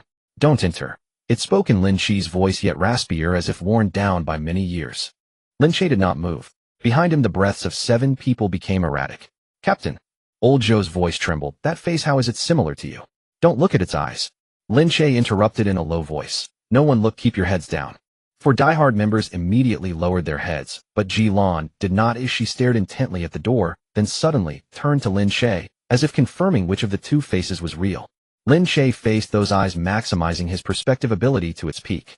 Unknown creation, door analyzing essence, modified identical individual, original number, unit 0703, archiving status, failed subsequent processing, transform into gatekeeping mechanism, residual code consistent with the original body. That line, consistent with the original body, made Lin Che's fingertips go cold. You are the previous iteration of me, he said. Unit 0703, that made it here, you are the third one. The face inside the door slowly spoke. I am the second one. I couldn't enter, nor could I die. The system left me, transformed me into this, and made me guard here, waiting for the next me to come by. What are you guarding? Guarding this lot. What lie? Lin Che pressed, needing this gatekeeping mechanism to speak. The more it spoke, the more flaws would appear. The third piece behind the door is bait, the face inside said. The system keeps these fragments not to prevent you from obtaining them, but to make you obtain them. It wants you to collect them piece by piece, then reach the end and ask that question. Who am I? What happens if I ask it? Asking it is the switch for execution. The voice of the face inside lowered. Collecting 7 pieces is not the answer, it's the button you press to restart yourself. Every iteration of me has walked this path. Collecting, questioning, archiving, resetting. Then the next me will walk through it all over again. Lin Che's heart sank, but his face remained unchanged. Have you collected them? He suddenly asked. The face inside the door paused. I ask you, Lin Che stepped closer. Since you are the previous iteration of me, how many pieces did you reach? The third piece, the face inside answered. I died at the third piece. I couldn't obtain it, and was transformed into a door. What about the previous iteration? The one who died at the entrance. He didn't even touch the door? Lin Che closed his eyes. These 2 sentences terrified him more than the door itself. The first 2 iterations of him, one died at the entrance, and one died at the third piece. Yet he was currently standing before the third piece. You are warning me, he opened his eyes. I am telling you the truth. Then let me rephrase the question. Lin Che's voice was extremely low. When you reached this point back, then were you not also standing in this position warned by the previous iteration of you, with the exact same words, don't enter? The face inside the door froze. A crack appeared in the weariness on that face, revealing something almost painful beneath. Answer me. Lin Che pressed closer, is it not? After a long pause. Yes, the face inside finally spoke, as soft as a sigh. I too was warned. I stood here listening to another version of my face telling me don't enter. Then why did you still enter? Because I am just like you. It looked at Lin Che, its gaze filled with a stubbornness that was all too familiar to Lin Che. I am unwilling. I want to know who I am. I thought I would be the one to pass through. Captain, behind him a diehard member couldn't help but speak, his voice extremely low. If what it says is true, then if we collect the fragments, won't we ultimately? Shut up. Lin Che did not turn back. Half of what it says is fact, half is a script. You can't distinguish, so don't listen. Can you distinguish? The face inside the door laughed, that smile identical to Lin Che's, yet carrying a profound weariness he had never seen in the mirror. You think you are resisting, yet standing here asking me these questions, the previous iteration of me did the same. Identically. Lin Che's pupils slightly constricted. So I know, the face inside said slowly. You will definitely enter. You are just as unwilling as I am. You are just like me, having heard all the warnings, seen all the corpses, yet still walking in. My don't enter is not to stop you, it is because the previous iteration of me also told me don't enter. This phrase itself is part of the script. Above the still water under the black umbrella, the observer lightly added, what it says is true. The observer's voice was flat. Every iteration of you starts from don't enter and ends at enter. This is the script of your sequence, word for word. Then why don't you stop me directly? Lin Che suddenly raised his head, looking at the black umbrella. You are the observer, you have the authority. You watch me come this far, yet you don't stop me, but stand above to watch the show. Because stopping you is also a variable, the observer replied. Whether you pass through or die at the third piece, it is the same for me. I only record. I've seen how your sequence walks too many times. Lin Che remained silent. He lowered his head, looking at his empty palms where the third piece still lay behind the door. For the first time in this graveyard, he felt something colder than fear. It was not the fear of death, but the fear of realizing he might have never truly lived. But he did not retreat. Jilan, he suddenly spoke. Does it have a heartbeat? Jilan paused, then looked at the door, closed her eyes, and focused to listen. After a moment, she opened her eyes and shook her head. No, it is not alive. Then it is not me. Lin Che stared at the face inside the door, word by word. You may be the previous iteration of me, but you have been transformed into a door. You stand here guarding a lie. I am still walking. That is the difference. The face inside the door looked at him, and on that pale face for the first time a vague expression surfaced, like envy, yet also like mourning. Those who keep walking will eventually stop here, it said softly. Then let me reach the place you could not reach. Lin Che turned around, looking at the 7 pale-faced people behind him. He needed to find a way to take the third piece without being swallowed by this door. And the key to that method was hidden in the silent gray, cloaked guide within the team. The deadlock loomed over the still waters. Lin Che stared at the door, while the face within the door stared back at him, an observer suspended in the air, watching coldly. It was the silent, gray-caped guide who would break the stalemate. He raised his hand and slowly lifted the hood from his head. At the moment the cloak fell, Ji-Lan suddenly clutched her chest, her expression changing dramatically. His heartbeat. Her voice trembled. It's gone. Not erratic, it simply doesn't exist. The heartbeat I heard all the way here was a fake. Individual analysis, recalibration, vital signs, none, heart rhythm, none, previously a camouflage, signal identity, mark, original sequence, archiving, failed, subsequent processing, not transformed. Note, the only failed yet unmodified remnant. Lin Che's pupils constricted. The face beneath the cloak was pale and calm, the eyes devoid of the moist light that a living person should possess. You weren't just randomly brought by Uncle Zhong to guide us. Lin Che articulated each word. You are an original. Yes, the guide replied flatly. I am the only remnant in this graveyard that has failed archiving, yet has not been transformed into a door. The system overlooked me, or perhaps it was simply too lazy to process me. You deceived us all the way here. Jilan's voice turned cold, her hand already resting on her weapon. You tricked me with a false heartbeat. I always thought you were a living person. I didn't deceive you. You wouldn't dare bring me in. The guide glanced at her. An entity without a heartbeat following you. You would have killed me first. It's not too late now, a hardliner growled. Stop. Lin Che raised his hand to press them down, his gaze firmly fixed on the guide. Uncle Zhong sent you not to lead us. No, the guide acknowledged plainly. I came to confirm one thing. To confirm whether you are the variable that can pass through this round. Pass through. In the previous 2 rounds of Unit 0703, one died at the entrance, and the other became a door. The guide looked towards the door. Uncle Zhong has waited for many rounds. He is looking for someone who can truly pass through and retrieve the third piece. He used that half token as bait, placing me in your team to ensure I witness you reach this point. Uncle Zhong knows everything. Lin Che's voice became grave. He knows about the cycle, knows about this door, and knows you are an original. He knows everything, yet only gave me half a key, leaving me to figure this out myself. He can't say too much, the guide replied. If he says too much you won't believe him, or you will be afraid. If a variable is afraid they cannot reach the water's edge, he needs you to come this far to see it with your own eyes before he will let you in. Lin Che let out a cold laugh. Then how does the door open? He asked directly. Since you know so much, tell me, how does the door open? The guide fell silent for a moment. The door recognizes similar entities. He said, the archiving failure mark on you is the only reason the door will let you pass. It won't let a normal variable through, but you are different. You are of the same batch as it, a defective product of the same sequence. So I can pass. You can pass, the guide paused, but the door won't just open for no reason. It stands here because something is pinning it in this position. To make it fully open, there must be another person of the same sequence using a token to take over its position. Lin Che's expression turned cold. He immediately understood the trap in those words. To take over its position. He repeated coldly. That means there has to be someone of the same origin as me left here to become the new door. His gaze uncontrollably swept over Su Wan, over the token in her hand that originated from Su Yi. You want her to stay? Lin Che stepped in front of Su Wan, his voice deepening. She has the token of the original. You must have had your eyes on her for a long time. Or do you want me to stay myself to replace this door so you can have a new door for the next round? Brother, what does he mean? Su Wan clutched the token, tightly shrinking behind Lin Che. Let me tell you, Lin Che stared at the guide, enunciating each word. I will accept neither of these options. I will not stay, nor will I let her stay. The guide looked at him, and a faint, almost relieved expression suddenly appeared on his bloodless face. He said calmly. I did not come to make anyone stay. He took a step forward, heading towards the door. I am here to replace it. Lin Che was stunned. From the very beginning, Uncle Zhong had prepared for me, the guide said lightly, while walking towards the door, an old variable meant to exchange for your passage. I am a failed remnant, not transformed into a door, but I was meant to be a door. I took off the cloak not to show you my face, but because I am going to the door. Wait a minute, Lin Che suddenly spoke up. Since you remember so much, remember every round, then tell me. Who exactly is Uncle Zhong? Why is he doing all this? What is he after? The guide's footsteps paused momentarily. What Uncle Zhong seeks you should ask him yourself when you return. He did not turn back. I can only tell you one thing. He is closer to you than you think. This sentence struck Lin Che like a thorn piercing into his heart. He was about to ask again, when Su Wan suddenly trembled violently, dropping the token in her hand. Wait. Her voice quivered uncontrollably, staring fixedly at the guide's back. You're back.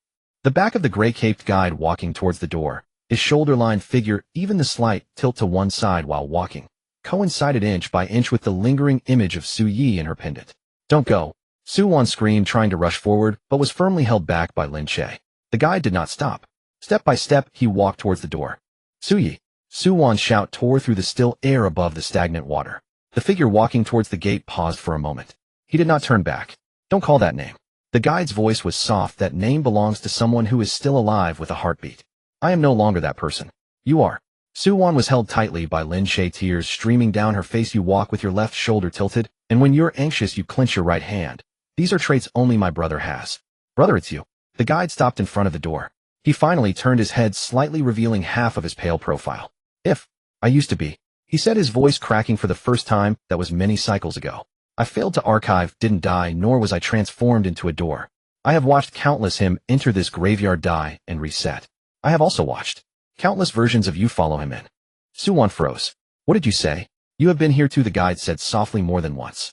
In several cycles you died on the way. In one cycle you reached the water's edge, knelt here, just like now. You don't remember, but I do. Su Wan's face instantly lost all color. So don't call me, the guide said. If you do, it will be harder for you to walk. Lin Che's throat tightened. He pressed down on Su Wan's shoulder while staring at the guide. You said Uncle Zhong is closer to me. You said Su Wan has been here too. What else are you hiding? There's no time. The guide turned back, facing the door. Once the door is loosened, the window is short. The moment I push in, you immediately go in, take the third shard and leave. Don't look back, don't ask any questions. Remember, once you're inside, never ask, who am I? What will happen if you push in? Lin Che asked. I will become the door, the guide said calmly, replacing it. This way it can leave. The face inside the door, identical to Lin Che's, slowly turned towards the guide. It's you again, the face in the door said. In every cycle, the one who ultimately pushes in is always you. Because only I remember each cycle, the guide replied calmly. You should go. Let me take over. Aren't you tired? The face inside the door suddenly asked, cycle after cycle, watching them come in, then pushing back. What do you gain from this? The guide paused for a moment. I hope that in one cycle he can pass through. He said if he does, everything will stop. You don't have to guard, I don't have to push, they don't have to die. He pressed the shard of the token against the door. The moment the token touched the door, the entire stagnant water shook violently. The door nailed to the entrance, the face that belonged to the previous Lin Che, began to peel away inch by inch, while the guide's figure slowly embedded into the door, his outline becoming transparent, his skin taking on the same grayish-white texture as the door. The passage loosened. Go. The guide's voice had begun to sound hollow now. Lin Che did not hesitate. He glanced back at Su Wan. Take care of her. He handed her to Ji Lan and stepped into the recently loosened passage. Script capture attempting detection of individual entering the passage, matching outcome. Matching failed, reason target archive failed, unable to write the line matching failed reappeared. Lin Che ran through the passage, no one could write into him. At the end of the passage hung the third shard. He reached out, grasping it tightly in his palm. Shard captured, third shard recorded, shard progress 37. The moment he grasped the shard, Lin Che's body trembled in sync with the entire graveyard. A line of information that had never appeared before was forcibly ejected by the system. Warning sequence, count unlock unit 0703, cycle count, current cycle. The Lin Che stared at the number, his breath halted. The face inside the door said he was the third one to arrive here. He thought he was at most in the third cycle, but the number in the count was far beyond 3. It was a long number that made his scalp tingle. He finally understood. Being the third to reach the water's edge and the third cycle were fundamentally different. Most of the countless versions of him before never even reached the water's edge, reset in some corner of the subroutine, erased, and started anew. Only the third one to reach this graveyard was him. And this life he experienced, this life he thought was unique to him, was merely one of the many repetitions, a slightly further version. He clenched the third shard, turned around, and rushed back to the edge of the stagnant water before the passage completely closed. The door had completely transformed into the guide's face. The face that once belonged to Su Yi, pale and calm, was forever sealed at the entrance of the passage, eyes closed, as if asleep. Su Wan broke free from Ji Lan, knelt before the door, reaching out to touch that face, but was blocked by an invisible barrier. Brother, she sobbed, you have to bring him back. You have to bring him back. The face sealed inside the door did not open its eyes again, it only slightly moved at the corners of its lips, as if it had said something, yet also, as if it had said nothing. He can't hear anymore.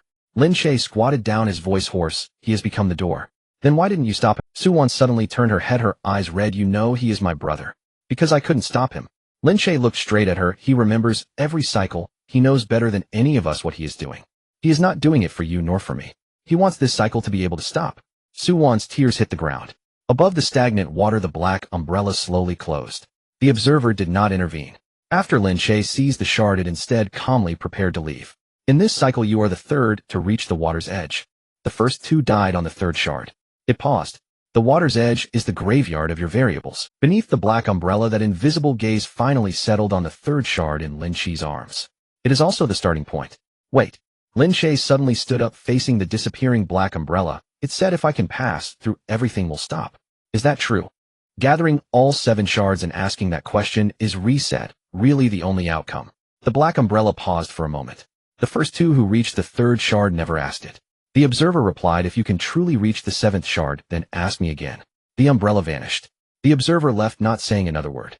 Lin Che stood at the edge of the stagnant water, clutching the third shard obtained by trading a Su Yi's mind filled with that horrifying cycle count and the 2 sentences left by the guide. Uncle Zhong is closer to him, and Su Wan has been here too. Just then the third shard in his arms moved. It no longer pointed towards the water's edge. Its aura began to draw towards another direction, one deeper than the water's edge, closer to the very center of this city. The 4th shard is there. Captain. Old Zhou leaned over, asking softly, shall we continue down? It said this happens every cycle. If we go, will we? Lin Che put the 3rd shard into his arms and stood up. It said the first 2 died on the 3rd shard. He gazed in the direction of the city center, but I have obtained it, and am still alive. From this step onward, there is no previous cycle. He turned around, looking at the tearful Su Wan and the 6 pale-faced individuals behind him. Let's return to the base first. He said, I have a question that must be asked in front of Uncle Zhong. How many cycles has Uncle Zhong been waiting for him? The order to evacuate was given by Lin Che. He stood by the dead water, holding the 3rd shard in his arms, his back turned to the door that had taken on the face of a guide, and he spoke only 3 sentences to the 6 people behind him. Go back, don't look back. No one is allowed to speak that name again. From now on, whoever cries or stops, I will throw them down first. No one dared to respond. Su Wan was the last to move her feet. The token in her hand had turned cold since the moment Su Yi transformed into the door. The pendant, which had been warm and pointing in a certain direction all along, now hung in her palm, like an ordinary dead object, no longer warm and no longer guiding. It's not moving. She murmured, her voice trembling uncontrollably. It has always been telling us where to go, but now it says nothing. That's because the one guiding you has become the door. Lin Che did not turn around, his voice as cold as the dead water. It doesn't point the way because it has already arrived at its destination. These words were cruel, yet Su-won stopped her tears from falling. What she needed was not comfort, but a reason to stand tall. Your brother exchanged his life for yours. Lin Che continued forward, leaving her with his back. If you cry and die now, it will have been for nothing. Do you want him to have exchanged for nothing? Su-won bit her lip, tightly clenching the cold token in her palm, following step by step. The team traversed the mutated zone. Leading the way was Lin Che, his full-level data visualization activated, previewing every inch of ground beneath the entire team. In the middle was Ji-lan, but her heart rhythm perception was malfunctioning. Captain. She suddenly spoke, her voice extremely low. I just detected 8 heartbeats in the team. Lin Che paused his steps. There are 7 of us in total, he said. I know. Ji-lan's face turned pale. But I clearly detected 8. The 8th one was right in the middle of us, its rhythm different from ours, particularly slow, so slow, it didn't seem human. And then, in the blink of an eye, it vanished. Old Joe was so scared he nearly cried out, but was covered by someone next to him. Is that door following us? Someone trembled. The door can't move. Lin Che said in a deep voice, it's pinned at the entrance. Then what is it? Lin Che did not answer immediately. He remembered the moment he seized the shard when the system forcibly popped up a line of text. Reincarnation count unlocked. He recalled that terrifying number. In this life, he thought he had a unique existence, but it was merely one of countless repetitions a little further along in this iteration. And now that 8th heartbeat, which was slower than a living person, was trailing behind them. Could it be some echo left behind by himself from the previous round, or the one before that who failed to escape this graveyard? Don't mind it. Lin Che finally said, 3 words follow our path. If it could really do something, it would have acted by the water's edge just now. He couldn't let the team fall into chaos. The more it was this time, the more they needed stability. Yet at this moment the team was precisely having a problem. Why should we listen to him? Suddenly a die-hard member stopped, the stoutest among the 7, surnamed Zhao. The face behind that door is him. The guiding guide is the first generation, and even the one who exchanged us is also the first generation. I want to ask, what exactly are we here for, to save people, or to be stepping stones for him? Several people halted their steps. These words struck at the deepest fears of everyone. Su-won shielded herself behind Old Joe, shrank his neck, and Ji-lan gripped her weapon. But Lin Che smiled. He turned around, fixing his gaze squarely on the Zhao surname's face, and with full-level visualization, the man's most hidden secrets were laid bare before him. Your name is Zhao Tai? Lin Che slowly began. 3 days ago during the resource distribution at the base, you hid 2 packs of compressed biscuits in your inner pocket. The left pocket is still bulging. Zhao Tai's expression changed. You fell asleep during the night watch last night, fearing Uncle Zhong would find out you falsely reported everything was normal. Lin Che stepped closer. What you fear most is not being a stepping stone for me, but that this trip back Uncle Zhong will discover your little secrets and kick you out of the base. You know very well that you won't survive 3 days outside. Zhao Tai's forehead broke out in cold sweat. His lips trembled, unable to refute a single word. I don't care how many biscuits you hid. Lin Che retracted his gaze, sweeping over the other few. I only want to tell you, the face behind that door is mine, that's true.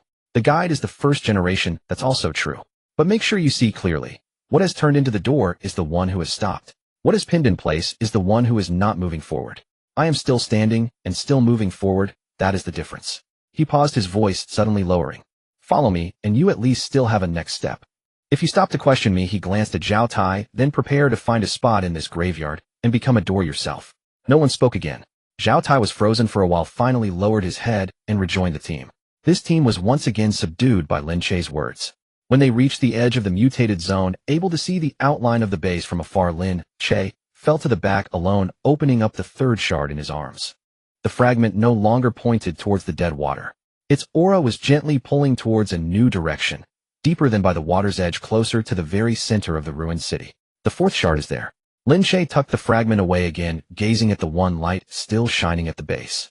In his heart, he firmly nailed down 2 things. One was to carry 3 shards and walk through that door alive. The other was to directly ask Uncle Zhong in front of him. Uncle Zhong, just how many rounds have you waited for me? The lights at the outpost were on. When the 7 of them returned alive, the lookout at the door was momentarily stunned before reacting to report. As the person ran, they glanced back twice, as if fearing that the 7 before them were an illusion. Lin Che noticed that moment of distraction. It was not surprise, but rather an unexpected turn of events. Lin Che had long grasped the rules of this alliance. Uncle Zhong's team sent to find the fragments typically had no returns. To bring back 1 or 2 remnants was already a stroke of luck. Never had anyone returned with all 7 intact, let alone 3 fragments. Thus what he wanted was to see Uncle Zhong's face. To see what expression Uncle Zhong would reveal when things went beyond expectation. Uncle Zhong arrived promptly. He was the leader of the outpost, not young anymore, yet he stood straight with a pair of eyes that remained bright in the dim light. The moment he entered, his gaze fell on Lin Che, quickly scanning the slightly bulging area in his arms. In that instant, Lin Che activated his maximum level of perception, frame by frame, reading every subtle change on Uncle Zhong's face. The first frame was shock. It was so brief that an ordinary person would hardly catch it.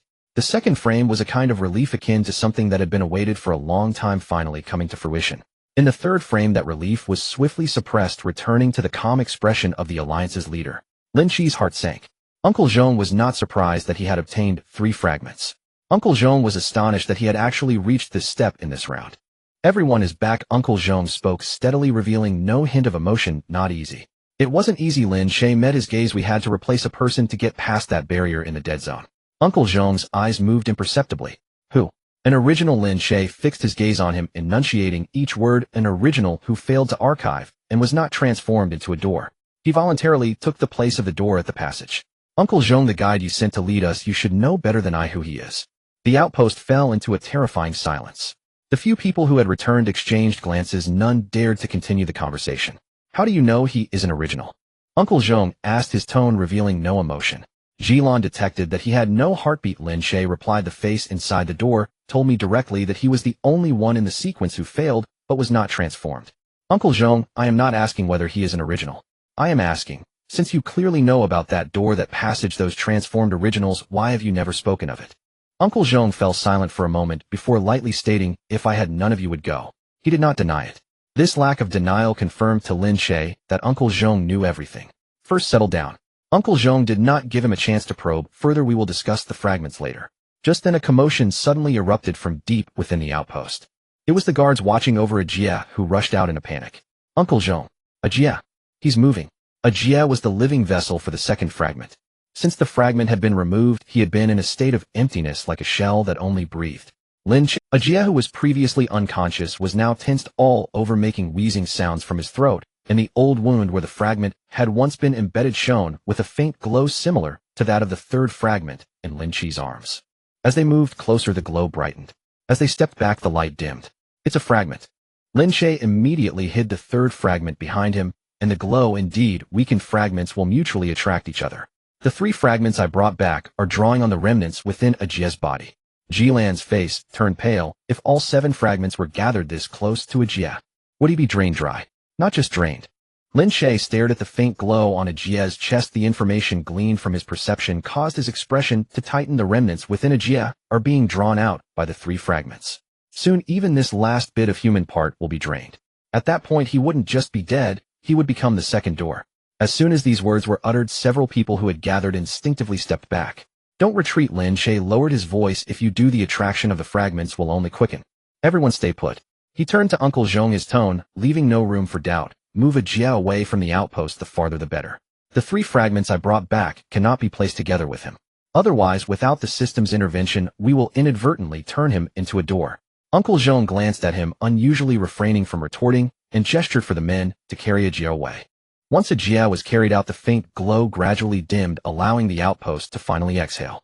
Yet this scene drew out the unease in everyone's hearts. He has all 3 fragments in his hands. Why should he decide where to hide them? Someone in the crowd spoke. If he hadn't brought in the 3 fragments, would Ajia have moved? You can't say that. Old Joe rarely interjected. If it weren't for the captain, we 7 wouldn't have even made it. In my opinion, while we have the 3 fragments, we should negotiate with the system. Another voice interjected, a scarred, middle-aged man, surnamed Zhu, who managed supplies in the Alliance. Perhaps we can exchange our lives for a chance to survive. Are you crazy negotiating with the system? Someone immediately retorted. He himself is monitored, and an archived failure. Even the face inside the door is him. Who knows if he has long been transformed by the system and sold us all? Then tell me, who should we hand it over to? Scarju sneered to you. You don't even know where the door to the dead zone opens. The 2 groups were on the verge of clashing. Enough. With a single word from Uncle Zhong, the outpost fell silent. His gaze swept across the faces of everyone before finally landing back on Lin Che. How to handle the fragments I will decide tonight. He said you come with me. To speak privately.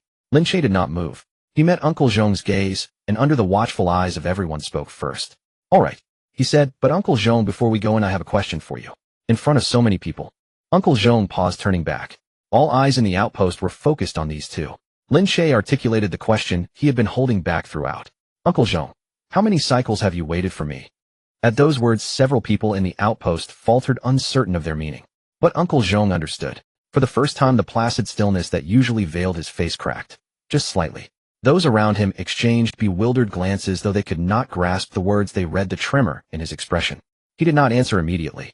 Instead, he raised a hand and dismissed everyone nearby, then led Lin Che alone into the innermost chamber, the only room in the outpost he ever entered himself. The door clicked shut, sealing out the clamor beyond. That question, Uncle Jean said slowly, his back still turned, was asked by you. In the previous cycle. Lin Che's pupils contracted sharply. And by you, in the cycle before that. Uncle Jean continued, turning to face him at last. His eyes, normally sharp as honed blades, now held an exhaustion ancient and profound, a weariness Lin Che could not fathom. Almost every cycle, when you reach this point, you stand before me and utter those exact words. Word for word, tone for tone, even gaze for gaze. How many cycles? Lin Che pressed, voice taut. Give me a number. I've lost count. Uncle Jean shook his head. At first I kept track. Cycle 1, cycle 2, a dozen cycles. But as the cycles multiplied, the tally blurred, then dissolved entirely. All I know is this, far more than you imagine. Then tell me, Lin Che lowered his voice. What did each of those past versions of me say to you once they reached this point? Much the same as you do now, Uncle Jean replied. You all follow identical paths, retrieve 3 fragments, ask how many cycles have passed, question whether the alliance was my creation, demand to know who I truly am. Even the places where you rage are identical. Lin Che forced himself to steady his breath. He recalled the staggering cycle counter that had flashed across his vision during fragment retrieval, and the face inside the door whispering, all who walk forward will in the end halt here. So this alliance, Lin Che suddenly declared, his gaze sharpening inch by inch, was not founded in this cycle alone. Uncle Jean offered no denial. It is something I have built, watched crumble, rebuilt, again and again. His voice dropped to a hush. Each cycle at roughly this same juncture, I gather roughly the same people, erect this outpost, and wait for you capable of walking through to the end. You are not the first Unit 0703 I have sent into that graveyard, Lin Che. Before you there were many others. Those words struck Lin Che's chest like a hammer blow. He had always believed himself merely used by Uncle Jean. Now he understood what Uncle Jean did ran colder and heavier than mere exploitation. What became of those ewes I sent in? Lin Che enunciated each word with deliberate precision. Some perished midway. Uncle Jean answered calmly. Some reached the water's edge and became doors. Only a handful ever stepped through the door, gathered all fragments, and posed that very question. And then came reset. Total erasure, beginning anew. How do you know this? Lin Che fixed him with a piercing stare. A sudden crystalline certainty formed in his mind. If you merely waited here in the outpost, you could not possibly know what lies inside the door, or beside the water, or what reset truly entails. Unless, his voice broke off. Unless you walked it yourself. Uncle Jean remained silent. Lin Che remembered the guide's final words. The guide told me, Lin Che said slowly, that you and I are closer than I imagined. He also said Su-Wan had been here. Uncle Jean, what did he mean? Who truly are you? A long silence filled the room. So deep Lin Che nearly believed no answer would come. We share the same origin. Uncle Jean finally spoke, his voice hoarse and raw. Same designation. Same archival failure. Unit 0703. Lin Che's breath caught. The one inside the door. The one who died before you transformed into the door itself. That was you.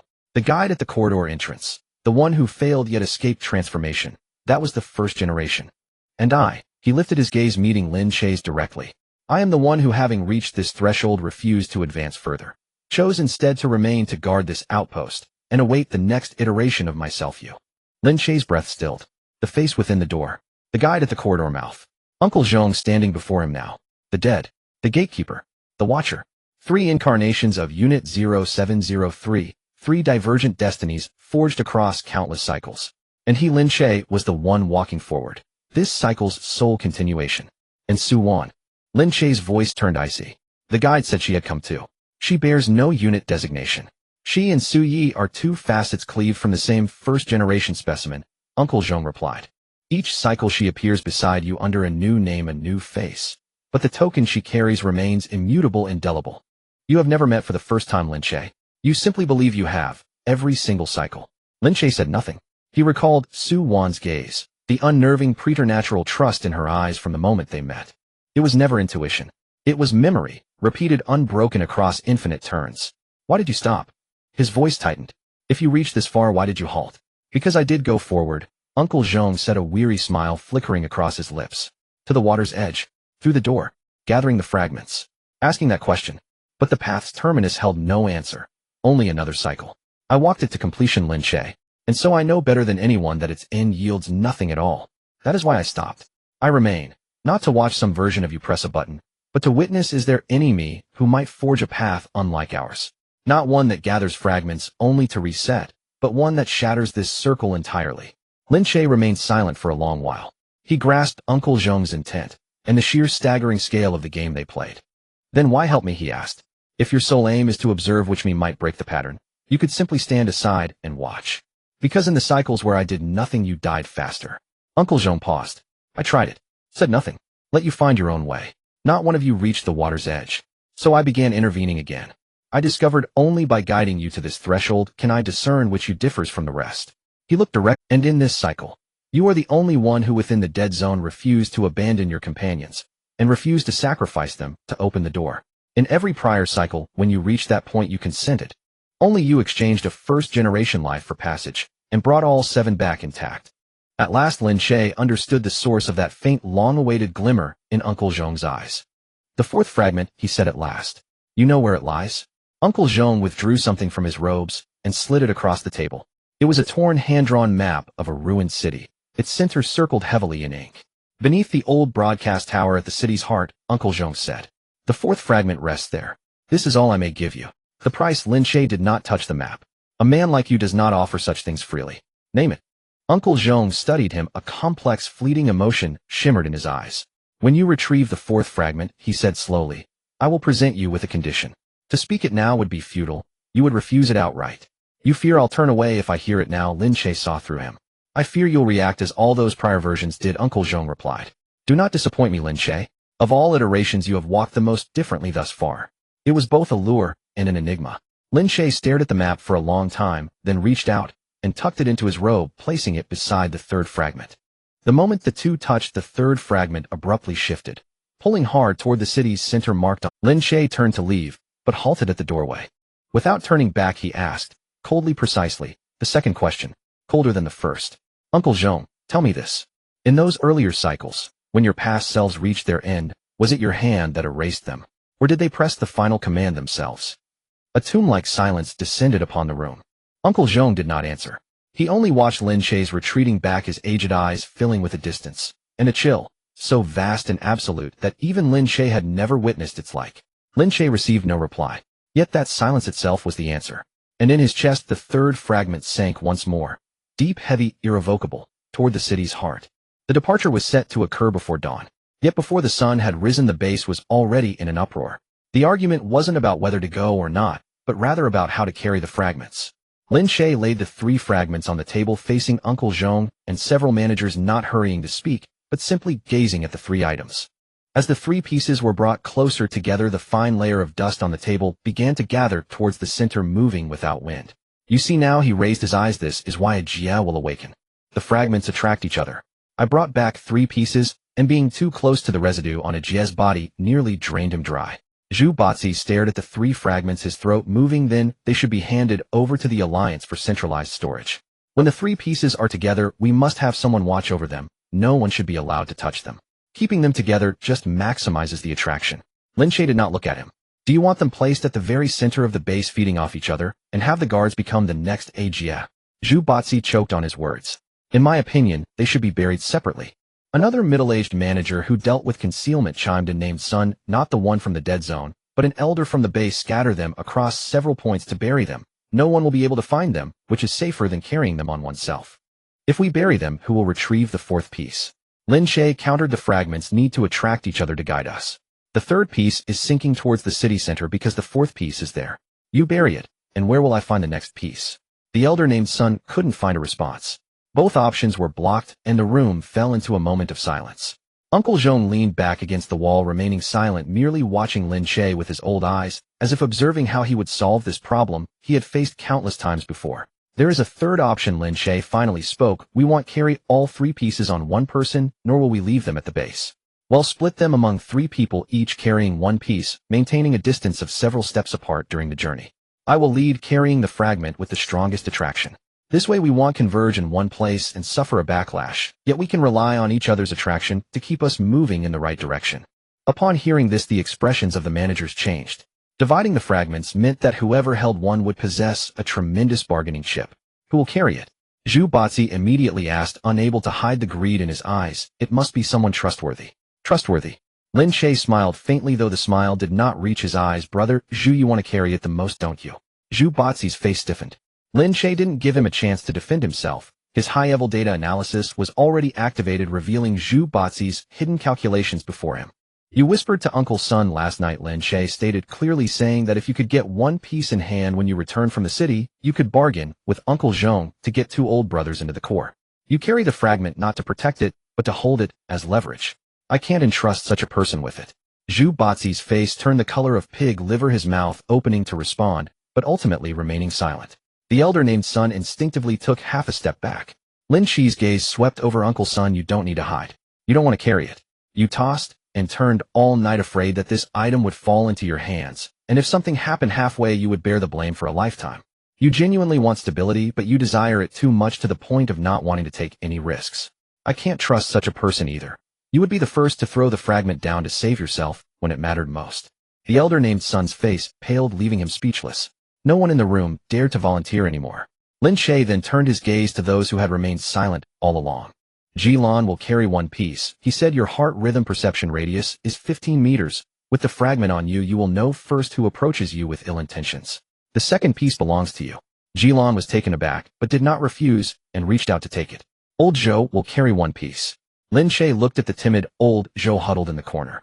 Old Zhou nearly withdrew his hand in fright. Captain, I'm timid. I can't do it. Just because you are timid. Lin Che interrupted him. You won't have any ulterior motives, nor will you recklessly charge ahead. You will simply hold tight and shout as soon as there's any disturbance. This is exactly what I want. With the fragment on you, if anyone touches you, you will be the first to raise the alarm, making it the safest option. Old Zhou swallowed hard, and ultimately tucked the fragment tightly into his bosom. For the third piece with the heaviest attraction, I will carry it myself, leading the way. Lin Che secured the last piece into his own bosom. Once we encounter any anomalies, the 3 of us will increase our distance and proceed in staggered formation. If the piece in anyone's hand suddenly heats up, it indicates that something else is searching for the fragments, and we must raise the alarm immediately. With the distribution settled, all the restless thoughts in the room were thoroughly dispelled by his words. Suwon had been standing by the door, but now took a step forward. I want to go too. You don't have to go.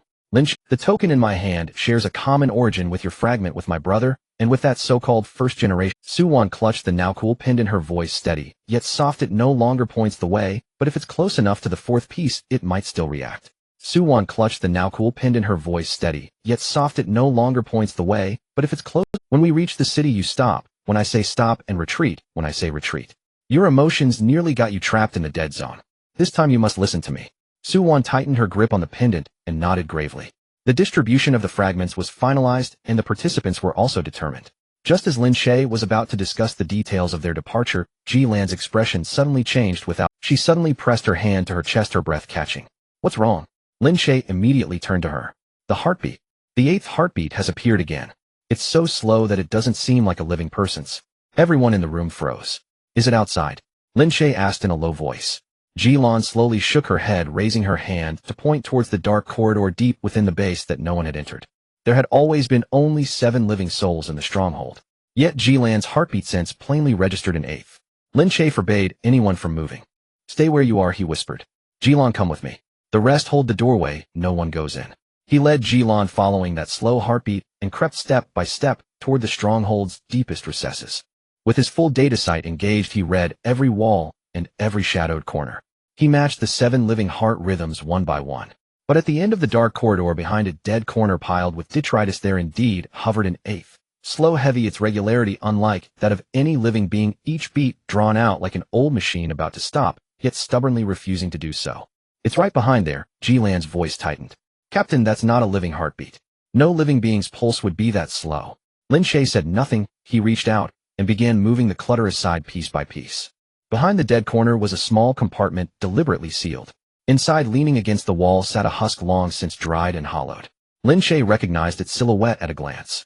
The shoulder lined the frame, even the hand habitually resting on the knee and tilted to the left, identical to his own. Jilon saw it too and sucked in a breath. This is you. It is me. Lin Che's voice was cold and flat. It is the me from the previous cycle or some earlier cycle who reached this point and could not leave the stronghold. The desiccated husk had no life left, but at its chest painfully slow and faint something still throbbed. That was the 8th heartbeat Jilon had detected. It was not life, merely the faint residue left when cycles of repetition failed to be erased completely. Uncle Zhong. Lin Che did not turn, but his voice rose sharply. Come here. Zhong Shu, who had been standing at the mouth of the dark corridor, without anyone noticing, now showed on his placid face for the first time a flicker of something complex. He approached and stared at the husk for a long time.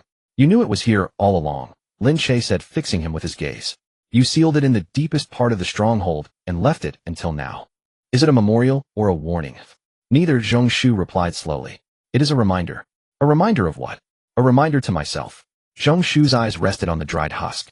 A reminder of what those of us who come this far and then stop. It did not die outside, it died within the stronghold. It had possessed fragments, had sat in this very seat, and in the end it did not move forward, it simply remained until it withered. Lin Che's heart sank. This husk was the terminus of the path. Zhong Shu had meant staying in place, guarding the stronghold, waiting for the next self. Zhong Shu himself would sooner or later become this. You kept it so I would see it, Lin Che said, each word deliberate, to see the consequence of stopping. I want everyone who reaches this point to see it, Zhong Shu answered.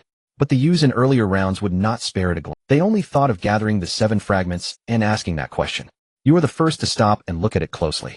Lin Che watched the husk's chest as it pulsed that slow, aching beat, and suddenly asked, can it be awakened? No, Zhong Shu shook his head. It has only that single beat left. When a cycle fully resets, even that will be erased. Jilon could sense it, because the 3 fragments you brought back had stirred the last trace of its shared origin back to a faint life. The remark made Lin Che think of the fragment's pull. He looked down at his own arms without thinking. So that's why it has been flickering these past 2 days, he realized. When I move in the stronghold with the fragments, it sinks when I'm far and surfaces when I'm near. Yes, Zhong Shu said. And it is recognizing you. Recognizing the self of this cycle that is still moving forward. Lin Che fell silent for a moment, then drew his gaze away from the husk. The 4th fragment, he said to Zhong Shu. You said it's beneath the old broadcasting tower in the city center. That place holds more than the 4th fragment. Zhong Shu's expression shifted. How do you know? Lin Che watched him. You said what we become when we stop, he repeated. You used we, not I. The face in the door is the version of me who died before and was turned into the door. The guide at the passage mouth is the failed first who was not altered. You are the one who stopped and waited. Those are 3 outcomes. Yet your use of we just now had a 4th. Zhong Shu was silent for a long time. Beneath the broadcasting tower, he finally said in a very low voice, dwells the 4th kind of ending for our sequence. What is it? You would not believe me if I told you now. Zhong Shu shook his head. When you see it, you will understand. This is the 2nd hook I leave you. The 1st was the location of the 4th fragment. This is the reason you cannot avoid going. Lin Che stared at him for 2 seconds and did not press further. He turned and walked out of the dark corridor, paused after 2 steps, and said without looking back, this husk, when I gather all 7 fragments I will come back and put it to rest. It has been here far too long. Zhong Shu's pupils contracted almost imperceptibly. Lin Che did not see it. He strode out of the corridor to the stronghold entrance and said to the waiting team with a single sentence, depart. The group filed out in order. Before leaving, Su Wan clenched the cooled token in her hand. Jilon walked in the middle, quietly memorizing the coordinates of the dead corner where that 8th heartbeat had been detected. And in the deepest part of that dark corridor, after they had left, the desiccated husk's chest pulsed once more, very slow, very faint, and then sank back down. They had not gone far when the fragment Lin Che carried at the front suddenly flared with intense heat. He stopped. Something else in the mutated zone ahead was also searching for the fragments. The fragment was hot, serving as a warning. Lin Che raised his hand, instantly halting the entire team. There's something ahead, he whispered, and it's also searching for fragments. Old Zhou and Jilon, cover the fragments in your hands, don't let the heat give us away. Old Zhou turned pale, tightly wrapping the fragment in his arms. Before the words fell, a small team emerged from behind the remnants of the wall in the anomalous zone. 7 or 8 people, all in gray uniforms with a sign that Lin Che had seen before, marks of the cleaners. They were an organization specifically hunting for fragments. During their last encounter in the dead zone, they had already crossed paths where Lin Che had thoroughly defeated them. This time, they were clearly drawn by the allure of the fragments. It's you again. The leader of the cleaner team narrowed his eyes, locking his gaze directly on the fragments in Lin Che's arms. 3 fragments. No, you're carrying the allure of 3 fragments. Hand them over, and we can let you live. Lin Che did not respond directly, instead exposing their hidden card first. So you've been tracking us all the way here. The closer we get to the city center, the more frequently you come. The man's expression changed, unprepared for Lin Che's keen insight. Since you know, you should understand that there's no escape. Wherever the fragments are, we will follow. Lin Che took half a step forward, fully utilizing his data perspective to its utmost extent. The positions of those 7 or 8 people, their weapons, the sequence of their attacks, who was the main attacker, and who was on the flank, even the short blade the leader had ready to draw at his waist, all unfolded frame by frame before his eyes.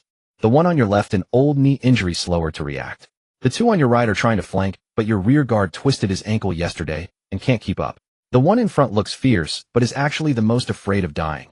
He stands at the front because no one behind dares to come forward. The man's face turned ashen. You make your move. Lin Che interrupted him. I'll let you strike first. The cleaner team exchanged glances, and the 2 main attackers lunged forward. Lin Che had already read their movements completely. He sidestepped, precisely avoiding the main attack's line, and pulled the one who missed right into the path of his ally's blade. The chaotic scene in the anomalous zone was only chaotic for the cleaners. Lin Che's side, consisting of 7 people, had him predicting every step of the enemy, and they suffered not a single impact. Jilan protected the fragments as they retreated to the back. Old Zhou curled up in the innermost part, while Su Wan was pressed against Lin Che's side. In a brief moment, more than half of the cleaner team had fallen, and the leader, sensing danger, dropped a harsh remark before attempting to flee. Remember, he shouted while retreating, the closer you get to the city center, the more people will be searching for fragments. You won't be able to protect yourselves. Before he could finish, he suddenly froze. On the edge of the anomalous zone, a figure holding a black umbrella stood, an observer. The leader of the cleaners turned pale upon seeing the black umbrella, abandoning his harsh words and turning to flee with his remaining men. Lin Che's gaze fell upon the figure with the black umbrella. The observer did not make a move, merely standing at a distance, as if watching a play they had seen countless times before. It's you again, Lin Che said solemnly. Last time by the water you said, ask me again when you reached the 7th fragment. What do you want to say this time?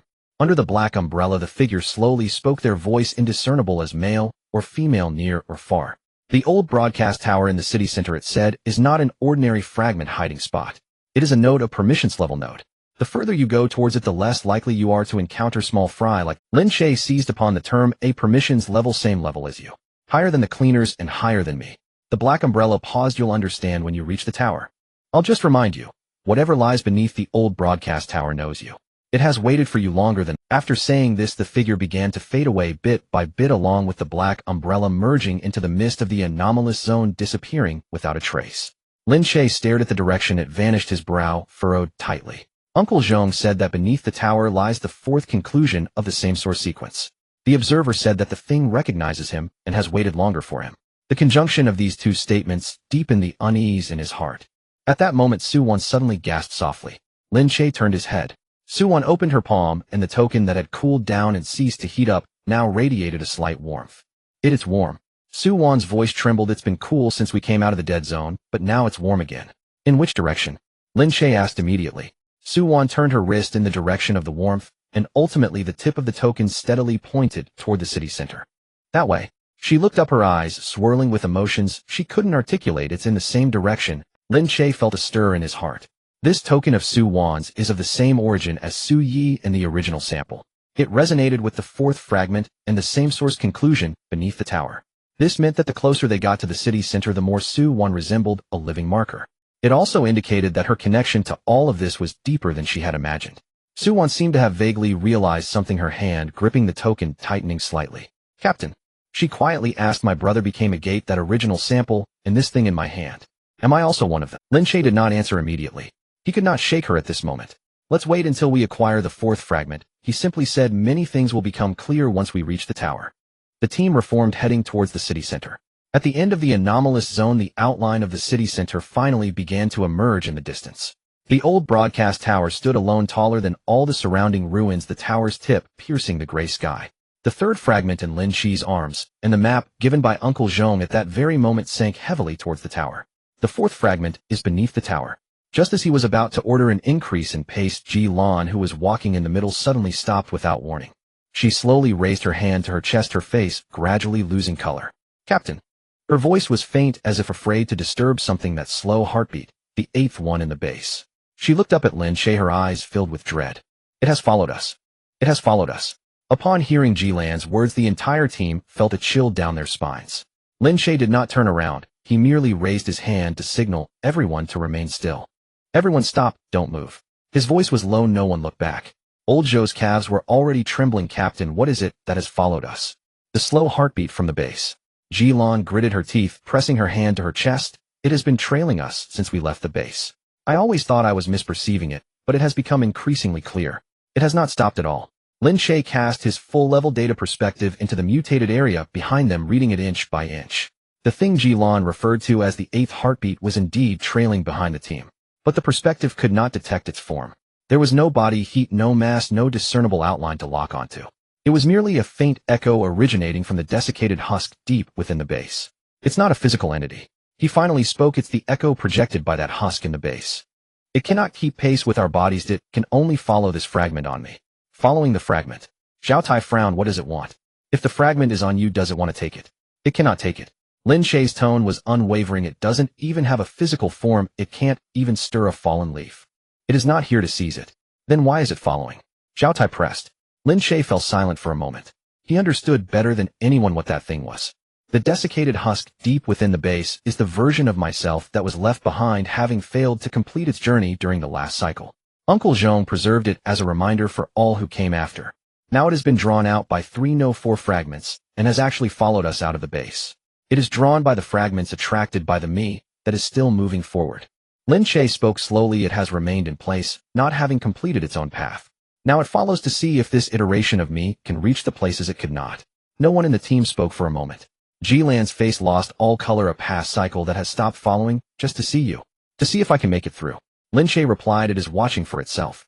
This sentiment chilled more than any monster could. An old cycle that should have dried up, having stopped in place, traversing half a desolate city, trailing behind the living, just to see if he can complete the path it could not. Old Zhou shivered. Then should we shake it off? You can't shake it off. Lin Che replied. It's not following footprints, it's following the fragment. As long as the fragment is on me, it will follow me. So we just ignore it. Zhao Tai was unwilling. Ignore it. Lin Che withdrew his gaze. It does not attack, cannot enter the tower, and cannot touch us. Redirect your thoughts, and look ahead. He lifted his gaze towards the front. The old broadcast tower was already nearby. The tower was taller than all the surrounding ruins, and the base glimmered with a faint light similar to that of the fragments. The observer had said this was a permission-level node that the thing beneath the tower recognizes, you having waited longer than Uncle Zhong. Lin Che stared at the tower, his expression darkening. He dared not recklessly lead the entire team down the tower. He had already experienced the weight of the term permission level in the dead zone. We need to redistribute tasks. He turned around, scanning everyone. All stood up straight instinctively. By this point, they had grown accustomed to it. When Lin Che spoke of task distribution, it was best not to miss a word. Jilan, your heart rhythm perception is the most acute. Lin Che first looked at her. Guard the tower entrance. Do not go down. If there is any unusual movement, shout into the tower immediately.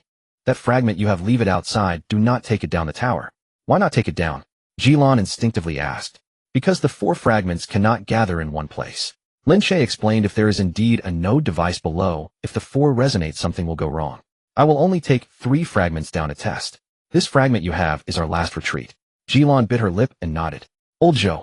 Lin Che looked at the man whose legs were still shaking. The fragment on you, keep it hidden. Stay outside with Jilan to assist. Old Zhou was relieved. Okay. I'll stay outside, I'll guard it. He was afraid Lin Che would change his mind. Lin Che glanced at him, saying nothing. Old Zhou was afraid of dying, but precisely because of that fear, the person guarding the fragments outside was more dedicated than anyone else. That was exactly the dedication he needed. Zhao Tai. Lin Che finally looked at the 2 hardliners who had publicly questioned him on the road through the dead zone, and the one next to you. Guard the tower entrance.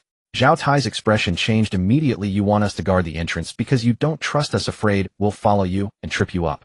If you think that way, so be it. Lin Che looked at him, his full-level perspective sweeping over, reading every bit of discontent and insecurity in him cleanly. But I want you to guard the entrance not because I distrust you, but because you run fast. Zhao Tai was taken aback. You and the one next to you are the 2 most agile and fastest runners in the team. Lin Che articulated slowly. If anything happens at the entrance, someone must be able to report it immediately, and someone must be able to protect Old Zhou and Jilan as they run back. I entrust the most crucial escape route to the fastest runners. Is that called distrust? Zhao Tai opened his mouth. He had initially prepared to counter Lin Che's stance with a belly full of retorts. But Lin Che did not put on airs. Instead, he handed him the words, the fastest runner. That bit of discontent was unexpectedly choked into an indescribable feeling of responsibility. Fine. After a long pause, he finally forced out a sentence. I'll guard. If anything happens, I'll shout first. Suwon, come down with me. Lin Che finally looked at the silently observing Suwon.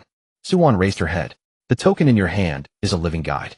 Lin Che said the path below is unclear, rely on it to find direction. But I must state this clearly. If I tell you to stop, you must stop, or if I tell you not to touch it, you must not touch it. Not a single word can be off. Suwon tightened her grip on the now slightly heated token, nodding firmly. I'll listen to you. With the distribution of tasks settled, the hearts of the people were once again steadied by his words. Zhao Tai's discontent was pressed down, turned into a sense of responsibility by the phrase, the fastest runner. Old Zhou's fear was alleviated by being told to stay outside, which turned into dedication. Jilan's doubts were stabilized as the last retreat became her certainty. This was the most heavy-hearted yet convincing aspect of Lin Che along the way. He never relied on shouting to motivate, but instead placed everyone in the most suitable position, leaving no room for rebuttal. Remember, he added just before entering the tower, no matter what happens inside or outside the tower, without my word, no one is allowed to come down. Everyone responded in unison. Lin Che along with Suwon stepped into the tower base. Just as they crossed the tower door, the token in Suwon's hand suddenly became so hot, it was almost ungraspable. She gasped, her fingers loosening. Don't let go. Lin Che quickly pressed her hand down. Hold on, don't let go. It's hot. Suwon gritted her teeth. It has never been this hot before. Because it recognizes this place. Lin Che stared at the inner wall of the tower, his pupils slowly narrowing. At that moment, a circle of incomprehensible old symbols on the inner wall of the tower lit up, rising from the bottom. The rhythm of those symbols lighting up coincided exactly with the rhythm of the token heating in Suwon's hand. One lit up, one heated. One dimmed, one cooled. It was as if they were responding to each other. Lin Che's heart sank little by little. This tower recognizes the thing in Suwon's hand. And the observer's words, the thing beneath the tower recognizes you, weighed heavier in his mind at this moment. Let's go. He held Suwon's hand and took the first step down the spiral staircase. There are people below waiting. The spiral staircase inside the tower winds down into the depths below. The token in Suwon's hand grows increasingly warm, as if being pulled by an invisible thread towards the base of the tower.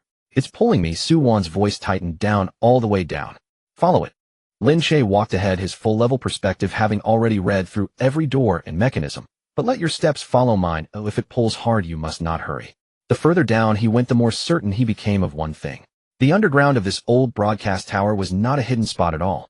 On the walls above and below, a layer of faint pale light floated, emanating from the same source as the remnants, like a machine that had been partially disassembled, yet still operated in a low hum. What is this place? Suwon's voice trembled. Lin Che did not answer immediately. His perspective focused on the symbols that floated on the wall. Those were not symbols.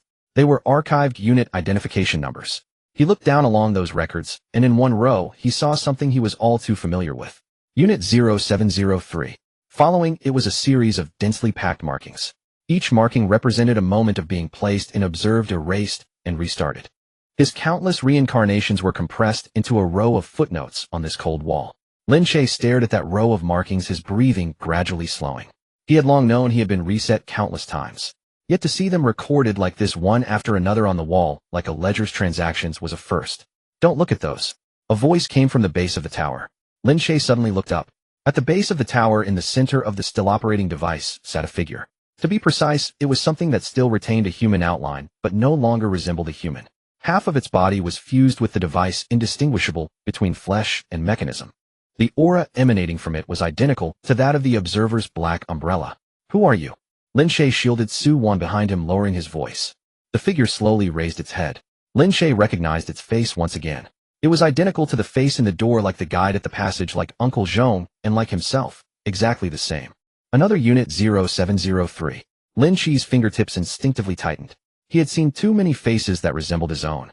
Some died in the door, some were sealed at the passage, some stopped at the stronghold. But the one before him felt different from the others. The others were different shapes of failure. This one bore no hint of failure. You have reached this point, the 306th cycle. The figure spoke, revealing a number in a single sentence. More than what Uncle Zhong told you. He cannot count, but I can.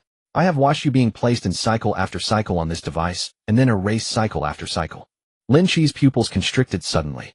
306 cycles. The life he thought was unique was merely a cold sequence number in this person's mouth. How could you count them so clearly? He fixed his gaze on the figure. Because I am no longer in the loop, the figure replied calmly. Those of you still in the loop cannot remember the earlier cycles. I watch from outside the cycle so I can naturally count them clearly. Outside the cycle, Lin Che repeated those 4 words, his gaze gradually cooling. You are the 4th ending that Uncle Zhong spoke of. He mentioned me to you, the figure stated without surprise. What did he say? He said those in the door are the deceased, the guide is the failure, and he is the waiter. Lin Che articulated each word carefully. The 4th one he did not mention. He said I would understand when I reached the base of the tower. Now you see it.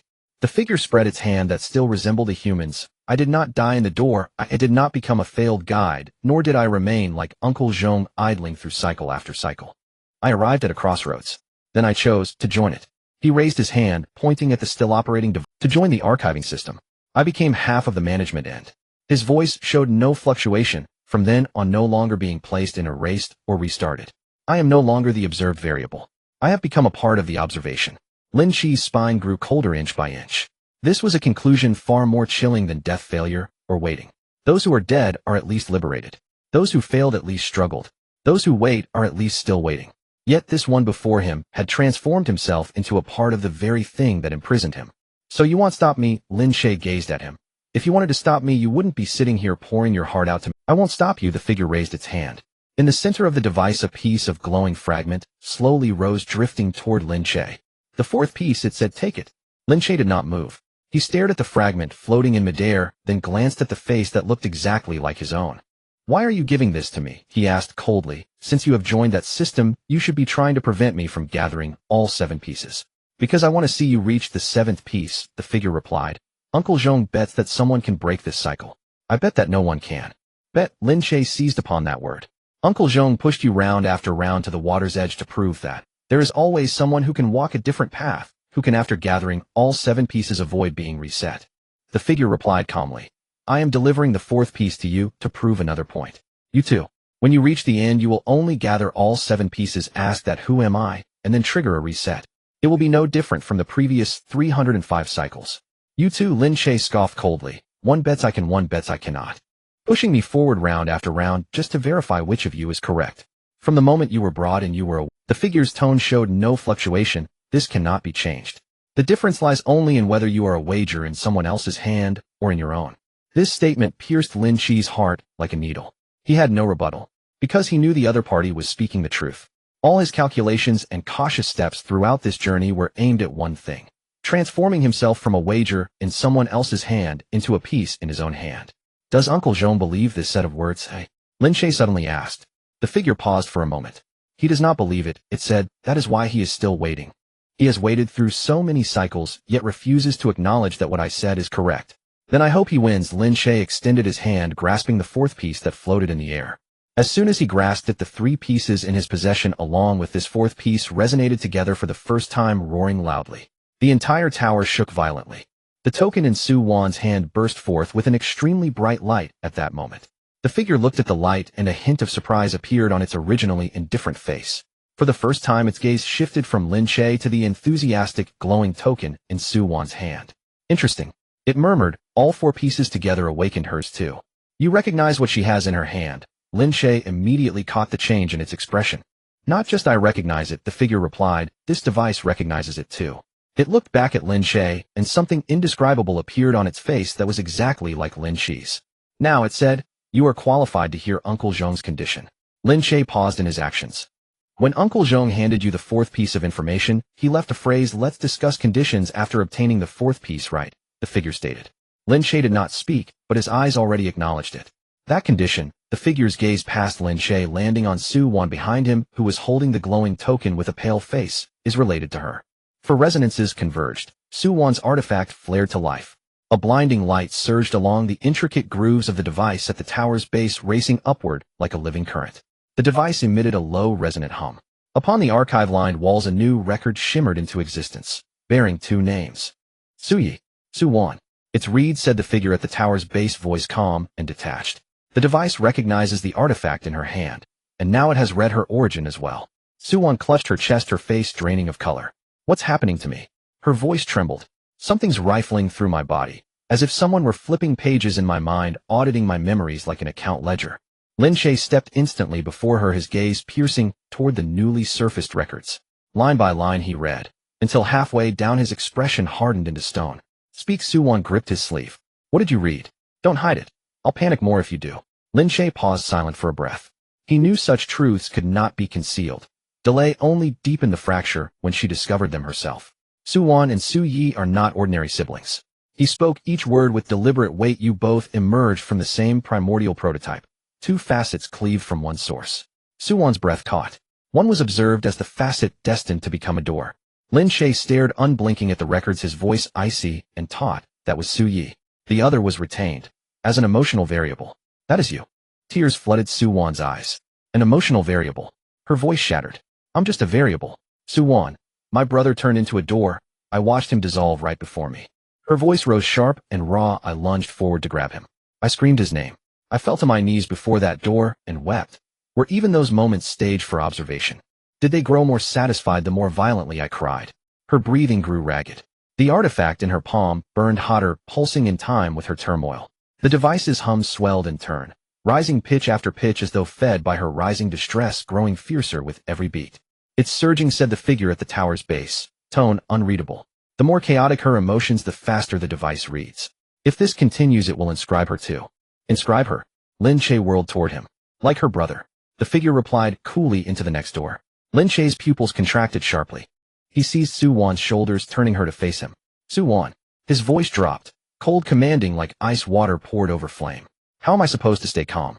She snapped her head around, her eyes fractured hollow. Even my grief is counterfeit. The most agonizing moment of my life was preordained. Lin Che cut in. When your brother became a door, was your sorrow real or fabricated? Suwon froze. The sharp retort died mid-throat. Answer me. Lin Che held her gaze relentless. When you knelt before that door and wept, was that pain implanted by others, or was it yours alone?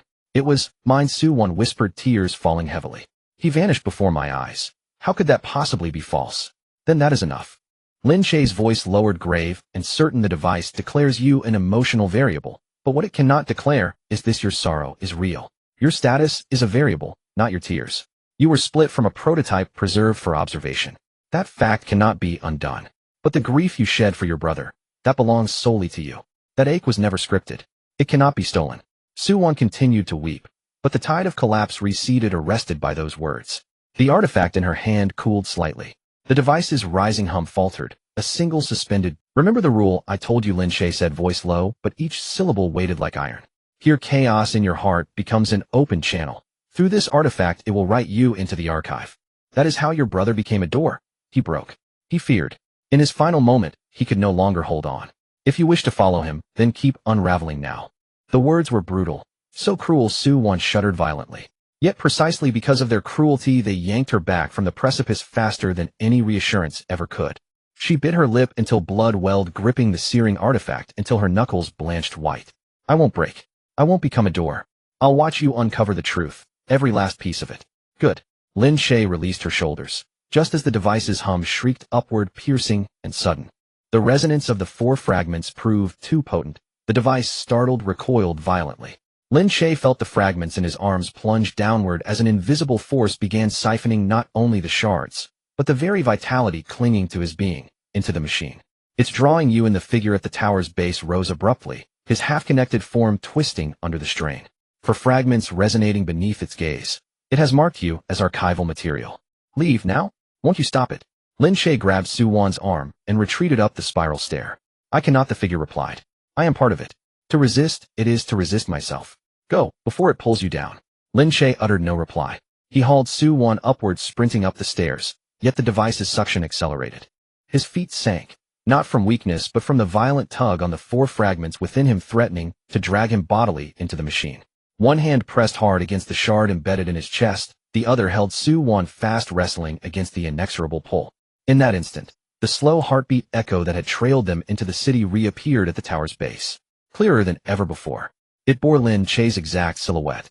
It made no move to attack, merely stood between the device and Lin Che, a slender, translucent shadow that halted the siphoning force for a single vital breath. Just that breath.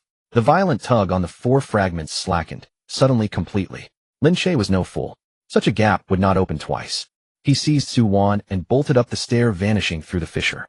From below, the figure's voice chased them. That was your prior iteration. It shielded you once. It remained motionless across countless cycles. This is the first time it has moved. Lin Che staggered mid-step, then turned, glancing back. The slow heartbeat echo gazed at him in return. Under the device's pull, its outline thinned, fading like ink in water. An older self, stagnant laundry trapped in a cycle abandoned, had in this singular moment interposed itself for the version still walking forward. No sound passed between them, yet Lin Che understood. It was saying, keep moving. Go where I could not. His throat tightened. He did not pause.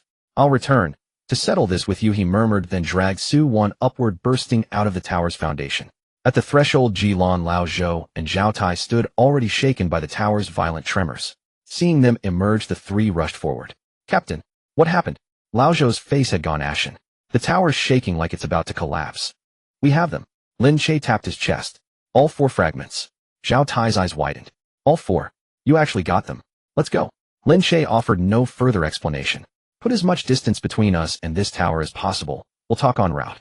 None dare question him. They followed him swiftly into the mutated zone. On the road, Su-Wan walked silently beside him.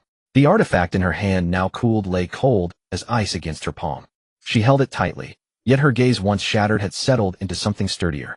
Having collapsed and been forcibly pulled back, she now stood grounded.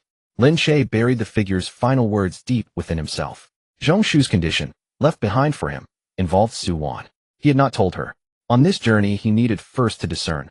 What exactly was Zhongshu prepared to trade Su-Wan for? Was it the method to assemble all 7 fragments, or something else entirely? Zhongshu had waded through countless cycles, not surrendering like the 4th ending, nor resigning himself like the face within the door. He was wagering that someone would shatter the loop. Yet when a gambler stakes Su-Wan, his final most precious chip, it meant his reserves had run dangerously thin. The deeper Lin Che pondered, the tighter his brow furrowed. As the group withdrew into the mutated zone, the 4 fragments in his chest simultaneously pointed toward their next destination. Their unified pull weighed heavier than ever, so dense he could almost gauge the distance to the 5th fragment. Then Ji-Lan's expression shifted again, sharply. This time it was not the slow heartbeat. She spun, staring toward the city's center, her face bleaching of all color. Captain. Her voice quavered. It's not the slow heartbeat, it's footsteps. Footsteps. Zhao Tai tightened his grip on his weapon. Many. Ji-Lan swallowed hard. Rhythmic, synchronized, step after step, advancing directly toward us. Their heartbeats, identical, as if calibrated by a single unseen hand. Lin Che halted instantly. The 4 fragments vibrated fiercely in his chest. The resonance had grown too loud, too conspicuous. Loud enough to rouse the city's central observers, the entities they called authority level. For fragments converging is like striking a gong beneath their very eyes. Lin Che's gaze turned glacial. They're coming. He drew Su-Wan behind him and faced the city's heart. Stay sharp. His voice, low and steady, silenced the tightening breaths of everyone around him. The real trouble begins now. The sound of footsteps grew increasingly closer. Step by step, each footfall perfectly aligned, as if measured precisely with a ruler. Ji-Lan's face turned ghostly pale, her hand pressed tightly against her chest, her knuckles turning white. Captain, their heartbeats are identical. I can sense dozens of them, yet they pulse as one. One beat, do you understand? Dozens of people sharing a single rhythm. They have been unified in their tempo. Lin Che scattered the fully leveled data vision towards the center of the city, reading inch by inch. He read it. They were not scattered soldiers fighting independently based on instinct like the scavengers. They were a team. More accurately, a team that still retained human form, but no longer had individual heart. Each of them bore a mark originating from the observer, though the level of that mark was lower and the color darker, as if they were executioners strung together by the same command from a master control. Containment team. Lin Che withdrew his gaze, his voice growing somber. They were dispatched from the city center specifically to recover fragments that induce abnormal resonance. The commotion we caused under the tower drew them here. Ji-Lan's legs began to tremble again, her words stumbling. Then what do they want from us? To recover these 4 fragments in my possession, Lin Che said as he patted his chest, his tone flat, without the slightest fluctuation, including me. They do not kill, they only take the anomalies away and reclassify them. Cleaner than death. Zhao Tai tightened his grip on his weapon, his throat dry. Dozens of them, and their rhythm is still so synchronized. How do we fight them? If we collide with one, we will be drawn in. Lin Che remarked, their synchronization is both a strength and a vulnerability. Lin Che stared at the approaching figures, his gaze growing colder by the moment. Think about it, how can dozens of people jump to the same heartbeat? Because they do not have their own minds, relying entirely on a master node for unified coordination. Unity means there are no gaps between them, but it also means, if one lags, they all lag, if one falters, they all falter. How do we disrupt them? Ji-Lan asked tightly. Lin Che turned to her. You can sense their heart rhythm. You know when they take a step, when they stop, when they turn, half a beat ahead of them. If you report that half beat to me in advance, we won't clash with them directly. We will move through the gap between their two beats. Jilon questioned, how big of a gap can there be? Big enough for a person to slip sideways through. Lin Che pulled Su-won closer behind him. Don't be greedy. When I say go, we go. When I say stop, we stop. Anyone who takes an extra step will be crushed by that synchronized march. Jilon took a deep breath, closed her eyes, and when she opened them again, her gaze was steady. Ill try. The containment team had already pressed to the edge of the mutated zone. Dozens of figures marched with flawless precision, like a machine disassembled into dozens of parts, yet sharing a single heart, slowly converging into a half circle. Step forward, Jilon commanded softly. The containment team stepped forward in unison. Stop for half a beat. She focused on the invisible beat, her voice suddenly rising. Now go. Lin Che grasped Su-won, slipping sideways into the half-beat's gap. The entire team moved with his rhythm, finding a gap so thin it was barely noticeable within the synchronized footsteps of the containment team. The containment team sensed the shift in target and turned in unison. But their turn was too synchronized. So synchronized that Lin Che immediately read where the next beat would land. They're going to encircle us. The next step will press left, he whispered urgently. We retreat to the right rear. Jilon, keep a close watch on their turns. If they lag even a beat, we will collide with them. The right rear is a dead angle. Zhao Tai panicked. If we retreat, we will be against the wall. Lin Che replied without turning, the wall is better. If we are against the wall, they can only surge in from a single entrance in front. Someone needs to block that entry for half a beat. He hadn't finished speaking. I'll do it. Zhao Tai gritted his teeth, not waiting for Lin Che to call out the name. He charged forward. I'll hold the rear. This was the first time he actively took the most dangerous position. He swung his weapon at the encircling containment team, forcibly creating an opening in their synchronized line, then braced himself against it, preventing it from closing. The fastest runner holds the rear, he shouted, his voice infused with an unprecedented fierceness. You said so, Lin Che. I'll hold it. Lin Che did not look back, but a fleeting ripple crossed his eyes. This person who once publicly questioned him on the road of death, hoarded cookies, and falsely reported on night watch, was now using his shoulder to brace the opening that could close at any moment for the entire team. People can change, as long as you place them in the right position and let them see with their own eyes that you do not treat them as discarded pieces. Zhao Tai listened to Jilan's beat and withdraw. Lin Che shouted ahead, don't be reckless. If the gap opens, you must leave. Understood. Jilan, next beat. Step, stop. Jilan's forehead broke out in a cold sweat. Each beat reported felt like it was squeezed out from her teeth. Go. Lin Che led the team, threading through every half beat. She called out, weaving through the synchronized rhythm of the containment team. No matter how synchronized the containment team was, they couldn't match someone who could predict them half a beat in advance. The group edged along the boundary of the mutated zone, gradually pulling away from that synchronized rhythm. Zhao Tai was the last to hold the rear, seizing the moment. When Jilan called out the gap, he flipped and rolled out from the opening, scrambling to catch up with the team. A blood mark scraped on his arm, yet he grinned. We made it, he panted, his eyes shining. I held the rear. And it worked. Lin Che replied with a single word. But for Zhao Tai, that one word held more weight than 100 praises. He grinned, wiping the blood mark on his clothes, saying nothing more, just quickening his pace. The synchronized footsteps of the containment team gradually fell behind, and the shared heartbeat faded bit by bit from Jilan's perception. At the moment they broke free from the chase, the four fragments in Lin Che's arms suddenly fell silent. Not extinguished. They simultaneously pointed in the same direction, pushing too forcefully, rendering them still like four needles piercing into the same point. Lin Che halted, gazing in that direction, his pupils tightening gradually. What's wrong? Su-won noticed his unusual behavior. The four fragments are pointing the way. Lin Che's voice grew heavy, pointing to the next fragment. Where is it? He did not answer immediately. He scattered the fully leveled data vision along that line, extending it deep into the heart of the city, and then he read the answer that rendered him silent. The location of the next fragment pointed to coincided perfectly with the deepest part of the city center where the high-level entities resided. Returning to the Alliance stronghold, the sky had already darkened. Lin Che walked straight through the stronghold, pressing the four fragments in his arms closer to himself as he headed towards the innermost room. A dim light flickered in the room. He sat behind the table as if he had already anticipated Lin Che's arrival, with 2 cups of tea set out. You got the 4th fragment. Uncle Jean looked at him and slowly smiled. I told you could do it. No one has walked this path as steadily as you did. The one under the tower spoke to me. Lin Che sat down opposite him, his gaze unwavering. He said the conditions you left for me are related to Su-won. Uncle Jean's smile faded. The light flickered across his face, deepening the lines of his wrinkles. What does he really want? Lin Che stared at him, pressing each word out. You provided me with fragment information, helped me evade the cleaner, and pushed me towards the city center. I thought you were betting on whether I could break the cycle. But the one under the tower said you were never betting on that. Uncle Jean, what exactly are you betting on? The room fell silent for a moment. Uncle Jean picked up the cup of water that had long gone cold, did not drink, and set it down again, rubbing his finger along the rim. What I am betting on is indeed not just you, he finally spoke. Be clear about it. You think I helped you gather the fragments to see you reach the 7th fragment, and ask who am I, only to crash through the reset, and overturn this cycle. Uncle Jean's voice was slow, as if weighing each word, not entirely. What I truly want to deliver to the moment of the 7th fragment is not you. Lin Che's expression grew cold. He almost immediately guessed that name, but still wanted Uncle Jean to say it. It's Suwan. Uncle Jean nodded without a hint of evasion. Why, oi? Lin Che's voice dropped to a whisper. She is merely an emotional variable in your eyes. Why go to such lengths to send her to the 7th fragment? Precisely because she is an emotional variable. Uncle Jean leaned forward slightly, the light illuminating his eyes, revealing a familiar, almost obsessive intensity in them. I have waded through so many cycles. You have no idea what that feels like. Watching one unit 0703 after another being pushed to the water's edge, gathering 7 fragments, asking that question, and then being reset. Every cycle is exactly the same, without a hint of deviation.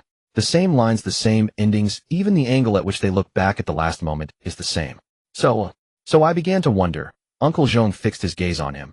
Is it possible that relying solely on humane samples will never break through this wall? Is it that this game has been missing a piece from the very beginning? You need to add a die.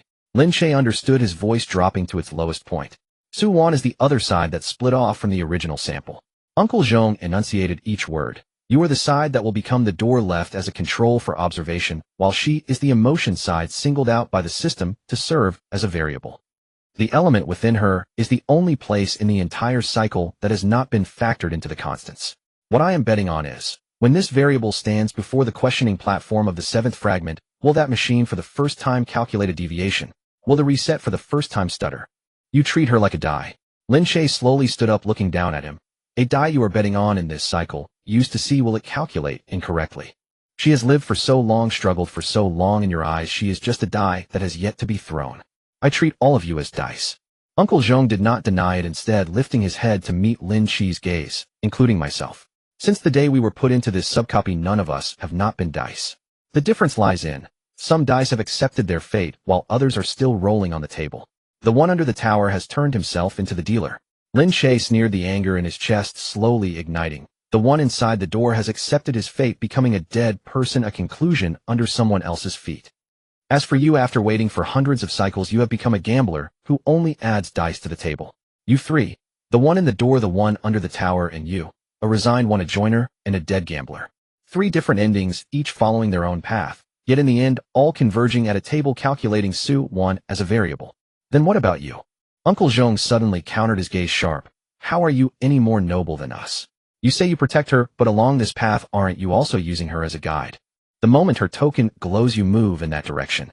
You take her step by step towards the city center, sending her to the 7th fragment with me. What's the difference?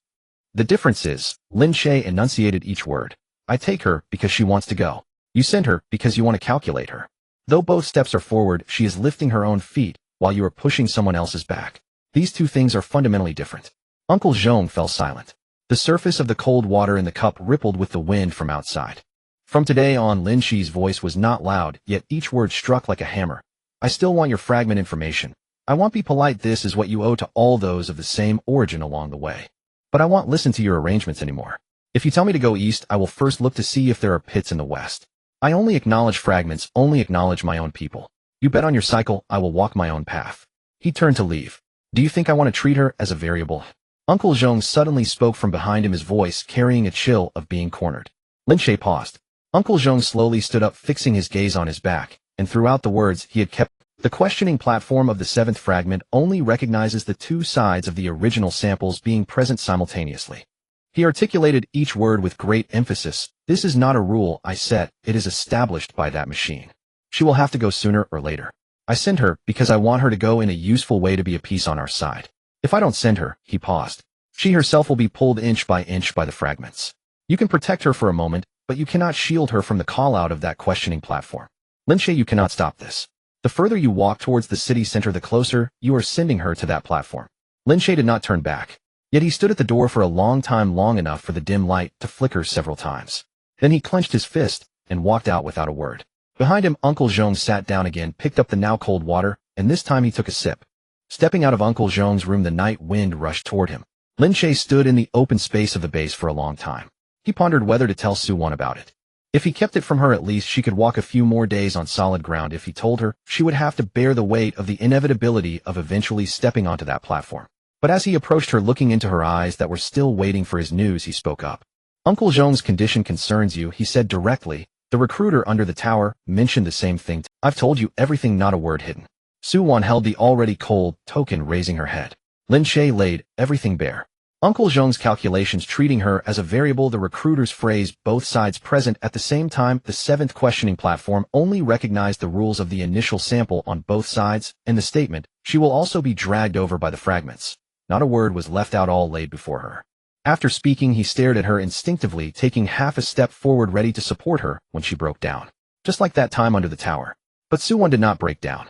She was even steadier than at that moment under the tower. A wave passed through her eyes, but it quickly settled down to the point that Lin Che was somewhat surprised.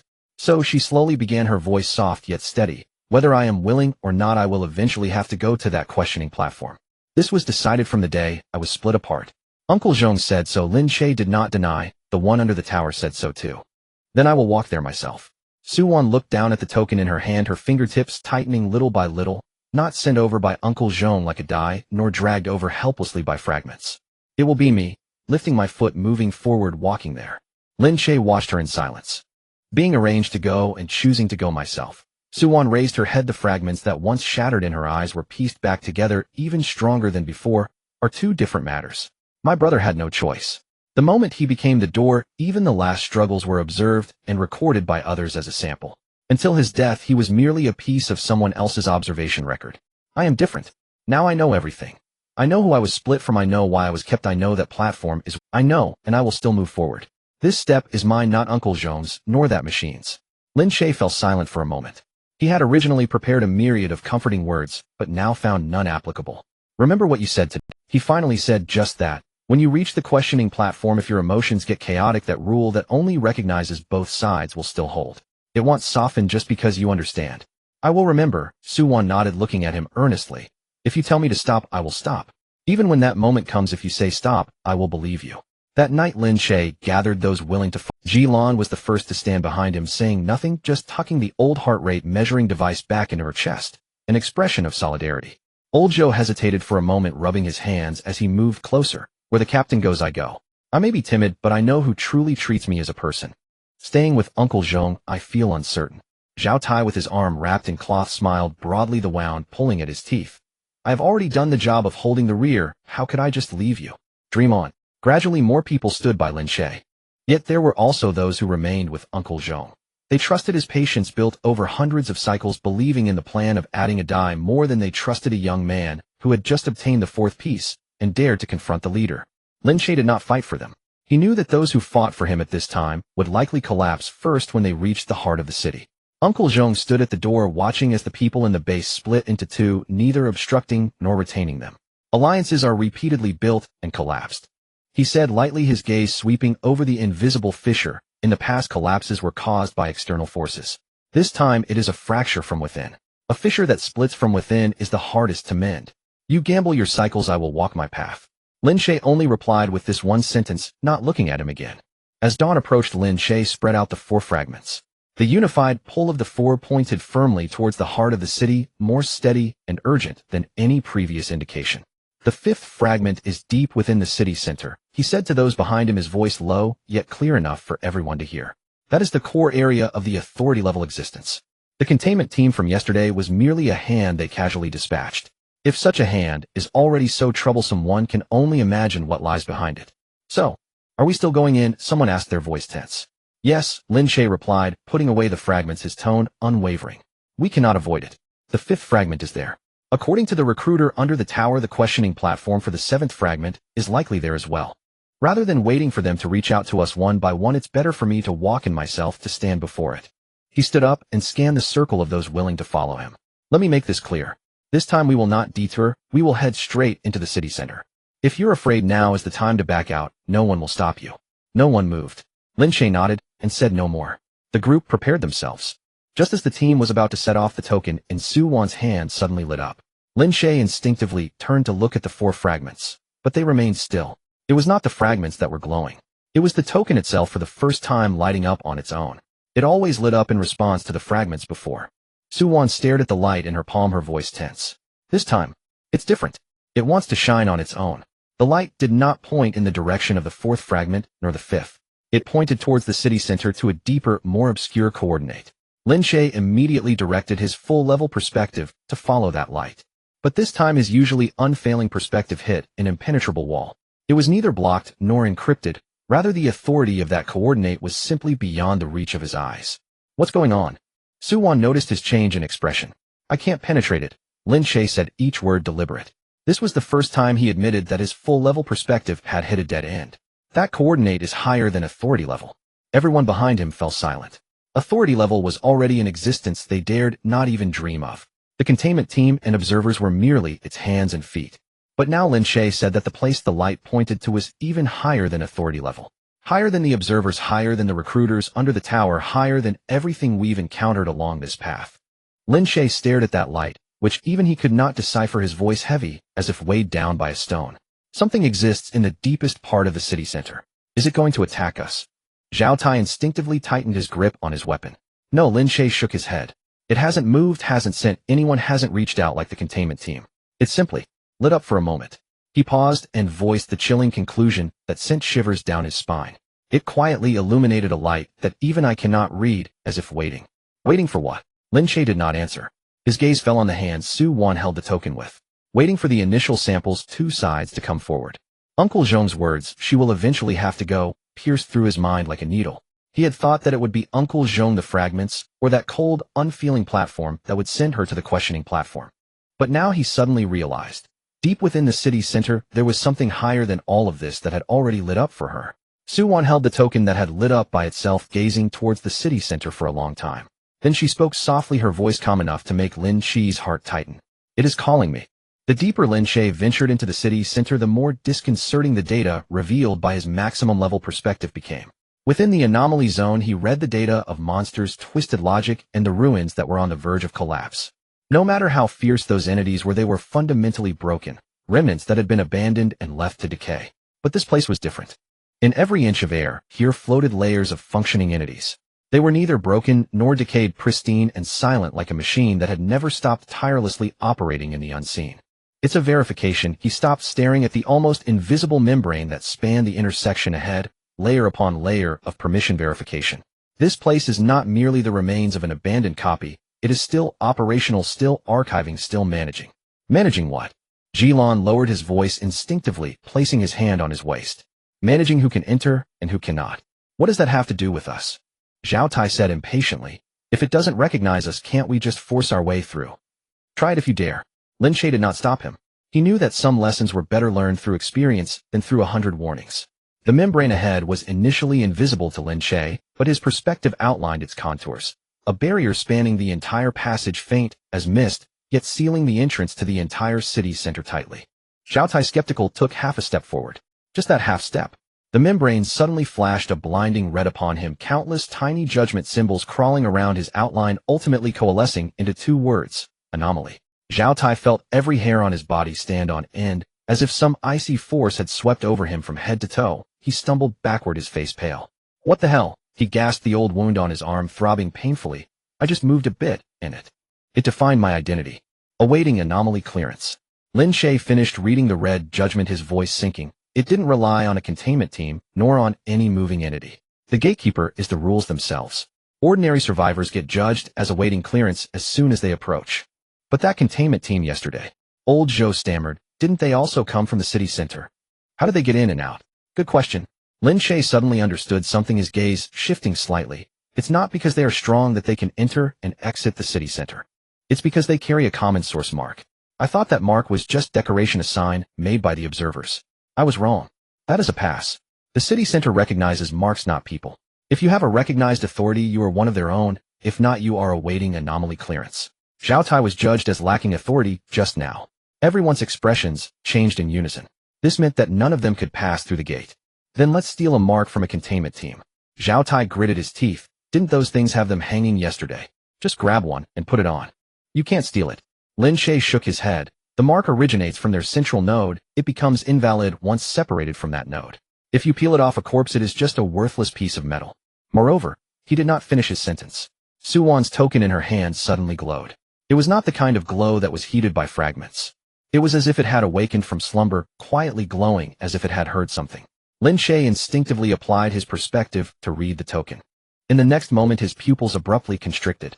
What's wrong? Su Wan noticed his expression. What did you read? Lin Che paused for a moment before speaking the words he had read, each syllable feeling as though it was squeezed from between his teeth.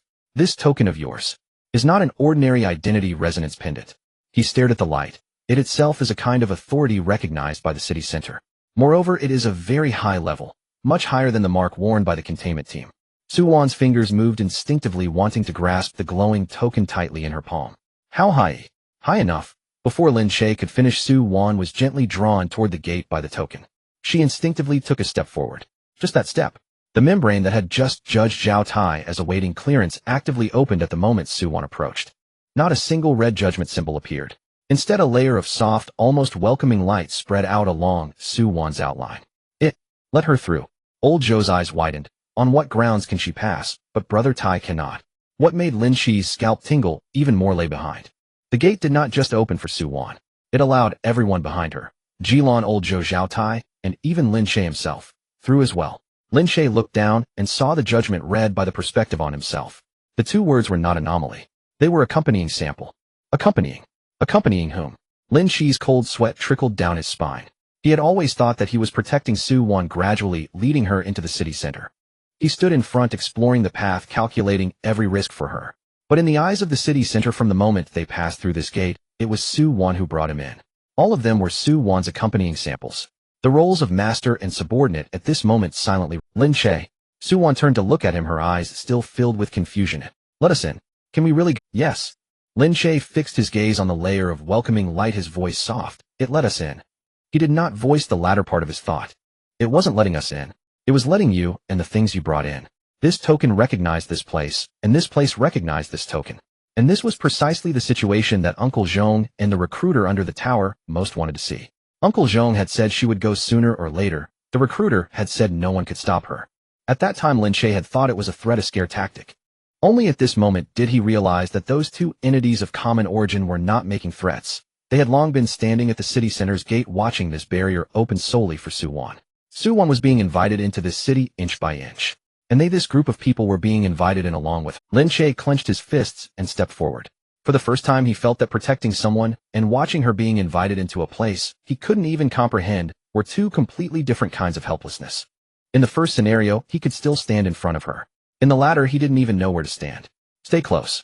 He turned back and told everyone, his voice steady. From here on, don't stray too far from Su Wan. It recognizes her, not us. Once we fall behind, we will immediately be judged as awaiting clearance.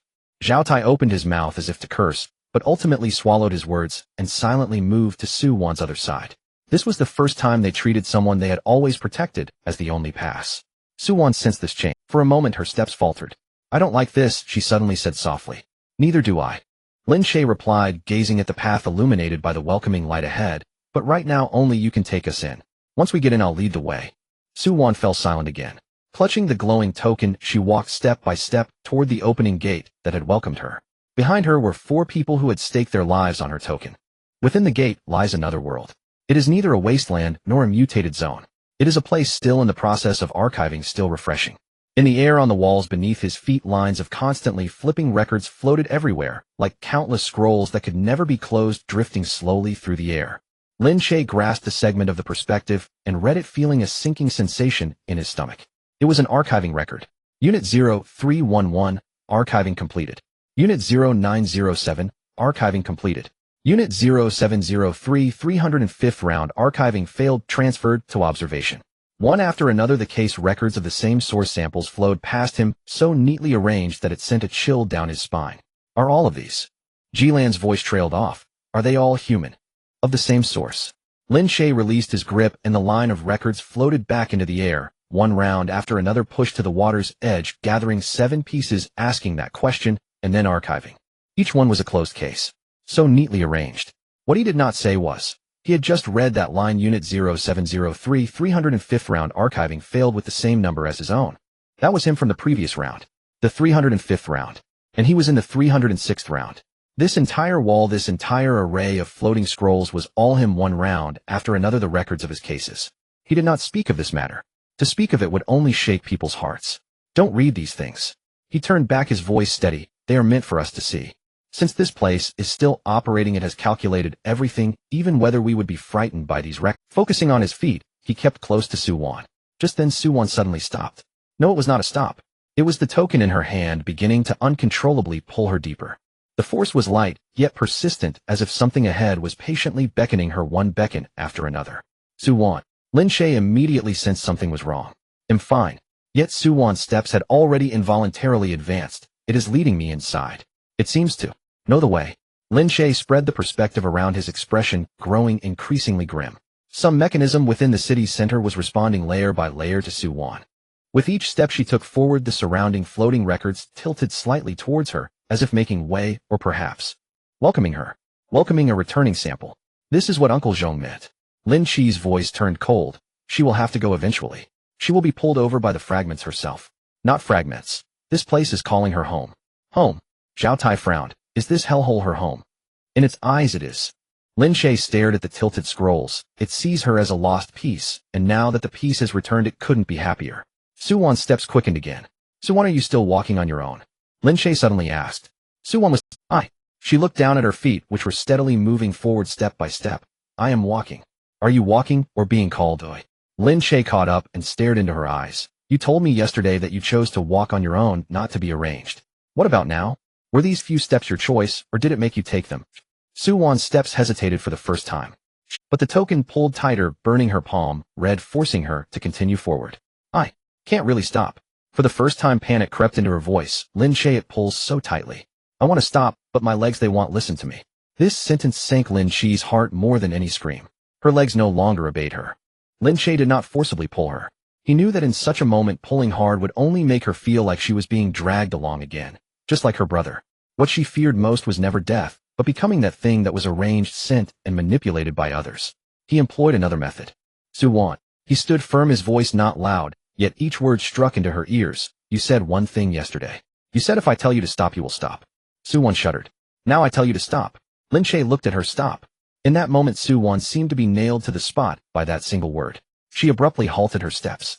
The token in her palm began to fiercely rebel, burning her entire arm. The pulling force crazily yanked, trying to drag her forward. Her body leaned forward, but her feet were firmly planted on the ground, as if she were being torn in two by two forces. Yet she gritted her teeth and stood her ground. Not a single step forward. I have stopped. She lifted her head, sweat beading on her forehead, yet her eyes sparkled with a light of survival. Lin Che, I have stopped. I stopped on my own. You stopped on your own. Lin Che repeated, the tension in his heart loosening a little. This stop was harder than taking 10 steps forward. It proved one thing. No matter how much this city recognized her, called her, and pulled her, that little bit of self was still clutched in her own hands. Remember this feeling. Lin Che stared at her word by word. The more it pulls you inside, the more you must remember that it was you who made yourself stop, not that it let you go. This little thing, no one can take it from you. Su-won nodded heavily, her fingers gripping the token until the joints turned white. Just then, as the two confronted that pulling force, the archiving records in midair suddenly paused. All the flipping scrolls came to a halt in an instant. Then they rearranged themselves, condensing into a massive faceless interface suspended before the two. A voice emerged, flat, gentle, devoid of any emotion, detecting resonance of the identity of the original sample. Welcome back. Lin Che immediately stood in front of Su-won. What are you? Reception layer. The voice answered crisply, responsible for verification and archiving. I am not the highest one. I only verify who you are, and then send you to where you need to go. Where is the Lin Che did not let go of the flaw in this statement. In a place you cannot read. The reception layer replied, it does not see samples. It only waits for results. Lin Che memorized this statement in his heart. The fifth piece. He did not continue to circle. Where? In the archiving library. The reception layer replied, deeper in this layer. Lin Che's eyes shifted. But the reception layer's voice was slow. To retrieve the fifth piece, you must first pass identity verification. And the verification platform only recognizes the original samples. Only recognizes the original samples. Lin Che repeated this sentence, the chill in his heart intensifying. This meant that the one who could go retrieve the fifth piece was not him. It was Su-won. I can go for verification. Suwon spoke up. No way. Lin Che immediately objected. Why, oi? She looked at him. The fifth piece is inside. I need to go to get it. We came all this way for this. Because I still don't understand what it needs to verify you for. Lin Che stared at that faceless interface. It calls you home, pulls you inside, specially opens the gate for you. Its enthusiasm towards you is definitely not just to let you take a fragment. Just a fragment. Does it warrant opening the entire city's door for you? The interface fell silent for a moment. Then the reception layer spoke a phrase that chilled Lin Che's blood. You need not worry whether she is alone. Its flat voice betrayed no malice, yet it chilled more than any malice. The other side is already deeper, waiting for verification. Lin Che's breath hitched. The other side. The two sides of the original sample. The reception layer answered. One side has arrived. The other side has been waiting at the verification platform for a long time. You two will meet at the verification platform. Suwon's face turned pale in an instant. She understood better than anyone who her other side was. That person she had watched willingly replacing the new gate at the passage and never came out again. My brother. Her voice trembled uncontrollably. Are you saying my brother? The reception layer did not answer. It simply floated there quietly, that faceless interface resembling nothing more than a yes. The reception layer guided them toward the archival repository. A faceless interface floated in the air ahead, drifting leisurely like a dutiful guide. Lin Che walked at the forefront, his mind racing. He pieced together all the fragments from this journey.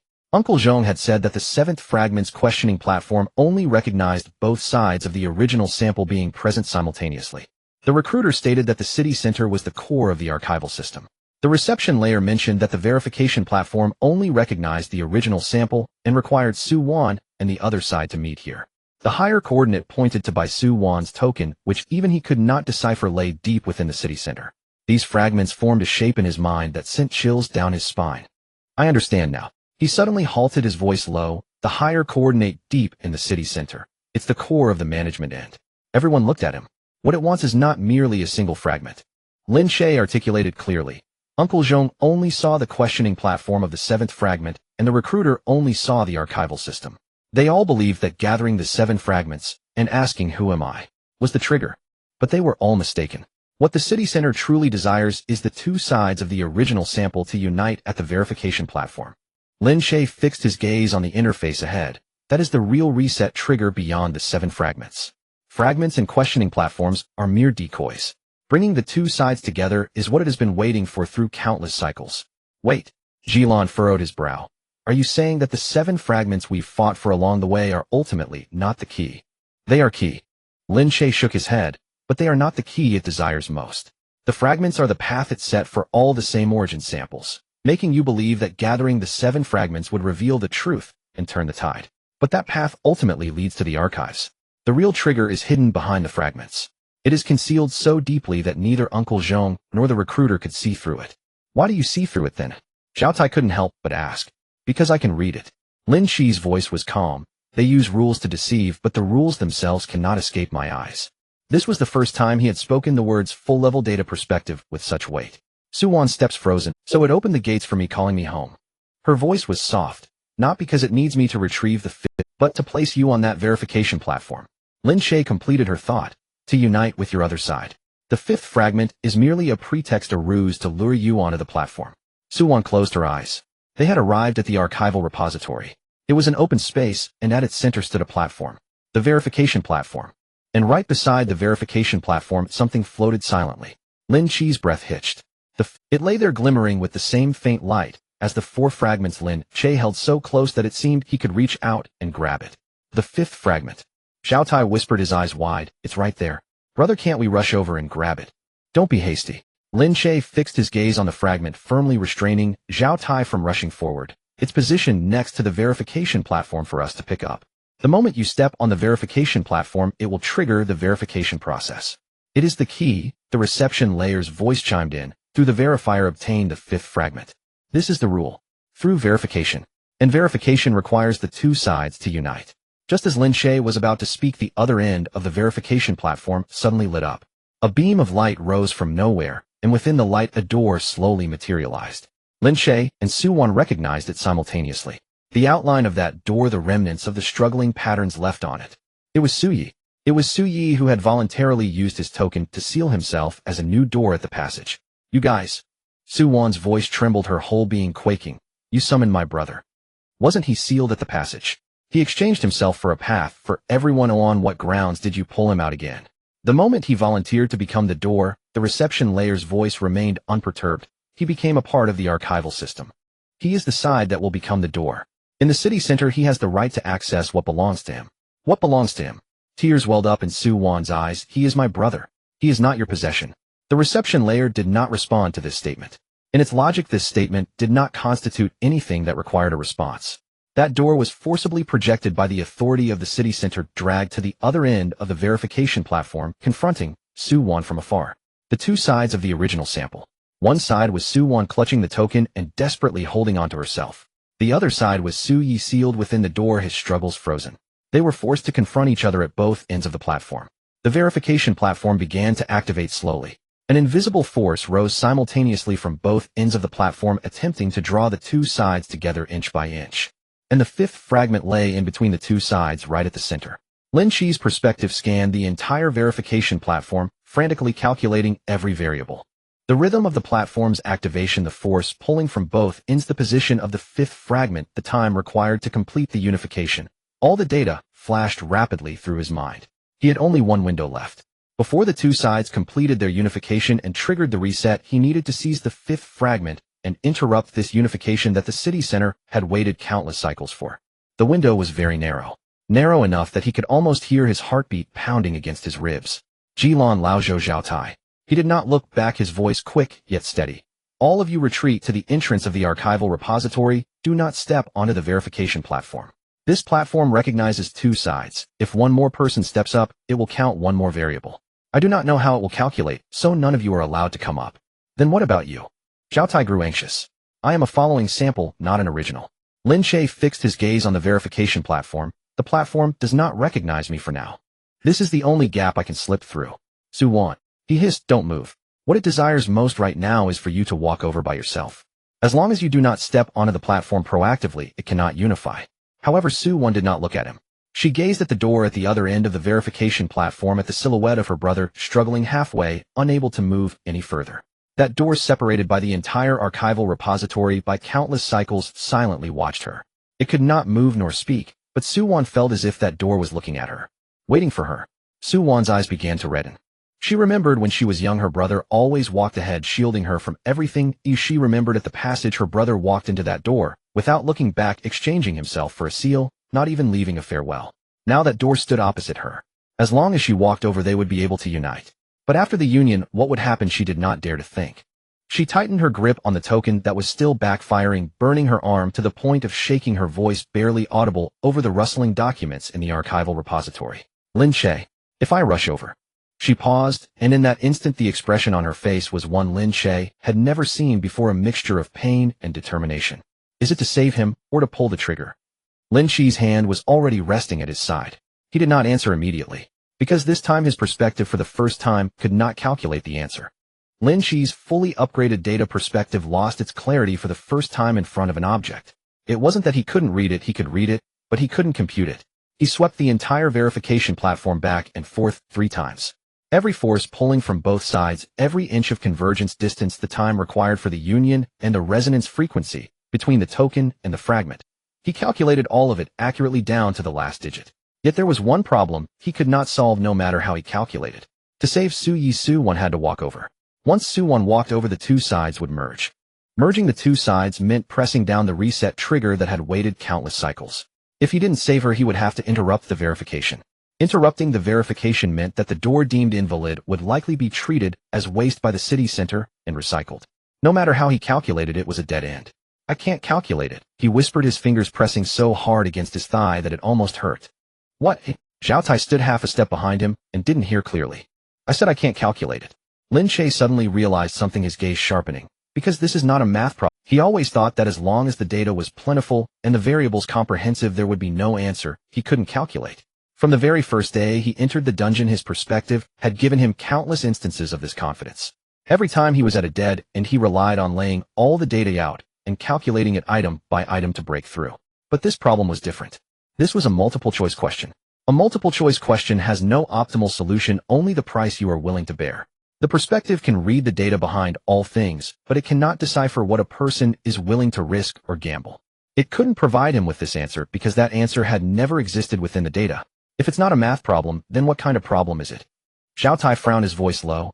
Isn't it just a matter of saving or not saving? What's there to calculate? Exactly, because it's a matter of saving or not saving that it cannot be calculated. Lin Che did not turn back. To save the entire world must be sacrificed. To not save, Su Yi must be sacrificed. These two things cannot be converted into the same number. The perspective can compare sizes, but it cannot compare whose life is heavier, one person's or everyone else's. Xiao Tai opened his mouth, but said no more. Strangely, after saying this, Lin Che became calm instead. He forced himself to shift the perspective from the result to the rules. Since he couldn't calculate which result to choose, he decided not to calculate the result at all. Instead, he would read how the platform itself operated. Following the identification logic of the verification platform, the code parameters unfolded before his eyes layer by layer. He read slowly and meticulously, as if feeling along a wall that was impenetrable inch by inch. As he scanned, his breathing slowed. I understand, he spoke softly as if afraid of startling something. What this platform recognizes is not a person. Not a person? Jilan frowned, unable to keep up. Then what does it recognize? It recognizes identity resonance. Lin Che stared at the logic, his eyes growing brighter as he read. It doesn't care if a physical body or a door stands at either end of the platform. It only recognizes one thing. The two sides of the original sample. Two sides, this is a quantity. The entire verification process revolves around the number 2. What use can a quantity have? Xiao Tai still didn't understand. Its use is immense.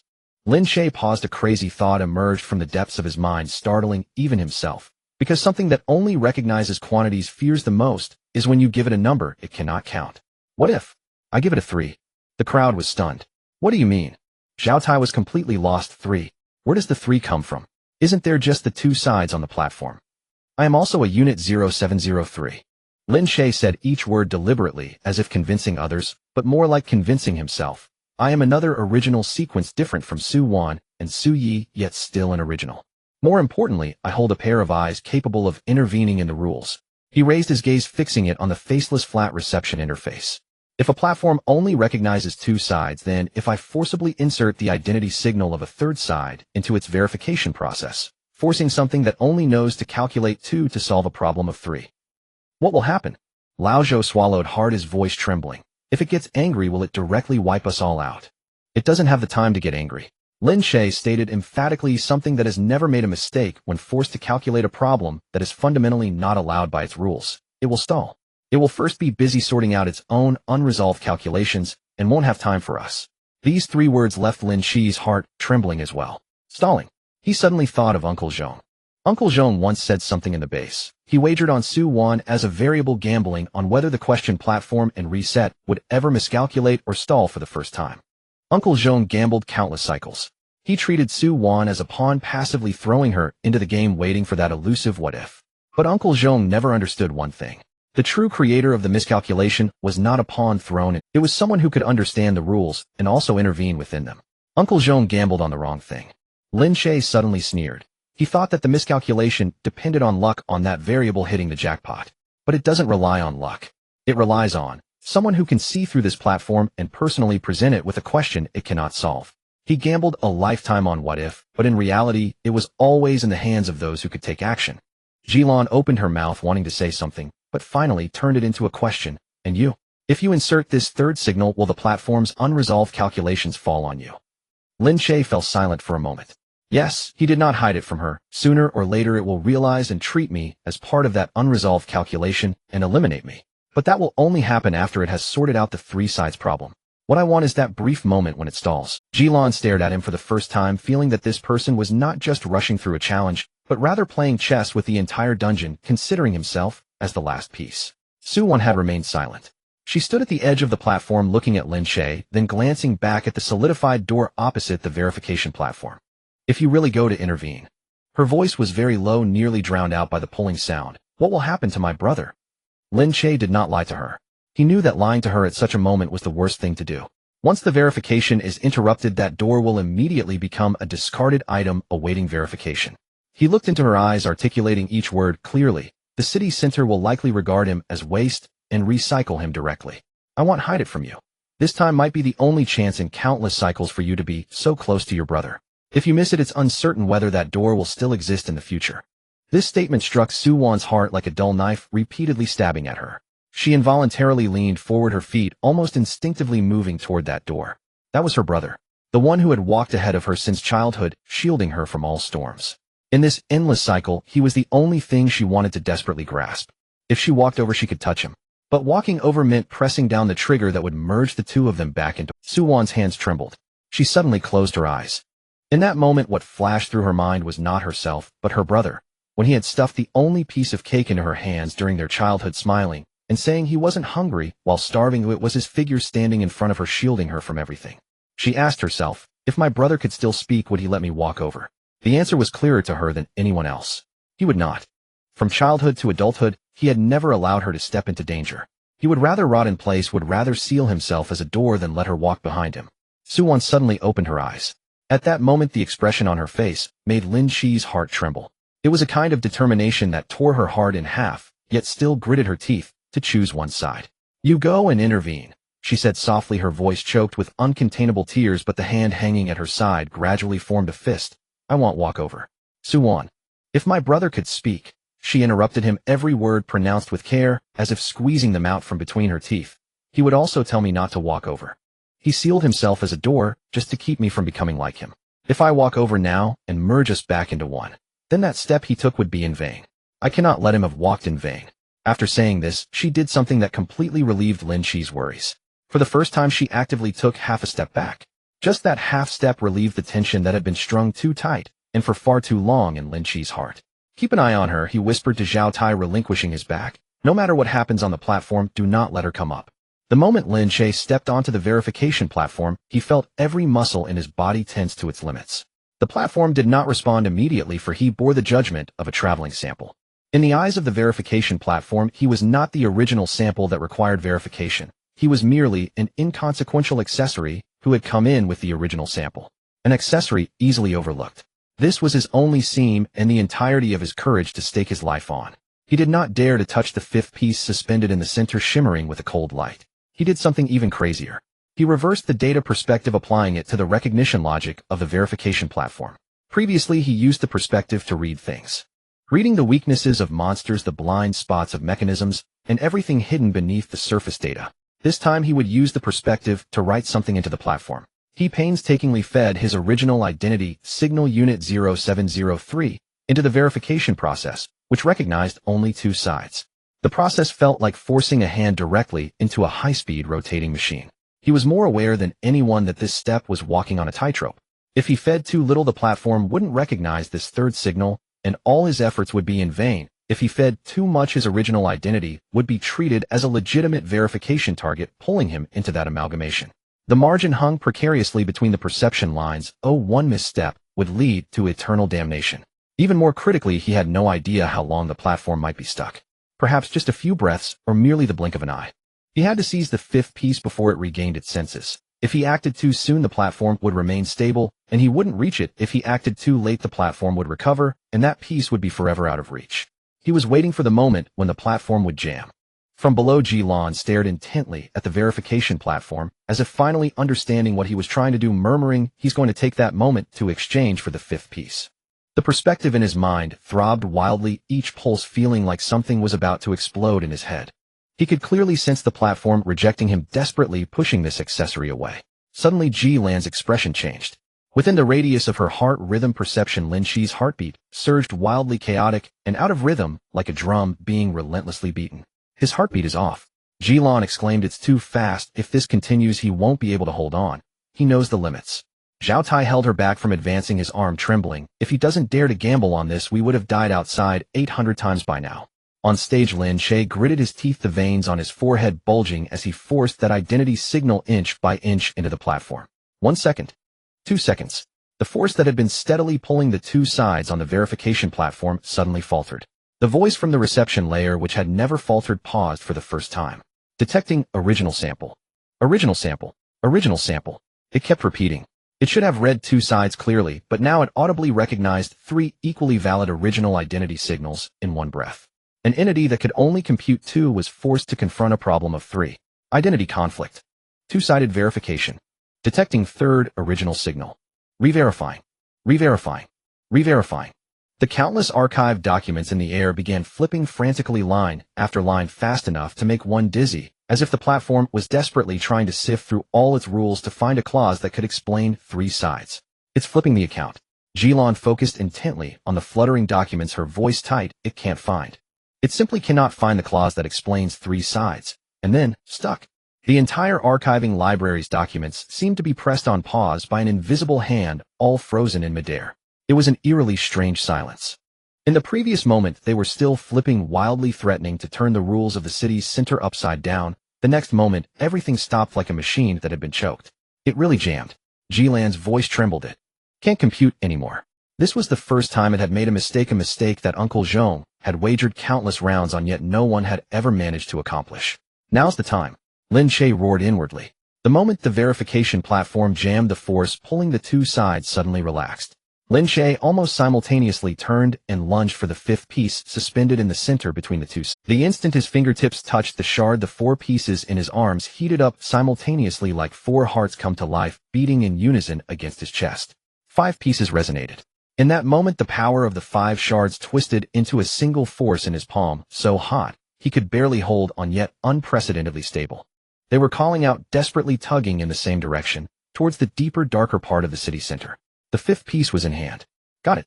Zhao Tai below could not help but shout, his voice filled with the ecstatic relief of having survived a disaster. Lin Che got it. That's 5 pieces. But Lin Che on stage showed no sign of relaxation. Because right after the verification platform reported an error, it reacted in the briefest moment. The voice from the reception layer rang out again, but this time amidst the flat, unchanging tone, there was an unmistakably cold undertone. Verification failed. Detecting abnormal variables. Clearing abnormal variables. Countless fine judgment lines as thin as hairs converged from all directions, all pointing towards 2 targets. One was Lin Che standing on the platform, who had personally created this miscalculation. The other was the door, Su Yi, which had been deemed an incomplete waste item due to the interruption of the verification. Lin Che. Su Wan watched helplessly as those judgment lines converged towards the door, screaming, "My brother. It's going to take my brother." The outline of the door under the pulling force slowly darkened. The patterns on the door, which had struggled halfway and frozen countless times, began to shatter and peel away like a painting that had been wiped by wet hands. Su Wan abruptly lunged towards the platform. Zhao Tai, quick as lightning, grabbed her whole body and pressed her firmly against him. "You can't go up." Lin Gu said that if you step up, the platform will immediately recognize the original sample and all his efforts will be in vain. "But that's my brother." Su Wan cried out in desperation, clawing at his arm, tears streaming down her face. "He's going to be taken away. Did you hear? He's going to be taken away. Let me go. It's better for him to be taken away than for both of you." Zhao Tai shouted back, his eyes reddening, yet his grip did not loosen. "Lin Gu is up there risking his life for you. Don't let his efforts be in vain." This statement stunned Su Wan into silence. She wasn't oblivious. She understood better than anyone. Every second Lin Che held on up there meant more. If she rushed up now and destroyed that step, he would have sacrificed himself on that mad machine of calculations for nothing, unable to retrieve anything. But that was her brother. Watching that door grow darker inch by inch, dragged into deeper darkness, her entire being surged with the urge to climb onto the platform, yet her rationality was firmly restrained by Zhao Tai's words. She bit her lip, finally ceasing to struggle. Her nails dug deep into her palm, making her whole arm tremble, yet she swallowed that step back down. Zhao Tai felt her stop struggling, but did not dare to loosen his hold. He knew this girl wasn't resigning, she was enduring it with her life. Lin Che on stage stared intently at the door that was turning black, his mind racing, frantically calculating. Was there any other way, any other possible chance? At that moment, the door in his perspective suddenly flashed with a different wave. That door, which had been frozen halfway through countless rounds, suddenly moved. Very lightly it moved, just a little. Lin Che's pupils constricted sharply. In that instant he understood. The identity signal he had forcefully shoved into the verification platform had stirred the entire verification field into a chaotic mess. In this chaos, even the consciousness of Su Yi, which had been locked inside the door, was fiercely nudged by this sudden turbulence. Before being completely reclaimed, the door had, for the very first time amidst all these rounds, gained a moment where it could move and speak. Su Wan. Lin Che suddenly turned back, shouting hoarsely at the platform, "Don't go on stage, come to the edge of the platform. Your brother can hear you." Su Wan was shoved to the edge of the verification platform. Her legs buckled, and no matter how hard she tried, she could not step up. Yet her fingers clung desperately to the cold, unyielding rim. She dared not mount the platform. To step up would shatter the single desperate foothold Lin Che had carved out with his life. Yet she could not stay away, not for a single breath. That was her brother. The instant the verification chamber descended into chaos, three disparate elements aligned along an invisible thread. Lin Che's all-seeing perception, the talisman burning against Su Wan's chest, and the sliver of consciousness belonging to Su Yi stirred awake within the gate by turbulent spiritual currents. It was not sound. It was something more direct, flowing through the searing talisman, bypassing all barriers and arriving unmediated inside Su Wan's mind. Sister. Just one word. Tears streamed down Su Wan's face as her nails dug so deeply into the platform's rim that pain shot up her arms, her entire body convulsed violently. That sliver of consciousness did not weep, did not cry out in agony, uttered not a single plea for help. Its first transmission was a warning. Do not merge. Two words struck Su Wan like an explosion, her whole being recoiled. Do not merge. If the two sides unite upon this verification platform, what resets is not some abstract world, but you and I needed back into a single indistinguishable specimen. Not you live, or I live. Neither remains at all. In that moment Su Wan's blood turned ice cold. What did you say? She whispered instinctively, voice barely more than breath, as if someone truly stood before her. If we merge, both of us vanish. Brother, did you know all along? The sliver of consciousness did not answer. It had no time. Yet its brief, suspended silence was answer enough. That flippant phrase, unification, from Uncle Zhong had never meant reunion at all. It meant erasure. It meant taking a primordial specimen split into two halves and forcibly remolding it into shapeless sludge, wiping away both individuals' distinct selves utterly and irreversibly. Only now did Su Wan truly understand why her brother had chosen to seal himself alive into a gate, refusing at all costs to let her come near. He did not wish to die. He had known from the start, the moment they stood together side by side, their fate was sealed, both erased without trace. By transforming himself into a gate, and severing all physical closeness with his own sister, he had carved out against impossible odds a path to survival for her alone, so she might continue living wholly and authentically as Su Wan. Brother. Su Wan sobbed, barely able to draw breath, her throat raw with ragged gasps. Brother, I understand now, I truly do. Back then I didn't understand. I kept blaming you for hiding from me. But you were. Her voice broke entirely. The sliver of consciousness did not pause. It knew its time was measured in heartbeats. Its second transmission was a clue. At the city's deepest core, the highest coordinate even Lin Che's max-level perception could not penetrate, Su Yi from within the gate could somehow see a fragment of it. That place was not a control terminal, nor any machine. It was something still waiting. And what it waited for had never been those 7 fragments. The 7 fragments, the questioning platform, the verification platform, every layer of rigid protocol, were all pieces deliberately arranged by it. What it truly awaited was a single person, one who standing directly before it on the verification platform would dare to miscalculate. Just once, for its own eyes to witness. Su Yi delivered his final message. You have already shown it to it. As those words settled, Lin Che, who had been gripping Su Wan tightly, felt an icy chill surge up his spine. He had engineered that miscalculation himself, halting the merger, seizing the 5th fragment, believing he had executed a flawless breakthrough of an inescapable trap. Yet in the silent, elevated gaze of that ever-waiting entity, what he had just done was precisely the one act it had awaited across countless cycles, yearning endlessly, yet never obtaining. He believed he had shattered the pattern. Yet perhaps he was merely the first in all those cycles to finally stand face-to-face before it. There was no time to reflect. The reclamation force contracted sharply. The gate briefly disrupted, solidified once more, its outline dragged inch by inch deeper toward the city's core. It was not breaking apart. It was being retrieved. Brother. Su Wan reached out in utter despair, her fingertips grasping only freezing empty air. Within Lin Che's perception, the gate receded farther and farther, until it vanished completely into the deeper darkness at the city's heart.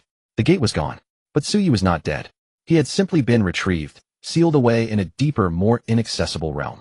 This was catastrophic news. Yet the sole glimmer of hope in this bitter victory, so long as he remained present, there remained a chance to reclaim him. Su Wan collapsed beside the platform, weeping too violently to form coherent words. Yet her fist remained clenched around the talisman, knuckles bleached white with strain. Inside the talisman something new had appeared. A coordinate. Unreadable to her now, yet burning with unbearable heat. It was the last thing her brother had slipped to her, using the narrowest sliver of time remaining before total retrieval. Go. Lin Che hauled her upright, then roared toward the crowd below. The reception level is evacuating. Everyone move now. The flat, emotionless voice of the reception layer echoed repeatedly throughout the entire archive vault, growing colder with each repetition. Verification failed. Anomalous variable has escaped. Initiate full-level purge. Above them, the previously frozen dossiers flared into blinding crimson, row after row descending in perfect unison. Run, don't look back. Zhao Tai bellowed, charging ahead and bodily forcing a path through the Jilan shielded Lao Zhou closely behind while Lao Zhou ran and glanced backward, muttering under his breath, counting something though no one could tell what. Lao Zhou, what are you mumbling? Run.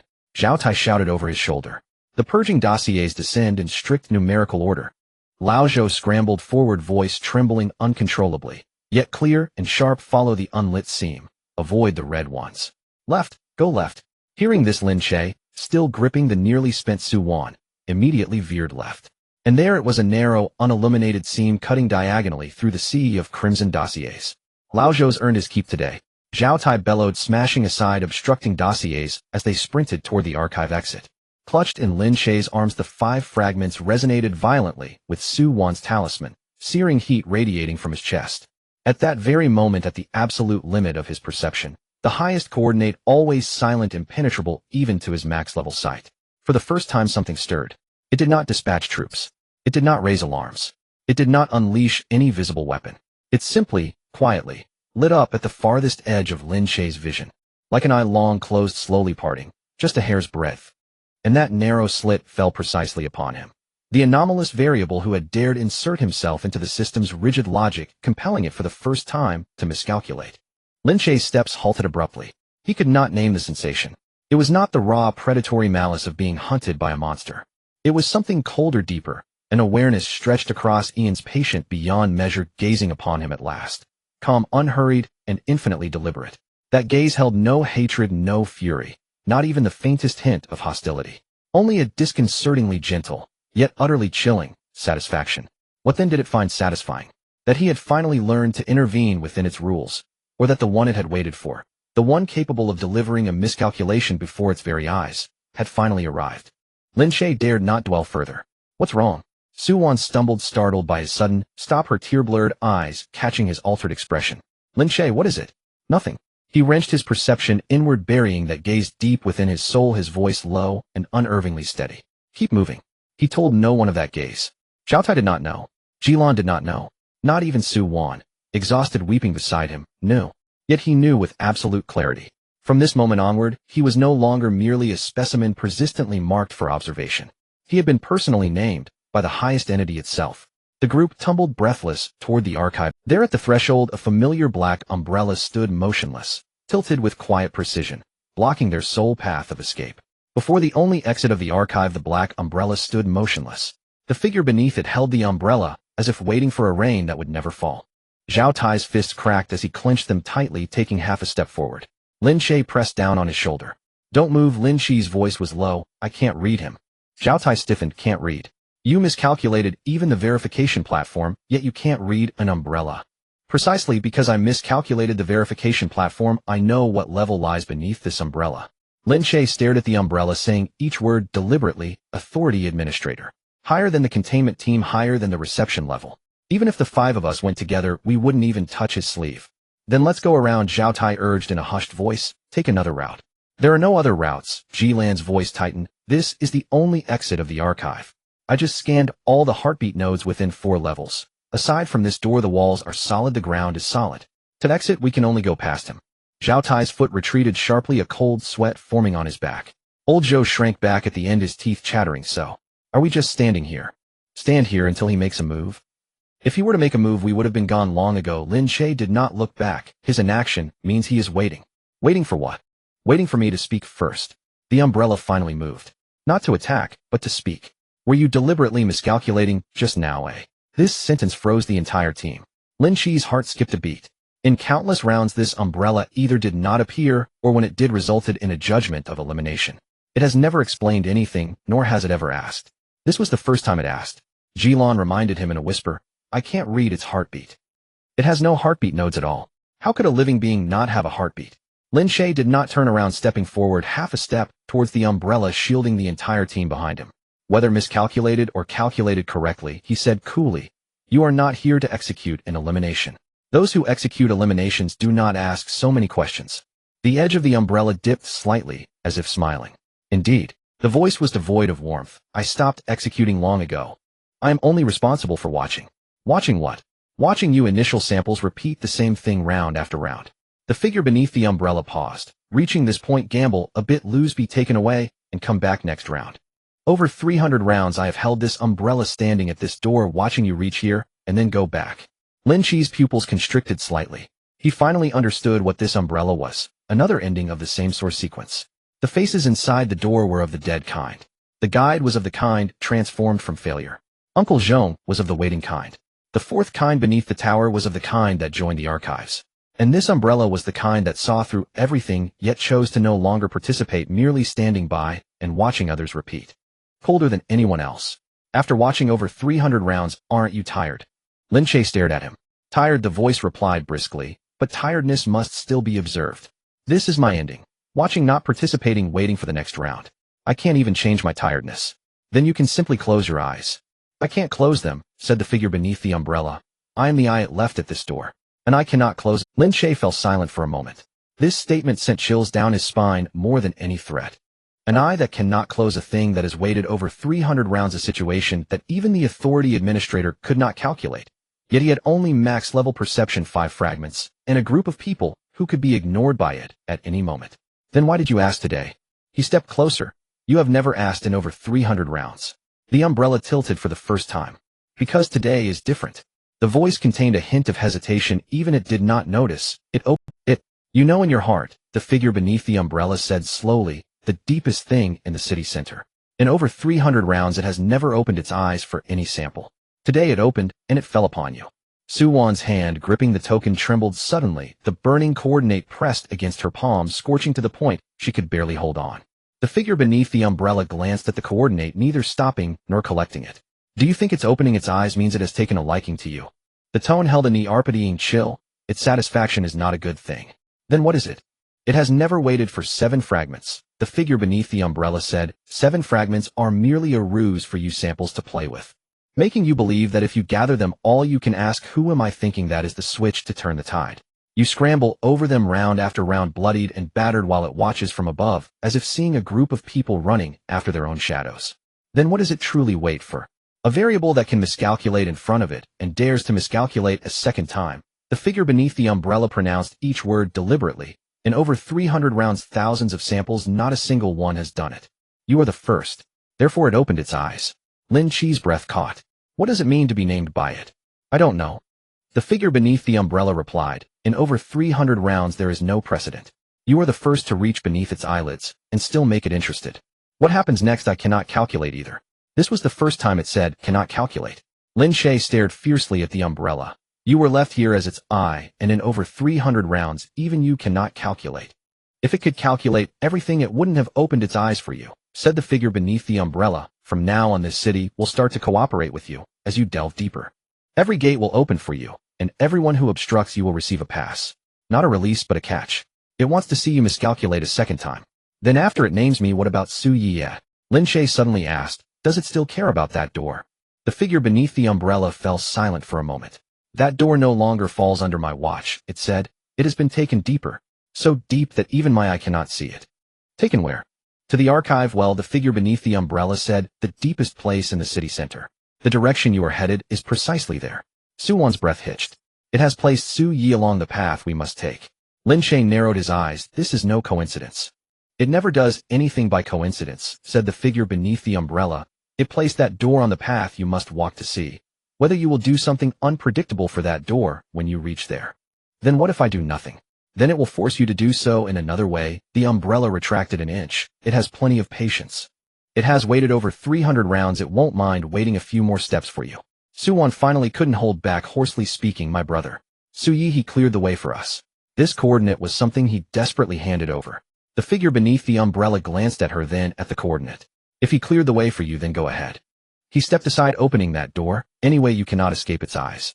It lets you walk, and only then can you truly leave. Lin Che did not move immediately. He stared at the gradually closing black umbrella, the perception pressed against the umbrella's surface, scanning inch by inch. Then his blood turned cold. Under the umbrella there was no one. No body, no outline, none of the things a person should have. What the umbrella supported was a void that could not be read. It was not some kind of ending of the same source sequence. It was an eye, a hand extended from that thing. It has all. Lin Che's voice was very soft. From the very first second, We entered the archive. It has been standing at the exit watching. The words just now were not directed at us. They were directed at me alone. Jilan's face turned pale then. Every word we discussed just now. It heard everything Lin Che said. It heard our plans, where we wanted to go, what Su Yi left behind. It heard it all. Old Zhou's legs went weak, almost collapsing to the ground. Then what do we still have to walk? It already knows. Precisely because it knows everything, we must walk even more. Lin Che helped him up. It knows where we want to go, but it doesn't know what we will do when we get there. This point it has not calculated. Zhao Tai's throat rolled. How do you know it hasn't calculated? Because it opened its eyes, Lin Che said, staring at the closing black umbrella. If it could calculate everything, it wouldn't be interested in me. It is interested because there is one step it did not understand. Zhao Tai gritted his teeth. Then let's go. I want to see what exactly it wants to see us do. What it wants to see is my downfall. Lin Che stepped forward. Then I will not let it see me fall. The black umbrella completely closed, leaning against the door, and fell silent. As the entire team walked past it the moment they stepped out of the archive, each person felt an indescribable. They had not escaped. They emerged from the archive, and the entire team hid in a lair at the center of the city. The walls were densely packed with files devoid of light, save for the faint red glow emanating from Su Wan's open palm. The coordinates burned her palm red. It's not a map. Lin Che squatted before her, peering through the perspective at the red light, his brow furrowing tighter. It's a frequency. Only samples of the same origin can read the identity frequency. Left by my brother. Su Wan's voice trembled. Yes. Lin Che closed his eyes, briefly linking the perspective to her token, the frequency unfolding layer by layer in his mind. It has 2 layers. What are the 2 layers? The surface layer is the location where Su Yi is sealed. Lin Che said slowly. Deeper down there's a place called the archival well at the bottom of the well. What is the archival well? Zhao Tai frowned. It's a place in the city center specifically for collecting samples that haven't been fully archived. Lin Che said, not dead, but not alive, frozen behind the door, stacked down one layer after another. The deeper you go, the longer and deeper they are sealed. Su Wan's fingertips turned pale. Which layer is my brother in? The very bottom. Lin Che paused. It hid your brother in the place closest to itself. This is not punishment, it is supervision. What it fears is that this door will be pried open a second time. Su Wan's breath quickened. What about that layer? Lin Che fell silent for a moment. The inner layer is a sentence. He raised his eyes to look at her. Your brother said, don't come to save me. Go find the 6th piece that's in a place where I can be seen. The layer in the compartment fell silent for a moment. Su Wan suddenly stood up. Why? Why does he have to bear it alone again? Last time he voluntarily became a door, and this time he tells me not to save him. Because he knows you will go. Lin Che interrupted her. He also knows that once you go it will all be over. Su Wan was taken aback. Calmly listen to me finish. Lin Che read that frequency again. The 6th piece is hidden near the archival well. To grab the 6th piece, you will inevitably have to pass through your brother's door. Isn't that just perfect? Su Wan said urgently, on the way I can. Once you get close to him, your token will resonate with that door. Lin Che's voice was calm to the point of being cruel. You two are 2 sides split from the same original sample. Getting close enough would trigger the merging of the 2 sides, handing the trigger back to it. Su Wan's face gradually turned pale. So saving him and grabbing the 6th piece are in the same direction. She murmured, but they lead to 2 different endings. Yes. Lin Che fixed his gaze on her. Your brother desperately passed you the coordinates not to have you embrace him at the bottom of the well. He wants you to take this life and live as an independent Su Wan. Su Wan bit her lip, remaining silent, her eyes reddening. I understand him. He wants you to take this life and live as an independent Su Wan. Su Wan bit her lip, remaining silent, her eyes reddening. I understand. I always thought it was because he didn't trust me. She looked up, tears in her eyes. Now I understand it wasn't that he didn't trust me. He would rather seal himself as a door than leave me with no way to live well. Lin Che did not respond. Some things could only be understood when she reached the end herself. Jilan had been leaning against the wall of the compartment and suddenly spoke. The heartbeat nodes on this road. They're abnormally dense. She pressed her finger against the wall, eyes closed. The density of those at the level of the containment team. All the way through it's the same. So that means Zhao Tai's expression darkened. All the way is filled with its people. Not just that. Jilan opened her eyes, their heartbeats. The rhythm is too synchronized. Synchronized to the point of not being alive. They've been unified. Lin Che said, the city center can directly adjust the heartbeats of samples. The containment team from Chapter 88 came about this way. The people along this road are no longer people, they are just stakes placed there by it. Old Zhou shivered. Then if we walk past one, it'd be like walking through a row of stakes. Yes. Lin Che said, so not a single step can be wrong. Old Zhou shrank in the corner, originally trembling like a sieve, but now he suddenly stared at the file grid and exclaimed. This grid's number is broken. He pointed at the wall, his fingers trembling. The front is all renumbered by the city center, and here it breaks off its old. It didn't bother to renumber this section. Lin Che's eyes shifted, an old seam that hasn't been renumbered by it. Yes. Old Joe nodded vigorously. Follow the old numbers. Its eyes can't reach too far. I used to survive by working at the archives, relying on recognizing these broken numbers. You actually have some use. Zhao Tai surprisingly did not mock him. Old Joe grinned, a moment of happiness from the praise quickly suppressed by fear. Zhao Tai suddenly spoke, his voice low. They'll stay behind. Everyone turned to look at him. This time I'm not doing it to survive. Zhao Tai forced a smile which was more a grimace than a grin. I used to be a hardliner, trusting no one but myself to live another round. Now I understand. Living one more round is useless. The next round starts all over again, and I won't even remember this round's events. He paused, glancing at Su Wan, then at Lin Che. This time I'm doing it for both of you. I don't make it for nothing. Su Wan's eyes reddened. Zhao Tai. I don't have much ability, just brute strength. Zhao Tai said in a deep voice. In the previous rounds I was so focused on surviving that I didn't even bother to remember your names. This time is different. This time I remember everything. Remembering means I have to do something worthy of being remembered. Jilan turned her face away, remaining silent, but her hand resting against the wall quietly clenched into a fist. Don't. Zhao Tai waved his hand. I said it here. If something happens, no one should turn back to pull me back.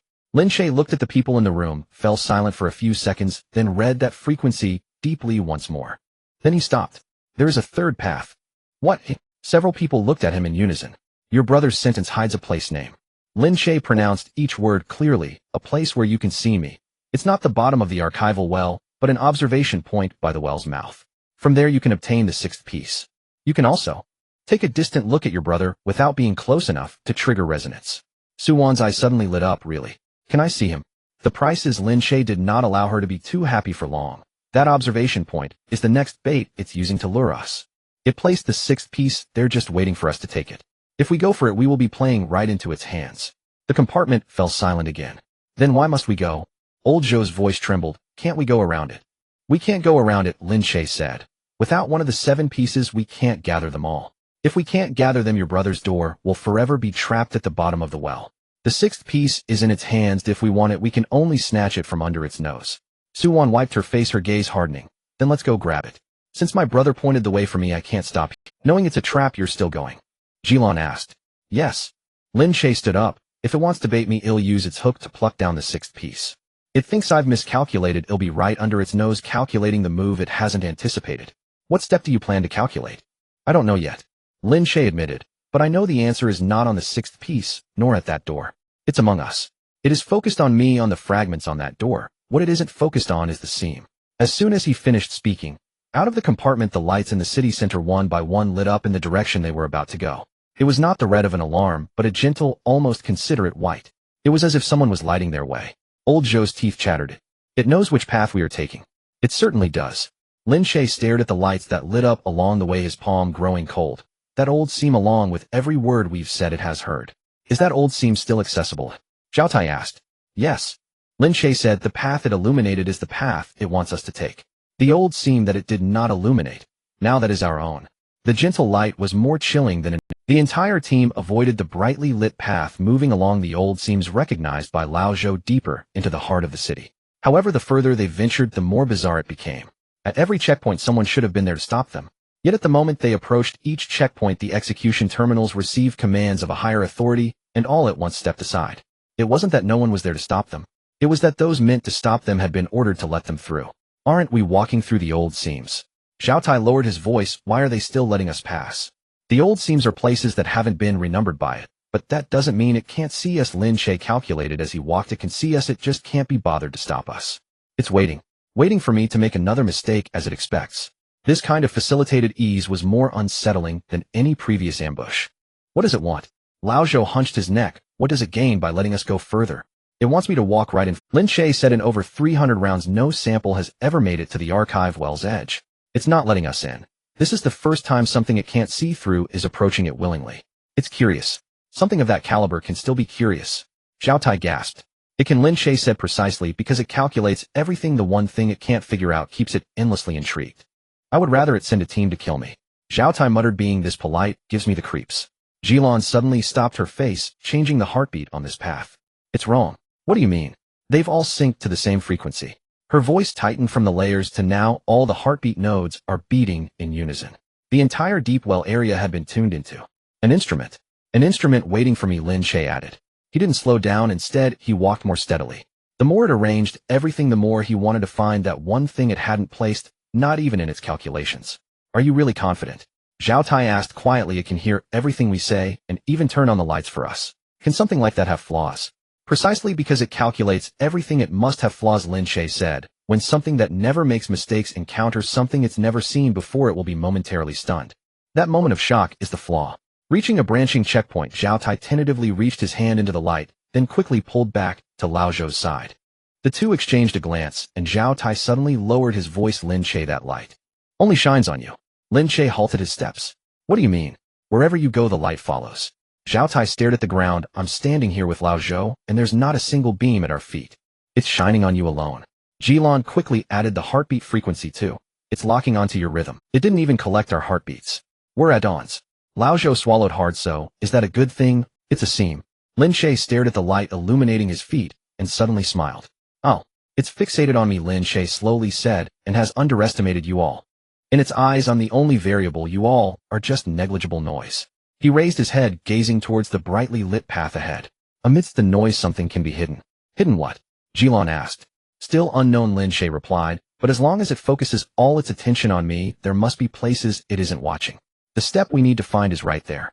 As they reached the edge of the observation point, Lin Che's perspective finally caught the outline of the archive well. It was a bottomless, deep well lined with countless sealed doors, one after another. At the deepest part of the well, there was a door darker than the rest, dark enough to seem like it was trying to absorb the light. Suyi. And embedded in the middle section of the well wall, not far from the observation point, was a piece of softly glowing fragment. The sixth piece. It's not scattered there. Lin Che stared at the fragment, his voice very soft. It was placed there, arranged neatly, just waiting for me to reach out. Bait. Suwan stood at the edge of the observation point, staring across the deep well, and saw the darkest door at the bottom. Her token trembled gently in her palm. In that moment, she leaned forward half an inch. Suwan. Lin Che didn't turn around, only said 3 words. If I say stop, you stop. This was what he had said in chapter 92 when he restrained her uncontrollable token. Suwan's body froze. She bit her lip hard, her nails digging into her palm, tears shimmering in her eyes, but she didn't take another step forward. Brother is right there. Her voice trembled uncontrollably. I'm so close to him, the closest I've ever been. Lin Che's voice softened rarely, but taking that step forward is the one he desperately wants to block for you. Suwan closed her eyes. A single tear fell onto the token in her palm, and that trembling token gradually calmed down. It seemed something inside the dark door moved lightly, then returned to silence. Suwan's breath hitched. Across the entire deep well, she couldn't tell if it was an illusion, but she distinctly felt that the door had shifted slightly in her direction. He saw me. Her voice shook so much it was nearly inaudible. He knows I haven't crossed. He knows, Lin Che said softly. You not crossing is the result he wants. Every time you hold back a step, he holds on a bit longer inside the door. Suwan clutched her token tightly, swallowing back the word brother. As if across an entire deep well that door had seen her restraint. Just then Lin Che suddenly froze. He stared at the well, at the door at the bottom, at Suwan beside him, who was holding herself back and not moving an inch, and for the first time the equation in his mind, that he had calculated countless times, split open with a new seam. I understand, he muttered. Understand what? Jilan asked quietly. It can calculate all the variables that might make mistakes. Lin Che articulated each word. The face behind the door, the guide, Uncle Zhong, even me. We who gamble, charge, and fight with all our might, it can calculate them all. It set the fragments as bait and placed the door at the bottom of the well, gambling that one of us would inevitably rush. But it can't calculate. He slowly turned to look at Suwan, someone who should approach, yet chooses not to. Suwan stared at him in a daze. In over 300 rounds, thousands of samples, not a single one has ever stopped in their tracks when brother is right in front of them. Lin Che stared at her. It took this as a law. 2 counterparts, as long as they get close enough, will inevitably rush towards each other. It built the entire well based on this law. Yet you didn't rush. He pronounced each word clearly. By not taking that step, you created a seam in its law. You clearly felt your token trembling. Brother was clearly right in front of you. Lin Che stared at her, yet you restrained yourself and didn't take that step. This kind of restraint is something it has never encountered in over 300 rounds. It placed the 6th piece here, betting that I would follow its calculations to take it. Lin Che's eyes lit up. Then I won't follow its calculations. I will use this unpredictable restraint of yours as a lever to pry the 6th piece. How do you plan to do that? Zhao Tai couldn't help but ask. Its attention is entirely focused on who will rush towards that door. Lin Che raised his hand. It's waiting to see who makes a mistake. But as long as no one makes a mistake, its locked instrument will run idle. In that moment, the pull between the fragments and the door will loosen. In that moment, I will take the sixth piece. He raised his hand. Remember, he didn't turn around, his voice extremely low. It's focused on me. The instant I move, all its attention will shift towards me. At that moment, Su-won, you stay still. Lao Zhou watched the old seam. Zhao Tai protect the rear. The more it fixates on me, the safer you all are. And you? Su-won asked anxiously. Me. Lin Che chuckled lightly on the noise that for the first time confounds it. Just as his fingertips touched the frequency of identity, at the deepest part of the observation point directly above the well, the eye of that thing lit up once more. But this time what Lin Che read in that light was not satisfaction. It was a hint of disbelief appearing for the first time in over 300 rounds. It couldn't understand. It had arranged everything, set the bait, the door, the instrument, yet for the first time it couldn't figure out why none of these people were walking the path it had laid out. For the first time it couldn't calculate Lin Che's next move. The moment his fingertips touched that frequency of identity, Lin Che's entire being tensed up. By all accounts, something should have gone wrong. In over 300 cycles, the only ironclad rule established by his true self was this: two sides of the same source proximity would inevitably lead to convergence.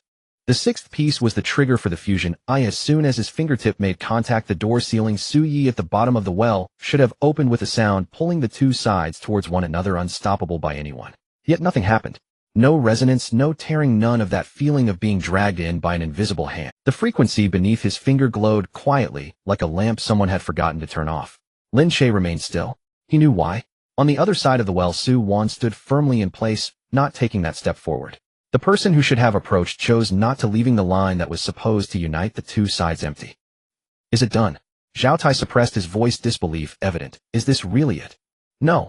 Lin Che focused on the frequency under his finger. It's just that it didn't anticipate this. What didn't it anticipate? Zhao Tai failed to grasp the implication. It didn't anticipate Su-won not coming over.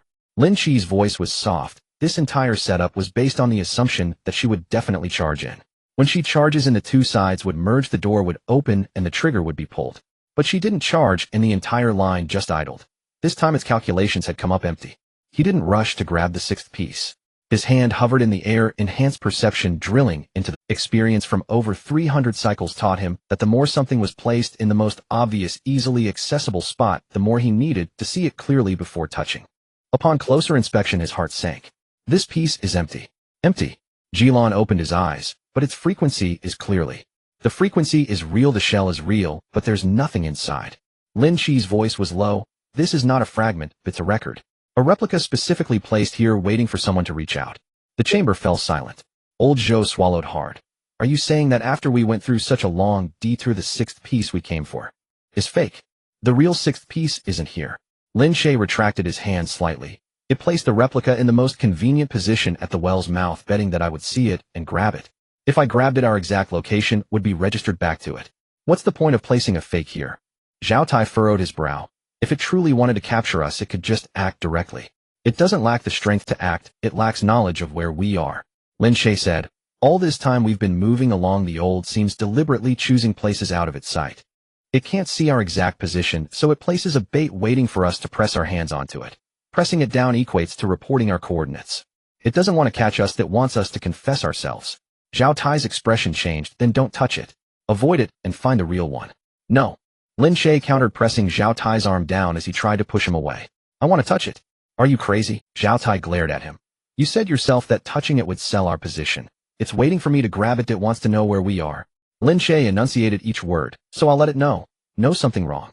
He paused. This replica is a hand it extended. If it can send things in, it can also take things back. It registers me with it, and I'll return the favor, feeding it a false one.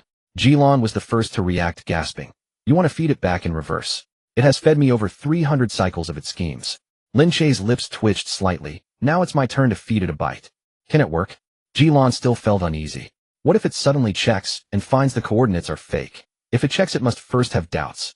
Lin Che said. But in over 300 cycles, not a single person who reached out to press the bait was feeding it false data. They all sincerely wanted to catch it. It has grown accustomed to greedy hands, so it assumes this time is also a greedy hand. The more certain it is, the less likely it is to check back. He spoke slowly, as if clarifying this arrogance for his true self piece by piece. Its greatest flaw has never been calculating too slowly, but rather believing far too strongly that its calculations are correct. Zhao Tai opened his mouth and ultimately swallowed his words, nodding heavily. Alright, tell me, how do we do this? This time he did not charge forward with brute force, but instead followed Lin Che's instructions steadily. As I read it, it is also reading me. Lin Che fixed his gaze on the replica. Wait for me to extend my hand inside, none of you make a sound or move. It wants my reaction at this one point. The more commotion around, the easier it is for it to notice something is off. Then what do we do? Just stand here. Old Zhou's voice tightened. Standing still helps me. Lin Che replied. It is focused solely on me, the rest becomes mere noise in its eyes. The quieter the noise, the less it feels the need to look away. That's its own flaw, one it hasn't corrected in over 300 cycles. Su-wan stood far away at the edge of the well, silent. Her token felt hot, the warmth creeping up her palm. She knew Lin Che's actions were buying time for her brother. The more he kept the true self's attention on himself, the less likely that door at the bottom of the well would be disturbed. She wanted to say something, but the words stuck in her throat. She knew better than anyone that the help she could provide now was not to charge forward, but to stand still. Yet the more she thought about it, the more uncomfortable she felt. Watching Lin Che extend his hand toward that thing's mouth, she clenched her fist, suppressing the urge to rush forward once more. Lin Che took a deep breath and sent his hand inside. The frequency of the replica suddenly brightened. In that instant, Jilan trembled all over it. Its heartbeat stuttered for a moment. Stuttered. Just for a moment. Jilan fixed his gaze on the perception in his palm. It felt like it froze. Old Zhou also sensed it, suppressing his voice. After working at the archives for so many years, I've seen what a machine jamming looks like. It's like this, failing to move on to the next step, stalling for a brief pause. It's hesitating. It's calculating. Lin Che's forehead beaded with sweat, yet his voice remained steady. It's calculating why I'm not grabbing. If it can't figure it out, it can only pause for a moment. Then what can this moment accomplish?